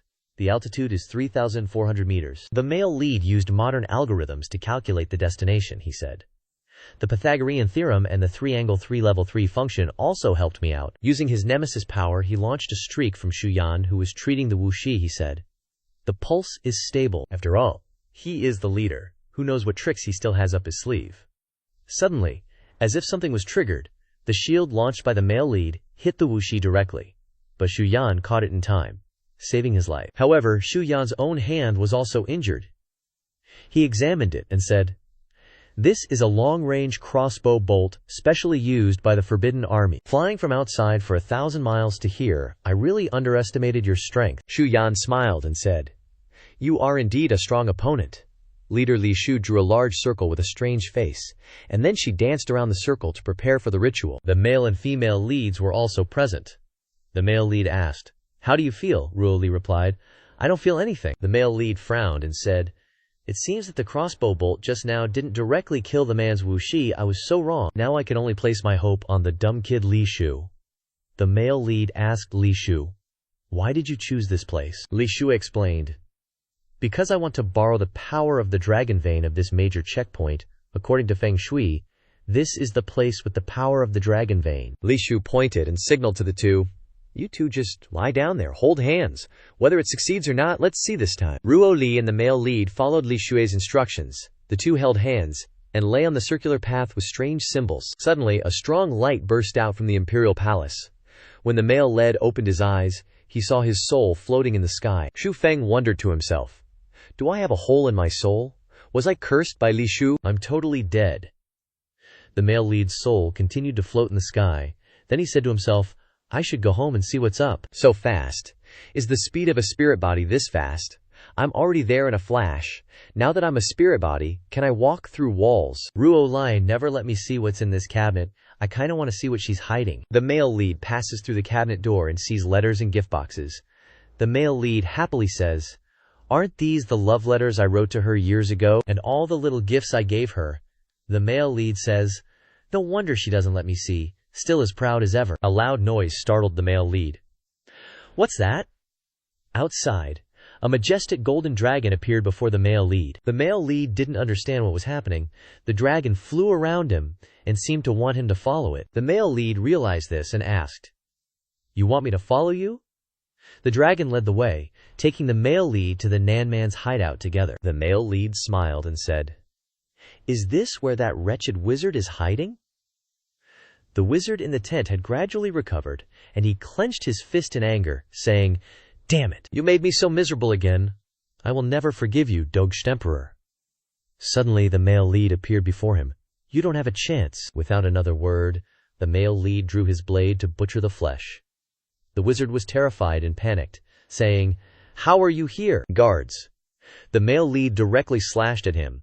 The male lead coldly said, You hit on my wife, it's not too much for me to give you a slash. From Yan outside heard the noise and ran in, saying, What happened? At this moment, the male lead's soul gradually disappeared. The male lead said, From Yan, long time no see, but it seems like my time is up. From Yan also panicked and called out, Leader. The male lead only turned his head back and smiled, saying, I'll come find you later, and then we'll reminisce about the old days. From Yan turned to look at the wizard. He's dead. From Yan didn't hold back her admiration for the male lead, worthy of being the leader, doing things that others can't do. Back at the palace, the male lead woke up after getting slapped. The male lead touched his painful cheek, saying, This hand has some power? Looks like he's fully recovered, Ruo Li said. You finally woke up. Your soul had a hole in it. I couldn't wake you up no matter how much I called. The male lead happily said, You're right, I saw the great Qian's dragon vein, he said. You and I are a great match, me being empress, awesome. Ruo Li said, Then do you want me to choose 3,000 concubines for you? The male lead hasn't made a move yet, Ruo Li said. Don't be mad, I haven't finished speaking yet. I just went to the Nan Man border and directly killed the wizard who cursed you, Ruo Li expressed disbelief. Don't daydream, aren't you still awake? The male lead acted cheeky again, saying, Then what if I did it? Let's change the place for the reward next time, like the Imperial Chamber, making Ruo Li blush. Ruo Li's complexion had gradually improved, she said. But I feel a little better now. Let's go. I'll take you to the Imperial Kitchen and have them make you 50 servings of Li Zhu pears. Hearing this, Li Shu immediately stopped him. No way, the two thought to themselves. This kid refused again. Has she finally understood? Shu Li seriously reminded. At least there are no restrictions on eating breakfast, lunch, and dinner in the Imperial Kitchen for 365 days. I'm definitely not settling when it comes to eating, making the couple helplessly say. As expected, she revealed her true colors as soon as we mentioned eating. The next day, Chen Hai brought good news to Ruo Li. Your Majesty, the good news is that the great wizard of Nan Man is dead. This time, Ruo Li believed what Li Yun said was true, and asked in surprise, How did he die? Long Shen thought. Could it be that Li Yun was telling the truth? Chen Hai reported. According to the news sent back by the spies in Nan Man, there were no wounds on the great wizard's body at all. It seems like he died of natural causes. Ruo Li, as if knowing everything in advance, said, Let's change locations, and have them bring us the instruments. Chen Hai asked in surprise. What does your Majesty plan to do, Ruo Li? Just made up an excuse. It's nothing, just changing the work environment. She thought to herself, embarrassed. These next few days, I can't be in the Imperial Kitchen, or the Emperor's dignity will be completely lost. In the Nan Man camp, Zhao Yuan cursed. Damn it, damnable. The entire plan is ruined, Zhao Yuan said. It was clearly just one step away, all thanks to that damned traitor's tricks. The moment I ascend the throne, I will definitely kill him, Siye said. Your Majesty, rest assured, Shu Qi has left seclusion. I've already sent him to infiltrate Zhennan Wang's returning convoy. Zhao Yuan revealed a sinister smile. Very good. Let him take the opportunity to strike at the heart of Daqian. This time, we absolutely cannot fail. Inside the palace, Ruo Li is truly a capable wife, sweeping the courtyard. The male lead stands beside her, fanning his little wife. a scene of domestic bliss that would make even singles' eyes explode. The male lead said, "Why do you keep doing housework, and you don't even need my help?" Ruo Li turned around and said, "It makes me feel like I'm in charge of the house. This is our home, of course. I have to clean it myself. Even if the sun is scorching today, I don't know if I'll get darker." The male lead happily said to her, "Don't worry, you'll always be beautiful." This statement made her feign anger, "So it doesn't matter if I get darker or older." The male lead quickly said, "How could that be? What I mean is that you will always be the most beautiful in my heart." The male lead thought to himself, "Is that day here already? I feel a bit unhappy. I thought it was still a few days away." Ruo Li said, "Then you have to look at me. You can't dislike me even when I'm old." The male lead teased his argumentative wife, "Don't worry, right? I know some medicines that can preserve beauty. When I get back, I'll find Yu Tianfeng." Speaking of Yu Tianfeng, she suddenly remembered how Xue Li stirred up the imperial kitchen. Do you believe that a 10-year-old girl can single-handedly devour the entire imperial kitchen's food supply? Speak of Cao Cao. And Cao Cao arrives. Xue Li came calling, "Mr. Landlord, Sister Ruo Li," she said, her cheeks puffed up like a fat hamster, asking, "Have you two eaten?" The male lead worriedly said, "Don't worry about us, but you're eating heartily, aren't you?" "But why do you look like a big hamster?" Lan Xue Li explained. "This isn't the imperial kitchen's buffet. Is it only at home that I can eat like this?" To avoid starving outside, I hid food in my cheeks. Luckily, I'm thick-skinned. The male lead said, "Not yet. Come after you finish eating, what's the matter?" But he thought, "Luckily, I didn't let her eat as much as she wanted before." Xu Lai happily chewed the food she saved in her cheeks. "Wait for me to finish this first." After chewing, feeling satisfied, Xue Li said, "It's much easier to talk now, isn't it? Because I'm a bit tired of eating the imperial kitchen's food these days, so I want to change my palate." Making the couple stunned and asked, "Tired of eating already? What else do you want to eat?" Xue Li's eyes sparkled. "I heard that the Nan Man's Q train happens to be arriving at Daqian today. This time, there are many Nan Man specialties on the train. I like Nan Man food the most." Ruo Li asked in surprise, "Have you ever eaten Nan Man food before?" Xu Li replied, "Of course, my family used to have stuff. I ate it every day when I was little. Sister Ruo Li has invited me to eat at the imperial kitchen for so many days, now it's my turn to treat you." Ruo Li happily agreed. She also wanted to try it, since she had never eaten Nan Man food before. She secretly praised the child for being so thoughtful. At the fair, Xu Li invited Ruo Li to eat what she claimed was very delicious. The two stared at the bowl full of many-legged bugs. Just looking at it was scary, and she still asked them to eat it. The male lead asked, "This is Nan Man cuisine. Why does it look like a bowl of wriggling bugs? You're not planning some kind of assassination, are you?" Xu Lai even picked one up and advertised enthusiastically, "This is a fruitworm, a Nan Man specialty. They especially eat fresh fruits. It tastes great." Making the two refuse vehemently, not daring to try this new dish. Xu Li invited, but no one ate, so she directly poured the bowl of bugs into her mouth. "Then I won't be polite." Making everyone dumbfounded, the male lead noticed something behind them and asked, "But this train can transport quite a lot of goods, right?" Ruo Li continued, "It can transport 10,000 people in a day. It's very crucial now." The male lead guessed. Creating the train was Ruo Li's idea, right? The old emperor didn't think of this at all initially. "Why did you want to build this?" the female lead said. "I thought that you hadn't experienced the world back then, and you had never left the capital in your life." She looked at the male lead, her eyes full of love, saying, "So I want to show you the whole world." With these two reasons, it would be strange if the male lead's heart didn't melt. Hearing this, the male lead couldn't help but feel embarrassed. Ruo Li giggled. "Of course I was kidding, Your Majesty. This is a national matter. How could I build a railway just for you?" Just teasing him is enough to make our male lead happy. But honestly, the original idea, Ruo Li explained, was really about him. She hopes that when they have time, they can travel around the world together. The male lead chuckled.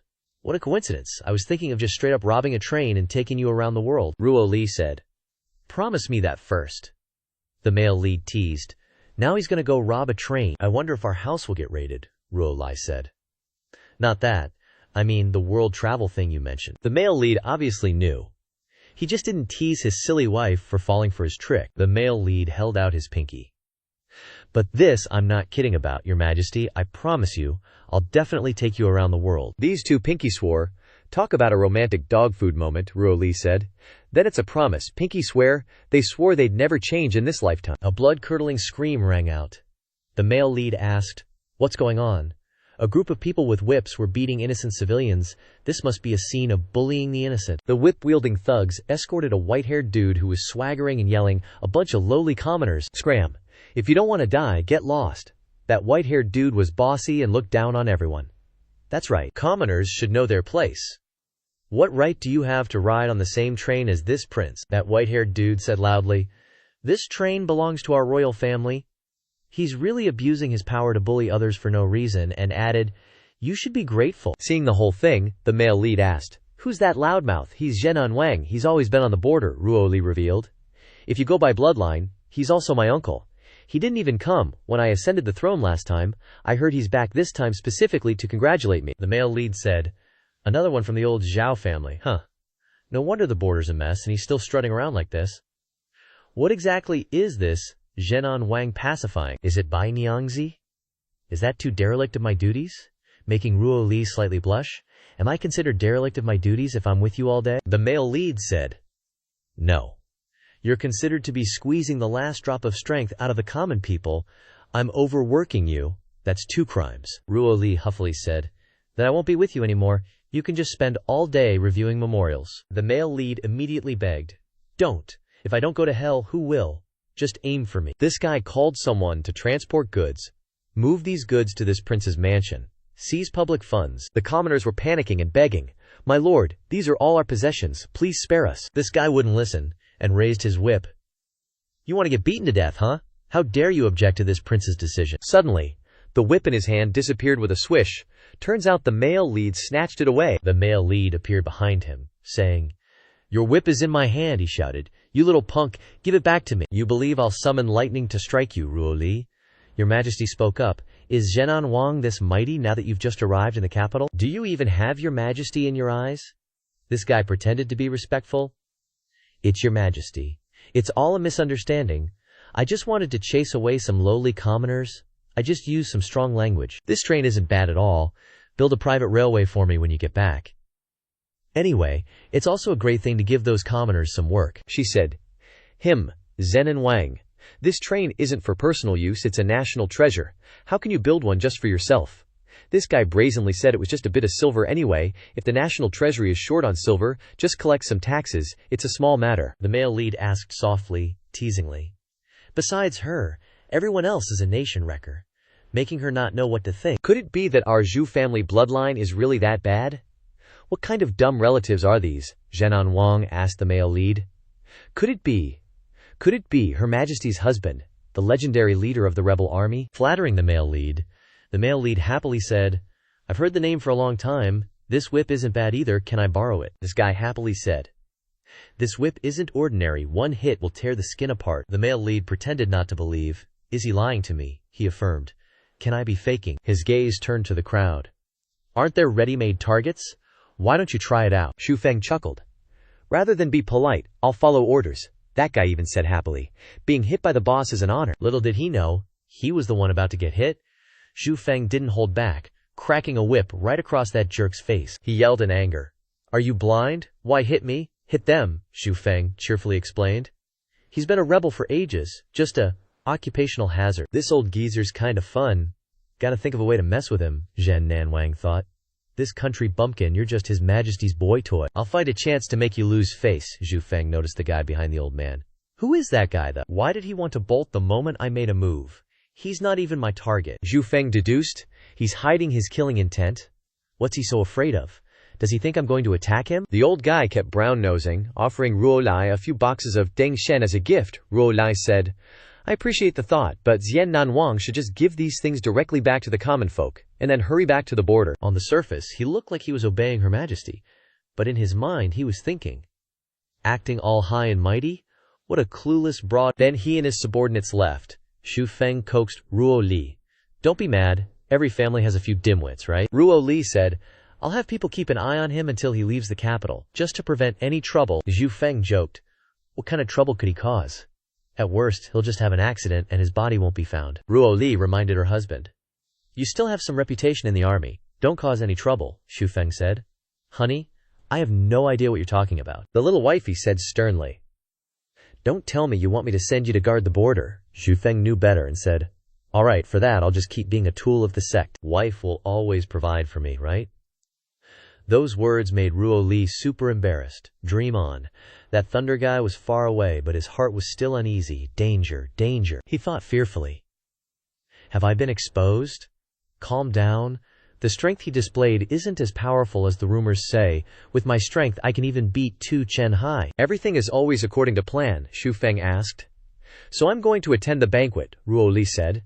Recently, border wars have been constant. This is to stabilize people's hearts, Ruo Li added. Going to the national banquet with you can also scare them, Xu Feng agreed. No problem, I'll stand next to you then. Whoever comes, I'll bite. In his heart, he thought. Should have done this earlier. Just tell them to rebel however they want. We'll talk on the day we meet. Ruo Li said. You're not a dog. Why do you talk like I'm an evil tyrant? Xu Feng explained. How could that be? I mean, a partner of justice.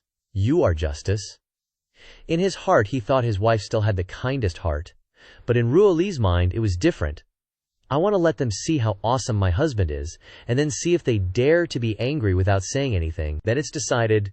The food's getting cold. Let's hurry up and eat. Turn around.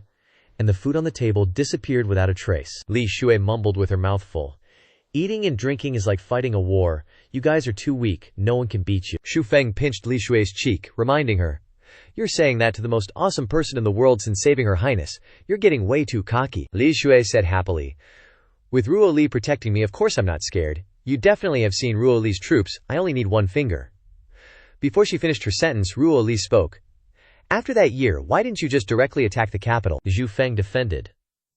That's obviously because I'm a man of peace. I hate all the fighting and killing. Now I've entered the enemy's territory. Ruo Li also loves me. Loves me to the point of life and death. This is the victory of personal strength. Ruo Li threatened. What did you say? I didn't hear clearly. Can you say it again? Xu Feng is a shark on the streets, but becomes a small fish at home, unable to resist. Of course your Ruo Li Shiji is the most awesome person you see. I'm awesome, but when I meet Ruo Li, I obediently listen. Li Shu also shouted. Master's man is really weak. Feeling.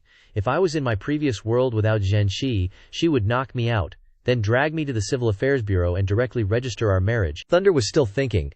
I have to be confident. Back then, when I sensed the strength on the boss's body, I could still deal with him. He thought that he had to figure out the escape route after assassinating the emperor, so he could leave here. To introduce, this person is Zhu Qi, the strongest strategist of Yuni. From childhood, his innate talent for swordsmanship was ghost-like, unpredictable, known as the sword demon, but he has always been unknown because he has a fatal flaw. He heard someone say, "What the heck?" and it totally freaked out Mr. Thunderbolt. He worried. Did my sword ghost get exposed? He was confused. I thought he was just a regular commoner from Daigen, but he knows my identity. Daigen? It's genuinely terrifying. Sweat poured down his face. Are they from my Yan sect, trying to harm me? Should I make a run for it, he thought. They must be jealous of my talent, that's why they want to frame me. It's definitely a conspiracy. Turns out, the passerby was just cursing because a woke he'd just bought had broken. What the heck, he cursed. Only then did he snap back to reality a bit, so... That's it. Looks like I was overthinking things, but hey. Being cautious isn't a bad thing. His weakness was that while outwardly extremely confident, he had a severe persecution complex, his mood always teetering on the brink of collapse. He accidentally ran into Li Shu walking out, she loudly exclaimed. Eating to 80% fullness is truly the best. He stared intently at Li Shui, thinking, this brat, isn't she the girl who was next to the emperor earlier today? I'm so lucky, Lin Shu thought he was about to snatch her food. Where did this lunatic come from? Why is he staring at me like that? Is he trying to steal my food? That guy was preparing to unleash his true kill. First I'll capture her, and then it'll be that dog man of that dog emperor. He was stunned, realizing he'd fallen. How does this brat have such a powerful aura? He started speculating wildly. Could she be that dog emperor's secret weapon? Daigen's ultimate weapon, Li Shui thought. Isn't he here to snatch my chicken leg? Or is he begging? Even if you beg, I won't give it to you.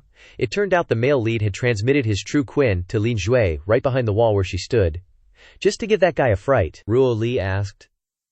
Why are you sticking your hand on the wall like that? The male lead replied. Shh, there's a thief outside. I want to scare him off. The guy, clueless, continued his delusion. Sure enough, I'm still not cautious enough. This world is too dangerous. This little girl is next to the emperor because her power surpasses that dog thief, he cried, blaming himself for being too stupid. I've definitely been played. They've had a conspiracy planned out for ages. Seeing him cry, Li Shu took pity. Crying, Do you want my chicken leg that badly? How long has it been since this person last ate? She threw the chicken leg in front of him. Consider it my good mood. Eat it quickly. Even though she was reluctant, the guy felt it was even weirder. This must be some kind of elaborate play. Forcing me to eat a chicken leg off the ground has completely stripped me of my dignity. So young yet so vicious. Killing me by stabbing me right in the heart. Terrifying. But at least she spared my life, he asked as Li Shui was about to turn and leave. May I ask for your esteemed name? Li Shu, annoyed about her chicken leg, said, Li Shu, don't let me see you again. He bowed his head. Many thanks. The male lead, observing from above, had seen it all. That guy from earlier truly is peculiar. The male lead thought, this guy probably came from the Yan sect. If I already know of his existence, it'll be easier to deal with him. Might as well make use of this good-for-nothing a bit. At the banquet, the ministers were discussing something among themselves. One of them said, Lord Shu, is this rumor true? Lord Shu said sternly. As His Majesty's subjects, we do as he says. What's there to overthink? Prince Nan was also at the banquet, bringing along Mr. Thunderbolt. He was still overthinking. Stay calm. I can definitely handle the leader of the rebel army. The real danger is that young lady named Li Mayai. Besides, my plan is absolutely perfect. It will definitely succeed. His Majesty arrives. All the courtiers bowed in welcome as His Majesty entered. The male lead reminded, You caught a slight cold last night. Don't drink anything cold. Ruo Li replied. Got it, a courtier asked. Your Majesty, may I ask who the person sitting beside Your Majesty is from the royal family? The male lead secretly thought, You old geezer, you know the deal. Thank you, the courtier replied. Leader, you are too kind. Ruo Li seriously said, Haven't you all known the answer to this question already? The several courtiers below thought. The rumors are indeed true. There's never been such a precedent before. The two of them are clearly. What's more, that's the leader of the rebel army. Zenon Wang, completely hammered, slurred. I object. This is not proper. Where's the tradition of our ancestors? He raged. A traitor on the royal court. Absolutely improper. The close officials below started praising. Indeed. How brave is Zenon Wang? Lei Ting thought gleefully. Nailed it. The hallucinogen really drove Zenon Wang crazy. He prepared to pull out his magic weapon, thinking, well, he's got everyone's attention. I'll secretly assassinate that dog emperor. He charged towards the emperor, yelling, Dog emperor, prepare to die. The close officials, terrified of an assassin, quickly protected His Majesty. Shu Feng was one step ahead, standing in front of Ruo Li to protect her. Her Majesty, still misunderstanding Shu Feng's strength, confidently thought, My name, Ziqi, will resound throughout the world. Shu Feng punched her so hard her face twisted she thought, what the? She fell painfully. How is this possible? The true Khe he's emitting is clearly extremely ordinary. Could it be that he defeated me without using much strength? Lei Ting retorted, I underestimated you, but if you can protect the dog emperor, can you protect those dog officials? Those officials panicked. Don't take me hostage. Save me. Shu Feng addressed the officials. Gentlemen, your glorious deeds of sacrificing yourselves for the country will surely be recorded in history, living forever. The officials thought. You're clearly using someone else to do the dirty work, Zhu Feng further explained. But recently the national treasury is empty. If anyone with a bit of sense can contribute some money to the treasury at this time, those people clamored. We just discovered an ancient mineral vein under my house. I'll donate it all. Mine is a gold mineral vein. I'll donate too, someone argued. You bastard, don't compete with me. I'll donate too. Lei Ting was utterly confused. How is this possible? This guy doesn't care about the lives of the ministers at all. He could only think of escaping. Suddenly, Lei Ting realized something was wrong. What's that? Why is there suddenly such a familiar aura? It turned out that Shu Lai was also behind him, preparing to eat chicken, making him think it was her. Why is she on my escape route? Shu Li was extremely angry. Her face darkened. Why hasn't Ruo Li Jej given me food yet? I am a well-mannered young lady. I can't embarrass Gerge. Damn it, I'm starving to death. Lei Ting misunderstood. Why is there such a strong aura? But I didn't notice it. I understand now. I'm just a clown. He's so calm because he has a back door where a monster stronger than him is on my escape route. I'm screwed. They're going to use that terrifying interrogation method on me. This moment, he collapsed, beyond saving, and will eventually lead to a fate worse than death. Suddenly, he vomited blood and died. The reason for his death was as ridiculous as his life. The cause of death, ruptured liver. They suspected. He's dead. Suicide by poison. An important figure said, That's not right. This kind of toxin couldn't lead a strong person to death like this. Just now, I clearly saw that His Majesty's husband killed him with his eyes, causing the people to say, just relying on his eyes, he could take someone's life. All the close officials, knowing fear, obediently bowed their heads. Your Majesty, 10,000 years. Empress, longevity, Ruo Li said. Me, do I have 10,000 years? You are longevity. Passively becoming active, Zhu Feng helplessly thought. That's not right, isn't the problem, that I've become the Empress. From then on, the rumor that Li Yun could kill people with his eyes spread throughout the world. Inside the city walls, the guarding soldiers were discussing.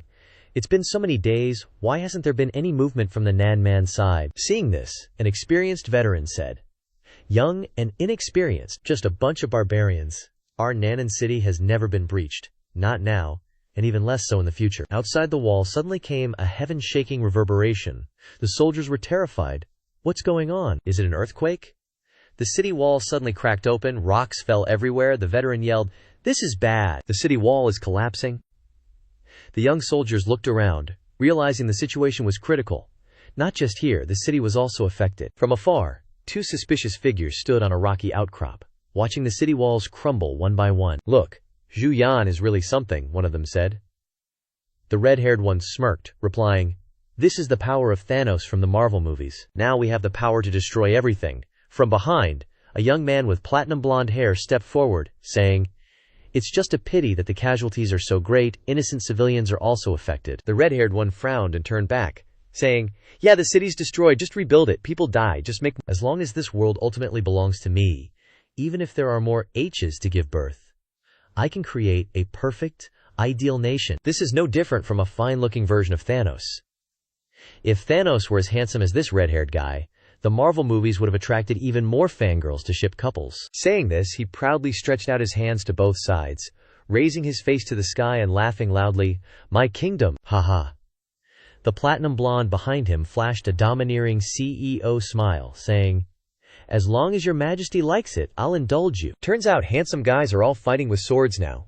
Meanwhile, in a certain forest, Li Yun and his wifey were canoodling by a beautiful stream. This is the most beautiful scenery of Daqian that you wanted to show me, Li Yun said. The mischievous empress turned her blushing face to look at Jin Yu. Of course not, take my hand. Li Yun took his wife's hand, looking puzzled. What is it? What is it? It is because Daqian is mine, so I am the most beautiful scenery of Daqian. The empress was flirting so smoothly, the silly Li Yun not only didn't catch the flirt, but was also being clueless. That's not right. You can't say it like that.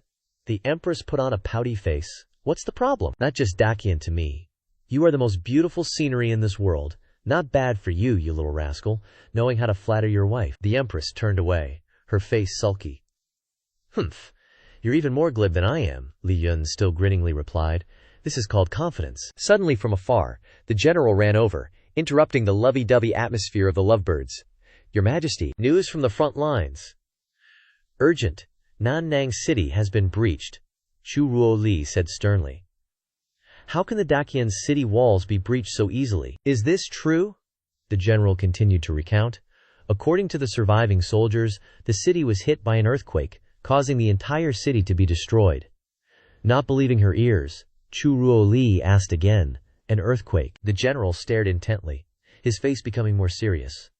Moreover, not only these things, but because of this matter, there are rumors everywhere on the border describing this earthquake as defying heaven's will with your majesty, writing that the gods have descended to punish. What? Chu Ruoli frowned. Li Yun still innocently patted his beloved wife's shoulder to comfort her. Wifey, don't be angry. Being angry isn't cute anymore. What punishment? That's just feudal superstition. If I'm not mistaken, it's probably done by the remnants of the previous dynasty. Li Yun continued to say. I once had a weapon in the rebel army. I called it an electric vibrator. It can generate large vibrations within a certain range through true QA to create earthquakes. The more Li Yun spoke, the more suspicious he became, as if he were confessing his crime. Both the empress and the general thought, so you're the ringleader. Liu Yun suddenly felt guilty, laughing it off. Maybe Shu Yan made one based on my method. I just provided the idea, not paying attention to his nonsense anymore. Chu Ruo Li turned to ask the general. What are the casualties at the border now? The casualties are incalculable, and they are extremely frightened. Some have even sought refuge in Nan Man. The general replied. Hearing this, the empress snapped. Decree.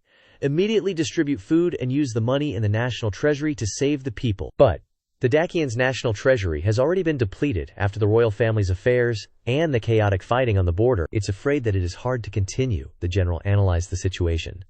Suddenly remembering something, Lin Yun said, "Have you forgotten? At the national banquet, those great ministers also contributed a lot, especially Zhen Nanwang, who donated a lot to clear his direct relationship. Now's the perfect time to bust it out and help these folks." He crossed his arms, striking a pose to impress the ladies. "Don't worry, just leave the rest to me." Chu Ruo Li eyed him suspiciously. "What are you planning? We don't even know what we're up against." To put his wifey at ease, Li Yun said, "If this thingamajig can be used once, it can be used twice. Can't let innocent people get caught in the crossfire. The only way to quickly solve this is for yours truly to step up." Chu Ruo Li instructed her hubby, "Be careful. Relax. Even if the great Qian crumbles, I won't." Chu Ruo Li continued to sweet-talk her man. "If you get even a scratch, I'm docking a year's worth of your snack money." Li Yun chuckled, reaching out to pinch his beloved wife's cheek. "I barely get any as it is, so I guess I gotta be extra careful." With that settled, Li Yun turned to the general. "Xiao Chen, come with me to the border." Dropping the act, Li Yun revealed his true face. Time to deal with this once and for all. The city was ablaze, and taking advantage of the chaos, the rebels were running rampant, slaughtering innocent civilians. "Blocking my way, time to die," one of them laughed after slicing down a young man. An old man with silver hair hugged his grandchild, asking, "Why? Why are you clearly soldiers of the great Qian? Why would you rob our food and slaughter your own people?" The guy smirked. "Why, you ask? It's His Majesty's orders. The court's coffers are empty, so as citizens of the great Qian, you gotta cough it up." The old man collapsed, begging, "Have mercy, leave us some food. Give us a way to survive." Before he could finish, an arrow pierced his heart. "Grandpa, Grandpa." The child hugged the old man. "These guys are ruthless, not even sparing the old and young." Alarin furrowed his brow. "Are you stupid? We're supposed to let them live?" The scarred guy looked at the archer. "Sorry, haven't killed anyone lately, couldn't help myself." "Damn it, these guys are twisted." Hearing them talk, the kid realized they were from the Nan Man tribe. "These guys aren't even from the great Qian." Scarface walked up to the trembling kid. "You spilled the beans. No choice, gotta take you out too." The little girl squeezed her eyes shut. "This is it, we're doomed. Why did we have to run into this when we did nothing wrong? Anyone, please save us?" In this situation, even writing to the UN wouldn't help. Suddenly, Scarface screamed. The girl opened her eyes, not knowing what had happened. All she saw was Scarface lying lifeless on the ground. "Little girl, are you okay?" The girl looked up to see two handsome, armored young men. Luckily, Li Yun and Xiao Chen arrived just in time. "Are you guys from the Divine Light sect?" she asked. Li Yun replied, "No, we're soldiers of His Majesty the Emperor. We're here to deal with these Nan Man bastards." Hearing the cries of their comrades, they rushed over. "Who killed them all?" Xiao Chen looked back, reminding him. "More are coming, let's not talk." Ignoring the approaching enemies, Li Yun offered the girl a pill. "Your mother's still breathing. Give this pill to her. Your grandpa will be fine too." Then, he reached out and patted the little girl's head. A heavenly smile. "Listen to Big Brother. Close your eyes, count to 3, and then open them." Li Yun glanced back, not wanting the child to see the bloody scene. Now the city was filled with the clanging of swords and the sounds of fighting men. Soon after, only Li Yun and Xiao Chen remained in the forest. Xiao Chen asked, "You gave that precious soul return pill to that little girl. So, what's the problem?" Li Yun responded. "It's nothing. It's that the pill was given by His Majesty so you could save your own life. I didn't expect you to give it to someone else." Xiao Chen grumbled, but Li Yun smiled. "No one deserves to go through this. At that age, if I were to encounter such a thing, I would help him." Realizing his explanation might not have satisfied Xiao Chen, Li Yun asked, "Why are you still frowning?" Although inwardly dissatisfied and displeased, Xiao Chen replied, "It's nothing." Xiao Chen gave Li Yun a critical look. Although they're rebels, what they did is worthy of others to learn from. No wonder they were able to defeat the great Qian. It wasn't superior martial strength, nor unyielding will, but the kindness that united the people. As he pondered, Xiao Chen glanced at Li Yun, who had a seemingly good-natured face, and said, "Those remnants of the Qian dynasty and the Nanman people are truly wicked to come up with such a sinister scheme. This might be the doing of that friend from Yan that Yuan mentioned before." Contrary to Xiao Chen's speculation, Li Yun said, "If it's the Shu Yan I know, he definitely wouldn't do something like this. He wouldn't involve innocent civilians." Suddenly noticing something, Li Yun said, "Stop, I've discovered something." Perplexed, Xiao Chen asked, "What is it? Take a look." "Do you know what this is?" As he spoke, Li Yun glanced at some clumps lying on the ground. "Isn't it just a little poo? What's so special about it?" Seeing Xiao Chen's reaction, Li Yun raised his index finger and said, Poke it with your finger, and then you'll know what it is. Xiao Chen then poked it with his finger, feeling something soft, and smelling a pungent odor that filled his nostrils. What the heck is this? It's a horse's treasure, also known as horse dung, Li Yun replied with a straight face. You little rascal, you're setting me up, huh? Careful, or I'll flip my lid. Xiao Chen realized he had been tricked badly, suddenly being made to poke horse dung. Annoyed that he couldn't do anything to Li Yun, he said ingratiatingly, "Wasn't this just to enrich your knowledge on the battlefield?" This horse dung is quite fresh. Judging by the quality of the dung, they're eating high-grade grass. It's probably from the Daming army's horses. Their army is about 1,000 miles away, Li Yun smiled and said. It's just experience. Hearing Li Yun say that, Xiao Chen became anxious. I need to rush back now to gather troops and wipe them out in one fell swoop. You wait for me here. I can't wait for you. I'm gonna deal with them. Seeing this, Xiao Chen snapped. Are you crazy? The enemy's forces could be over 100,000. Even if you have heaven-defying skills, you can't possibly destroy them all. I promised His Majesty to ensure your safety, Li Yun said, Xiao Chen. If I wait for you to bring reinforcements here, even more civilians will suffer their torment. I indeed can't destroy 100,000 troops. But if I can instill fear deep into their souls, that I can do. When our bro gives that wicked smile again, the other side is doomed. At the camp, soldiers spotted a strange figure approaching from afar, another one coming to die. One of the natives among them said. At this moment, the figure drew closer and closer. It was Li Yun, a man who feared neither heaven nor earth, but chose to live in seclusion and get married. But perhaps the male lead's aura wouldn't let him have his way. Who knew the wife he married would actually be the new empress in disguise? He strode fiercely towards the camp gate, his face full of anger as if he wanted to burn this camp down, causing one of the natives to laugh and say, maybe this guy has problems with his head. Suddenly, they couldn't see Li Yun anymore. Where'd he go? Why can't we see him anymore? Did he run away? As if discovering something, one of them shouted, he's down there. At this moment, beneath the ground, Li Yun was channeling all his inner strength into his fist. Without hesitation, he raised his hand and punched hard into the ground. The critical strike created an earth-shattering quake, the ground cracking open and creating pressure that made the protective wall of the camp collapse. The male lead's halo shone brilliantly. With just one punch, he created an earthquake, destroying the entire wooden palisade, successfully infiltrated the enemy's lair. Li Yun walked towards the gangsters who were holding spears ready to act. We have 100,000 troops. Are we scared of him?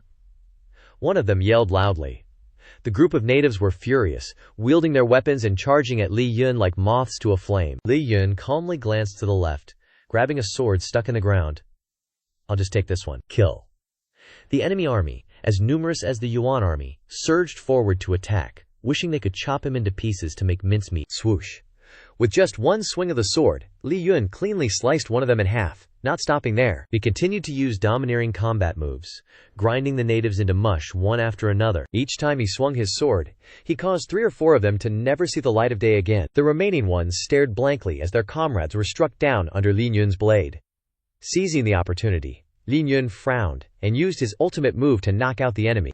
He concentrated his strength into his sword-wielding hand, slashing at the ground and creating an earth tremor.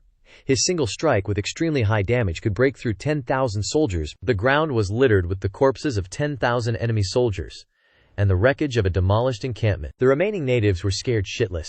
Monster, monster, save me, we quit. They all legged it, not dumb enough to face a freak with godlike power. Suddenly, one dude bumped into a mysterious six-pack. Good dog, out of my way, scram. The native fell flat on his face, looked up at him, and was clearly terrified. This flag, Blackhorn Tribe, is this some super perfect two-piece version of One Piece? Why does none of it look like Luffy and the gang? In front of him were 4 bull-headed, horse-faced dudes with six-packs, looking kinda blurry. The natives were like they'd struck gold, one saying, they're the strongest tribe, they can definitely control this guy. Seeing their expectant looks, the other replied, heard strong guys like to fight strong guys, he's a goner. Not sure if they're gonna duel Li Yun or what, but one guy excitedly hugged Li Yun, and the biggest dude was sobbing his heart out, super touched. Hearing the natives run their mouths, fake Luffy slowly approached, his face showing clear anger. Without a word, he threw a heavenly punch straight into the face of the bandit. Then, he raised his hands to the sky and shouted, Chief, long live! Chief's wife, long live. The other 3 chimed in.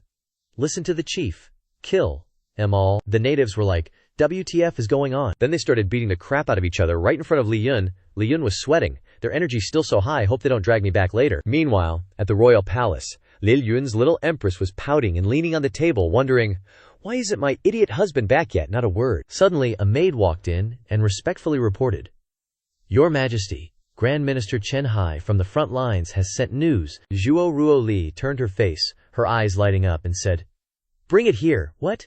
How could this be?" As Zhuo Ruoli read the memorial, she frowned. Could something have happened on the front lines? Her Majesty is so tense.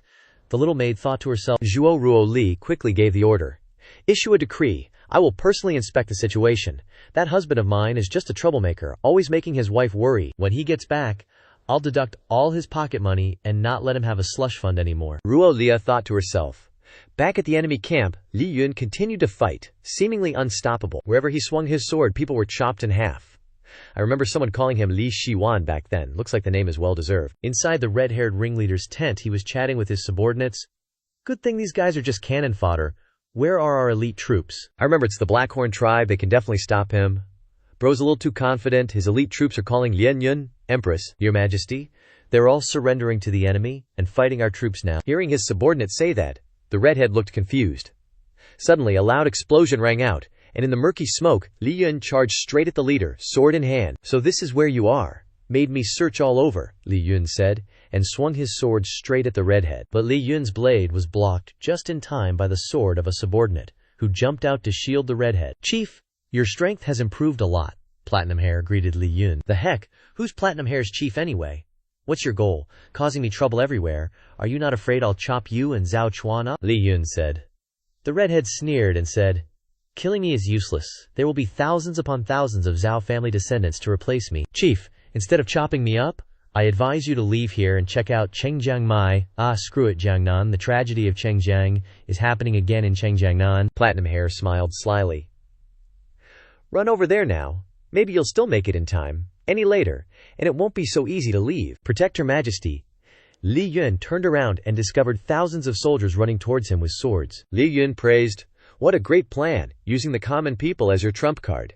Saying that, Li Yun turned to look at Zhao Jia and said with a snarl, "I'll remember this debt." Back in the forest, Xiao Chen was running frantically. "We're almost at our military camp, you damn traitor, you just wait." Suddenly, Xiao Chen noticed a figure flash overhead. It was Li Yun. He landed gracefully. Xiao Chen greeted him with a smile. "You're back. No wonder you're known as the fastest man in Daogan. You're quick at everything." Li Yun ordered, "Xiao Chen, take the men straight to Jiangnan City later." Xiao Chen was puzzled and asked, "Why are we going to Jiangnan City?" "What about these enemy soldiers? Time is of the essence. 100. They plan to use an earthquake to attack Jiangnan City this time. Jiangnan City is so densely populated. Are they a bunch of bloodthirsty maniacs?" "They're probably planning to do a Thanos and filter out the population." Saying that, Li Yun laughed. "Damn it, I'm just borrowing Zhao Chen's sword. I'm afraid this old fox will use the sword and eat away a year's worth of my salary." Here, Xiao Chen was startled and hugged the sword tightly, refusing to let go. But no. Before Xiao Chen could react, Li Yun quickly snatched the sword, saying, "Time is of the essence. I need to get a feel for it. The work later is all up to you guys." As a lowly soldier, Xiao Chen could only cry, "That's the sword I just bought." A moment later, in Jiangnan City, the officials were gathering to listen to the Empress's instructions. Ruo Li's younger brother asked, "Ruo Li, big sis, aren't we here to fight a battle? Why are we here?" Ruo Li simply replied, "The border situation is unstable, and rumors are spreading everywhere internally. I will start by solving the most fundamental problem, to calm the hearts of the people." Moreover, after Jiangnan City was destroyed, Jiangnan City is the only fortress. The enemy will definitely lead their troops to attack here. "With me here, I can boost the morale of the soldiers and civilians," a great official respectfully asked. "Welcome, Your Majesty." "What does Your Majesty bring with you this time?" Ruo Li replied. "This time, I have personally come to punish the rebels." "Jiangnan City will be temporarily under my control." Having said that, in reality, Zhu Ruoli was only worried about her beloved husband at the front lines, determined to settle the logistics and then go to Li Yun's side to help. The Empress brought her subordinates and tens of thousands of elite troops to Jiangnan City. Zhu Ruoli smacked her lips and secretly plotted. The defensive arrangements for South City are too simple. The surrounding terrain is flat, too open, easy to attack but difficult to hold. We must strengthen the military force. Suddenly, the blonde subordinate lowered her head to the ground, listening for movement to gauge the situation, much to the bewilderment of the other three. "This lip-smacking skill is so fresh, I have to learn it so I can throw knives accurately?" The black-haired one suddenly shouted, "Something's wrong! Someone's killing people. and they're a martial arts expert. Li Shu told me that when I meet a master, I have to kneel down and beg for mercy. The other one was puzzled. An assassin, why can't I sense any movement? Realizing that he had just embarrassed himself, the black-haired one lowered his head to the ground. Please spare my life, great hero. I can do anything, I guarantee, to serve you well. As if to embarrass him further, the blonde said, You're overthinking it. I'm listening to the sound from the ground. There's a strange rumble coming from somewhere. Zhu Ruo Li suddenly remembered that Li Yun had said before that when he created a type of weapon, it caused huge earthquakes in a certain area. This made Ruo Li even more worried about her beloved husband far away. Ruo Li, big sis, have you discovered something? Ruo Li replied. I hope I'm wrong, otherwise Jiangnan City will be destroyed. Saying that, Ruo Li turned and ordered, Relay my decree. Notify the governor to quickly evacuate the people to an open area. Yes, ma'am, the governor replied. Suddenly, loud noises kept resounding from the ground, life-saving tremors. Why is there an earthquake all of a sudden? The ground cracked open, people ran in panic. Everyone's faces were filled with panic and fear, and they fled in disarray. Seeing the chaotic scene, the governor said, Your Majesty, it's too dangerous inside the city. Let me protect you and leave. Dismissing the governor's suggestion, Zhu Ruo Li decided to stay with the people. Leave. My people haven't left yet. How can I leave? Can I leave? Then, Zhu Ruo Li ordered all the soldiers, prioritize helping the people, protect everyone, and quickly go to the open area in the west to take refuge. Suddenly, a beam of light shone from afar, tearing through the sky, and everyone turned to look at what it was. Zhu Ruo Li smiled. He's here. I thought Li Yun was going to make a flashy appearance like the Marvel superheroes. But it turned out that the light was because he was running as fast as the Flash, flying from one roof to another. Remembering how Li Yun once instructed his old teammates to build a machine that could dive underground, and then use anti-gravity starstones to create earthquakes, the more he thought about it, the more Li Yun told himself he absolutely couldn't let them run wild. While checking the perimeter, Li Yun noticed an anomaly in the zigzag cracks on the ground. The epicenter of the earthquake was right here. That thing must be below. I absolutely won't allow anything to happen that would sadden Ruo Li. Thinking of his darling, Li Yun felt like his power doubled. He put all his strength into his sword and slashed straight down at the ground. This created a massive explosion like the Big Bang, which could still be heard 7,749 miles away. Everyone's faces were stunned. Only Zhuo Ruo Li looked overjoyed because her beloved husband had come to the rescue. Looking at the deep pit that had just been created, the people reassured each other, it's stopping, are we saved? Suddenly, a giant robo-fruit popped out from under the ground, lying flat on the ground, looking like it had short-circuited, because it kept hitting the sky. Li Yun stood on top of it, none other than Li Yun, the guy who just caused the Big Bang. Everyone looked up, sighing in admiration. What kind of saint is he? Could he be a god descending to earth? From afar came the sound of soldiers. The Empress has arrived. The people, hearing this, bowed their heads in welcome. Her Majesty the Empress. Why is Her Majesty here? Someone said. Li Yun saw his wife and said gently, What are you doing on the front lines? This place is so dangerous. Good thing I got here in time. Or wouldn't that be because of you? You always want to charge into the enemy camp alone. And besides, this is my country. I want to protect them. Zhuo Ruo Li replied with a pout. Li Yun jumped off the robo-fruit and went to comfort his wife. Leave the rest to me. Zhuo Ruo Li disagreed, grabbed Li Yun's hand and said loudly, The remnants of the previous dynasty, the Nanman rebels, are destroying my Daqian's foundation, slaughtering my Daqian's people, and now destroying Jiangnan City. We've already lost too much. We can't let these traitorous officials run wild any longer. Zhuo Ruo Li looked straight at the people, making a heartfelt promise. I, as the Daqian emperor, am personally leading the expedition with my husband to punish the rebels and protect the people. The people cheered joyfully. Long live Her Majesty! May Daqian last for 10,000 generations. Zhuo Ruo Li turned to look at Li Yun, smiling. So this time, I can fight alongside my husband. At the capital of Jiangnan City, Zhuo Ruo Li discussed war strategy while approving memorials, while fortifying the entire city and setting up defenses, ready to face the enemy. Be wary of people who might sneak in while we're not paying attention. Then, Zhuo Ruo Li handed the books back to the minister and ordered, Reassure the people, open the granaries and distribute food, ensure adequate supplies. With that, Zhuo Ruo Li stretched and sighed. Finally, work is done. Being an empress isn't as easy as I thought. Dog slave underfoot Li Yun brought out a pot of tea, smiling. My dear wife, you've worked hard. Watching her husband pour tea, Zhuo Ruo Li rested her hand on the table and said, It's no trouble at all. It's all what I should do, but when will we be able to escape the shadow of war? We can only rely on the people themselves. Zhuo Ruo Li raised her teacup. reflecting herself in it, and said with a smile, "But what makes me happiest is that even through these things, the people can still unite as one, worthy of being the people of Daqian." Li Yun continued, "Is there any important task you can assign me to do?" Zhuo Ruoli could only complain. "Isn't taking care of me the most important task?" "Of course not. How could taking care of me be anything that would wrong you?" Zhuo Ruo. Li looked displeased with Li Yun's answer. Li Yun patted his wife's shoulder, flattering. "How can taking care of my wife be considered a task? Isn't this my duty?" With these honeyed words from Li Yun, Zhuo Ruo Li followed along, teasing, "That's better. I was just thinking of deducting a year's worth of your allowance. Now I'll only deduct half a year." With that, Zhuo Ruo Li turned back and asked, "Getting back to the original question, how did you know Jiangnan City was under attack?" Li Yun raised his hand to think. "I originally charged into the enemy camp alone, almost wiping them all out. From Yan deliberately revealed it to me in order to lead me there, but now that I think about it, I don't quite understand." "What's there to not understand?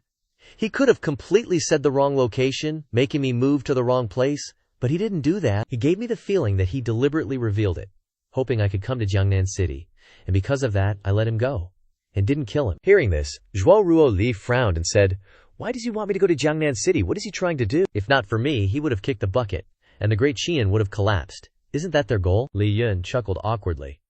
"Maybe he's not some super evil villain. I'm probably just overthinking things." Suddenly, Xiao Chen stepped forward. "Reporting to your majesty, news from the front lines indicates that the enemy forces have retreated back to the vicinity of southern Wilderness Rift Valley." "These guys are pretty smart," Li Yun analyzed. "Their only advantage has been destroyed by me. Now they can only retreat to defend." But Zhuo Ruo Li was still suspicious. "Southern Wilderness Rift Valley. I remember that's where they turned martial artists into true energy mineral stones." Li Yun agreed.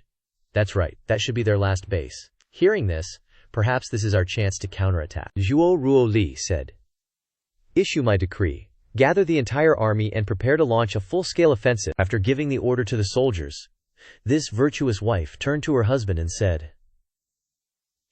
"Is my beloved consort willing to accompany me?" "Now demoted?" Li Yun teased. "Aren't I the empress? The beloved consort is always the most favored one.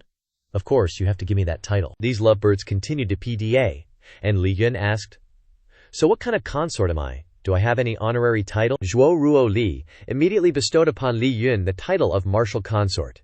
He also looked very happy, and respectfully said, "Thank you, your majesty." Zhuo Ruo Li ordered the soldiers, "Present the gift for my beloved husband. This time, I also have a gift for you. This is the heirloom sword of my great Qian royal family, ranked second among the 10 prefectures and 12 divine weapons, named Benevolent Sword." Before Li Yun was a beautiful jade-green sword. Li Yun raised the sword in front of him and exclaimed, "Benevolent Sword! The Sword of Benevolence! What a great name!" Her ancestor must have been a naming genius, Zhuo Ruo Li continued to explain. "This sword is quite special. It can only be used after absorbing the Great Qian Dragon Qi." "Absorb the Great Qian Dragon Qi? I'm not the emperor, so where am I supposed to get Dragon Qi?" Zhuo Ruo Li blushed and said, "No, I'm sure you'll have Dragon Qi. I read some records and found that there's a method for close people to absorb Dragon Qi from the emperor." Li Yun innocently asked, "What method? Hurry up and teach me." Zhuo Ruo Li shyly turned away and said, "Li Yun doesn't need to know. Just know that you'll have Dragon Qi." In a remote and secluded forest, the state preceptor, the red-haired and white-haired Ren, stood in front of Alibaba's cave entrance. "Damn it! Our trump card was directly destroyed by that guy." The red-haired man gnashed his teeth. "It's all because of those traitorous bastards. I want to chop those lovey-dovey bastards into pieces and feed them to the dogs. No, to the pigs. Making Lian's family into feed is too difficult, bro. I wonder if you've heard of something called the Ka, male-led halo." The red-haired man turned to Shu Yan and said, "Can this weapon be used yet?" "Only it can suppress that traitor. I'm sorry, but who's killing the people?" "This guy is not only doesn't know his own limits, but he's also delusional," Shu Yan replied. "His majesty is absorbing true energy, and there's no way to use it for the time being." The fake emperor snapped. "There's no way to use it. The Great Qian army is about to attack. It took so much time to turn the true energy of those martial artists into mineral stones. Is it all for nothing?" Shu Yan comforted. "Your majesty doesn't need to panic. I've had a way to deal with it for a long time. Everything is under my control." "You're telling the truth, my dear minister, so what's the plan?" Shu Yan said sinisterly. "This pill is a secret medicine that I've refined. It can briefly stimulate the hidden true energy in the body, allowing the user to obtain supernatural power." "Seriously? Are you going to turn me into a demon?" We also have drugs in real life that are just as magical, called laxatives. If you take too much, you are going to die. After hearing Shu Yan's words, the emperor asked, "How many of these pills are there?"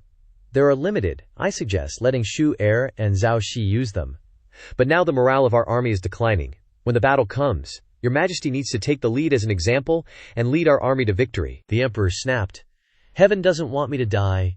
It's finally time for us to attack." Shu Yan said sternly, "That's right, the time has come." Late at night in Jiangnan City, the couple didn't discuss bedroom antics but discussed the war. After studying for a long time, they still didn't know how to use this sword. Li Yun glanced at the precious sword, pondering to himself. Seeing this, Zhuo Ruoli asked, with concern. Li Yun replied, "I've tried so many times, but I can only make it produce a tiny twitch." Zhuo Ruoli blushed, looking at her husband mischievously. "It must be that the dragon chi isn't enough yet. Let's immediately start a decisive battle with the Nan Man." Aren't you curious about how to obtain dragon chi? After being married for so long, Li Yun finally got a taste of the so-called wedding night, with only a naked man and woman left on the bed. Don't laugh. Gaining dragon chi means doing that. With Zhuo Ruoli's hourglass figure, how could a husband like Li Yun refuse? Li Yun grinned, pretending to be clueless. "So that's it. But I still don't quite understand. Can my dear wife explain it a bit more clearly?" Zhuo Ruoli moved her face close to Li Yun's and whispered, "A long time ago, some martial artists who wanted to ascend to immortality researched a method to transfer their own chi to others. This method is called dual cultivation. The ancients really gave it beautiful names. Unlike in our time, we just call it a quickie, right?" Preparing for a quickie, and here comes Sun Wukong Li Yun, flying in on a somersault cloud. And the author keeps using metaphors to make the readers think dirty thoughts. Before the entrance to the Ying cave, Sun Wukong shouted, "Demoness! She brings you pain because she is a demon. Quickly release my master, or you'll be sorry tonight." With that, Sun Wukong chanted an incantation, and Li Yun's Ruyi Jingu Bang grew bigger and harder. Ouch! With this blow from Old Sun Wukong repeatedly thrust into the cave entrance, completely destroying it. Only then did he slowly enter deeper inside. I don't know if it was because Sun Wukong used his staff to thrust so hard that water splashed out, but water kept gushing out of the cave. Sun Wukong, choking in the sea of water, shouted, "You evil spawn, you're actually using lust water. No, water attacks. Just a small trick, evil spawn. Aren't you coming out yet?" Water spewed from Sun Wukong's mouth, the water clones becoming his constellations. "Little ones, capture the demoness for me," Sun Wukong commanded. As the mini Sun Wukongs were rushing forward, venturing deeper inside, they suddenly met a beam of light. It's a fairy. Air kisses and hearts sent to Sun Wukong. Li Yun emanated a beam of light in all directions, and finally he received the dragon chi and saw where the pillar of light and rumbling sound came from. The people panicked. "What's that sound? Another earthquake? It must be those Nan Man bastards. Let's fight them to the death. The Nan Man rebel traitors deserve to die 10,000 times. They raised their spears and declared war on their enemies. Oh, it's you guys. That couple is just being a little loud. There's no earthquake." The commotion in Jiangnan City lasted for several hours. Everyone hated the Nan Man and the remnants of the previous dynasty even more, only hoping that those two would hurry up, because the noise was causing misunderstandings among the people. In a certain cave, Shu Yan and the deposed emperor were plotting with their companions. "You are all elites and confidants of mine. Now that the dog emperor's army is approaching, I can only burn my boats and protect the Zhao family's legacy." The red-haired Zhao Jia took out a chocolate. This is a pill that Shu Yan and I researched and created, named Immortal Bean. It can temporarily unleash one's potential, helping to increase true chi. At least, strength can reach the level of overcoming Chen Hai. The companions below took the pill, all surprised by the extraordinary power of this pill. To think that just eating a chocolate can lead to enlightenment, who wouldn't be shocked? "Today I'll demonstrate eating it. Let's destroy the enemy together." With that, he put the whole chocolate in his mouth and shouted, "Heaven bless the Zhao family. May I live 10,000 years. Those below also put the pill in their mouths one by one, as if feeling a surge of energy running down their spines. Their faces were beaming with the power of. All shouted in unison, "Heaven bless the Zhao family. May we live 10,000 years. Suddenly, one of them showed abnormal signs. His face developed many lumps and then exploded like fireworks. The remaining ones also had their heads explode one after another. Witnessing the gruesome scene, the emperor couldn't help but be shocked. He shouted, "What's going on?" Then he himself vomited blood, collapsing while clutching his chest, extremely shocked to realize that he had been deceived. "Shu Yan, I trusted you so much, yet you dared to deceive me." Seeing his pathetic appearance, having been turned into a cripple right before his eyes, Shu Yan laughed and said, "I didn't deceive you. True qi did indeed increase explosively, it's just that the human body has no way to withstand it." The red-haired man cursed bitterly. Shu Yan will not die a peaceful death. Shu Yan turned away. Behind him, the Zhao family's emperor had also exploded. Truly, human hearts are unpredictable. I must be careful who I play with in the future. The time has come. It's time to activate you." Shu Yan looked up at the rock wall in front of him with a calculating expression. "Leader, you're definitely going to be surprised." I was already shipping red-haired Shu Yan, but it seems this Shu Yan is just a lone wolf. Li Yun is currently in Jiangnan City, and the sun is at its peak. How about that? Isn't it just perfect? Zhuo Ruo Li in armor accentuates her hourglass figure even more. "My queen, of course you look good in anything. You look like a total badass at first glance." Seeing his wife's new skin, Li Yun praised her endlessly. Zhuo Ruo Li seemed displeased, thinking Li Yun was implying she was too fierce. To appease his wife, Li Yun smoothly replied, "Not at all. It's called overwhelming heroic spirit. Enemies will be so mesmerized by her that they'll surrender immediately." Even soldiers watching on screen must be simping for Zhuo Ruo Li's appearance right now. Silver tongue. It would be great if Zhuo Ruo Li had such smooth sailing. Li Yun successfully appeased his wife. Suddenly, a loud explosion came from outside the city. Zhuo Ruo Li and Li Yun both looked grimly towards the source of the sound. Who dares interrupt this romantic atmosphere?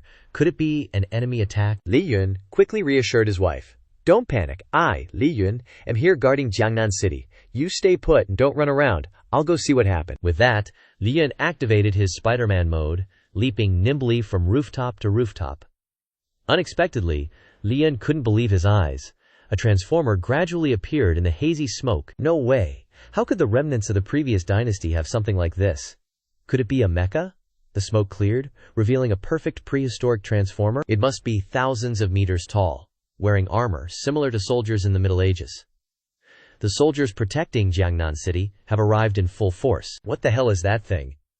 Even if all the elite martial artists in the city attacked together, they wouldn't stand a chance. Xiao Chen and his brothers held their swords ready, but no one could mentally prepare to fight a monster like this. In a flash, Li Yun arrived in front of them. "Take the injured away and evacuate the civilians quickly. I'll deal with it." Hearing Li Yun's words, Xiao Chen added a word of caution.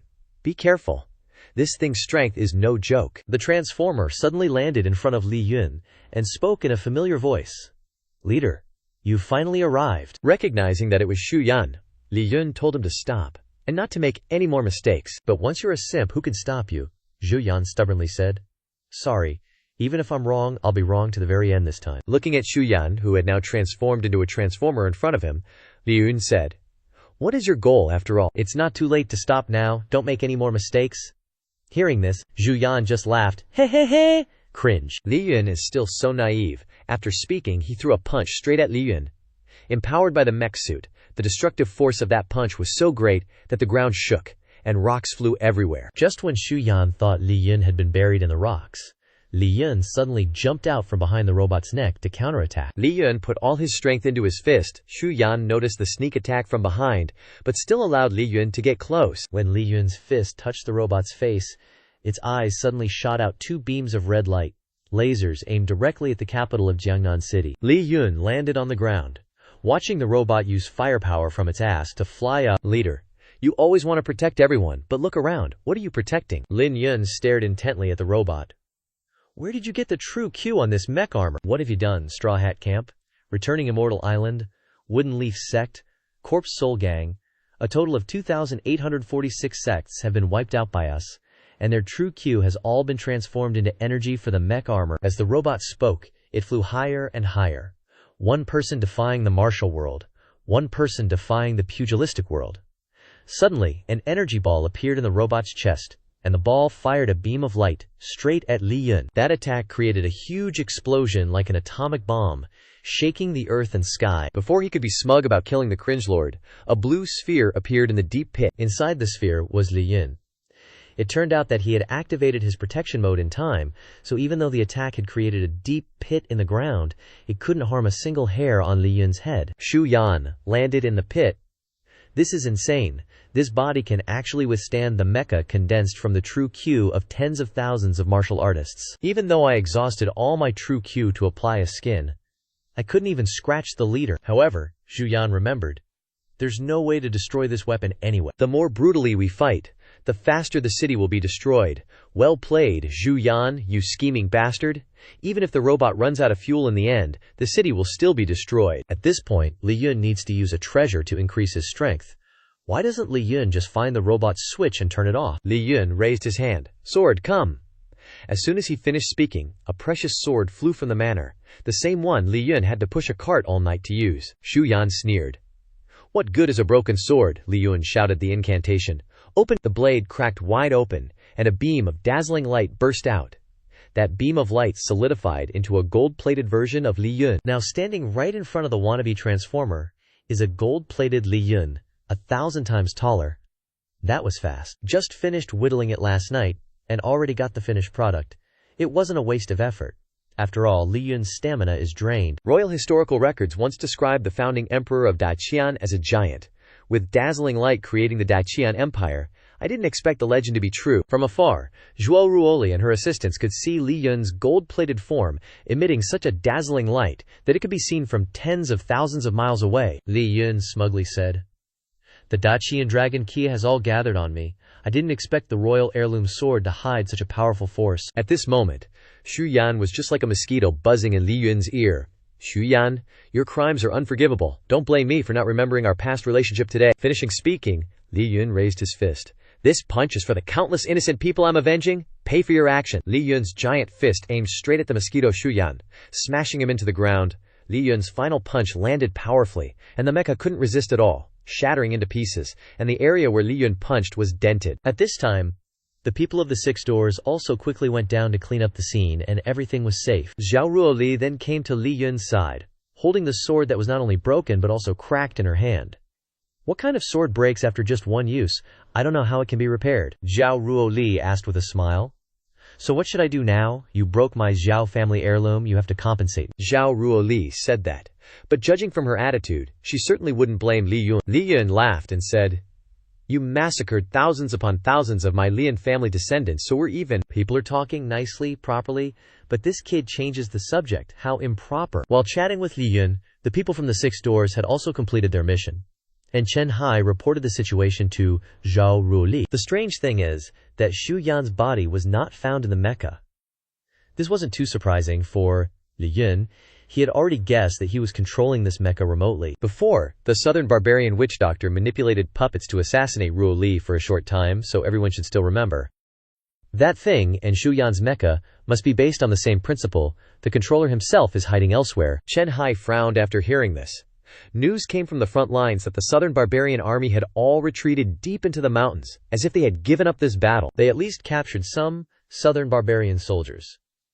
As long as they are forced to reveal the base of the former dynasty's remnants, there's a high chance they will be found. Li Yun frowned, and asked Chen Hai to take him along to investigate the matter.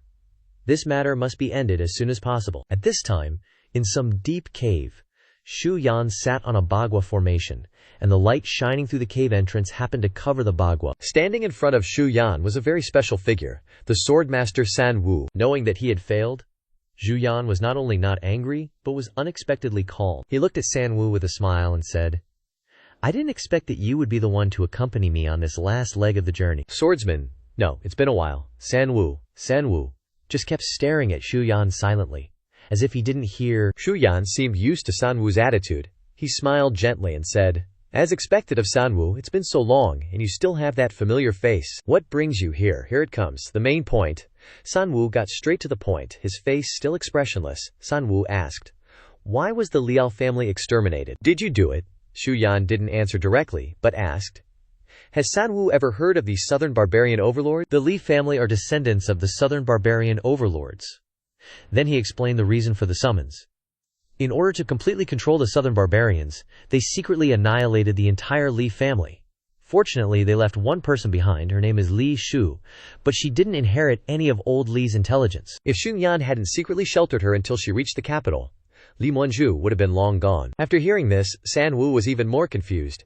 If you've already done that, why do you continue to massacre the people and assassinate the Qin emperor? Zhu Yan initially only asked San Wu indirectly, but immediately changed his mind.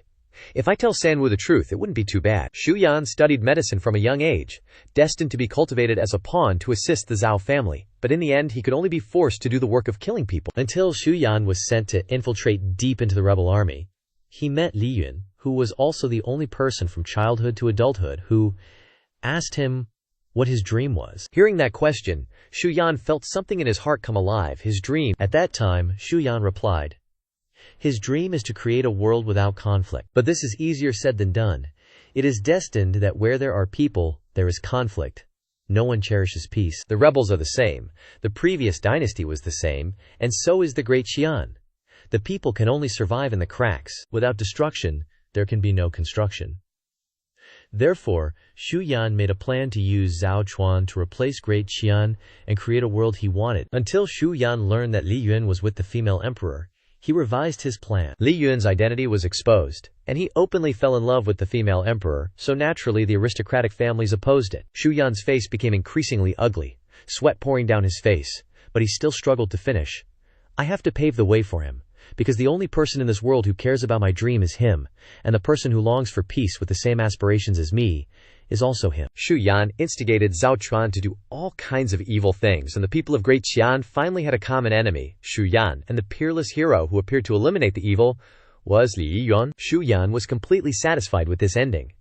After telling the truth, a stream of blood slowly flowed from the corner of his mouth. Sanwu, as always, showed no expression on his face or in his voice, and asked, "You've been poisoned." Shu Yan no longer had the strength to sit and had to lie on the ground. This is a poison that he developed himself, and there is no cure. This is the price that a villain like him must pay, Sanwu asked. These are your last words. Do you want me to pass them on to him? Shu Yan just smiled and said, "No need, because your mouth is both stinky and tight-lipped. That's why I told you. Just let this story be buried with me." Oh right, tell him to be careful of the blind man. When I met Na Rentuo earlier, she also mentioned that blind man. For Sanwu, this time it was Shu Yan, so he couldn't help but wonder, what about the blind man? Shu Yan then explained, this person is not from the clan. Because of his unpredictable behavior, many plans to destroy Great Xi'an were conceived by him. Fortunately, Zhao Chuan trusted Shu Yan more, otherwise Great Xi'an would have been in danger. Sanwu nodded and said, I see. Go in peace. I'll remember the date, and I'll burn some paper money for you next year. Although Shu Yan died, his wish had been fulfilled. Before closing his eyes, he could still chat with Sanwu, and there was nothing left in his heart. He sighed, Your mouth is stinky. With that, Shu Yan completely stopped breathing, leaving only Sanwu standing there with another figure who had just appeared. The person who appeared was none other than Li Yun and Chen Hai. Seeing Sanwu appear in this place, Li Yun couldn't help but be surprised, and asked why Sanwu appeared in this place. Sanwu took out a sword he was carrying on his back and handed it to Li Yun, saying, I came to ask him something. I didn't expect you to come too. This sword is for your wife. Consider it my congratulatory gift. After handing the sword to Li Yun, Sanwu said, See you later, and turned to leave. Chen Hai didn't disturb Li Yun's conversation, and only went to check on Shu Yan's condition. As soon as he saw his appearance, he realized that he had died from poisoning. Sanwu then explained casually. He committed suicide by drinking poison. Oh right, before he died, he asked me to tell you something. Be careful of the blind man. Li Yun, hearing this, asked, Anything else? Sanwu replied, Didn't say anything at all. The imperial palace has always been such a beautiful place. Even when it's dark, there's still a soft orange glow, and the peach blossoms are in full bloom.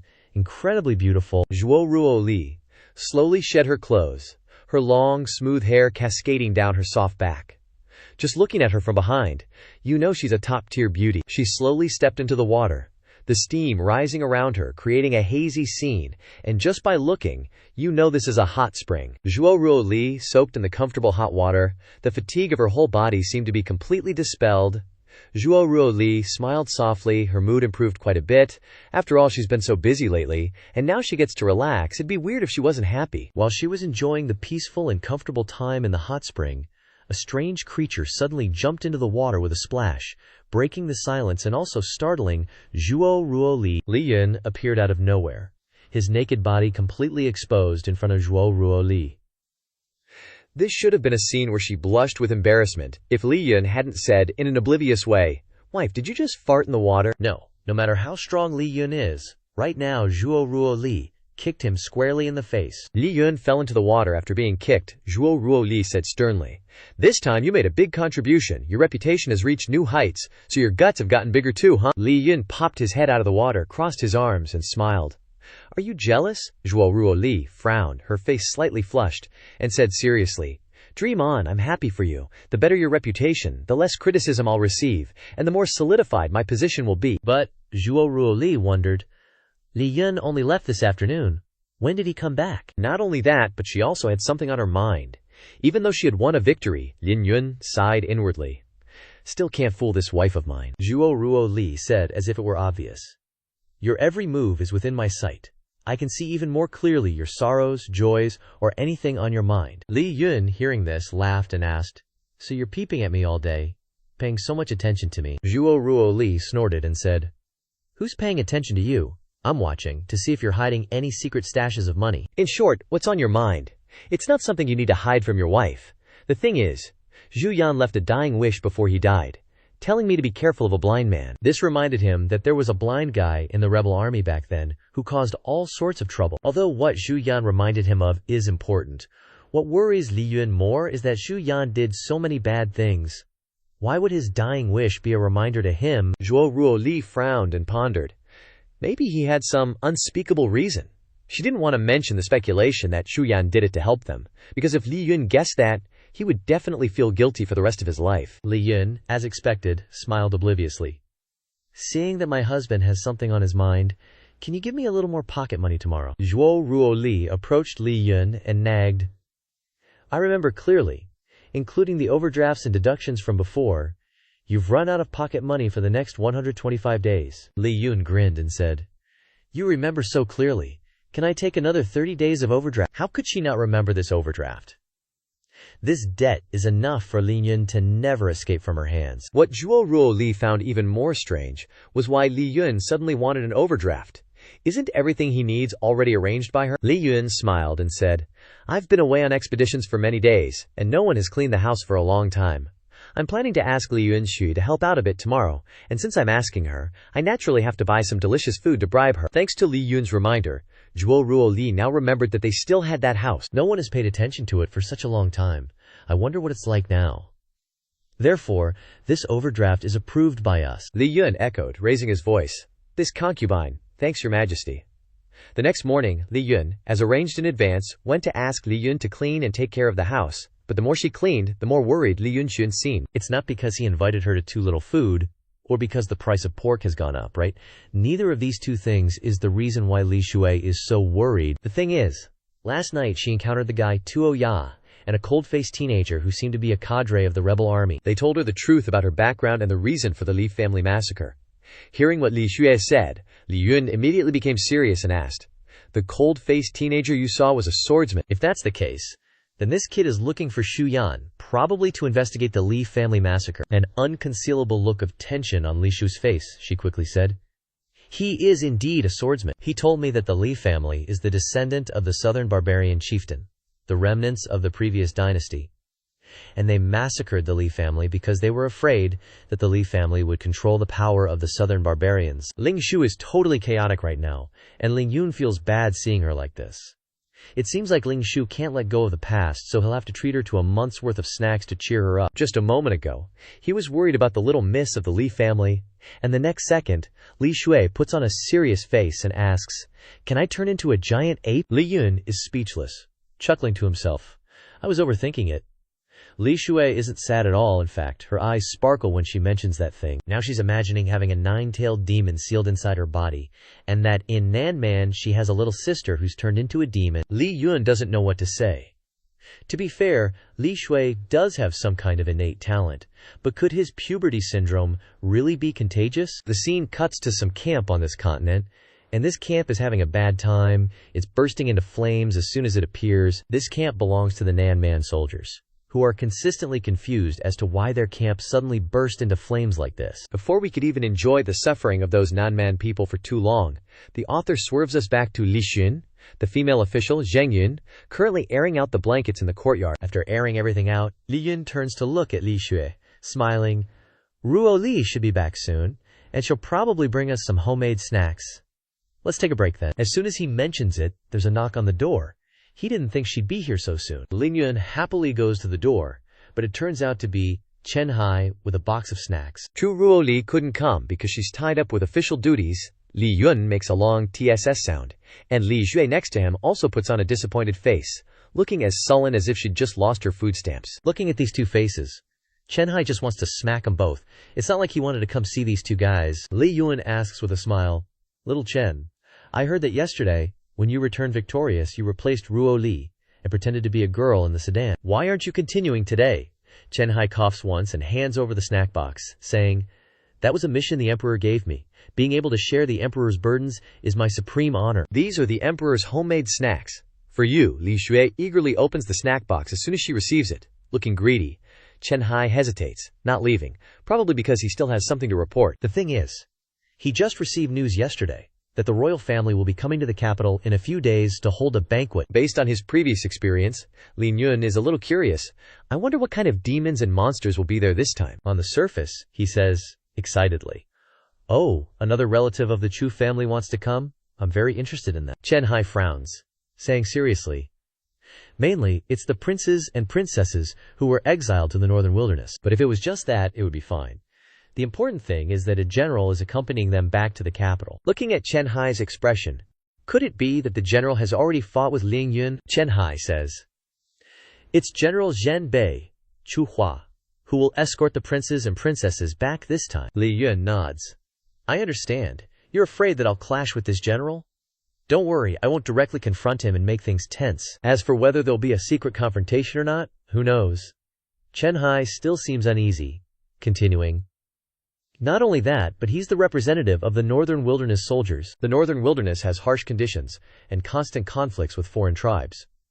We can't let the soldiers on the border waver. Moreover, the emperor exiled all the competitors to the northern wilderness, where the mortality rate is very high." Li Yun can't help but tremble in his heart after hearing this. My wife is so cruel. The blood debt of the Li family, he hasn't been paid back yet. He must discipline her tonight. Chen Hai doesn't know that Li Yun is thinking about something inappropriate, so he continues to instruct Li Yun, as a subject, "I hope you can live in peace with them. As the emperor's fiancé, you don't need to please anyone. If they make things difficult for you, just directly beat them up." Li Yun asks with a smile, "Wait, aren't you afraid that I'll shake the foundation of the Danqian dynasty?" Chen Hai frowns, annoyed, and says, "The emperor's things can't be wronged." Li Yun ignores Chen Hai's expression and continues to tease, "I want to report that your emperor is oppressing me so badly." The anger inside Chen Hai is burning fiercely, and he shouts, "I don't mind siding with the emperor." Seeing Chen Hai so nervous, Li Yun stopped joking and stepped forward, patting him on the shoulder and inviting him to stay for the snacks Ruo Li made. As soon as Chen Hai heard that, he was as obedient as a puppy and said, "Snacks made by Her Majesty, I want to try some." By the time he turned around to look, the snack box was completely empty. Li Shu's cheeks were puffed up like a squirrel's. Zhang Jia said with an innocent face, "There's nothing left, Mr. Chen Hai. Did you sneak some on the way?" Chen Hai swore he didn't want to judge Liang Shui at all, but had she always been this shameless? Li Yun forced a smile and said, "She does have it, but it disappears completely when it comes to food." That evening, after being busy in the palace for a long time, finally, Zhuo Ruo Li returned home. Li Yun was very attentive, and as soon as he saw Zhuo Ruo Li, he rushed forward eagerly, smiling and asking, "I heard about some Yan envoy or something and a general from Beihuang." Zhuo Ruo Li frowned and asked, "Did Chen Hai tell you? I told him to bring things over, but he's so nosy." Li Yun smiled and said, "You don't have to blame him. He's just thinking of you. That's why he told." Zhuo Ruo Li, as the emperor, was always strict with herself. Although she was happy to be cared for, she couldn't always just think of herself. Before she could say anything else, fireworks were set off outside, blooming in the sky. Li Yun looked outside and said happily, "Are they still celebrating today? Actually, this is very enjoyable." Zhuo Ruo Li said, "I issued an order to celebrate for 3 days, just to let the people release the resentment accumulated over the past period." Incidentally, Zhuo Ruo Li smiled and suggested that Li Yun go out and enjoy the feeling of being cheered by everyone. After all, it's something that everyone who contributes deserves. If Li Yun went over there, he would definitely become the focus of attention, and if some beautiful woman takes a fancy to him, his wife won't be happy, so he didn't go anywhere. Li Yun said with his arms crossed, "Do you think I'm the type of woman who gets angry easily?" Li Yun nodded. "That's right." After leaving a sentence, "I'm going out for a while," Li Yun left the house. and Zhuo Ruoli had 1,000 question marks appear in her head. You've already left. Zhuo Ruoli just sat down on the chair and said to herself, calm down, be rational. He also has friends among the people, which is a good thing for me. But how could it be a good thing that Li Yun hasn't returned yet? Could this idiot be lost? While she was worrying and comforting herself, telling herself not to think too much, Li Yun suddenly appeared, bringing back a bottle of something called Du, smiling and asking her, did you wait long? It looked like a long way to go outside, so I didn't go. It's more fun drinking with my wife at home. Zhuo Ruoli took the bottle that Li Yun brought back and examined it. Is this plum juice? Li Yun smiled and said, although it's not as good as the Imperial Kitchen, it's still pretty good. Do you like it? Zhuo Ruoli said, it's okay. Although she didn't say it, judging from her expression, she was secretly overjoyed. Zhuo Ruoli looked at the picture of a couple printed on the plum juice bottle, which was popular in the capital. Why do they always like to make these flashy things? Is there only love in their heads? Can't they learn from me a little? Li Yun smiled again and asked, walking around by oneself is too tiring, but it will be more comfortable with two people. Does my beloved wife want to stroll around the street with me? Since Li Yun had so sweetly invited her, Zhuo Ruoli had no reason to refuse. She smiled and reached out her hand to Li Yun, saying, since you've begged me so much, I'll reluctantly go with you. Hand in hand, Li Yun and Zhuo Ruoli leisurely went out to stroll around the street. The capital was bustling, so even though it was dark, the lights on the street were still very bright and eye-catching. Li Yun then casually asked, what kind of people are the princes and princesses who want to come to the capital, and what relationship do they have with my wife? Zhuo Ruoli smiled and said, they all speak very nicely, and they are extremely intelligent. They are my beloved younger brothers and sisters. Zhuo Ruoli said this to prevent Liu Yun from teasing the bloodline of the Zhou family, otherwise no one could save him if something happened. On a train chugging along, there are 3 people discussing strategies together. Since you are immediately going to the capital, there are some words, I don't know if I should say or not. The girl with green hair opened her mouth. You guys won't really call that rebel by the name of brother-in-law, right? 5th Prince Zhu Ruokao asked worriedly. Hearing this, 6th Prince Zhu Ruoshui proudly declared, the harsh winds and sands of the northern wastelands can't do anything to me. Just a rebel. How could he make me submit? It's just that you all, everyone here, has prepared gifts. Could it be that you all want to curry favor with him? 4th Princess Zhu Ruohuo responded with a sweet, angelic smile. What kind of people do you take us for? I wish I could tear that traitor apart and drink his blood. Hearing this, Zhu Ruoshui was very satisfied. Then that's good. This time, I deliberately brought all kinds of extremely potent poisons from the northern wastelands, and I will definitely poison that rebel to death. Zhu Ruokao chimed in, that's right, I also brought fire weapons that can burn him to death. Zhu Ruohuo was no exception, bringing an item that could kill Li Yun. Zhu Ruo spoke. Then we're agreed, we absolutely will not submit to that rebel. When we see him, we'll provoke him first, and then find an opportunity to eliminate him. The other 2 echoed loudly in agreement. May anyone who violates this oath be struck down by heaven and earth. Damn, with a welcoming committee like this, Li Yun is in trouble. What did my brother do that the whole family wants to assassinate him? In the royal palace, the Empress and Li Yun were ready to welcome the 3 of them. If the relationship wasn't that bad, why did she exile them to the northern wastelands? Isn't doing this a bit too heartless? Li Yun asked his wife, Zhu Ruo. Li coldly replied, consider it helping them train. In her heart, Zhu Ruo Li shyly thought, does Li Yun think I'm a heartless person? Looks like I still need to be a little more enthusiastic later. Feeling that his question was a bit tactless, Li Yun thought to himself, later, don't flirt or express affection to her, otherwise it will undermine the authority she worked so hard to establish. Interrupting the conversation between the 2, an official approached. Your Majesty, the princes and princesses have arrived. Zhu Ruo Li ordered, quickly bring them in for an audience. Xiao Chen led in the 3 princes and princesses. All 3 of them stared intently at Li Yun beside Zhu Ruo Li, thinking, now is the perfect opportunity. The 3 of them exchanged tense glances. We greet your Majesty and royal brother-in-law. The 3 cowards bowed their heads to the ground, still not daring to do anything. Li Yun looked at them, inwardly scolding, bitches, we clearly agreed to kill the rebel together, damn it. Originally, they planned to report him directly, and in doing so they would gain praise and be allowed to stay in the capital. My dear younger brothers and sisters, no need for so much ceremony. There are no outsiders here. Quickly stand up. Zhu Ruo Li thought to herself, I must be gentle with these kids. Zhu Ruohuo was shocked, thinking, since when has royal sister been so polite to us? Zhu Ruokao was also apprehensive. What does royal sister mean by these words? Could it be that she wants to test us? Zhu Ruoshui worried. Royal sister is about to have a murderous impulse again. Taking advantage of our carelessness, she plans to directly accuse us of disrespect and then execute us. Don't raise your heads to look at her, otherwise we'll definitely lose our lives. The three of them remained firmly bowed to the ground, trembling like leaves. It's hard for me to be so polite, and you don't want to accept it. Zhu Ruoli assumed that they definitely wanted to rebel. Your Majesty, we were immediately filled with reverence upon seeing royal brother-in-law.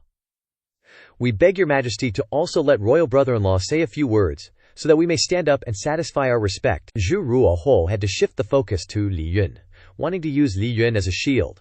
That's right, I respect royal brother-in-law, heaven and earth can bear witness. Zhu Ruokao and Zhu Ruoshui also agreed. Royal brother-in-law's reputation spreads throughout the 4 seas.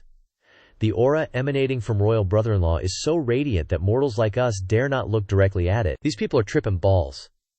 Did their parents give them names that don't match their hair color, so their brains got scrambled too? To ease this awkward and bizarre atmosphere, Li Yun had to speak up. The three of you are indeed extraordinary, worthy of the Zhu family. He's saying that they aren't mentally normal, right?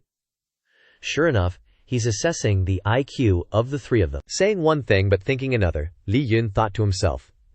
These 3, along with the Zhenan prince, make me think that the imperial family's IQ isn't very good. Zhu Ruo Li impatiently scolded. Shut your mouths, there's no need to look at his face to speak. You speaking is equivalent to him speaking. If you make me lose face again, I'll be teased by him when we get back. Zhu Ruo Li thought, dare to make me lose face, you're done for. Seeing Zhu Ruo Li's expression, Zhu Ruo Huo thought to himself, royal sister is angry. She wants to show that she's in charge, and the emperor doesn't want Li Yun to interfere. It seems like the 2 of them aren't too close. After pushing a cart all night, how could they not be close?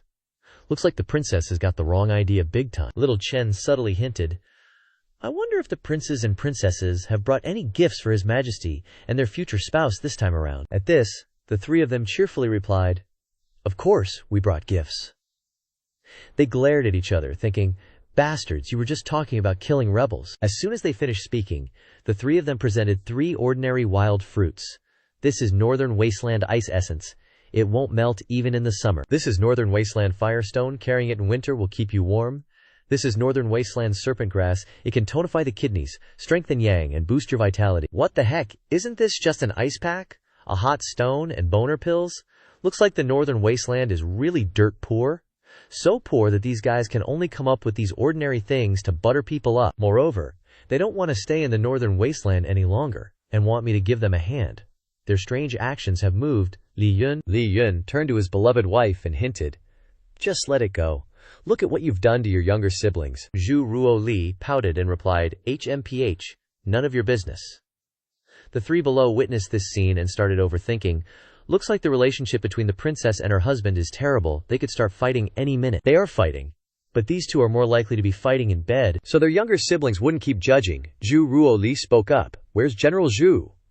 Hearing this, Ruo Huo replied, the general didn't receive orders to enter the palace, so he's still resting at the inn. How can the dignified protector general be resting at the inn?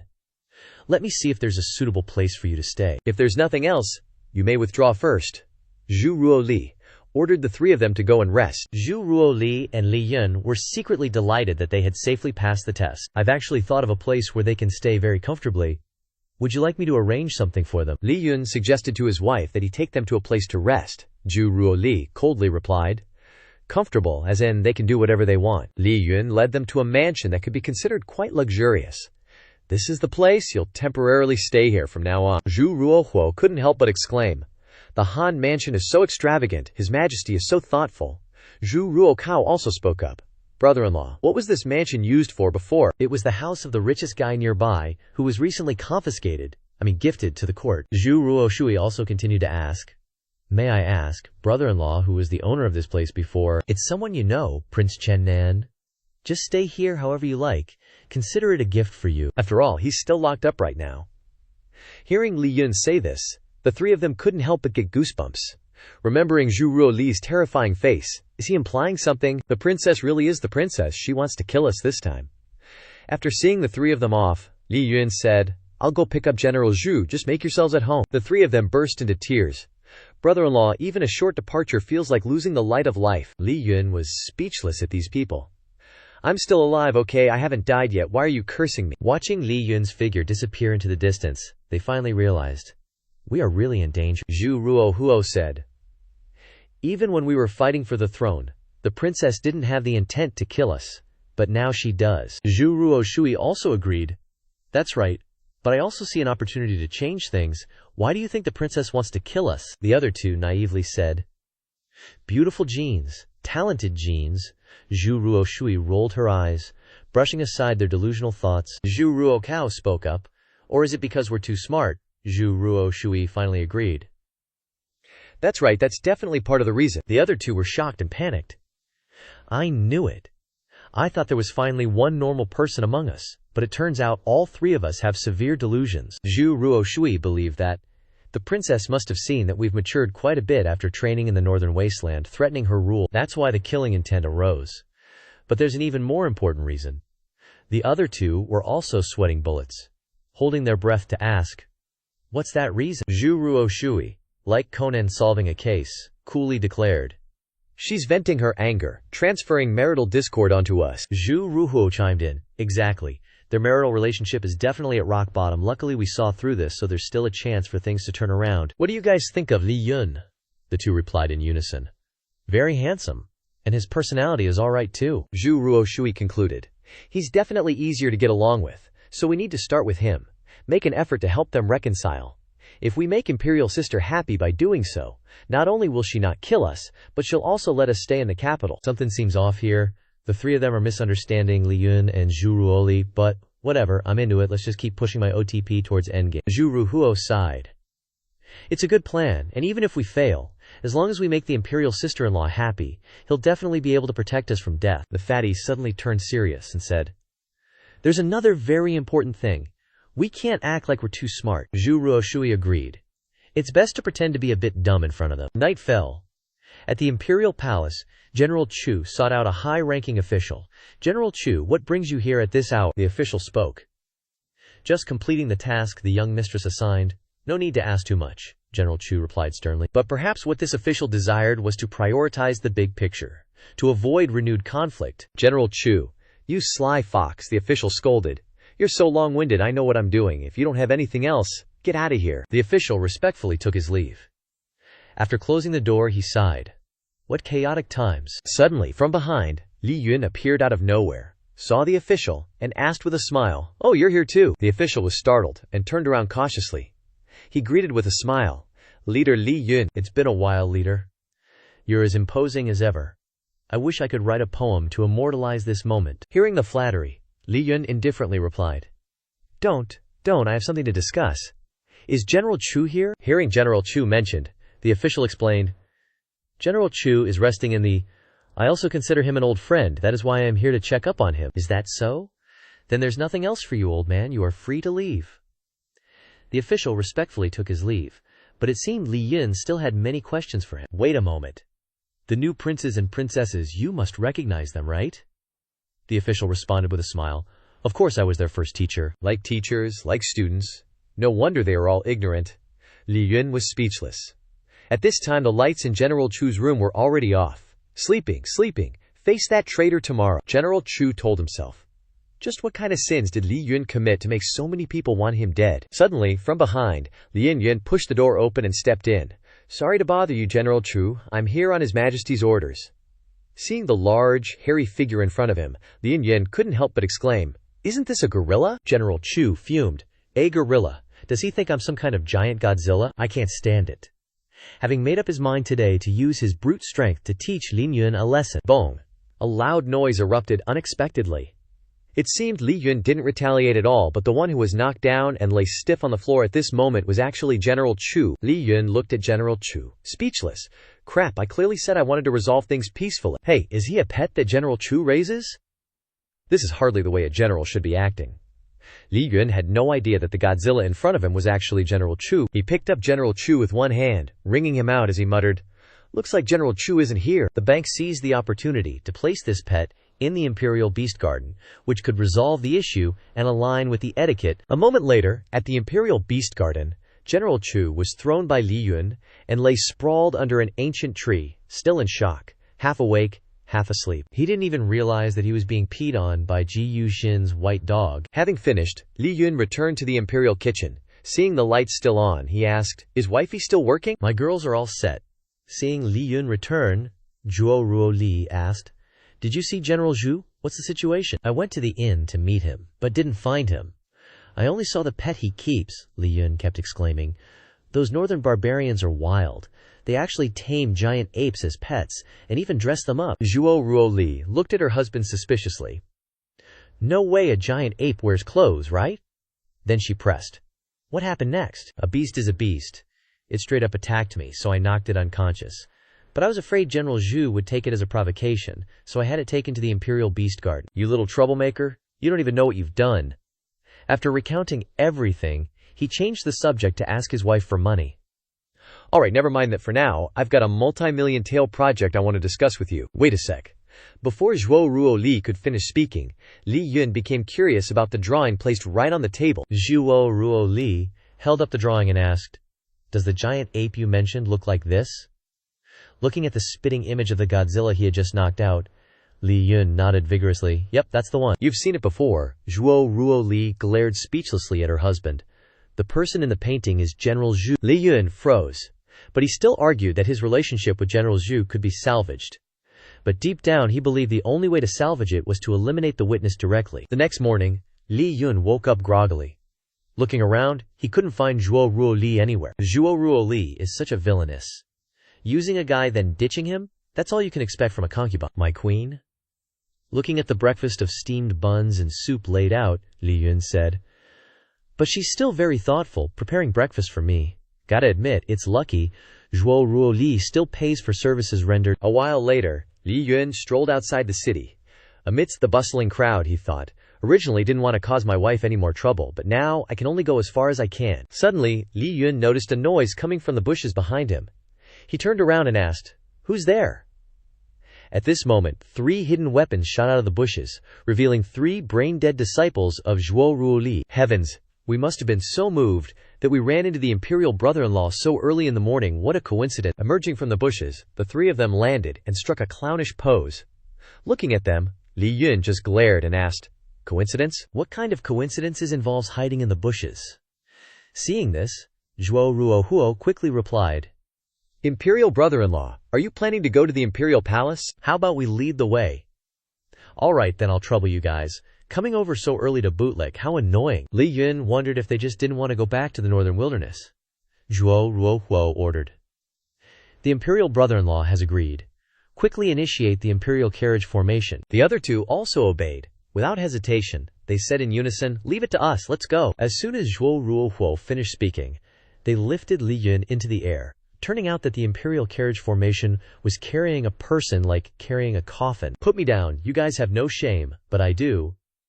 Li Yun immediately gave each of them a bump on the head. Afterward, the 4 of them continued on their way. "I wonder how the imperial brother-in-law and Her Majesty rested last night?" Zhuo Ruo asked. Zhuo Ruo also chimed in. "Imperial brother-in-law, General Zhu, seems to have gone missing yesterday. Saying he was going to look for him. I don't know if you saw him." Li Yun denied. "Didn't see him. The capital city was so bustling last night, he probably went out to party somewhere. He went to the brothel." "Is the imperial brother-in-law speaking up for him? To think General Zhu always looked so upright, who knew he had this kind of taste?" Zhuo Ruo and Zhuo Ruo Shui sweated profusely looking at Li Yun. At this moment at the imperial palace, General Zhu had come to meet Zhuo Ruo Li. "Your Majesty, I acted according to your wishes. I will not pursue this matter." Hearing General Zhu say this, Zhuo Ruo Li replied, "Very good." General Zhu has always protected the northern wilderness, this time returning to the capital city. "You must rest well. If there's nothing else, you may withdraw." In front of the imperial palace, General Zhu finally met the one who mistook him for Godzilla, causing him to sleep all night in the imperial beast garden. "Stay calm. To complete the task that Little Miss entrusted, I absolutely cannot lose my temper," General Zhu told himself. Seeing him approach, Zhuo Ruo greeted. "General Zhu, you came to see Her Majesty so early in the morning, so fast." General Zhu walked up to Li Yun and punched him in the chest, saying, "Just now, Her Majesty told me not to haggle with you. Consider yourself lucky." Li Yun still itched to call him Ape General. "I am really sorry," he snapped furiously. "It's General Zhu." To smooth things over, the 2 behind him chimed in. General Zhu, even after hitting up the pleasure house to cool off, you're still this hot-tempered. Was the service not up to par? I'll introduce you to Ru Hua next time. General Zhu turned to glare at the two, grinding his teeth as he asked, "Who told you I went to a pleasure house?" Zhu Ruokao innocently replied, "Of course, it was royal brother-in-law who told us." General Zhu turned to look at Li Yun's nonchalant face, his heart filled with resentment. "That traitor, you're taking it too far." "Enough already, I can't take it anymore. If you hadn't kidnapped my young miss back then, none of this would happen," he shouted. Hearing this, Li Yun asked in confusion, "When did I kidnap your young miss?" Zhu Ruohuo deduced. "Kidnapped. General Zhu. The young miss that the Zhu family serves is the Ji family." "Then who is that young miss?" Zhu Ruho suddenly turned serious. "The Ji family's eldest daughter, who is also Her Majesty's birth mother." At this moment, Li Yun finally understood. Heh, so you're that subordinate of my mother-in-law. Li Yun recalled the past, when he was completely covered in armor, unable to recognize that this Godzilla was inside. General Zhu shouted impatiently, "Today I'll definitely let you know what's what." The three siblings all rushed to dissuade him. "General Zhu, calm down, get out of the way, don't stop me." Hearing this, the three of them flipped their attitudes and stood to the side. "If General Zhu is so determined, we won't stop you anymore." General Zhu was sweating bullets. "Hurry and stop me. I was just saying it for fun. I'm no match for this monster," he retreated. "Consider yourself lucky. Today a few princes and princesses are stopping me, so I'll give them some face." This guy is considered smart, besides the Yan family who's dumb enough to go against Liao Yun. The three idiots standing beside him still didn't understand what was going on, and still said with smiles, "General Zhu, you don't need to be considerate of us. Just go for it." General Zhu left in a huff. "Yeah, you don't need to say anymore. He won't be so lucky next time." The people behind him continued to tease. "General Zhu, don't wait for next time, go now," one of them said. "It's like he's directly ignoring us." Li Yun chuckled to himself. Is this what they call a dead duck being tough-mouthed? A moment later, Li Yun led his younger brothers and sisters to the imperial study. "Now that we're at the imperial study, isn't royal brother-in-law going to go straight in?" Zhu Ruhuo asked. "This is Her Majesty's imperial study. Such a solemn place, how can we just barge in?" That's what he said, but in his heart, he was afraid that his old lady would find out that he had brought these people here. Zhu Ruoli wasn't prepared. It would definitely affect her image, Zhu Ruhoho muttered. "I didn't expect royal brother-in-law to want to abide by the imperial palace rules. It seems their relationship is relatively distant." Zhao Chen suddenly stepped in. "Her Majesty invites you and you may enter." The three of them reminded each other, "Don't forget our plan. We must not appear too smart." That's right, we still have to try to repair the relationship between the two of them. Zhu Ruoli had also stepped to where the four of them were waiting, she thought to herself. Although they're a little slow, at least they're still considered normal. And they speak pleasantly. Consider it giving me some face. Otherwise, I'll just leave them in the capital. Seeing Zhu Ruoli, the three of them were dumbstruck, and hurriedly said loudly, "Greetings, Your Majesty. Your Majesty is so young today, your whole body is shining." No need for formalities. Before her younger brothers and sisters, words, Zhu Ruoli was awkward. What's wrong with these people? Looking at the vacant eyes and silly smiles of the people in front of him, Li Yun was also helpless. They were just normal. How did they suddenly become a bunch of retards like they just popped some pills? Zhu Ruoli had to lower her voice and say, "Yesterday was using the imperial family to practice meeting with you. Today we can still treat each other as family members. Our family will go to the imperial garden to enjoy the scenery." Zhu Ruoli thought that her younger siblings hadn't returned for a long time and weren't used to the climate, so she temporarily endured it. After all, they didn't do anything out of line. Seeing this gentle expression of Zhu Ruoli, the three of them turned even more pale, as if they were even more angry, and even pulled out the old trick again, wanting us to let our guard down. In the imperial garden, all five of them were walking. Zhu Ruokao said worriedly in a low voice, "What do we do now? We seem to have been seen through. Don't panic. Now that things have come to this, we only have a chance to resolve it by displaying our advantage of being retards." Zhu Ruhuo reassured his younger siblings.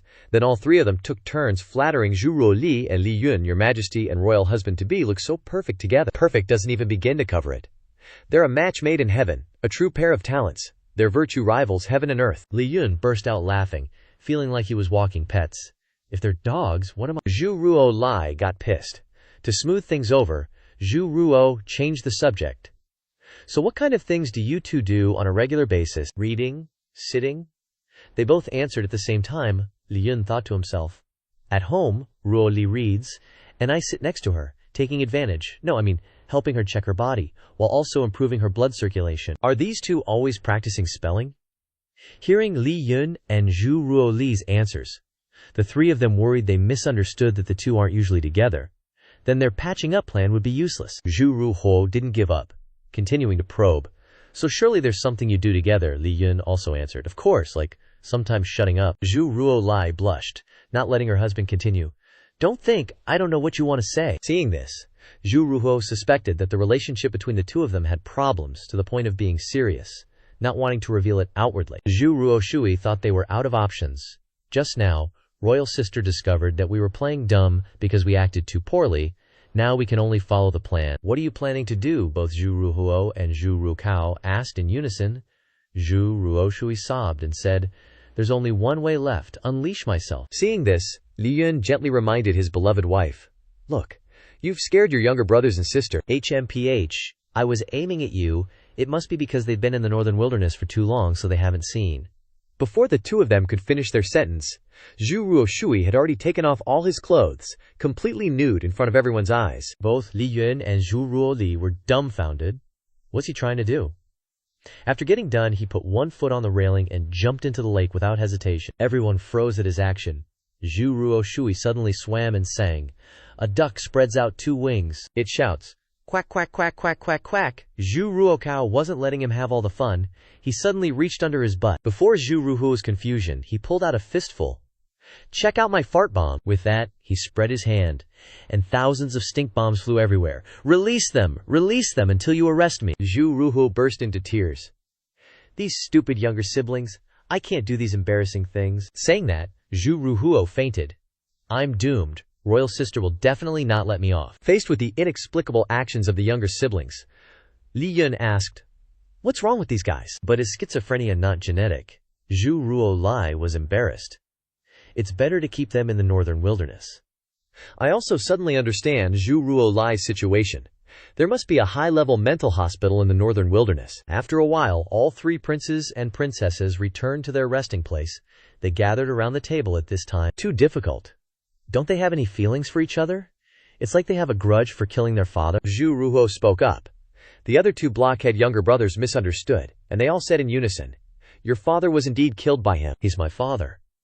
But then one of them finally had an idea. Maybe we only see them hating each other on the outside. Is there a possibility that they're actually extremely loving on the inside? Although this possibility is very low. But we don't know how they usually are. Zhu Ruhuo replied, interrupting the discussion of the three of them. A palace maid entered, reporting, "Your Highnesses, His Majesty invites you." Hearing this, the three of them turned pale. "Invites us? Is it to send us on our way, sister? Are you Her Majesty's maid?" Zhu Ruhuo stepped forward to inquire the palace maid. The purpose was to inquire about information from his sister's side. "This is a good opportunity. You can know the relationship between the two of them from the maid beside Royal Sister." That palace maid replied, "Indeed, she is Her Majesty's maid." Hearing this, Zhu Ruhuo gave a friendly smile. "Little sister doesn't need to be polite. I just want to chat about some family matters." What do you think of the relationship between Her Majesty and Li Yun? What do they usually talk about? But this maid thought that their usual relationship was not very good. Every time, no matter if it's me or Lord Chenhai who appears, the two of them are extremely serious. It's always like that. What's more, sometimes after I left, I could hear His Majesty scolding loudly. "What are you reaching for here?" The three of them were shocked to hear this. Not expecting their power struggle to be so intense, we really underestimated them. The next morning, at Yinqiao, the three of them came to meet Zhu Feng and Zhou Ruoli. "Your Majesty, Royal Sister husband, what's the matter that you summoned us to the palace this time?" The three of them said in unison. Zhou Ruoli said, "I want to call you three here to discuss some details about this time's grand banquet." Xiao Chen also brought them the buffet menu and the banquet schedule. Looking at this menu, Zhao Ruhuo saw that there were no signature dishes, so she demanded, "The food should be as abundant as possible. It's best to have Tianshan Snow Lotus, Beihai Giant Ginseng, even if it's just a little. I want to be a full ghost." Zhao Ruokao and Zhao Ruoshui also echoed, "That's right, we really need more food." Looking at their tense expressions, Xu Feng happily replied, "Then let's add more dishes." Zhu Ruoli also heard her husband ask to add a few more desserts. The three below thought they were arguing over a few dishes, so they made an excuse to slip away. When bulls fight, flies die. It's better to run first. Hearing this, Xu Feng suggested, "If there's nothing else to discuss, Shall we take a stroll together? Xu Feng's words made Xiao Chen frown and glare. Humph. His Majesty still wants to deal with the affairs of Jiangnan, and then there's the matter of the southern man on the border. How can he have time to go with you? But contrary to Xiao Chen's expectations, Zhao Ruoli said, "It's all right," and agreed to go for a walk with Xu Feng. I thought she/he had a lot of work to do, but it turned out to be such a coincidence. Don't misunderstand. I just haven't been to observe the business situation for a long time, so this time I'll just combine it with work. Zhao Ruoli turned her face and said. Xiao Chen contemplated. As expected of Her Majesty, she can control Xu Feng and conveniently observe the business situation. It's really killing two birds with one stone, bro, don't you know? These two are just making excuses for a date. At this time, in the outer city, Zhao Ruoli and Xu Feng were strolling together on the bustling street. Have you gotten thinner again? Xu Feng turned to look at his wife and asked. Don't overwork yourself. I know there was an emperor who died from overwork. Zhou Ruoli thought that she had been taking good care of herself recently. Then must be that Li Yun's beloved wife has been dieting and tightening her waist recently. Xu Feng also said keenly, "Your waist is indeed slimmer than before, but other places have been supplemented with nutrition." Zhao Ruoli praised her husband for having a keen eye. "We just did cardio together last night. How could I not tighten my waist and increase this and that?" Zhao Ruoli changed the subject and continued. Besides Father and the Black Wind Demon Lord, you have the most intense conflicts with. You are also the furthest from the Northern Wilderness sovereigns. You can't even say you are far. Back then, because of some special reasons, I cooperated with them more or less. They are easier to communicate with than others. I actually find it very interesting. Suddenly, Zhao Ruoli turned her face and held out her hand in front of Xu Feng. Xu Feng asked in surprise, "Why are you so proactive today?" Zhao Ruoli lowered her head and smiled. "It's just for work. If our relationship appears to be good, then the people below won't think our relationship is bad." Xu Feng burst out laughing. "Then you're working too hard. But for an introverted person like Zhao Ruoli, being proactive like this is much more difficult than Xu Feng imagined." Xu Feng turned to tell his wife. "Then don't give up." Zhao Ruoli took Xu Feng's hand. "Of course not." Saying that, Zhu Ruoli smiled angelically. "Because this is my life's career." Seeing this scene, the three younger siblings behind only thought that their sister was stiff. Royal sister looks a little stiff. They thought boringly. Indeed, Zhao Ruoli and Xu Feng are just pretending to be harmonious right now. Suddenly, from behind, a large, gloomy figure slowly approached. "What are you doing here?" It was none other than God Zola Chu. "General, you scared me to death. We are observing His Majesty." And Li Yun, "What's the matter, General?" Zhao Ruho turned around in shock and asked, "General Chu?" Then looked at Xu Feng and Zhao Ruoli. He determined that the two of them looked very harmonious. The three of them thought that General Chu had been deceived. "You ignorant fools, you are the ones who have been deceived." From a distance, Zhao Ruhuo, Zhao Ruoshui, Zhao Ruokao, and General Chu hid behind a secret wall, stalking the lovey-dovey couple, but they didn't know that the two in front had already discovered that her younger siblings were following behind. Li Qian said that Zhuo Ruoli thought it was just right. This was exactly what she wanted, so she could show that their relationship was extremely harmonious. Before, it seemed like the silly disciples all misunderstood that their relationship was not good. Seeing her sister blushing, Zhuo Ruohuo thought, what did the imperial husband say that made the imperial sister so angry that her face turned red? Where did Zhuo Ruoli find these ultimate disciples who are so brain-dead? Hearing what Zhuo Ruohuo said, Zhuo Ruoshui quickly turned around and told General Zhuo, "If they fight later, General, remember to protect imperial sister." General Zhuo just thought they were either crazy or blind. Clearly seeing that Zhuo Ruoli and Li Yun had a good relationship, how could they fight? At most, they'll just fight in bed, Zhuo Ruohuo said confidently. Have you ever been in a relationship? Based on my many years of experience in the field of love, they are definitely acting. Hearing this, General Zhuo denied. Men on the northern wasteland border are always very lonely. There's no need to deceive yourself.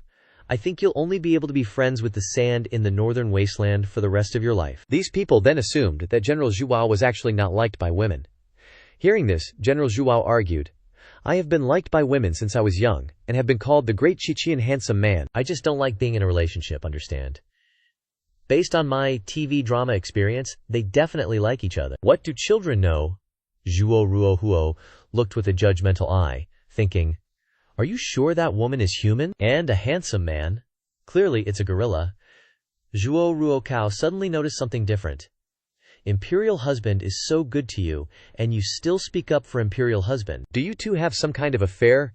Could it be that Li Yun eats this heavy? General Zhuo said with a dark face. There's no affair yet, but there is indeed some relationship. Hearing this, the three of them scolded General Zhuo as a scum, a traitor, without martial ethics. Still flirting after coming out. Hearing this, General Zhuo was helpless. Now we are all family. How can you scold me like this for having some contact in the past? Zhuo Ruo Huo continued. Didn't you say before that imperial husband abducted imperial sister and mother? Why are you still speaking up for him? You don't need to know. That's a private matter between us. Coming with him is just to confirm one thing.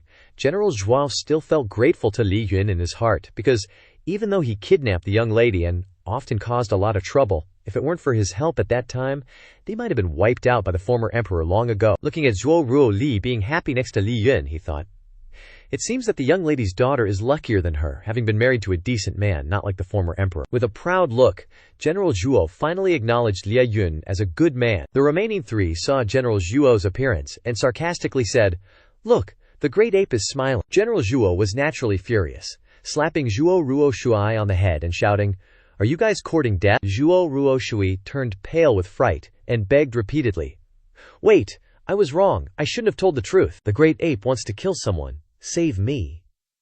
Hearing her younger brother scream, Zhuo Ruo Li turned to Li Yun and asked, "What's going on behind us?" "It's nothing. Probably pestering a dog and getting bitten." Hearing this, Zhuo Ruo Li also returned to the previous agreement, determined to clarify it. Scumbag Li Yun suddenly made a condition. "Actually, it's a bit not enough. It would be even better if we could kiss." Zhuo Ruo Li blushed. "That's just what you think. Don't get greedy. Also, you seem to have met my mother before." Li Yun hesitated. "About that, the Ji family's eldest lady, who is also the mother-in-law, was indeed captured by me on the battlefield before." Seeing her husband's awkward expression, Zhuo Ruo Li interrupted. "What are you afraid of? You have the ability to capture your mother-in-law. I just want to know roughly what happened. At that time, I heard that my mother almost fought with the former emperor and the army to protect her subordinates. If it weren't for the rebels blocking both sides, I'm afraid blood would have flowed like a river. Did you guys discuss it all at that time?" Hearing this, Li Yun could only smile wryly. Let's just say that. But the rebels also gained a lot at that time, both damaging the other side's reputation and allowing our side to gain certain benefits. Suddenly remembering she had things to do, Zhuo Ruo Li said goodbye to her beloved husband. "Not bad skills you got there." "It's getting late, and I still have some work to take care of, so I'll leave it here for today." Li Yun smiled cheekily. "Zhu Ruo Li, see you tonight," which made her roll her eyes and feign anger, saying, "Who wants to see you tonight?" Realizing there were footsteps behind him, Li Yun turned around. "The wind is sure strange today. To think it blew you all the way here. Tell me, what's the deal with following us for so long?" Li Yun turned around and said with a smile, "Turns out the person behind us is none other than General Zhuo." He came before Li Yun. "Let me ask you, Father has been thinking for a long time, how exactly should I face you? Towards you there is gratitude, and there is also hatred. If it weren't for you, we wouldn't have ended up in Beihuang." Li Yun retorted, "I heard that there's nothing there, just sand. It really is a godforsaken place. You must be bored there." At this moment, Li Yun got to the main topic. "So in the end, what's your purpose? Before coming, we discussed what attitude to take towards you. But in the end, we couldn't decide, so we gambled and drew a representative, which is me, to come and decide what to do." Hearing how audacious they were, Li Yun just felt bored. "You guys are really carefree, aren't you? Not afraid of anything happening?" "What is your attitude? The young miss made a bet with you. Although I don't know what the content is, the young miss said that if she lost, we would follow you. So it turns out that she lost at gambling. And that's why we serve Li Yun to become the master of 10,000 armies. Although I wanted to at first, I don't need to now," Li Yun said modestly. Hearing this, General Zhuo seemed pleased. "The young miss truly didn't misjudge you. But the mission she entrusted to us before her death, we must complete. The young miss predicted that you would conquer the capital. But the method you are currently using may be much more powerful than attacking the capital." Li Yun then affirmed that the two of them were truly in love. "You guys have got it all wrong." General Zhuo was relieved to hear this. "Rest assured, the reason we were worried before was that we were worried you would seize the opportunity to usurp power. But through my observation, you and His Majesty are really in love." He knelt down before Li Yun, cupping his hands. "Therefore, from now on, the strongest army in Shenzhou for the next 50 years is under your command," General Zhuo said with a determined face.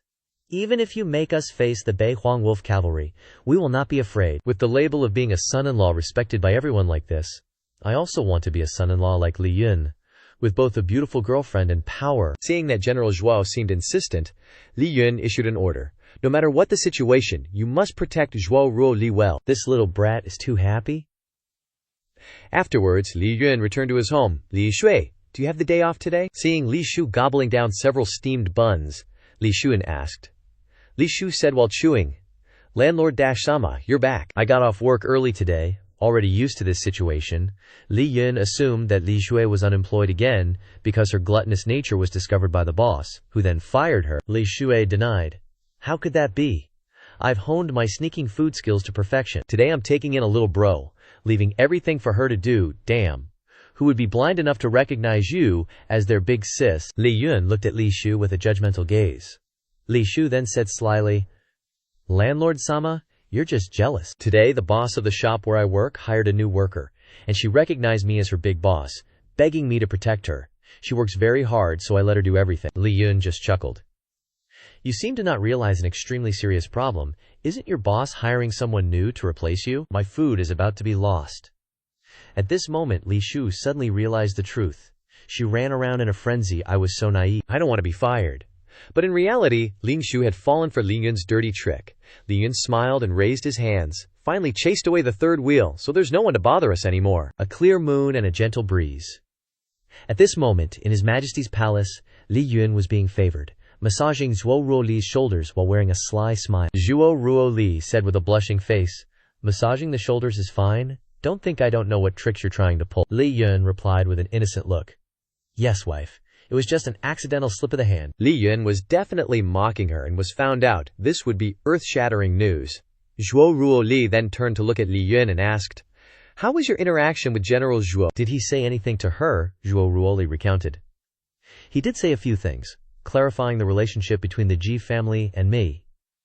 Now, I've gone from being nominally related to actually related. What exactly did you say to him? Why did the northern wilderness border suddenly change its attitude? Li Yun then smugly laughed.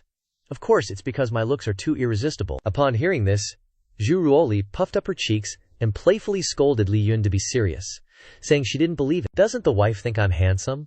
Li Yun leaned closer to Zhu Ruoli, flirting, to which she coldly replied, Passable. Li Yun feigned tears of grievance. Am I just passable? In your heart, it's not that. Your appearance is the appearance I like. That's enough. Seeing Zhu Ruoli's shy demeanor, no man could resist the urge to rush over and hug and kiss her. Li Yun, however, didn't know how to appreciate the moment, bursting into laughter. Ha ha, I knew it, you've fallen for my psychological manipulation. Zhu Ruoli just glared and said, Of course I realize it, so why would I let you deceive me? I was just thinking, what if you really got angry because of what I said? So, even if I'm being deceived by you, I just want to make you smile a little. Hearing his virtuous wife's confession, Li Yun couldn't help but feel moved, gently patting Zhu Ruoli's shoulder. Looks like I was wrong after all. I need to compensate you a bit. Lady Lai, let's go to the bedroom. Zhu Ruoli immediately stopped him. Don't mess around. There's a banquet tomorrow. Have you decided what to do with those younger siblings? Are you planning to keep them in the capital or send them back to Jiangnan? Hearing his wife being so benevolent, he was actually unaccustomed to it. And wasn't she afraid they would affect her position as emperor? Zhu Ruoli flashed a mischievous smile and said, Of course, it's not out of benevolence. They weren't originally chosen to compete for the throne, so they can't threaten me. Like meat is at the mouth but can't eat? It looks like Li Yun has to talk about politics all night with his wife instead of doing the deed. The next morning, at the banquet, Zhu Ruoli's 3 younger siblings had arrived and paid their respects. It seems we're lucky to be able to return to the northern wilderness. Older sister will definitely pin some crime on us this time, and then execute us directly, Zhu Ruo said nervously. We might as well just say we want to go to the northern wilderness. Maybe we can avoid the death penalty and even get some supplies. The other 2 nodded in agreement. That's a good idea, let's take a gamble. Suddenly the atmosphere became gloomy as the 3 of them realized Zhu Ruoli was approaching. Zhu Ruoli and Li Yun walked over and sat down at the table. The reason I brought you back this time is firstly to see how you've been doing, and secondly to let you meet my husband, who is also your older sister's husband. As soon as Zhu Ruoli finished speaking, Li Yun raised his hand. Hello? Suddenly, Zhu Ruoshui said something that made the other 2 turn pale. Your Majesty, I am willing to go to the northern wilderness. The other 2 thought to themselves in dissatisfaction, Damn it, he stole a march on us. Zhu Ruhuo quickly chimed in. Can't let Zhu Ruhui take advantage. Before he could finish speaking, Yang Yuan cut him off. You want to go to the northern wilderness? Ruoli and I have discussed letting you stay in the capital. Sixth brother requests. I approve. Fourth sister and fifth brother should stay, Zhu Ruoli also said with a smile. The three of them looked on with bewildered expressions.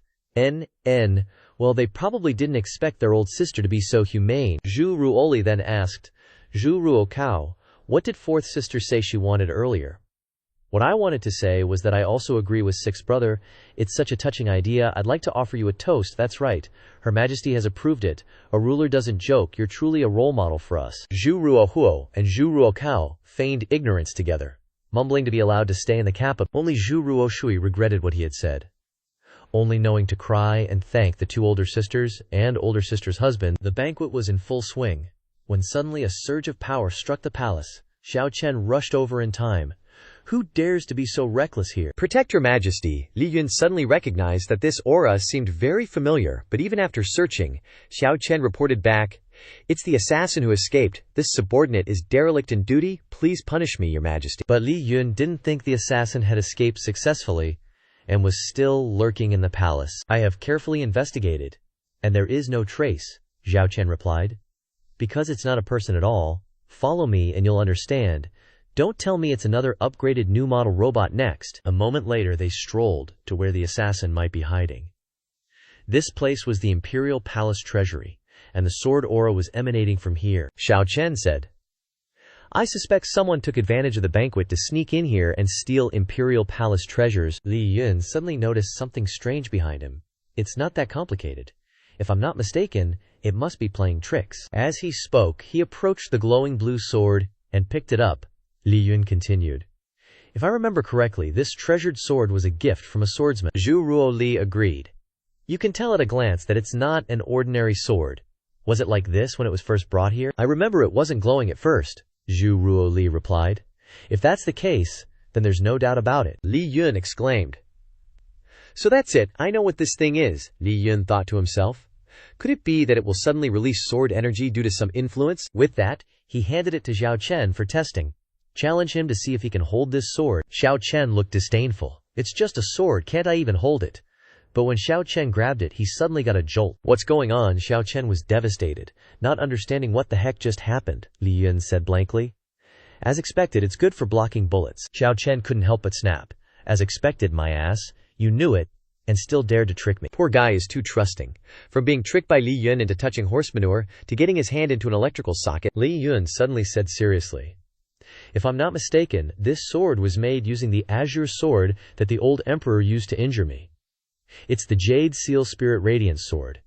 It must be equipped with a special starstone that can absorb true energy. It took away a lot when it was stuck in me.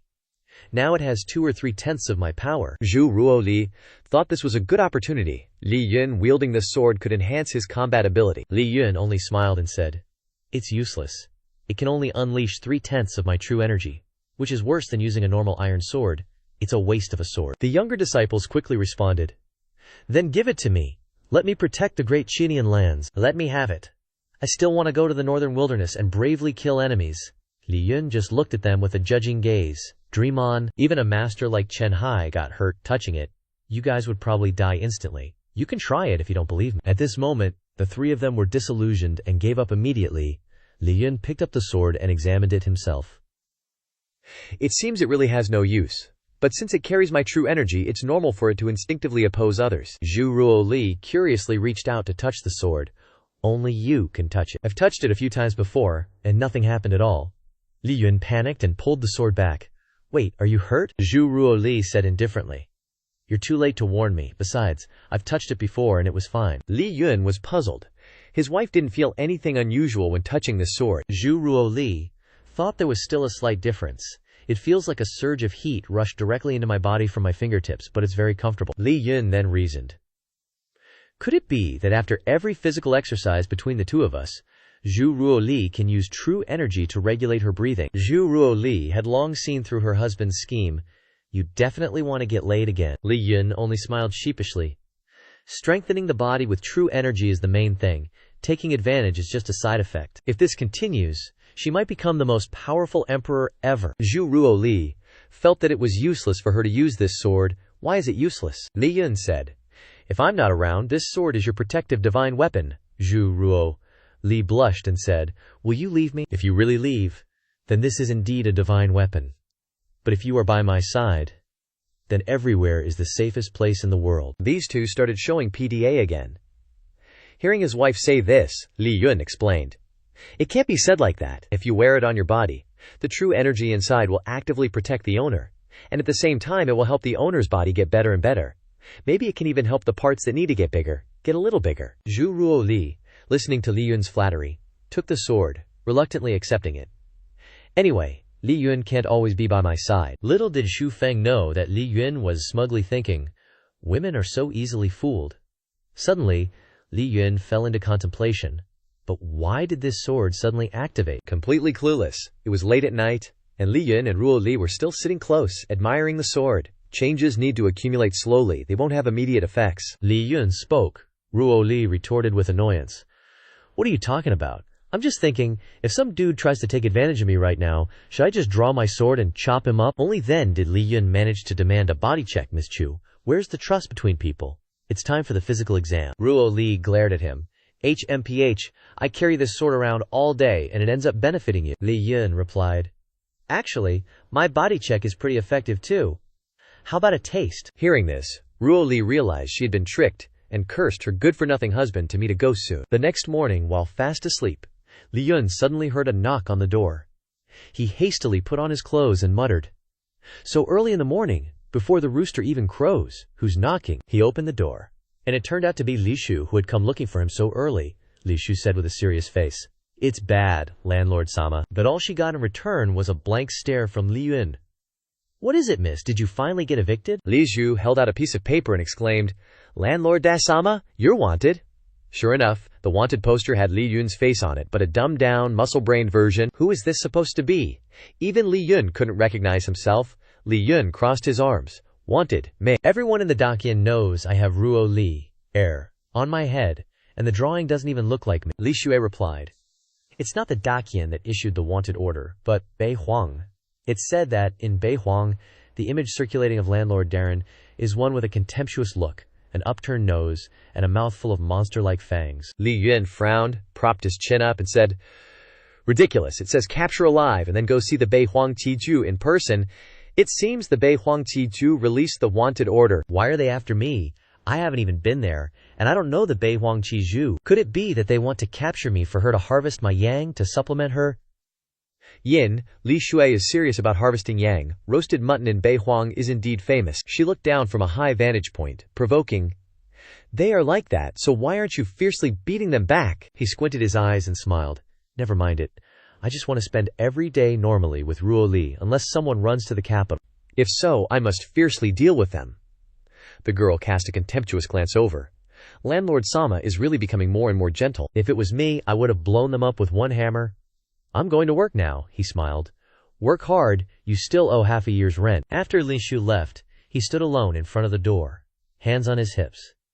"It's rare to wake up early, so I'll prepare her breakfast today. She doesn't have to do it herself." Li Yun leaned on a roadside breakfast shop, scooping each piece of soup. "It's been a long time since I went out alone, but I'm a little unaccustomed." He put a piece into his mouth and thought, could this be a symptom of fear of social contact? In the future, I can only be raised by the beautiful Empress and cannot see the light of day. This kind of life will have no fans. After eating, he hailed the boss. "Boss, add another bowl of tofu pudding, add some sugar and vinegar." "Okay, here it is." After eating and drinking, Li Yun walked home with a basket of food and saw soldiers from the 6 doors running past, fleetingly even with Chen Hai. Li Yun happily asked, "Hi Chen, little Chen, what are you doing? You wouldn't say that a group of Bei Huang people suddenly appeared in the capital to make trouble, right?" Chen Hai frowned. "Don't call me little Chen. A group of barbarian men from Bei Huang suddenly came to make trouble in Nan Alley. How did you offend the Bei Huang Qiju?" He raised his index finger to explain. "Should I call you little Tian Tian? But are you helping me solve my troubles?" Chen Hai frowned and shouted, "Don't be self-indulgent. I will never help you. I am for His Majesty, for Dakian. If it is trouble caused by you, then this time how much loss are calculated on your head," he happily said. "If you say that, I don't have money. I'm so poor that I don't have a penny, and beggars have to shake their heads and feel sad for me." Chen Haidarin complained, "Don't think I don't know anything. You have several shops and rental rooms, and even the family clans haven't earned as much as you. Even if you use some weird name like Isimiya Siru, Li Yun played dumb, haha. I really don't have any money. I do have a place to stay, but all my money went to your emperor. I only get 8 went a month. Zhao Chen glanced at him. Like hell, do I look that gullible? He laughed heartily. All right, it's 7 wen. I gotta save some face, you know. I'd be embarrassed to tell you the real number. The officer frowned in disdain. These guys aren't that strong. Just hand them over to the 6 doors to handle. Thanks for the hard work, Xiao Chen. When we get back, I'll have Ruo Li get you a promotion. Li Yun fell into thought. So, the Northern Wilderness people have infiltrated the city, but why are they causing trouble everywhere? Doing that will expose them too quickly. It's kinda stupid. Li Yun walked alone down the street with his lunchbox, when suddenly, a cloud of black mist appeared behind him. The mist quickly lunged out and enveloped him. Li Yun stood tall in the smoke. What is this thing? Never seen it before. 2 people appeared from the mist, a guy with brown hair and another with huge muscles. Greetings, Chief La. The 2 guys glared at him fiercely. At Jia Yun Shinan, this is wilderness art. Only we from the Northern Wilderness have it. Once you're hit by this, the Zenki in your body will completely stagnate and become unusable. You've never seen it before, which is why we succeeded. Ling Yun asked quietly, Did the Northern Wilderness Overlord send you? The muscle guy replied, No, we're here on the Overlord's orders to get something from you. Muscle guy frowned. If you won't tell us, that's fine. I'll use soul-devouring art and find out. As he was being aggressive, a hand flashed out. Whack! Take that, you little brat. Li Yun slapped him so hard his neck twisted backward and he collapsed to the ground. The remaining brown-haired guy was terrified. He said seriously, You guys have already done 2 extremely stupid things. First, in the face of absolute power, all tricks are useless. Second, you made my wife's breakfast smell stinky. Now it's your turn. He cried out in panic. Wait a minute, don't you care if your wife lives or dies? He hit a nerve. Li Yun frowned and growled. What do you mean? He used a blue mirror to reflect the image, grinning widely.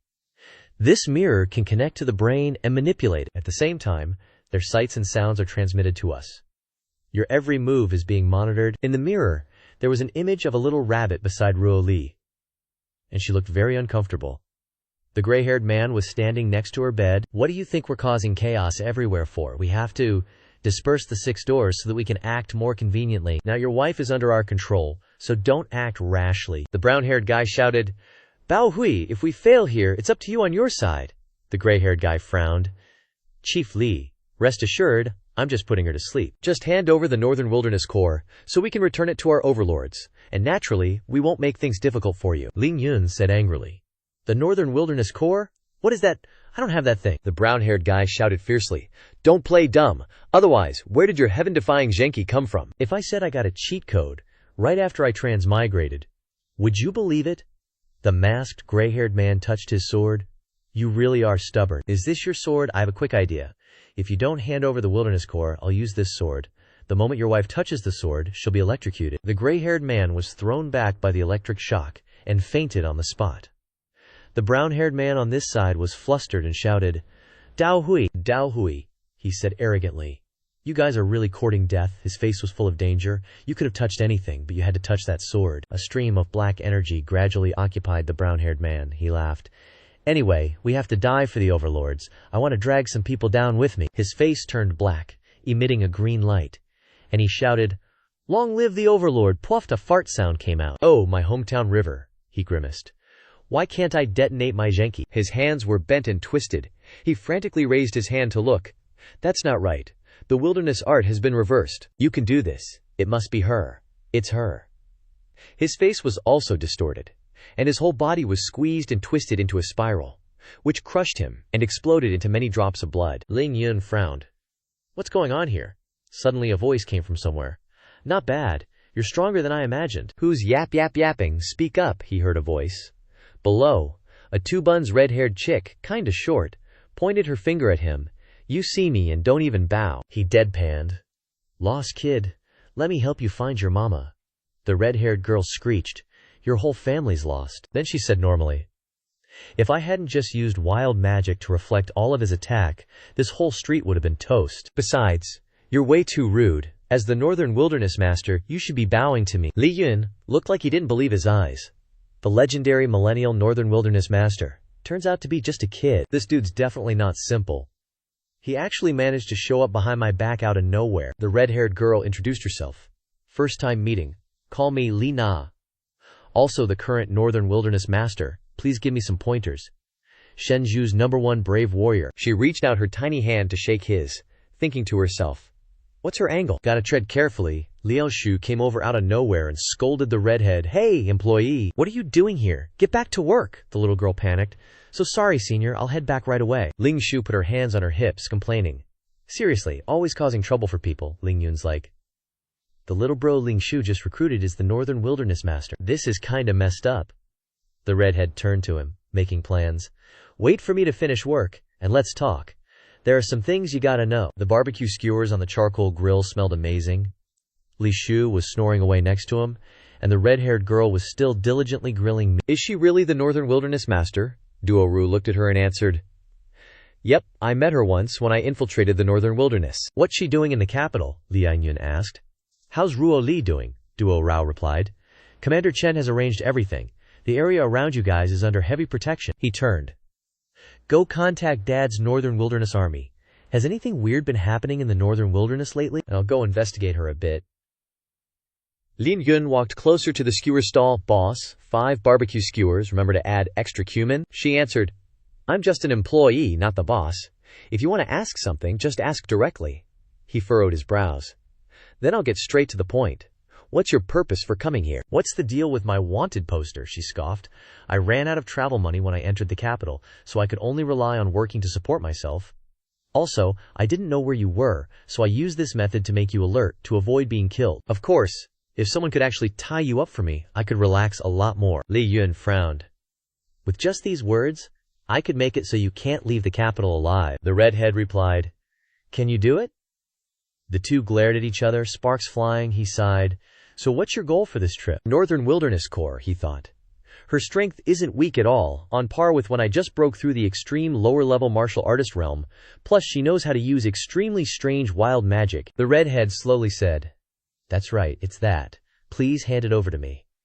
You keeping it will only make those people stare at you even more, plus it has no effect on you. What corps? I don't have it at all, I only just found out about it from those people. She raised her handful of wounds.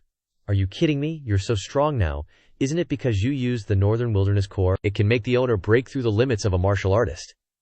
Even using just half of it can reach a level like mine, strong enough to hurt me. He looked at her, not caring whether she believed it or not.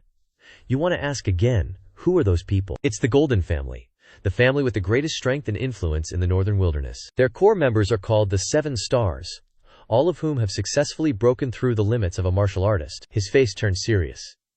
Got it, skewers. Please pack them up for me, Golden family, huh? Since they don't know who I am, I'll let them know who's the real boss. There are actually 7 powerhouses of equal strength. She handed him the bag of skewers, saying, How can you be so calm? Are you deaf or what? Your enemies are definitely coming for you, and they might target your friends and family too. Li Yun chuckled. You don't have to worry about that. He pulled out a small green bottle and handed it to her. Here, this will help with that scar of yours. She looked at the bottle. Jade Dew Elixir. This is worth a fortune. He turned and waved, leaving. I'm not so stingy that I can't even part with a vial of medicine. Besides, girls care a lot about scars, right? She called out. Li Yun, mister. He turned around, sweating. What is it now? She said coldly.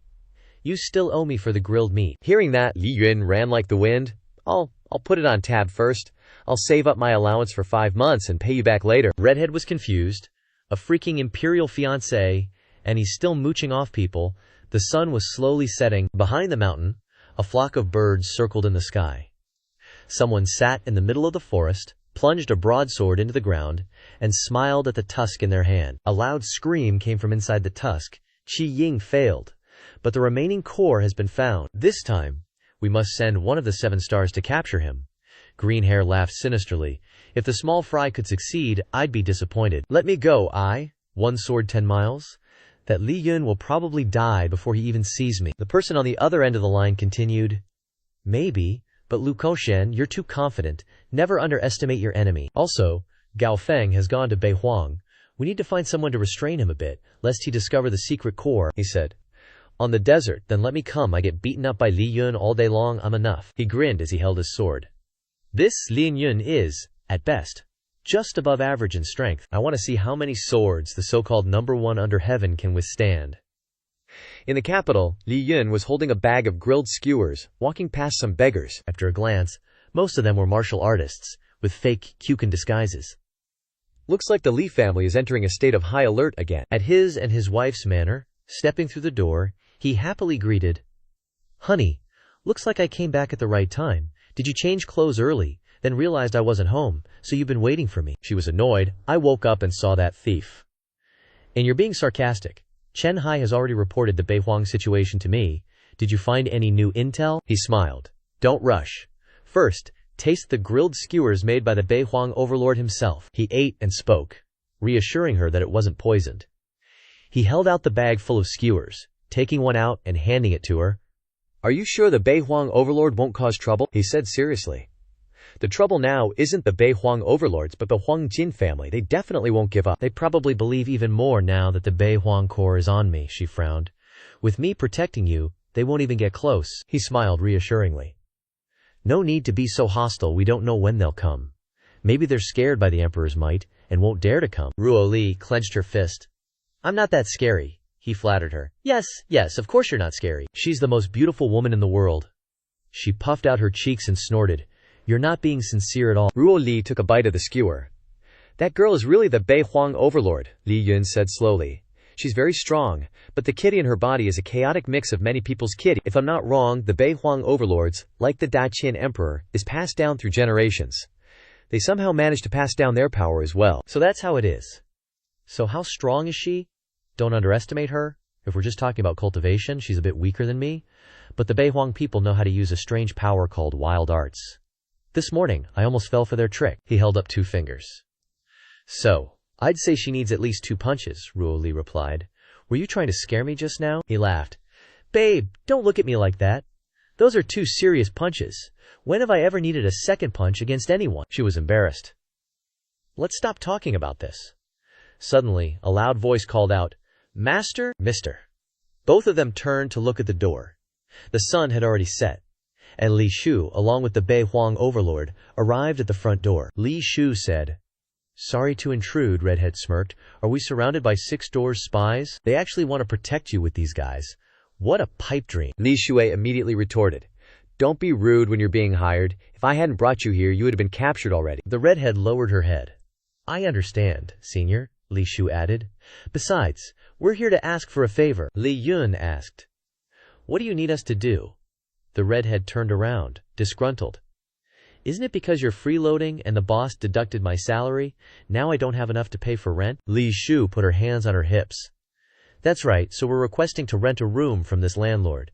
Want to rent a room in my house." "But don't you not have any money?" The redhead smirked. "But Senior told me that renting a room here is free." "She's never paid anyway." Li Shu scratched her head and laughed. Hey, Li Yun's face darkened. "You only teach bad things." Ruo Li finally spoke. "Just arrange something for her. I remember we have a spare room." Li Yun sighed. My wife agreed just like that. I'm really Guan Yin Bodhisattva. Ruo Li blinked. "What, Guan Yin Bodhisattva? This is also to keep an eye on her?" "To prevent her from getting into any trouble," the redhead reminded. "I'll remind you too. The people from 7 stars are starting to move. Their level is almost on par with me. If I were you, I would gather the troops right now and use numbers to overwhelm them." Ruo Li replied. "That won't be necessary." She then scolded fiercely. "Are you looking down on us from Bei Huang?" Ruo Li calmly explained. "I'm not looking down on Bei Huang, but you are looking down on Daqian. Don't you know how much Daqian has paid to deal with a certain individual? You think we haven't improved in the past few years?" The redhead softened. "In short, I'm reminding you, not only Daqian, but anyone who obstructs them will be killed. For example, the person you call Shenzhen's second highest peak under heaven is in Bei Huang." On a snowy mountain, there was someone riding a camel. The redhead asked a passerby, "Young man, are you the second highest peak under heaven? I heard that you drew your sword and killed Du Bi U Wu Lin. I wonder who is stronger between you and me, Wu Lian Xia." Thump! The camel's foot slammed hard on the ground, and it jumped up. The old man on top held the rope and whipped it, shouting, "Eat my move!" The young man frowned. Suddenly, an extremely loud explosion occurred. Smoke billowed from the muzzle. The redhead's camel lay flat on the ground. The redhead, holding a cannon, mocked, "Second highest under heaven, second highest under heaven." "That damn lie guy. Your whole family's the second highest under heaven. I'm just one step away from the transcendent realm. Back in the capital, the Bei Huangqiju scolded, face red. You good for nothing. Li Yun took a sip of tea and said annoyedly, this is an everyday thing between husband and wife who told you to have high cultivation and such good ears. It's not good for kids to eavesdrop. How old are you anyway? You aren't even as tall as me, Li Yun. 16 years old, he commented. The same age as Li Shu, but one is swaying on the road, and the other is a 10,000-year-old wall. The girl angrily scolded. I'm just a late bloomer, plus I'm injured, which caused my body to change. When I recover, I'll return to my true form. Then I'll wait and see. Did you come to me early in the morning for something else? The girl handed him a jar. Today I'm here to return the favor. This is for you. This is Bei Huang's specialty medicinal wine. He smiled brightly. Thank you. You know how to treat people. The girl curled her lips. This is personally researched and brewed by me, and it has the effect of nourishing the kidneys and strengthening the yang. After what happened last night, I feel like you really need this. He frowned. Are you mocking me? The girl lowered her eyes and explained. Don't misunderstand. I feel that your dancing is a bit airy. You'll understand once you drink this medicinal wine. Glug glug. After speaking, he immediately drank the entire jar of wine. He felt an extremely strong surge of energy. He clenched his fist. Is my true energy enhanced? The girl explained. It's not that your true energy is enhanced, but that the medicinal wine has filled the holes in your dancing. If true energy could be enhanced, then Bei Huang would be full of true energy experts. The girl leaned closer to him and asked softly, let me ask you something. He glanced over. What's up? If it's about where the core of the northern wilderness is, don't even ask. She shyly touched her index fingers together. Of course not. I heard that you, Shenzhou, people's cultivation of true Qua affects the body. Li Shu said. She only got this strong after cultivating. He chuckled. There's definitely something to that. But when you say strong, are you talking about here? Then he pointed at his chest. The girl blushed, her face as red as a tomato. Don't get me wrong, I just want my body to get stronger. He held up a book. Got it. Raging Waves Palm. 99 copper coins a copy. One hand pays, one hand delivers. No credit given. She frowned. 99 copper. Aren't you just robbing people? But she threw a pouch of money into Li Yun's hand. Here's 20 copper. I'll owe the rest and pay it off with labor later. With that, she grabbed the book and waved goodbye. He thought to himself, innate talent can't be compensated for. I hope she doesn't end up like the drill sergeant. Ruo Li came out and asked, what's going on again? Li Yun turned back and replied, she came to return the favor, giving me a specially made medicinal wine. She looked up at the medicinal wine, but you usually don't drink. He squinted and explained. Back on the battlefield, I often drank alcohol, but it was always to disinfect wounds. I'd hold it in my mouth and spray it on the wound, but because it hurt so much, I swallowed it. Ruo Li frowned. You don't need that method anymore. She has a more effective way. Then she gently placed her hand on his cheek. Silly, because I won't let you get hurt again. Chen Hai walked over from the front, ahem, ahem, ahem, breaking this awkward atmosphere.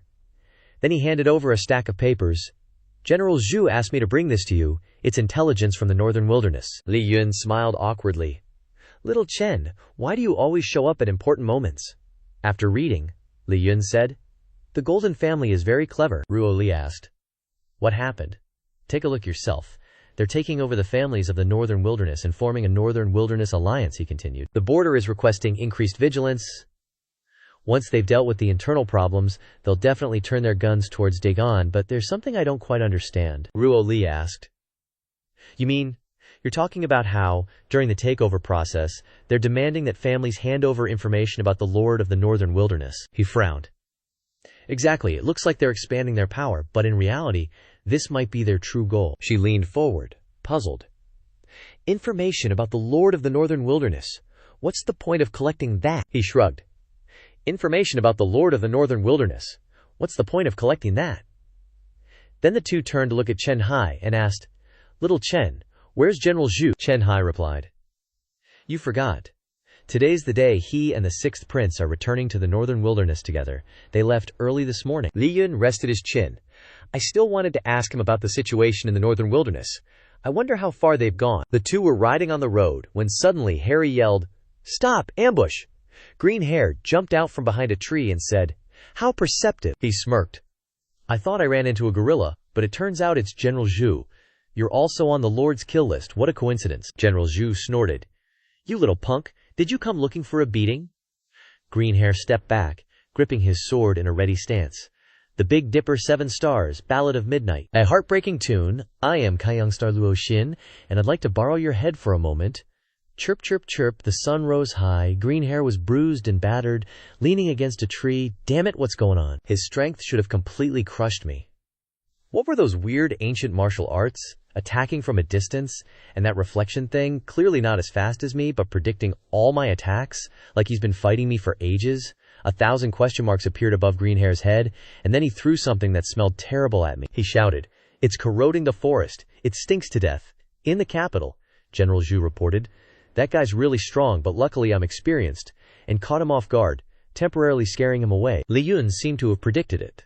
So, they finally came. Was there only one of them? Harry replied. Probably.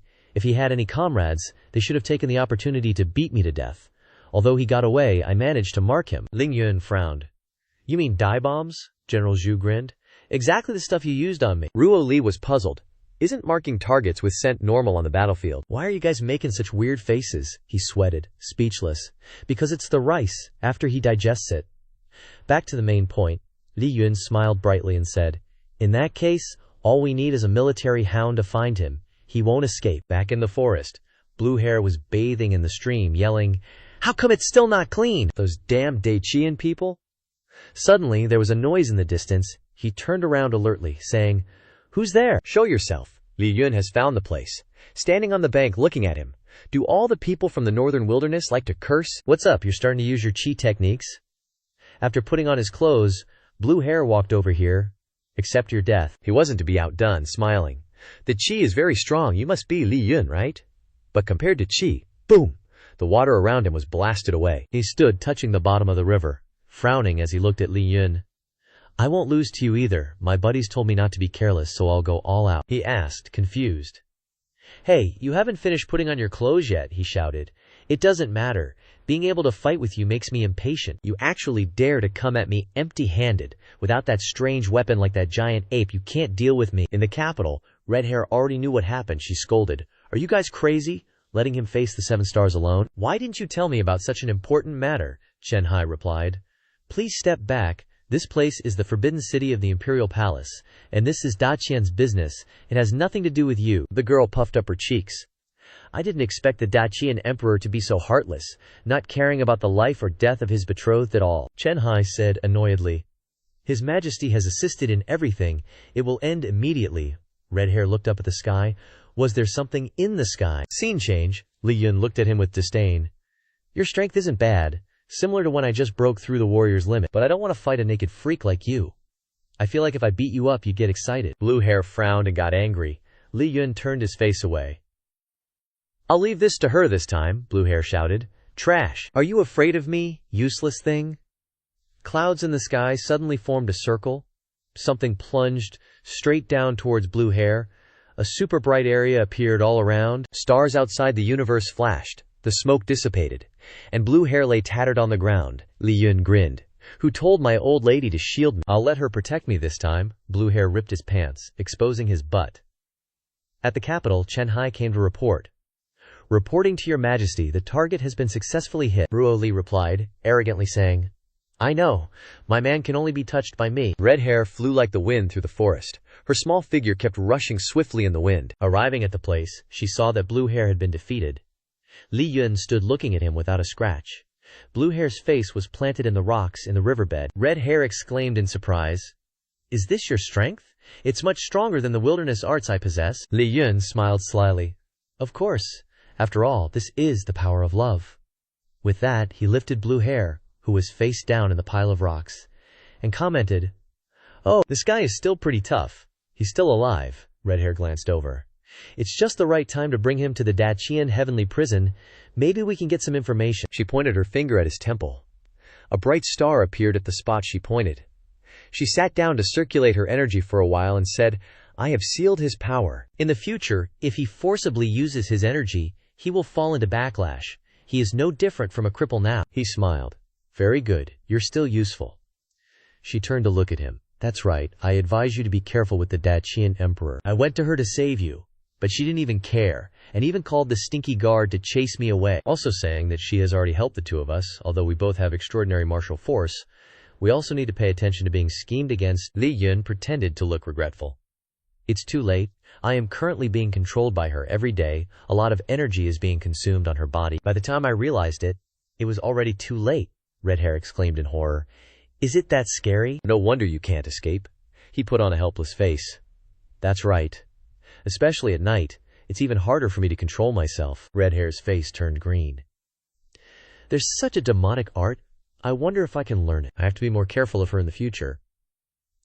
At the Daichian Heavenly Prison, Blue Hair was chained to the wall. Looks like he's still rocking the ripped pants. Look, Zhu Feng brought a bundle of his stuff and plopped it on the table. Then, he dumped it all out. A few odds and ends clattered onto the table, so broke. The top dog of the Northern Wilderness's #1 power, a high-ranking official, only has 2 copper coins to his name. Did you also have a kind-hearted old lady? Looking at the bag, there's just a water bottle, a horn, and a pile of coins. Li Yun picked up the horn.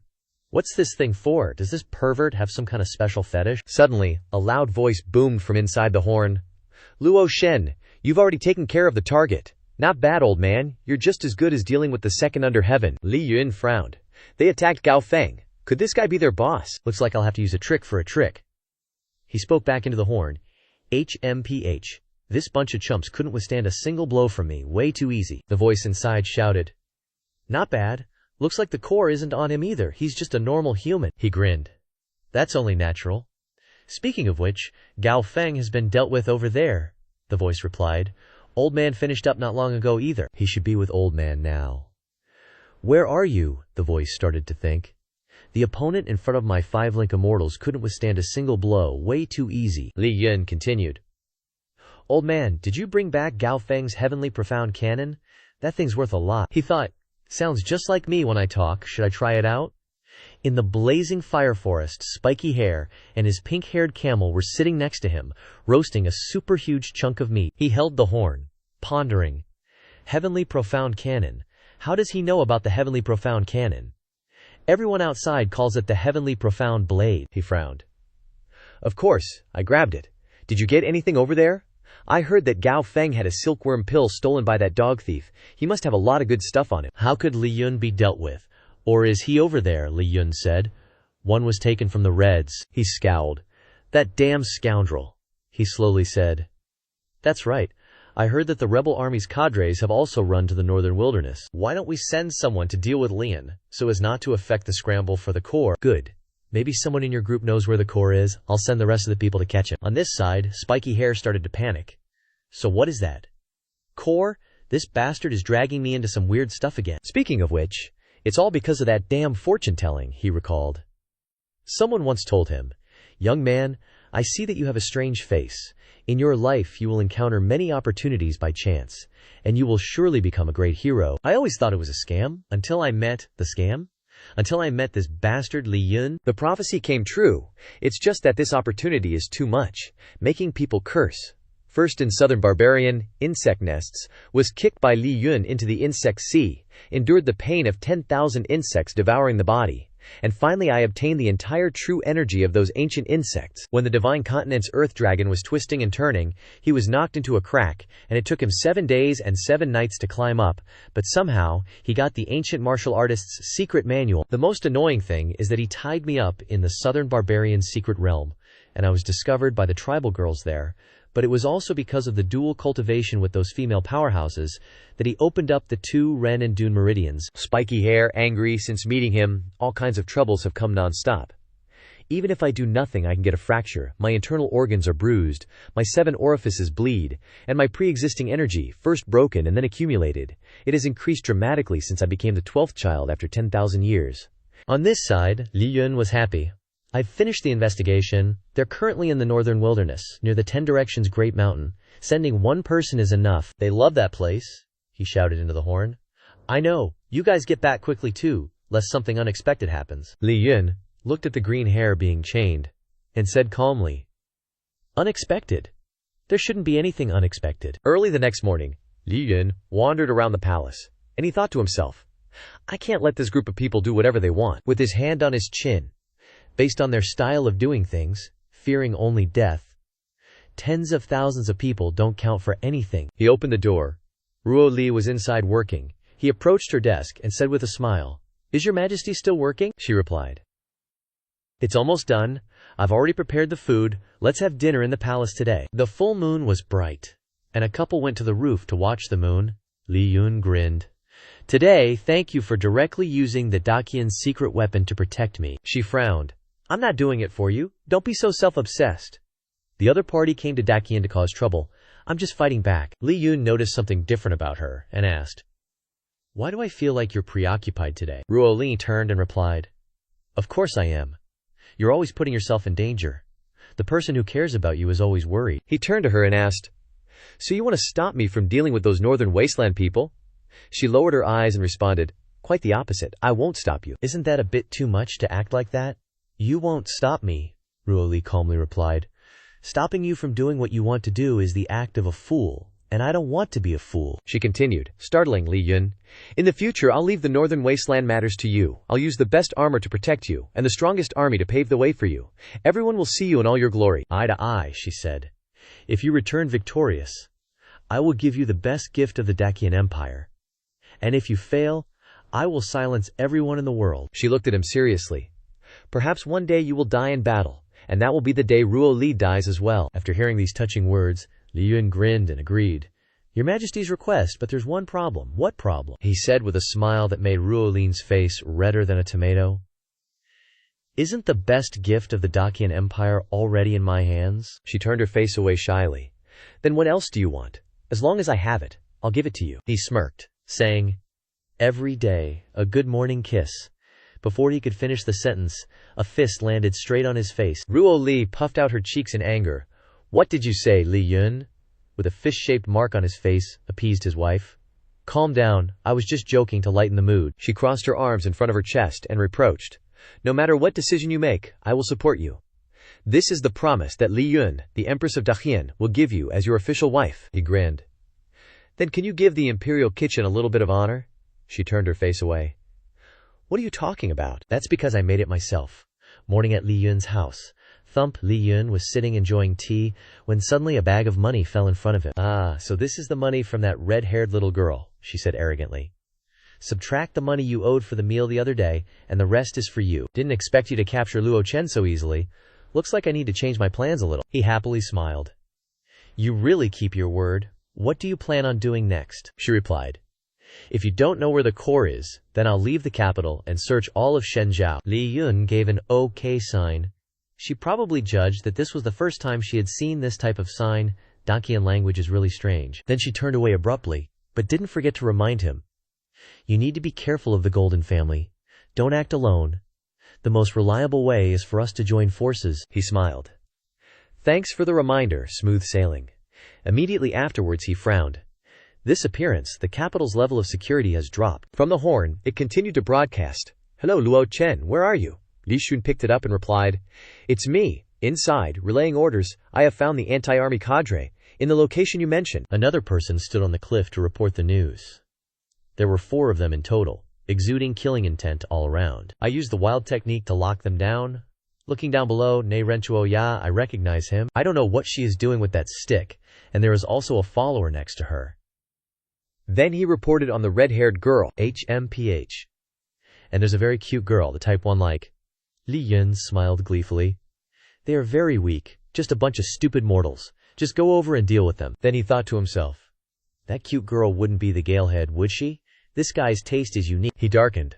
Of course I know. As one of the 7 stars, I still have that much confidence. My divine eye technique can see from miles.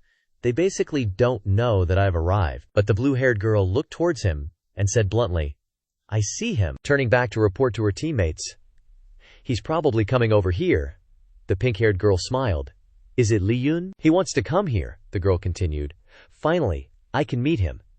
He sent me a message saying he's about to be here, and I can't hold back anymore. Such a cute little girl, but so bloodthirsty.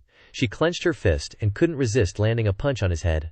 Hurry up and get here! The green-haired girl frowned, thinking to herself, Damn it! This Li Yun is really something. Actually tricking me like that. Someone spoke up. Who is this woman? Doesn't seem too smart. The masked guy looking like a shrimp spoke up. She's the head instructor. Then glancing over, he reminded, She's very dangerous. Stay away a bit. The big guy frowned. Head instructor Ne Ren Thuoya told me. The head instructor is a merciless killer, and also a monster with overwhelming strength, also known as the battlefield tyrant. Then he squinted towards the head instructor, but no matter how he looked, it didn't seem like it. She just looks like a young girl. BOM. A huge explosion occurred on the rock, and all four of them looked up in shock. Na Ren Thuoya frowned. He got hit. The masked guy glanced and judged. He's still alive. As the smoke gradually dissipated, all four of them saw him in the crater, using a technique to protect himself from the explosion just now. He looked up with disdain. Damn it. This is too unrefined. What the hell is this? Thinking to himself, luckily I used the wild art to cover the surrounding area with true energy to block the attack in time. The masked guy asked. What is he doing? Na Ren Thuoya interjected. Earth Burst Heavenly Star, abbreviated as Earth Thunder. This is a weapon invented by leader Li Yun. He activates the Starstone and buries it underground, and it will explode with just a slight touch. Suddenly, a large amount of true energy emanated from behind. This is bad. The pink-haired grandma is angry. She growled. Call Li Yun. Her eyes lit up like headlights, and immediately transformed into a super muscular form twice as tall as before. She swooshed away, blowing back the hair of the other two, and she jumped towards him, yelling, Don't think you can change your hairstyle, and I won't recognize you. He smiled confusedly. Li Yun what? To dare with just mortal strength, BONG. A palm shattered the protective shield, knocking out right in the middle of his face, and the next second, a flurry of blows rained down. Not giving him a chance to breathe, the girl gleefully shouted, Murda! Murda! Murda! Murda! The big guy, seeing the scene in front of him, gaped his mouth. This grandma is indeed a monster. It's lucky I didn't provoke her just now, Na Ren Thuoya added. If only calculating destructive power. Within the rebel army, the head instructor is only second to Li Yun. Before the other guy could yawn, he was punched to smithereens, blood splattering all around, so surprised that before he could close his mouth, he was beaten so that he couldn't close it anymore. Thuoya, assess the situation. He's still alive. Let me finish him off to avoid future troubles. But Pink Hair was still smiling at her handiwork. She was very pleased. She turned around and said, Of course he's still alive. How could this little attack mean anything to Li Yun? Thuoya was annoyed. He's not Li Yun. Get out of the way. The girl raised her hand to cover her mouth. Are you guys crazy? Although I also want to punch his head off. I don't want to kill him. The big guy looked scared. Punch his head off but don't want to kill him. Liar. She grabbed his head.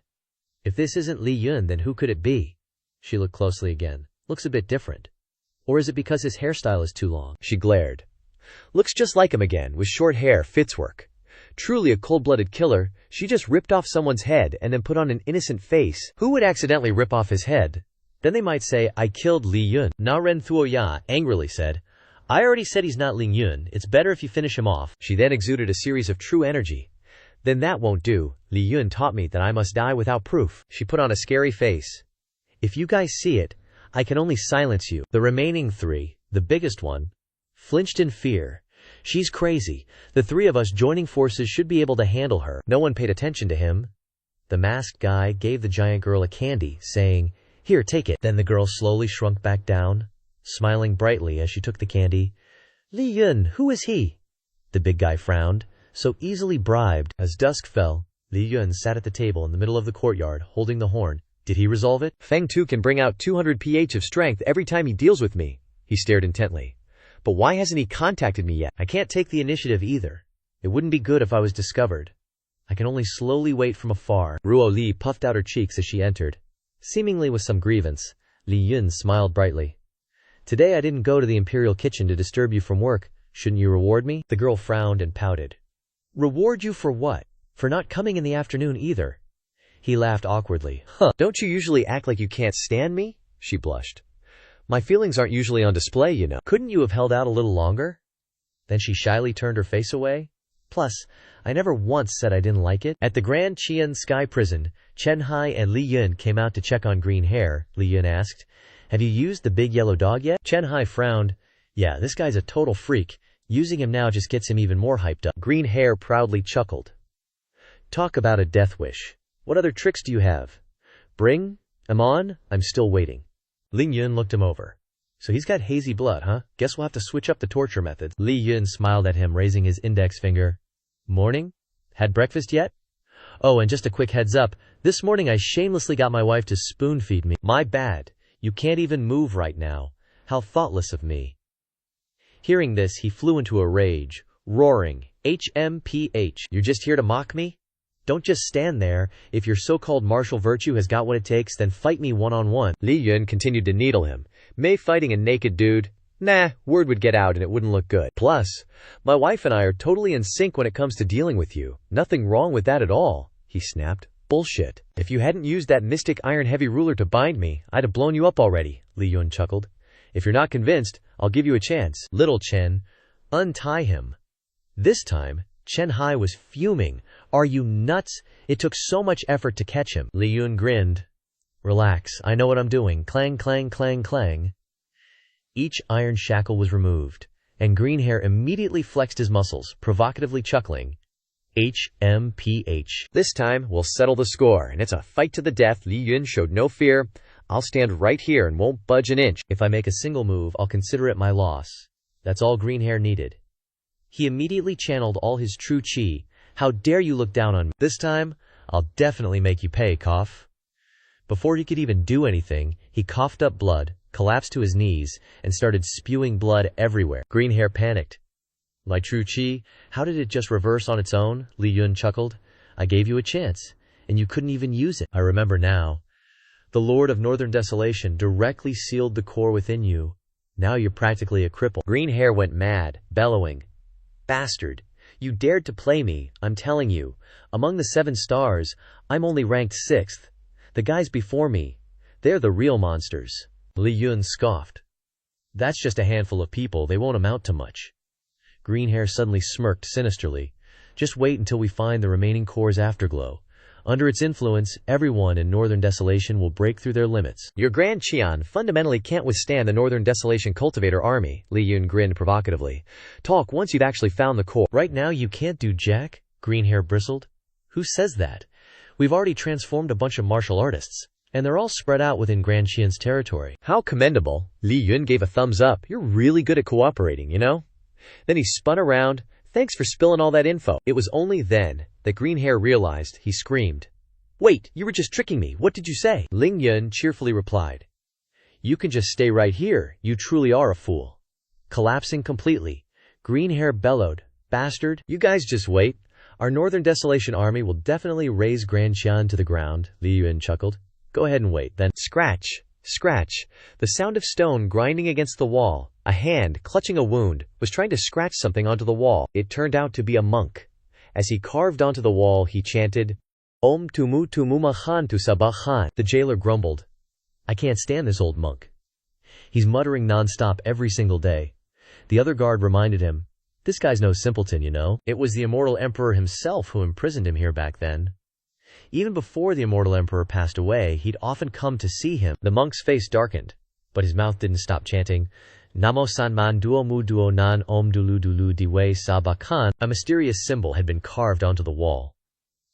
It was already midnight at the prison when Li Yun finally showed his face back. Li Yun grinned. "I'm back." But he didn't get the usual response. "She hasn't come back yet. I thought I'd be greeted by my lovely wife as soon as I walked in." Swipe, swipe, swipe. Suddenly, the sound of sharpening knives came from the kitchen. Ruo Li was clearly the only one in the kitchen. The aura. Could people from Beihuang be here? He rushed in, kicked the door open, and shouted, "You little thief looking for death!" He suddenly got worried. "Protect Li Yun." Opening the door, Ruo Li was sitting in the kitchen, his face turned pale. Seeing his wife sharpening a knife, she turned around with a scary look, picked up the knife, and said in a threatening tone, "What did you just say?" He was dripping with sweat. Hey, I thought Bei Huang assassins were here again." "Why is wifey sharpening a knife?" she replied. "I'm a little lazy today, and I don't want to cook, so I let the Imperial chef do it." Who knew the Imperial kitchen's skills would be so bad? "I can't believe the Imperial kitchen made such disgusting food." I can smell Li Yun's excuses through the screen. "The Imperial kitchen is indeed inferior to my wife. This is food that wifey made herself, right?" The Imperial kitchen took the blame. She blushed. "So I was planning to take the initiative to cook dinner myself, and I was preparing to do it." Li Yun happily picked up a piece. "It's okay. We can't waste food." He stuffed it into his mouth, chewing happily. Although the appearance is a bit lacking, the taste is excellent. No wonder it was made by the Imperial kitchen. Ruo Li smiled brightly. "Is it really that delicious?" Li Yun gave a thumbs up in agreement. Of course, the key is that this dish is filled with love. This is the most unique and invincible delicacy in the world. Ruo Li was satisfied. You only know how to talk sweet, he continued. I learned some information from Lu Shen. In Beihuang, a group of core transformation martial artists have sneaked into Daqian. At least several thousand people. Ruo Li was worried. Several thousand people. Where is Chen Hai? He replied with a smile. After learning about this, he sent people to investigate the situation everywhere. She wondered. Then where would you go first if you were from Beihuang? He replied. I would probably choose Jiangnan. That place is the economic center of Daqian, and it has just experienced the Nanman invasion, so the situation is still a bit chaotic. He narrowed his eyes. But if they have enough understanding of Daqian, they will know that there is an unparalleled empress who has established a network that spans more than half of Divine Continent. This makes the importance of Jiangnan less significant, as long as this empress is willing. You can use the network to make another Jiangnan. She lowered her eyes, satisfied. Your analysis is correct, but there's no need to exaggerate so much. He smiled brightly. Let's talk about the figure then. I know you're very powerful, but talking about it specifically wouldn't be suitable for kids reading the story. She pouted. I didn't mean that. He coaxed her immediately. All right, it's getting late, let's go to bed and rest. But she replied. We can't rest if we go to bed, he replied. This leaves me speechless. Early the next morning, Li Yun was sitting on the roof, and he said cheerfully, Li Na's medicinal bath is really good. The true energy is easier to condense together than before. He clenched his fists. It's more than enough to fight with Zhao Ruo Li, but I still need to restrain myself a little. After all, I can't go all out every time. Grumble, grumble, grumble, grumble. My stomach is rumbling, big brother. He rubbed his stomach. As expected, I still can't escape the law of insufficient energy. Let's go buy 2 buns. The warm sunshine shines down on the world. At the stall, the bun boss. How much are they? Is the wrapper thin? The boss replied with a smile. 5 copper coins, thin wrapper and big filling. Now he is confidently paying for 2 buns. He usually can only eat steamed buns. Luckily, he earned some private money from Li Na. He opened the money bag, but only saw a piece of paper instead of money. It's over. How come there's only a piece of paper? Where is my money? The letter reads. It's all your fault for making me late. I took all the private money. Li Yun frowned. I'm wronged. I clearly didn't prolong the time. It's obvious that she was eager to fight. I must have a great battle with her for 300 rounds tonight. A voice came from behind. Boss, 6 buns, please. Li Yun turned around. Ah, it's Niu Dao, he said with a smile. Can't even afford buns now. Let me treat you. He scratched his head, looking awkward. Thanks, but my missus took all my money, so she just bosses me around every day, leaving me with only a steaming pot of buns on the table. Li Yun spoke up. You didn't just pop up out of nowhere just to treat me to steamed buns, did you? Niu? You replied. Yesterday, I caught a few ruffians from Beihuang. They snuck into the imperial capital. The imperial capital. Didn't they go to Jiangnan? He continued.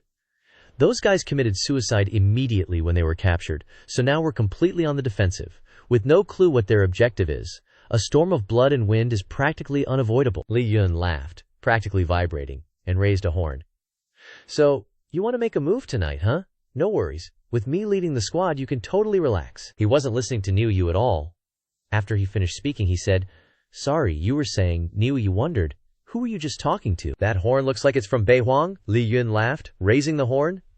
This is from the Golden Family's big boss, the one who heavily injured the Lord of Beihuang, and this thing is a super useful communication tool. What were you even saying just now? Totally lost the mood. Never mind, pretend I didn't say anything. Straight up going deep undercover into the enemy's high command. This Li Yun really is unfathomable. In the imperial capital, after reporting to His Majesty, the emperor said, Tonight, huh? They really know how to pick their timing. Li Yun clenched his fist, agreeing. Exactly. It's just the right time for us to have a decisive battle, he thought to himself. These guys actually know my work and rest schedule, even down to the very moment I want to strip Ruo Li bare. She frowned. Don't talk nonsense. How many people are going to take action in the imperial capital anyway? He said. About over 100 people, all martial artists. But their objective is really strange. Ruo Li was annoyed. So many of them infiltrated. How strange can it be? He continued. Their goal is to cause as much destruction as possible in the imperial capital and then leave. She widened her eyes, realizing something was off. He frowned, resting his chin on his hand, thinking, the enemy deployed so many people it's impossible for it to be just for destruction. This might be a smokescreen. They probably have some hidden plan, right? Ruo Li wondered. Dear, could it be you've been exposed? He said seriously. Probably not, otherwise they wouldn't send so many people to the imperial capital, and they wouldn't even let me know. What the enemy wants most is the core. Perhaps there's something in the imperial capital related to the core. Tonight, you should stay in the imperial palace. I'll personally go deal with them, and then find out what their true objective is. Hearing that, she sounded displeased. Are you saying I'm a nuisance, dear? Li Yun was speechless. No way, what I meant was, if you guard all 4 directions from the imperial palace, it'll boost the morale of many soldiers. She smiled. No need to be so scared, I know what I should do. Do you really think I'm someone who doesn't understand the big picture, dear? He seemed to understand, and softly said, So, what do you want to say? Ruo Leah rolled her eyes. Come back a little earlier. He kissed her forehead like a promise. Definitely, I'll be back early. She awkwardly touched her forehead. I told you this is the imperial study. Night fell, and a group of soldiers gathered. One of them spoke up. Today, the one leading us is a leader from the Golden family, right? Have any of you met him? Red Hair replied. Never. I've only met the Lord. He's the one who helped me increase my cultivation. The other 6, I've never seen before. Scarface chimed in. At first I was always half believing, half doubting. But if we can just complete this mission, then we might become as strong as the 7 leaders. They argued loudly among themselves. Li Yun stood on the rooftop, wearing a mask, and remarked, So many people, huh? Noticing a stranger, Red Hair immediately yelled, Who's up there? A dude wearing a Monkey King mask. Li Yun spoke up. Don't be nervous. Then he raised the horn. You guys should recognize this, right? I am Lu Fio Shen. Hearing that, they all bowed in unison. Greetings, 7-star leader Luo Shen. Those guys reported. The remaining forces are scattered and hidden in their strongholds, just waiting for your command. Li Yun was playing the part perfectly. My Luo Shen brothers, I guarantee I won't treat you poorly. Our sacred cause won't stop here. Conquering Beihuang, pacifying the southern barbarians, destroying Dacian, and unifying this divine continent is only the beginning. There's an even vaster world overseas. In the future, we'll definitely become kings of a region. He raised his hand high. From today onwards, we shall be called the Iron Flower Squad. You'll call me squad leader, and we will never stop. The people below were dumbfounded. Then they loudly cheered, Squad leader! The squad leader is mighty! They were ready to receive orders. Li Yun instructed. Starting with Chen Hai, the director of the 6 Doors Gate, capture him.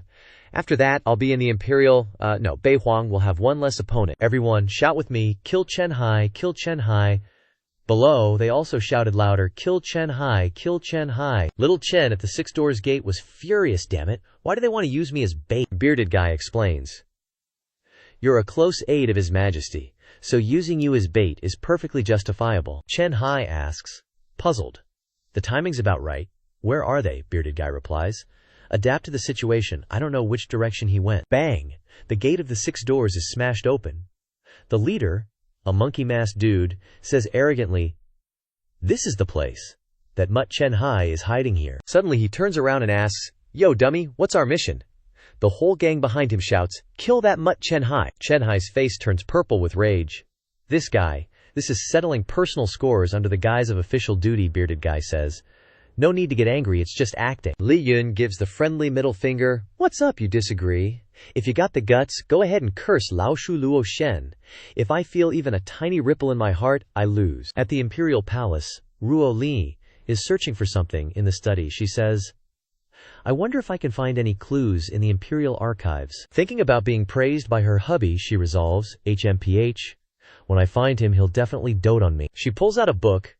I remember this was what father ordered to be burned before he passed away. Ruo Li reads the contents of the book. July 2nd, go to the Temple of Heaven.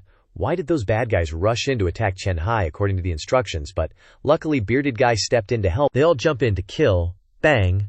Bearded Guy punches the first guy so hard his dentures go back to the age of 3, sending 5 guys flying straight at Chen Hai. This side is also fighting back.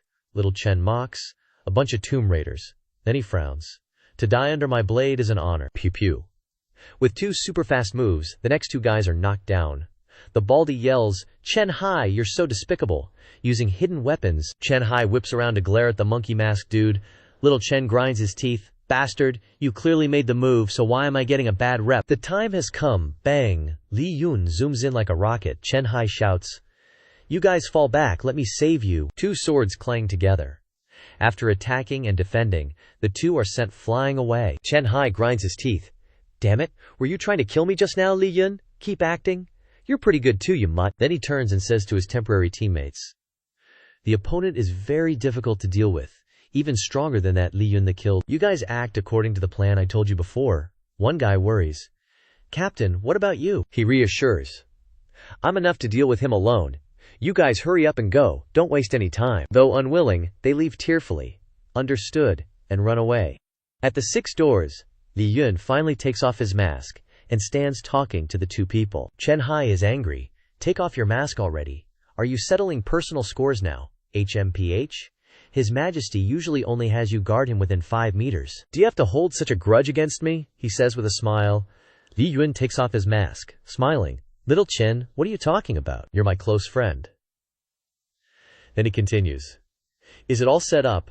My plan A is to use numbers to our advantage, enough to take care of these guys. Chen Hai frowns. Everything's been arranged. Is there anything else? Li Yun cheerfully reminds. Adapt to the situation. At the heavenly prison, another team is arranged. Just now, a group of people left the team. They must be the hidden ones, on a mission. But what are they going to the heavenly prison for? Could the key be there? After taking down all the guards, the 2 guys sneak into the prison and the mumbling monk's cell, asking, Monk, where's the key? The monk says darkly, The Lord sent you, right? The red-haired guy yells, Time is of the essence. You've been hiding in Dakian for so many years. What have you investigated? His face is dark, and his forehead veins are popping. I did confirm the Temple of Heaven, but the rebel leader was also there at the time. I had to hide in order not to expose myself. A year later, I found the Temple of Heaven again, but then I was caught by the old emperor, and the thing fell into his hands. The 2 guys are stunned. So, the key is in the Imperial Palace, clearly having the key, but Dakian has no special changes at all. Wait, it's like... There's something like that. Li Yun comes over and orders, Go quickly! The 2 guys whip around. Captain Li Yun. On this side, half of the mask is broken, mouth full of blood, hand clutching his chest. I barely managed to injure Chen Hai, but the army will arrive soon. Let's leave quickly. But after assessing the situation, he thinks, this monk is their target. After this is over, I'll find him and chat for a while. The 3 of them run like the wind out of the heavenly prison. Li Yun goes ahead and orders, head straight to the exit. As long as we get through, we'll be completely safe back in Beihuang. Redhead chuckled. Good thing we have Luo Shen leading us. He has both brains and charisma. Even the rebel leader can't compare. The 3 of them got out to the main street. Redhead cheered. The streets are so quiet, no pursuers at all. Li Yun replied. There must be people still trying to hold them back. Let's get out of here quickly, don't waste their efforts. Suddenly, a group of people came rushing over, and the 3 of them were surrounded by soldiers. The soldiers pointed their guns straight at them. Bang, bang, bang. The guns were loaded with grass. The 3 of them were caught off guard. Li Yun rushed forward, and in the next second, he took all the bullets for the other 2. He gritted his teeth, as if he was in great pain. The 2 of them were moved, and shouted, Commander!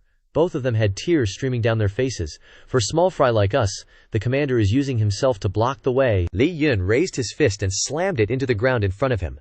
The ground shattered at that moment, rising into a barrier to protect them. He sat down seriously and said, I'm afraid I won't be able to hold on, the 2 guys said touchingly.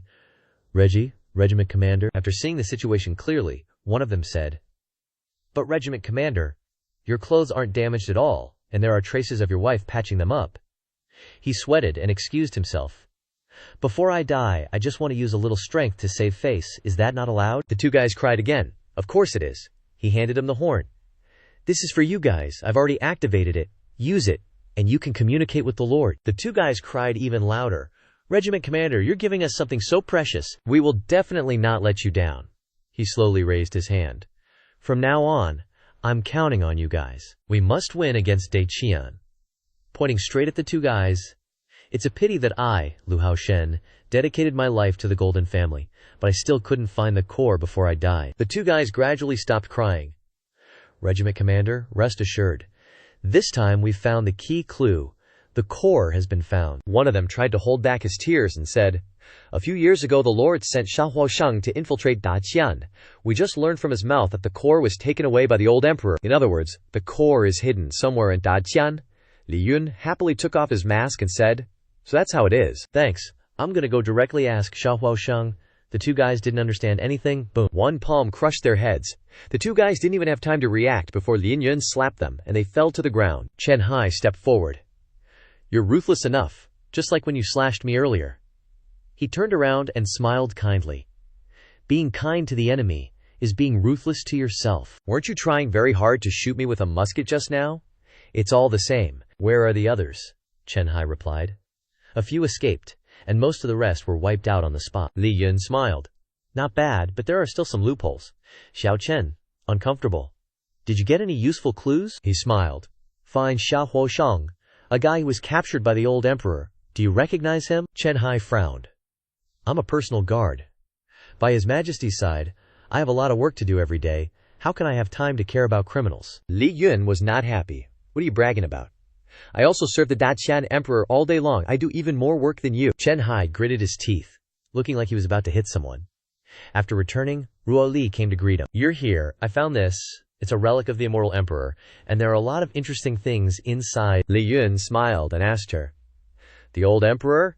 No, father-in-law. I'm in a good mood right now. Tell me. I'll listen. Ruo Li was worried. What's wrong? Are you injured? Li Yun jokingly raised his hand to his chest. I suddenly feel my heart beating fast. I might be poisoned. Ruo Li looked at him with half an eye. Then it's probably not poisoned. He sweated. How did she know? All right. The girl supported her cheek and said with a blushing face, Because I didn't die from the poison. The next morning, Li Yun was flipping food with a spatula in the kitchen. He, finally infusing it with his overflowing love. The dish is done. Today's special breakfast features sausage, egg, and tomato bread. What a delicious breakfast. He stepped out to breathe in the fresh air. What a perfect morning. Flowers blooming, birds chirping, and also, then he deflated, that pest Chen Hai. Xiao Chen, already here so early. Grimacing, he said. Could you not be so loud? It's not like I wanted to see your face first thing in the morning anyway. What's with that face of yours? He quirked an eyebrow and pointed a finger. Isn't it because I won big last night? Of course I'm thrilled. Chen Hai laughed. Didn't think you had that kind of gloriously proactive contribution spirit. He laughed. Nah, your majesty worked really hard too. Xiao Chen was puzzled. His majesty also checked it out. If that's the case, I'd better not ask. Getting to the point, Li Yun asked, What are you doing here? Any news from Shahin Shang? There's been quite a haul, but it needs some time to sort out. I've come specifically to report to His Majesty. Li Yun replied, arms crossed. His Majesty worked hard last night and is still resting. Xiao Chen spun around. If His Majesty hasn't gotten out of bed yet, then I'll come back later. Don't forget to keep gathering intel from Bei Huang. Li Yun frowned and gave a friendly middle finger. Today is my day, so no one dare disturb me. In the market, people were bustling about. Li Yun and Ruo Li went for a stroll, she said. Let's go outside the city to take a look today, he replied. That's rare. You actually have somewhere you want to go. What's so captivating about that place for you? She smiled and replied. Well, there is a bit, she alluringly said. In that place, only I can hear your voice. He looked at her lovingly and replied, If that's the case, then we're the same. Outside the capital, the two climbed up the mountain. Li Yun said, Why is the terrain here so rugged and uneven? The girl explained. It's normal for there to be many deep pits after Big Sister Yulan came here before. The grass here is way too dense. He happily turned his back to her. Climb on, I'll carry you. Li Yun carried Ruo Li snugly on his back, briskly continuing forward. He turned back and said, So heavy. The girl blushed and turned away. That's just you being weak. He chuckled. I can feel the fat deposits here. The girl gave a friendly but dangerous smile. I'll just chop you when we get back. He lowered his gaze and sighed. Has it already been over a year? I still can't quite believe that life like this is real. The girl stared. What kind of life? He turned back and smiled brightly. Being an innkeeper. He was pinched on the cheek by his wife. Just kidding, of course. I can't believe I have such an excellent wife like you. You think so too, right? The girl pouted. Of course not. He immediately coaxed her. Don't be angry, you saying that makes me feel hurt. The girl clutched Li Yun's shoulder, blushing. I'm not angry. You having a life like this is all because I meticulously planned each step to capture you in my hands. He gave a wry smile. It seems Ms. Zhu is quite skilled at grasping people's hearts, the girl replied. I'm not that skilled, I just understand you. Arriving at the destination, a magnificent scene unfolded before them. This is the place, right? The girl commented. It seems this place looks a lot better. Li Yun put his hands on his hips and laughed. It's all my credit. Ruo Li turned and smiled kindly. Someone as unlucky as you could say something like that. It seems your head's not quite right either, but it's fine. No matter what you're like, I'll still support you. Li Yun was puzzled. Is this an insult or a compliment? He turned his face towards the sun. The grass here grows a bit too fast, it's too messy. It's only been a month since the UB was established. Doesn't the capital have any planning? Even outside the city, it needs to be tidied up to look good. The girl lowered her gaze. If I had the time and resources, I would have built a few more roads already. Something shiny appeared in the bushes. Li Yun noticed it. That thing is. He turned back and told her, "Stay put, don't move." He slowly walked towards the glowing object. It grew so tall in just 1 month. Could it be a genetic mutation? He pulled out a pitch-black stone. Looking at it in his hand, he thought, "It's something I kicked out of the city earlier. The imperial court should have sent someone to retrieve it by now. Why is it still here?" Ruolik saw him standing motionless and asked, "Did you find something?" Then he turned back and grinned widely. "I found something long and black." Then he leaned closer to his darling wife and explained, "It's for the shadow sword and the jade seal. I gathered it for you, Your Majesty. Don't forget to reward your humble servant." Ruo Li frowned and cursed. "Damn it." Li Yun pouted playfully. "I only asked for some emotional compensation. No need to scold me like that." Ruo Li frowned, looking into the distance. "No, behind us." Suddenly, the surroundings grew dark, and the grass emitted a faint glow. The two were slightly surprised. Li Yun looked at the sword fragment in his hand. Could this sword fragment be up to something? He quickly threw the sword fragment to the ground, swiftly wrapped his arm around Ruo Li's waist, picked her up, and dashed away. Even I couldn't do something like that. It's like their life force was completely drained. This phenomenon is too bizarre. First, I need to get Ruo Li out of here. Holding that sword fragment earlier wasn't good. Did I need to cut it off? Ruo Li turned back and called out to Li Yun, "Wait, look at the sword fragment." He turned to look, his gaze sharp. The sword was still standing there, and a second later, many flowers bloomed all around it. Ruo Li observed. "It seems the grass here grew faster because it came into contact with the sword fragment. It should be fine," he sighed in relief. "Phew, if something had happened, it would have been too late anyway." The two happily held hands. Ruo Li said, "Don't worry, even if you turn into a pile of dry bones, you won't escape me." He replied, "Hey, are you cursing me?" Ruo Li smiled happily. "Of course not, this is a blessing." The two stood frozen again, watching the flowers bloom, and saw that Li Yun's expression wasn't good. Ruo Li asked, Do you feel something's wrong?" Li Yun turned to her with a bitter smile. "Yeah, I kinda need to pee." Then he scratched his face. These plants probably got boosted from tiny sprouts to fully grown, and as soon as the sword fragment was removed, they withered. She looked at Li Yun with worried, shimmering eyes. "Did you really think about cutting off your arm just now?" "Didn't think of that possibility." He narrowed his eyes and explained with a chuckle, "I didn't think much of it. For a strong cultivator, even if you cut off an arm, it'd recover normally in just a week." She glared at him, but her eyes were full of love. "Don't ever do something like that again." He grinned back. Yes, I'll obey my empress wife," she blushed. "This time, since you practically cut off your arm, it's mine now." As she spoke, she pointed at his arm. Li Yun looked confused. "It can work like that. My right arm is my wife's now." She crossed her arms over her chest, feigning anger. "Don't even talk about it. Your legs, waist, and heart are all mine already." Li Yun chuckled. "At this rate, more than half of my body is yours already. So exhausting." She pouted and turned her face away. "What's so exhausting about that?" Then she turned back, looking at him lovingly. "I'm all yours." They flirted, but it was the readers who were truly moved. Back at the imperial palace, the two were still being lovey-dovey, gently feeding each other, and the one getting annoyed was Xiao Chen. Li Yun saw Chen Hai. Li Yun immediately distanced himself. How could he not be dead yet? Xiao Chen angrily retorted, "Don't worry, even if you don't die, I'll take care of you." Li Yun feigned fright and rushed to hug his darling wife tight. Why is Xiao Chen so aggressive today? Chen Hai grew even angrier. Ruo Li asked seriously, "What exactly was that sword fragment? Did you find any clues?" Xiao Chen frowned as he reported, "That sword fragment should be harmless to the human body. Your Majesty can rest assured. The energy it emits truly originates from the northern wasteland core. It has no effect on humans or animals. At most, it only promotes the growth of weeds." Li Yun frowned. "How is it related to the northern wasteland core?" Chen Hai continued to report. "The killer monk in the imperial prison was once captured by the former emperor, who made him guide them to harvest the northern wasteland core. After that, the former emperor fashioned it into a weapon, which is the jade seal. Those black swords relied on the northern wasteland core for a long time, so they became infected with a bit of its aura." Li Yun wondered aloud. "No wonder the jade seal could fly into the sky. Turns out it relies on the northern wasteland core. But why didn't the old emperor learn from the golden family and use it to modify humans?" Chen Hai frowned, recalling the matter. The northern wasteland people we captured earlier have all died in prison now.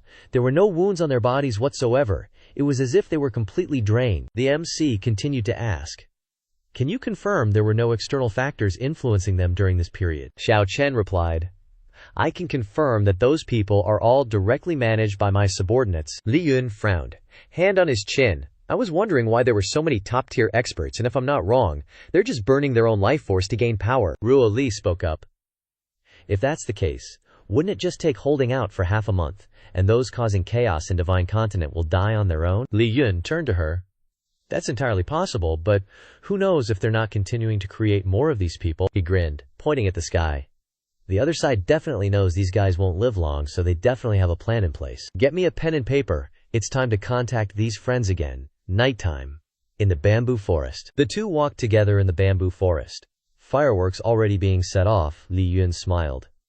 "How many times is this month, that fireworks have been set off sneakily? Aren't you planning on sending people to investigate?" She replied. "I don't care about such small matters. Besides, this is quite nice." Streaks of fireworks shot up, beautiful and mesmerizing. Ruo Li blushed as she looked at the man next to her, who, thinking she was troubled, turned to ask. "Can't see clearly," she replied. "Yeah, the position isn't very good." He put his hand on her shoulder. "Is it all right if you lean on me like this?" She smiled adorably. "It's all right." Suddenly a voice rang out. "Luo Shen, Luo Shen. Just when people are getting lovey-dovey, these guys have to crash the party. How annoying." Quickly, Li Yun answered the phone. "This is me." The other end grumbled. "Why haven't you contacted me? Why isn't there a single piece of news from the capital?" The sound of firecrackers crackled, and the other end asked in confusion, "What's that sound? Did something happen?" He lied. This time the operation failed. Dacian sent people to hunt me down. They used a series of starstone weapons to attack. The other end shouted, "Starstone weapons! I confirmed that I heard Dacian using some kind of strange weapon, but with you leading, how could you fail so miserably?" On this end, Li Yun said calmly, "There was a bit of an accident. I didn't expect Dacian to have an expert far surpassing Li Yun. I was seriously injured by him, and am currently hiding in a secret place to heal. An expert far surpassing Li Yun. Who is it? This person acts extremely despicably, making both gods and men resent him, and stops at nothing to achieve his goals. He tricked him. He's the Six Doors, chief manager. Chenhai, huh? Small fry. What, Chenhai? Big shot? There's actually someone who can suppress you. On this end, the scarred face said. Chenhai, huh? He chuckled. I've also heard of this guy. He's known for being despicable, low down, likes to use schemes and tricks, and stops at nothing, not upright and above board like me. On this end, the red-haired guy also laughed. That's right, he and that Li Yun are both shameless scoundrels. He smirked. Isn't that right, Luo Shen? On this end, Li Yun was furious but couldn't reveal his identity. Ha! Old geezer is right. I heard that Gao Feng, who was dealt with by you, not only has terrible morals but also likes to pick up food with his feet. He thought to himself, I'll settle the score with you later. On this end, there was a super scary guy. Lord, what's the situation? Didn't you say that we had reached the ultimate classification? How can there still be someone who can seriously injure Lu Quoshen? We abandon the northern wasteland overlords. And you give us this in return, Ruo Lian thought to herself. They started an internal fight. After only a little setback, they aren't as united as I thought. A scary guy stood in a palace-like place, shouting, Enough! You chose to cooperate with me yourselves, and now you're in chaos after only encountering a little difficulty. It's not strange that Daxian has such an expert. We just need to pay attention to him. Moreover, Lin Yun caused chaos in Daxian for 5 years, and wasn't he dealt with by Luo Shen? What are you afraid of? There are 7 of us in the 7 stars, and he's only one person. We have superior numbers, military force and area suppression, plus core strength. How can we possibly lose with so many advantages? Moreover, the other side doesn't know our plan at all. They can only passively endure. Li Yun on this end smiled, I think the same way. The other side then said, You are absolutely safe in the northern wasteland. You just need to speed up the conversion. Next we will discuss the next layout, he replied. This needs to be recorded. Evening. At a couple's home, they sat on the bed discussing. He spoke up, so we now know all of their plans. We're the ones with the upper hand now. Ruo Li closed her eyes to relax. Not bad. You've worked hard. Li Yun grinned. Not at all. It's what I should be doing. Ruo Li frowned. HMPH. Just a few compliments, and you're already getting cocky, he replied. That's because I have the capital to be cocky. Isn't my hubby the most awesome? Ruo Li sulked. So awesome that I regret it. Ling Yun chuckled awkwardly. Huh, how did you come to regret it? She moved closer to Ling Yun. Anyway, you can only love someone once, don't you think it's a bit excessive? I still want to love you several more times, he laughed. This is indeed excessive. At the Desert Kingdom, in front of the palace gate, a guy stood with his arms crossed. The wind's really strong today. This is Tianxing, Tianjixing, Amu Cha. Suddenly, a gust of sand blew over, making him unsteady. A scary-faced guy laughed. Hu Shi, Hu Shi. This is Qi Jing, Tianquan, Ling Baba Erdong. Amu Cha angrily said, You're such a brute. Is the Lord still in seclusion? Aren't you going to Beijuan to convert martial artists? How could you be back so soon, Baba Erdong? He looked down at me with contempt. Found a treasure. He pointed at the person with him. Quickly, get Hu Ji over here. With this person's help, seizing Daishian will be a piece of cake. Amu Cha narrowed his eyes. You want to see the Lord with a stranger. Who is he? The follower pulled down his hat. Excuse me, let me introduce myself. Opened it up. Oh, it's that blind dude from before. Just call me Shu-san. Back at home, Li Yun woke up, stretching and breathing. Damn it. Got so much intel last night that she went back to the palace early this morning to handle business. What should I do? Li Shu walked over. Landlord Mr. Li Yun. Asked her what's wrong. Unemployed again, Li Shui frowned. Of course not. But I'm on temporary leave for a few days. Li Yun looked disbelieving. Huh. Lingling Mountain has days off, Li Shu explained. I didn't want to, but I beat up a customer. The boss couldn't stand it and let me rest for a few days. But didn't say I was fired. But I want to work. Suddenly he thought of someone. Is it about that? With her backing you? Who would dare fire you? Li Shui stomped her foot. Of course it's not about that, she recounted. I decided to go out and play for a few days. I was passing by a stall selling local specialties. But they wouldn't sell to me. And called me some kind of Jishi too. Li Yun chuckled. What kind of faction did you mix into that they mistook you for a Jishi too? Did he say anything else? She pointed. Oh, he said something about hunting down the northern wasteland overlord. I wonder if that's tasty. Li Yun chuckled awkwardly, sat down and said, Tell me carefully. Ling Shu sat down, holding up 3 fingers. There were 3 other people too. They only talked to the stall owner and ignored me. He continued to ask, So where are the 3 people? And the stall owner, Li Zhu, frowned. They wouldn't let me eat good food. In my anger, He stared at her wide-eyed. Dealt with enhanced martial artists, very strong, able to fight Chen Hai. Li Shui is so strong now. Li Shui clenched her fist, her face very aggrieved. They were all arrested when we went to the yamen. The stall owner was selling without a permit. And those guys didn't have any ID. Who told them not to sell me food? Li Yun sympathized. So awesome, you can definitely enter the Hall of Heroes after you die. We spent so much effort hiding in Daqian for years, and ended up getting arrested. Those guys, after taking down a bunch of soldiers, spoke up. That bald head pissed me off, she's gonna pay. Daji, the bald head, spoke up. The capital is too deep, especially Chen Hai. We should still be careful, the schemer said. Our only loose end right now is that little girl. Luckily, she doesn't know any big shots. Dajian's top brass will still need some time to get their intel. Meanwhile, that's enough time for us to gather intel on the Lord of Bai. The sinister bald guy. Leave that chick to me. She dared to humiliate me like that. I'm definitely gonna kill her. Li Yun and Li Shu are strolling around. We'll split up. The most important thing is to make a safe retreat. Li Yun wondered. Why do you always beat up customers? He mused to himself. I should check out the yamen first, though they've probably all fled by now. Li Shu touched her chest. I can't help it, but those pervs always stare at my chest. Is this thing that beautiful? But then she frowned and added, However, after I beat them up, they actually got super excited. What the heck? He narrowed his eyes. So it turns out the boss didn't make you rest because he was scared of some dark forces behind you, but because you were hounded by a bunch of sickos demanding special services. The bald guy stepped out from nowhere. What a coincidence. To think I'd actually run into you. He stuck out his long, creepy tongue. Looks like my bad luck has run its course. Now it's time to knock on luck's door, he thought.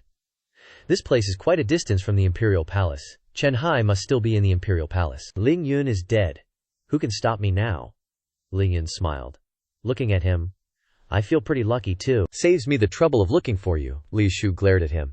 He's one of the perverts, I reported. His veins bulged on his face. A second later, he swelled up several times his size. He raised a fist. Today, you 2 are definitely gonna die, he thought to himself. Just 2 seconds. Quick battle, quick victory. But Li Yun was faster, directly slamming his head into the ground with his hand. He lay there motionless, unable to say a word. Shock. So painful, how can this be? I just came to kill some unknown little girl? How could there be a top-tier expert by her side? Could it be? He widened his eyes. I fell for a trap. This little girl was sent by the imperial court to lure me in. I didn't expect her to have such cunning. He stood up and said, "To possess such power you must be Chen Hai." Truly too strong. The two of them looked pleased. Li Yun said, "You got it, I'm Chen Hai." Loud and proud. Li Shu put her hands on her hips. "And I am Ouyang Qian, the chief disciple of the Jade Maiden Palace." He burst out laughing, transforming into a bizarre form, and laughing heartily. "Chen Hai, Ouyang Qian, I'll remember you two." Then he transformed into a cloud and flew away. They even remembered to remind me, "I will absolutely not let you off the hook." Li Yun took a huge gulp of air, then covered his mouth. A second later, he unleashed that breath, spraying it directly at him. He didn't have time to react, screaming loudly, "Asar!"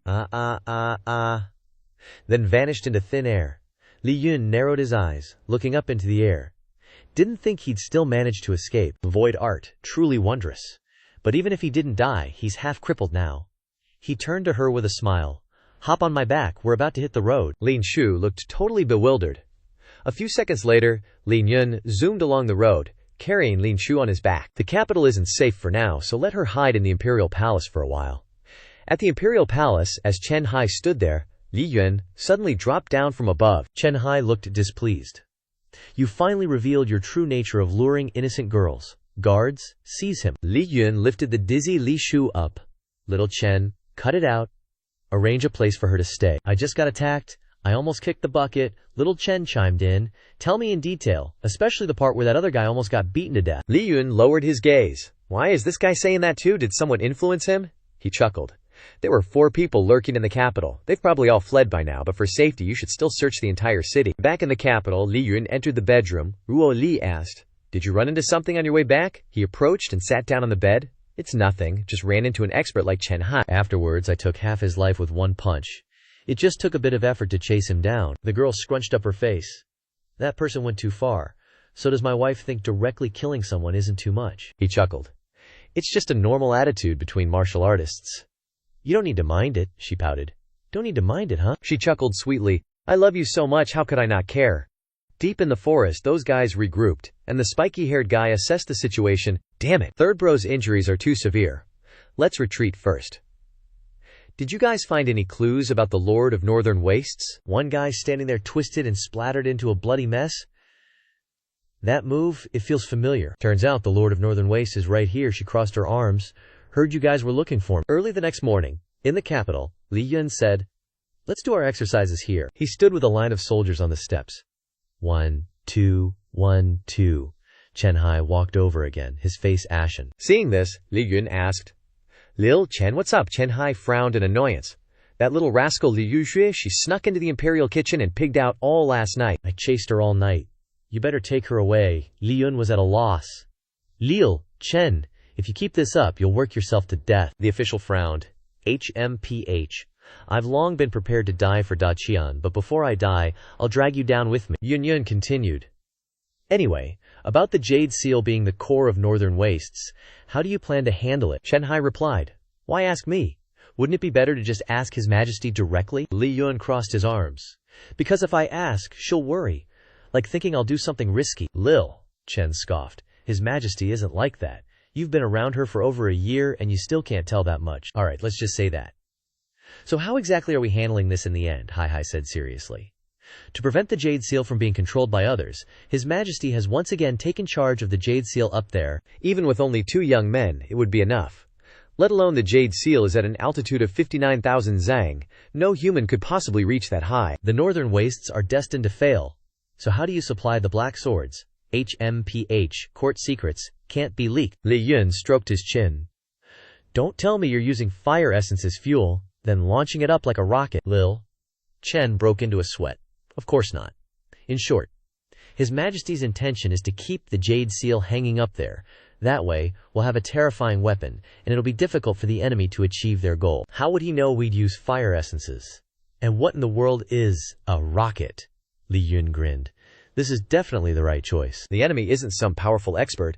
They can't just fly up that high on their own." Lil Chen broke out in a cold sweat. What in the world is this guy even talking about? At the palace, Li Yun entered the room to find Ruo Li. Seeing that she had woken up, he asked, "Awake already? Let me help you comb your hair." Ruo Li glanced over and softly said, "Of course I'm awake. I don't have a habit of sleepwalking." As he combed her hair, he said, "Actually, no matter how you sleep at night, you always end up turning to hug me, and then you mumble things like, 'I really like you, I've always liked you,' and so on." Ruo Li huffed proudly. "There's a limit to your lies. Am I really like that?" He chuckled. "You got a point there, huh?" She blushed and denied it. "Even if I did, it was just an act. Anyway, it was sleepwalking, so it has nothing to do with me." Around noon, the two walked around the palace grounds.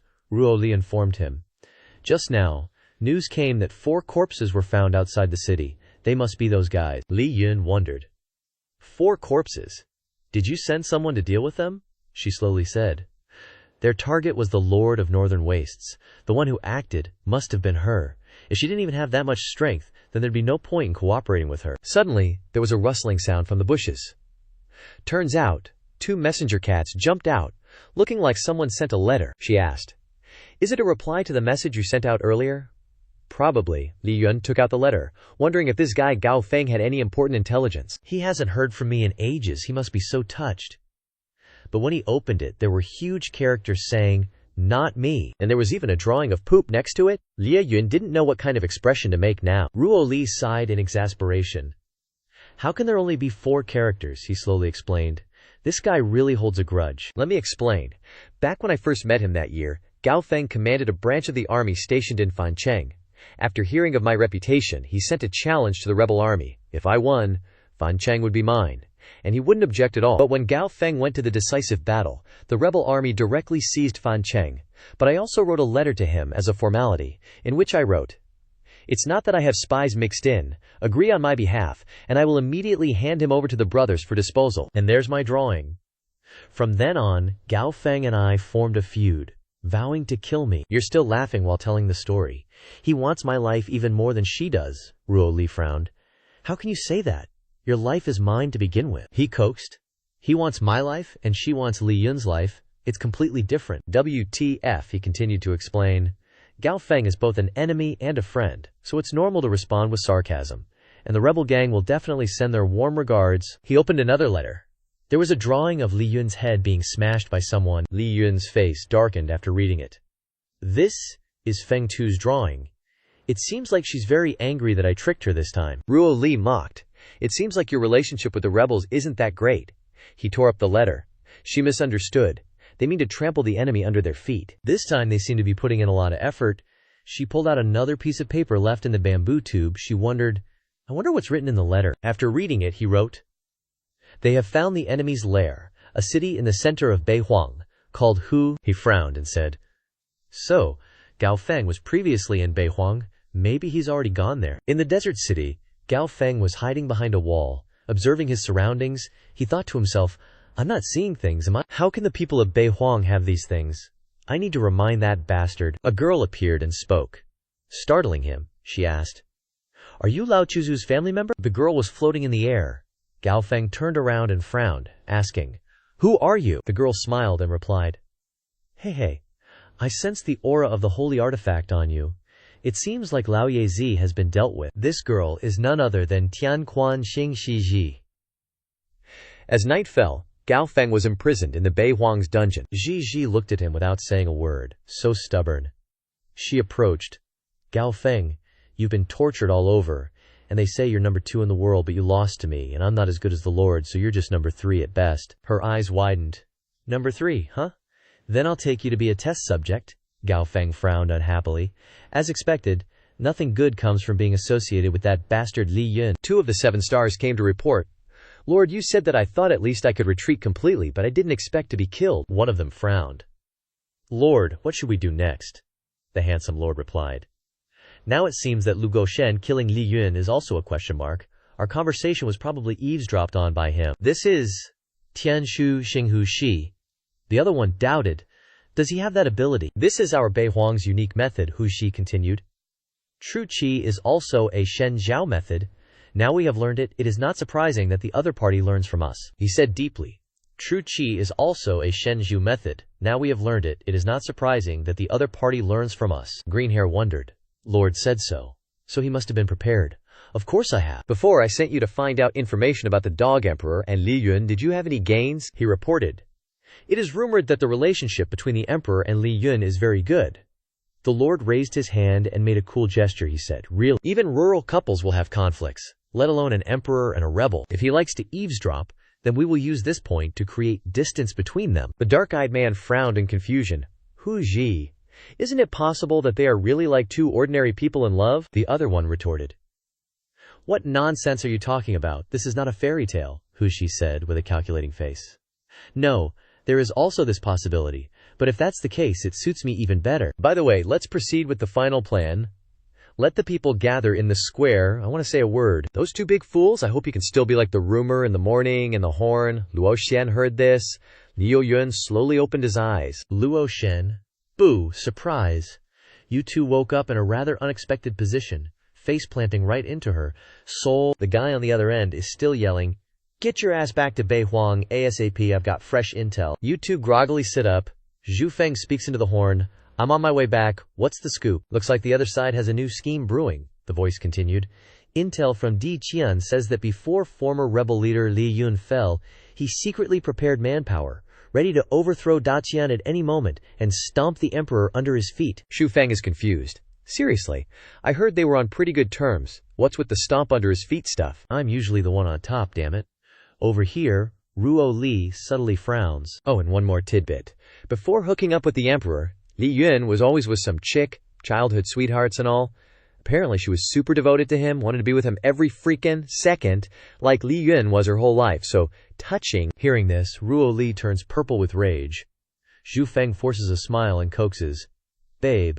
Ruo Li is pissed and frowned uncomfortably. Don't talk nonsense. This guy is full of BS. Even if I've never met him, I can tell he's a total scumbag. How could I, the Daqian emperor, be that kind of woman? Zhu Feng pats her head, comforting her. Exactly. How could she be that kind of person? He thinks to himself. Just a little bit stronger than that, that's all. He speaks into the horn. Yo, this is Zhu Feng. My old lady says she never did any of that stuff. The other side probably guessed as much, so there's no point in hiding it anymore. On the other end, Hu Ji laughs heartily. You're Zhu Feng. Didn't think you'd take care of Luo Shen. Seems like you're pretty capable. Zhu Feng replies. I don't know about capable, but I'm pretty sure I can blow you to smithereens. Hu Ji retorts. That confident, huh? You're at most on the same level as me, Zhu Feng smirks. Sorry, but I've got that main character aura going on over here, grants bonus physical and magical resistance, plus skill points. Ruo Li doesn't understand a word of that. Hu Ji frowns. That's a dangerous glint in your eyes? Is that the power you've been hiding? Zhu Feng chuckles. That's not all. I've also got divine power. All I gotta do is yell, and I can freeze time for 5 seconds. Plenty of time to take care of you. Hu Ji replies calmly. You're really something. Bei Huang poses absolutely no threat to you. I don't buy it. Seriously. Anyone can brag, Zhu Feng replies. Are humans afraid of bugs? Hu Ji fumes. You're so arrogant, he lazily said. How come you sound more like a villain than I do? Zhu Feng adds, we've got professional services here. From cleaning up bodies to digging graves, we do it all. How impressive. Talking big, non-stop, Zhu Feng smiles. Nah, I'm just really good at roasting people. Seems like you've never faced this kind of smack talk before. A pre-battle verbal smackdown is totally normal. As if he gets it, he replies, I see, that is indeed my deficiency. Zhu Feng mocks. No way, you actually took me seriously. On the other end, crash. In a fit of rage, Hun Ji throws the horn away. Zhu Feng continues. Yo, still there. Can't even handle that. If I tossed you onto the internet on Earth, you'd get roasted to death. Ruo Li asks.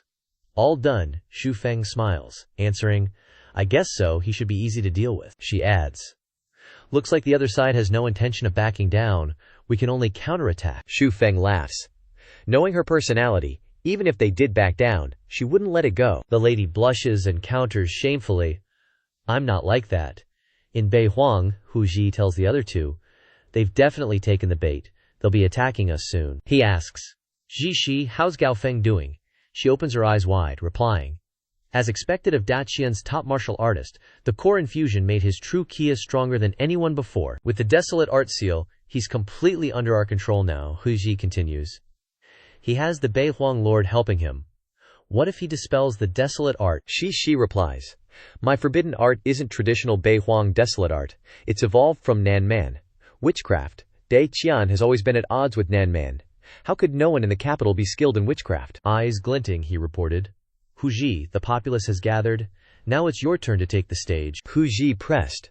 Are the items San brought properly set up? He smirked contentedly, replying, Don't worry, all our elites are fully equipped. Hu Ji stood up, satisfied. Excellent. The plan to destroy Dai Qian officially begins. Meanwhile, those 4 others were hiding behind a giant cactus. Toge asked. How's it going? Naren 20A looked at the paper and replied. Prepare to launch a full-scale assault directly at Colossal Hue. Toge added. Finally, it's time to make our move, he thought to himself. The best part is, I can finally get away from that crazy instructor. Boss Joyful finally gets to meet Li Yun this time. I'm gonna blow his head off. Saying that, he grabbed the messenger cap by the neck. 20A frowned. He said he'd go into battle himself. We'll rendezvous at Hu Yi in 3 days. Every move we make will wipe out the enemy, she thought to herself. As long as everything goes smoothly, this battle should be manageable. But still, something feels a little off. In a village nestled in the valley, the villagers had all been tied up, the cries of children and adults echoing, Mommy, help! Someone furiously cursed back at the group. You won't die a peaceful death, the masked guy ordered. Take the women out. Kill everyone else, then we'll take their place. The entire village will become a stronghold for the Golden Clan. He frowned, but every word he uttered was vile. Keep the women to enjoy slowly. The next few days won't be lonely at all. Make a move. Kill them all. Li Yun appeared from nowhere, happily saying, Haha, you guys better think again. Seeing him, the guy was startled. What about outside the village? How did someone from outside get in? But you just... Li Yun then pointed up. You mean those guys? And everyone outside has already been buried, only their heads showing. They've all been nicely laid to rest. The whole mob rushed forward, yelling wildly, Get him! 3 pebbles flew out. Li Yun took down 3 guys with just 3 pebbles. All headshots, direct hits to the head. Ta-da! Ching! The dying guy added, gasping, Damn, your methods are really good. This place is so remote, yet you still found us. We're completely beaten, fair and square. He proudly tossed the handful of pebbles in his hand. What are you talking about? Who even knows your plans? He was startled. Sir, you didn't come here intentionally, Li Yun replied with a laugh. Just passing by, that's all. Heard this place had some local specialties, so I popped in to grab some for my old lady. Chen Hai stood alone on the road. Li Yun, carrying a super huge sack, appeared from nowhere. Seeing Chen Hai, he grinned. Xiao Chen, thanks for waiting for me on purpose, Xiao Chen grumbled. You've stopped more than 10 times along the way. Do you even want to go to the northern wasteland anymore? Li Yun burst out laughing. Isn't it all for your majesty? You should try some dried grapes too, they're super famous here. Chen Chen frowned, pouting.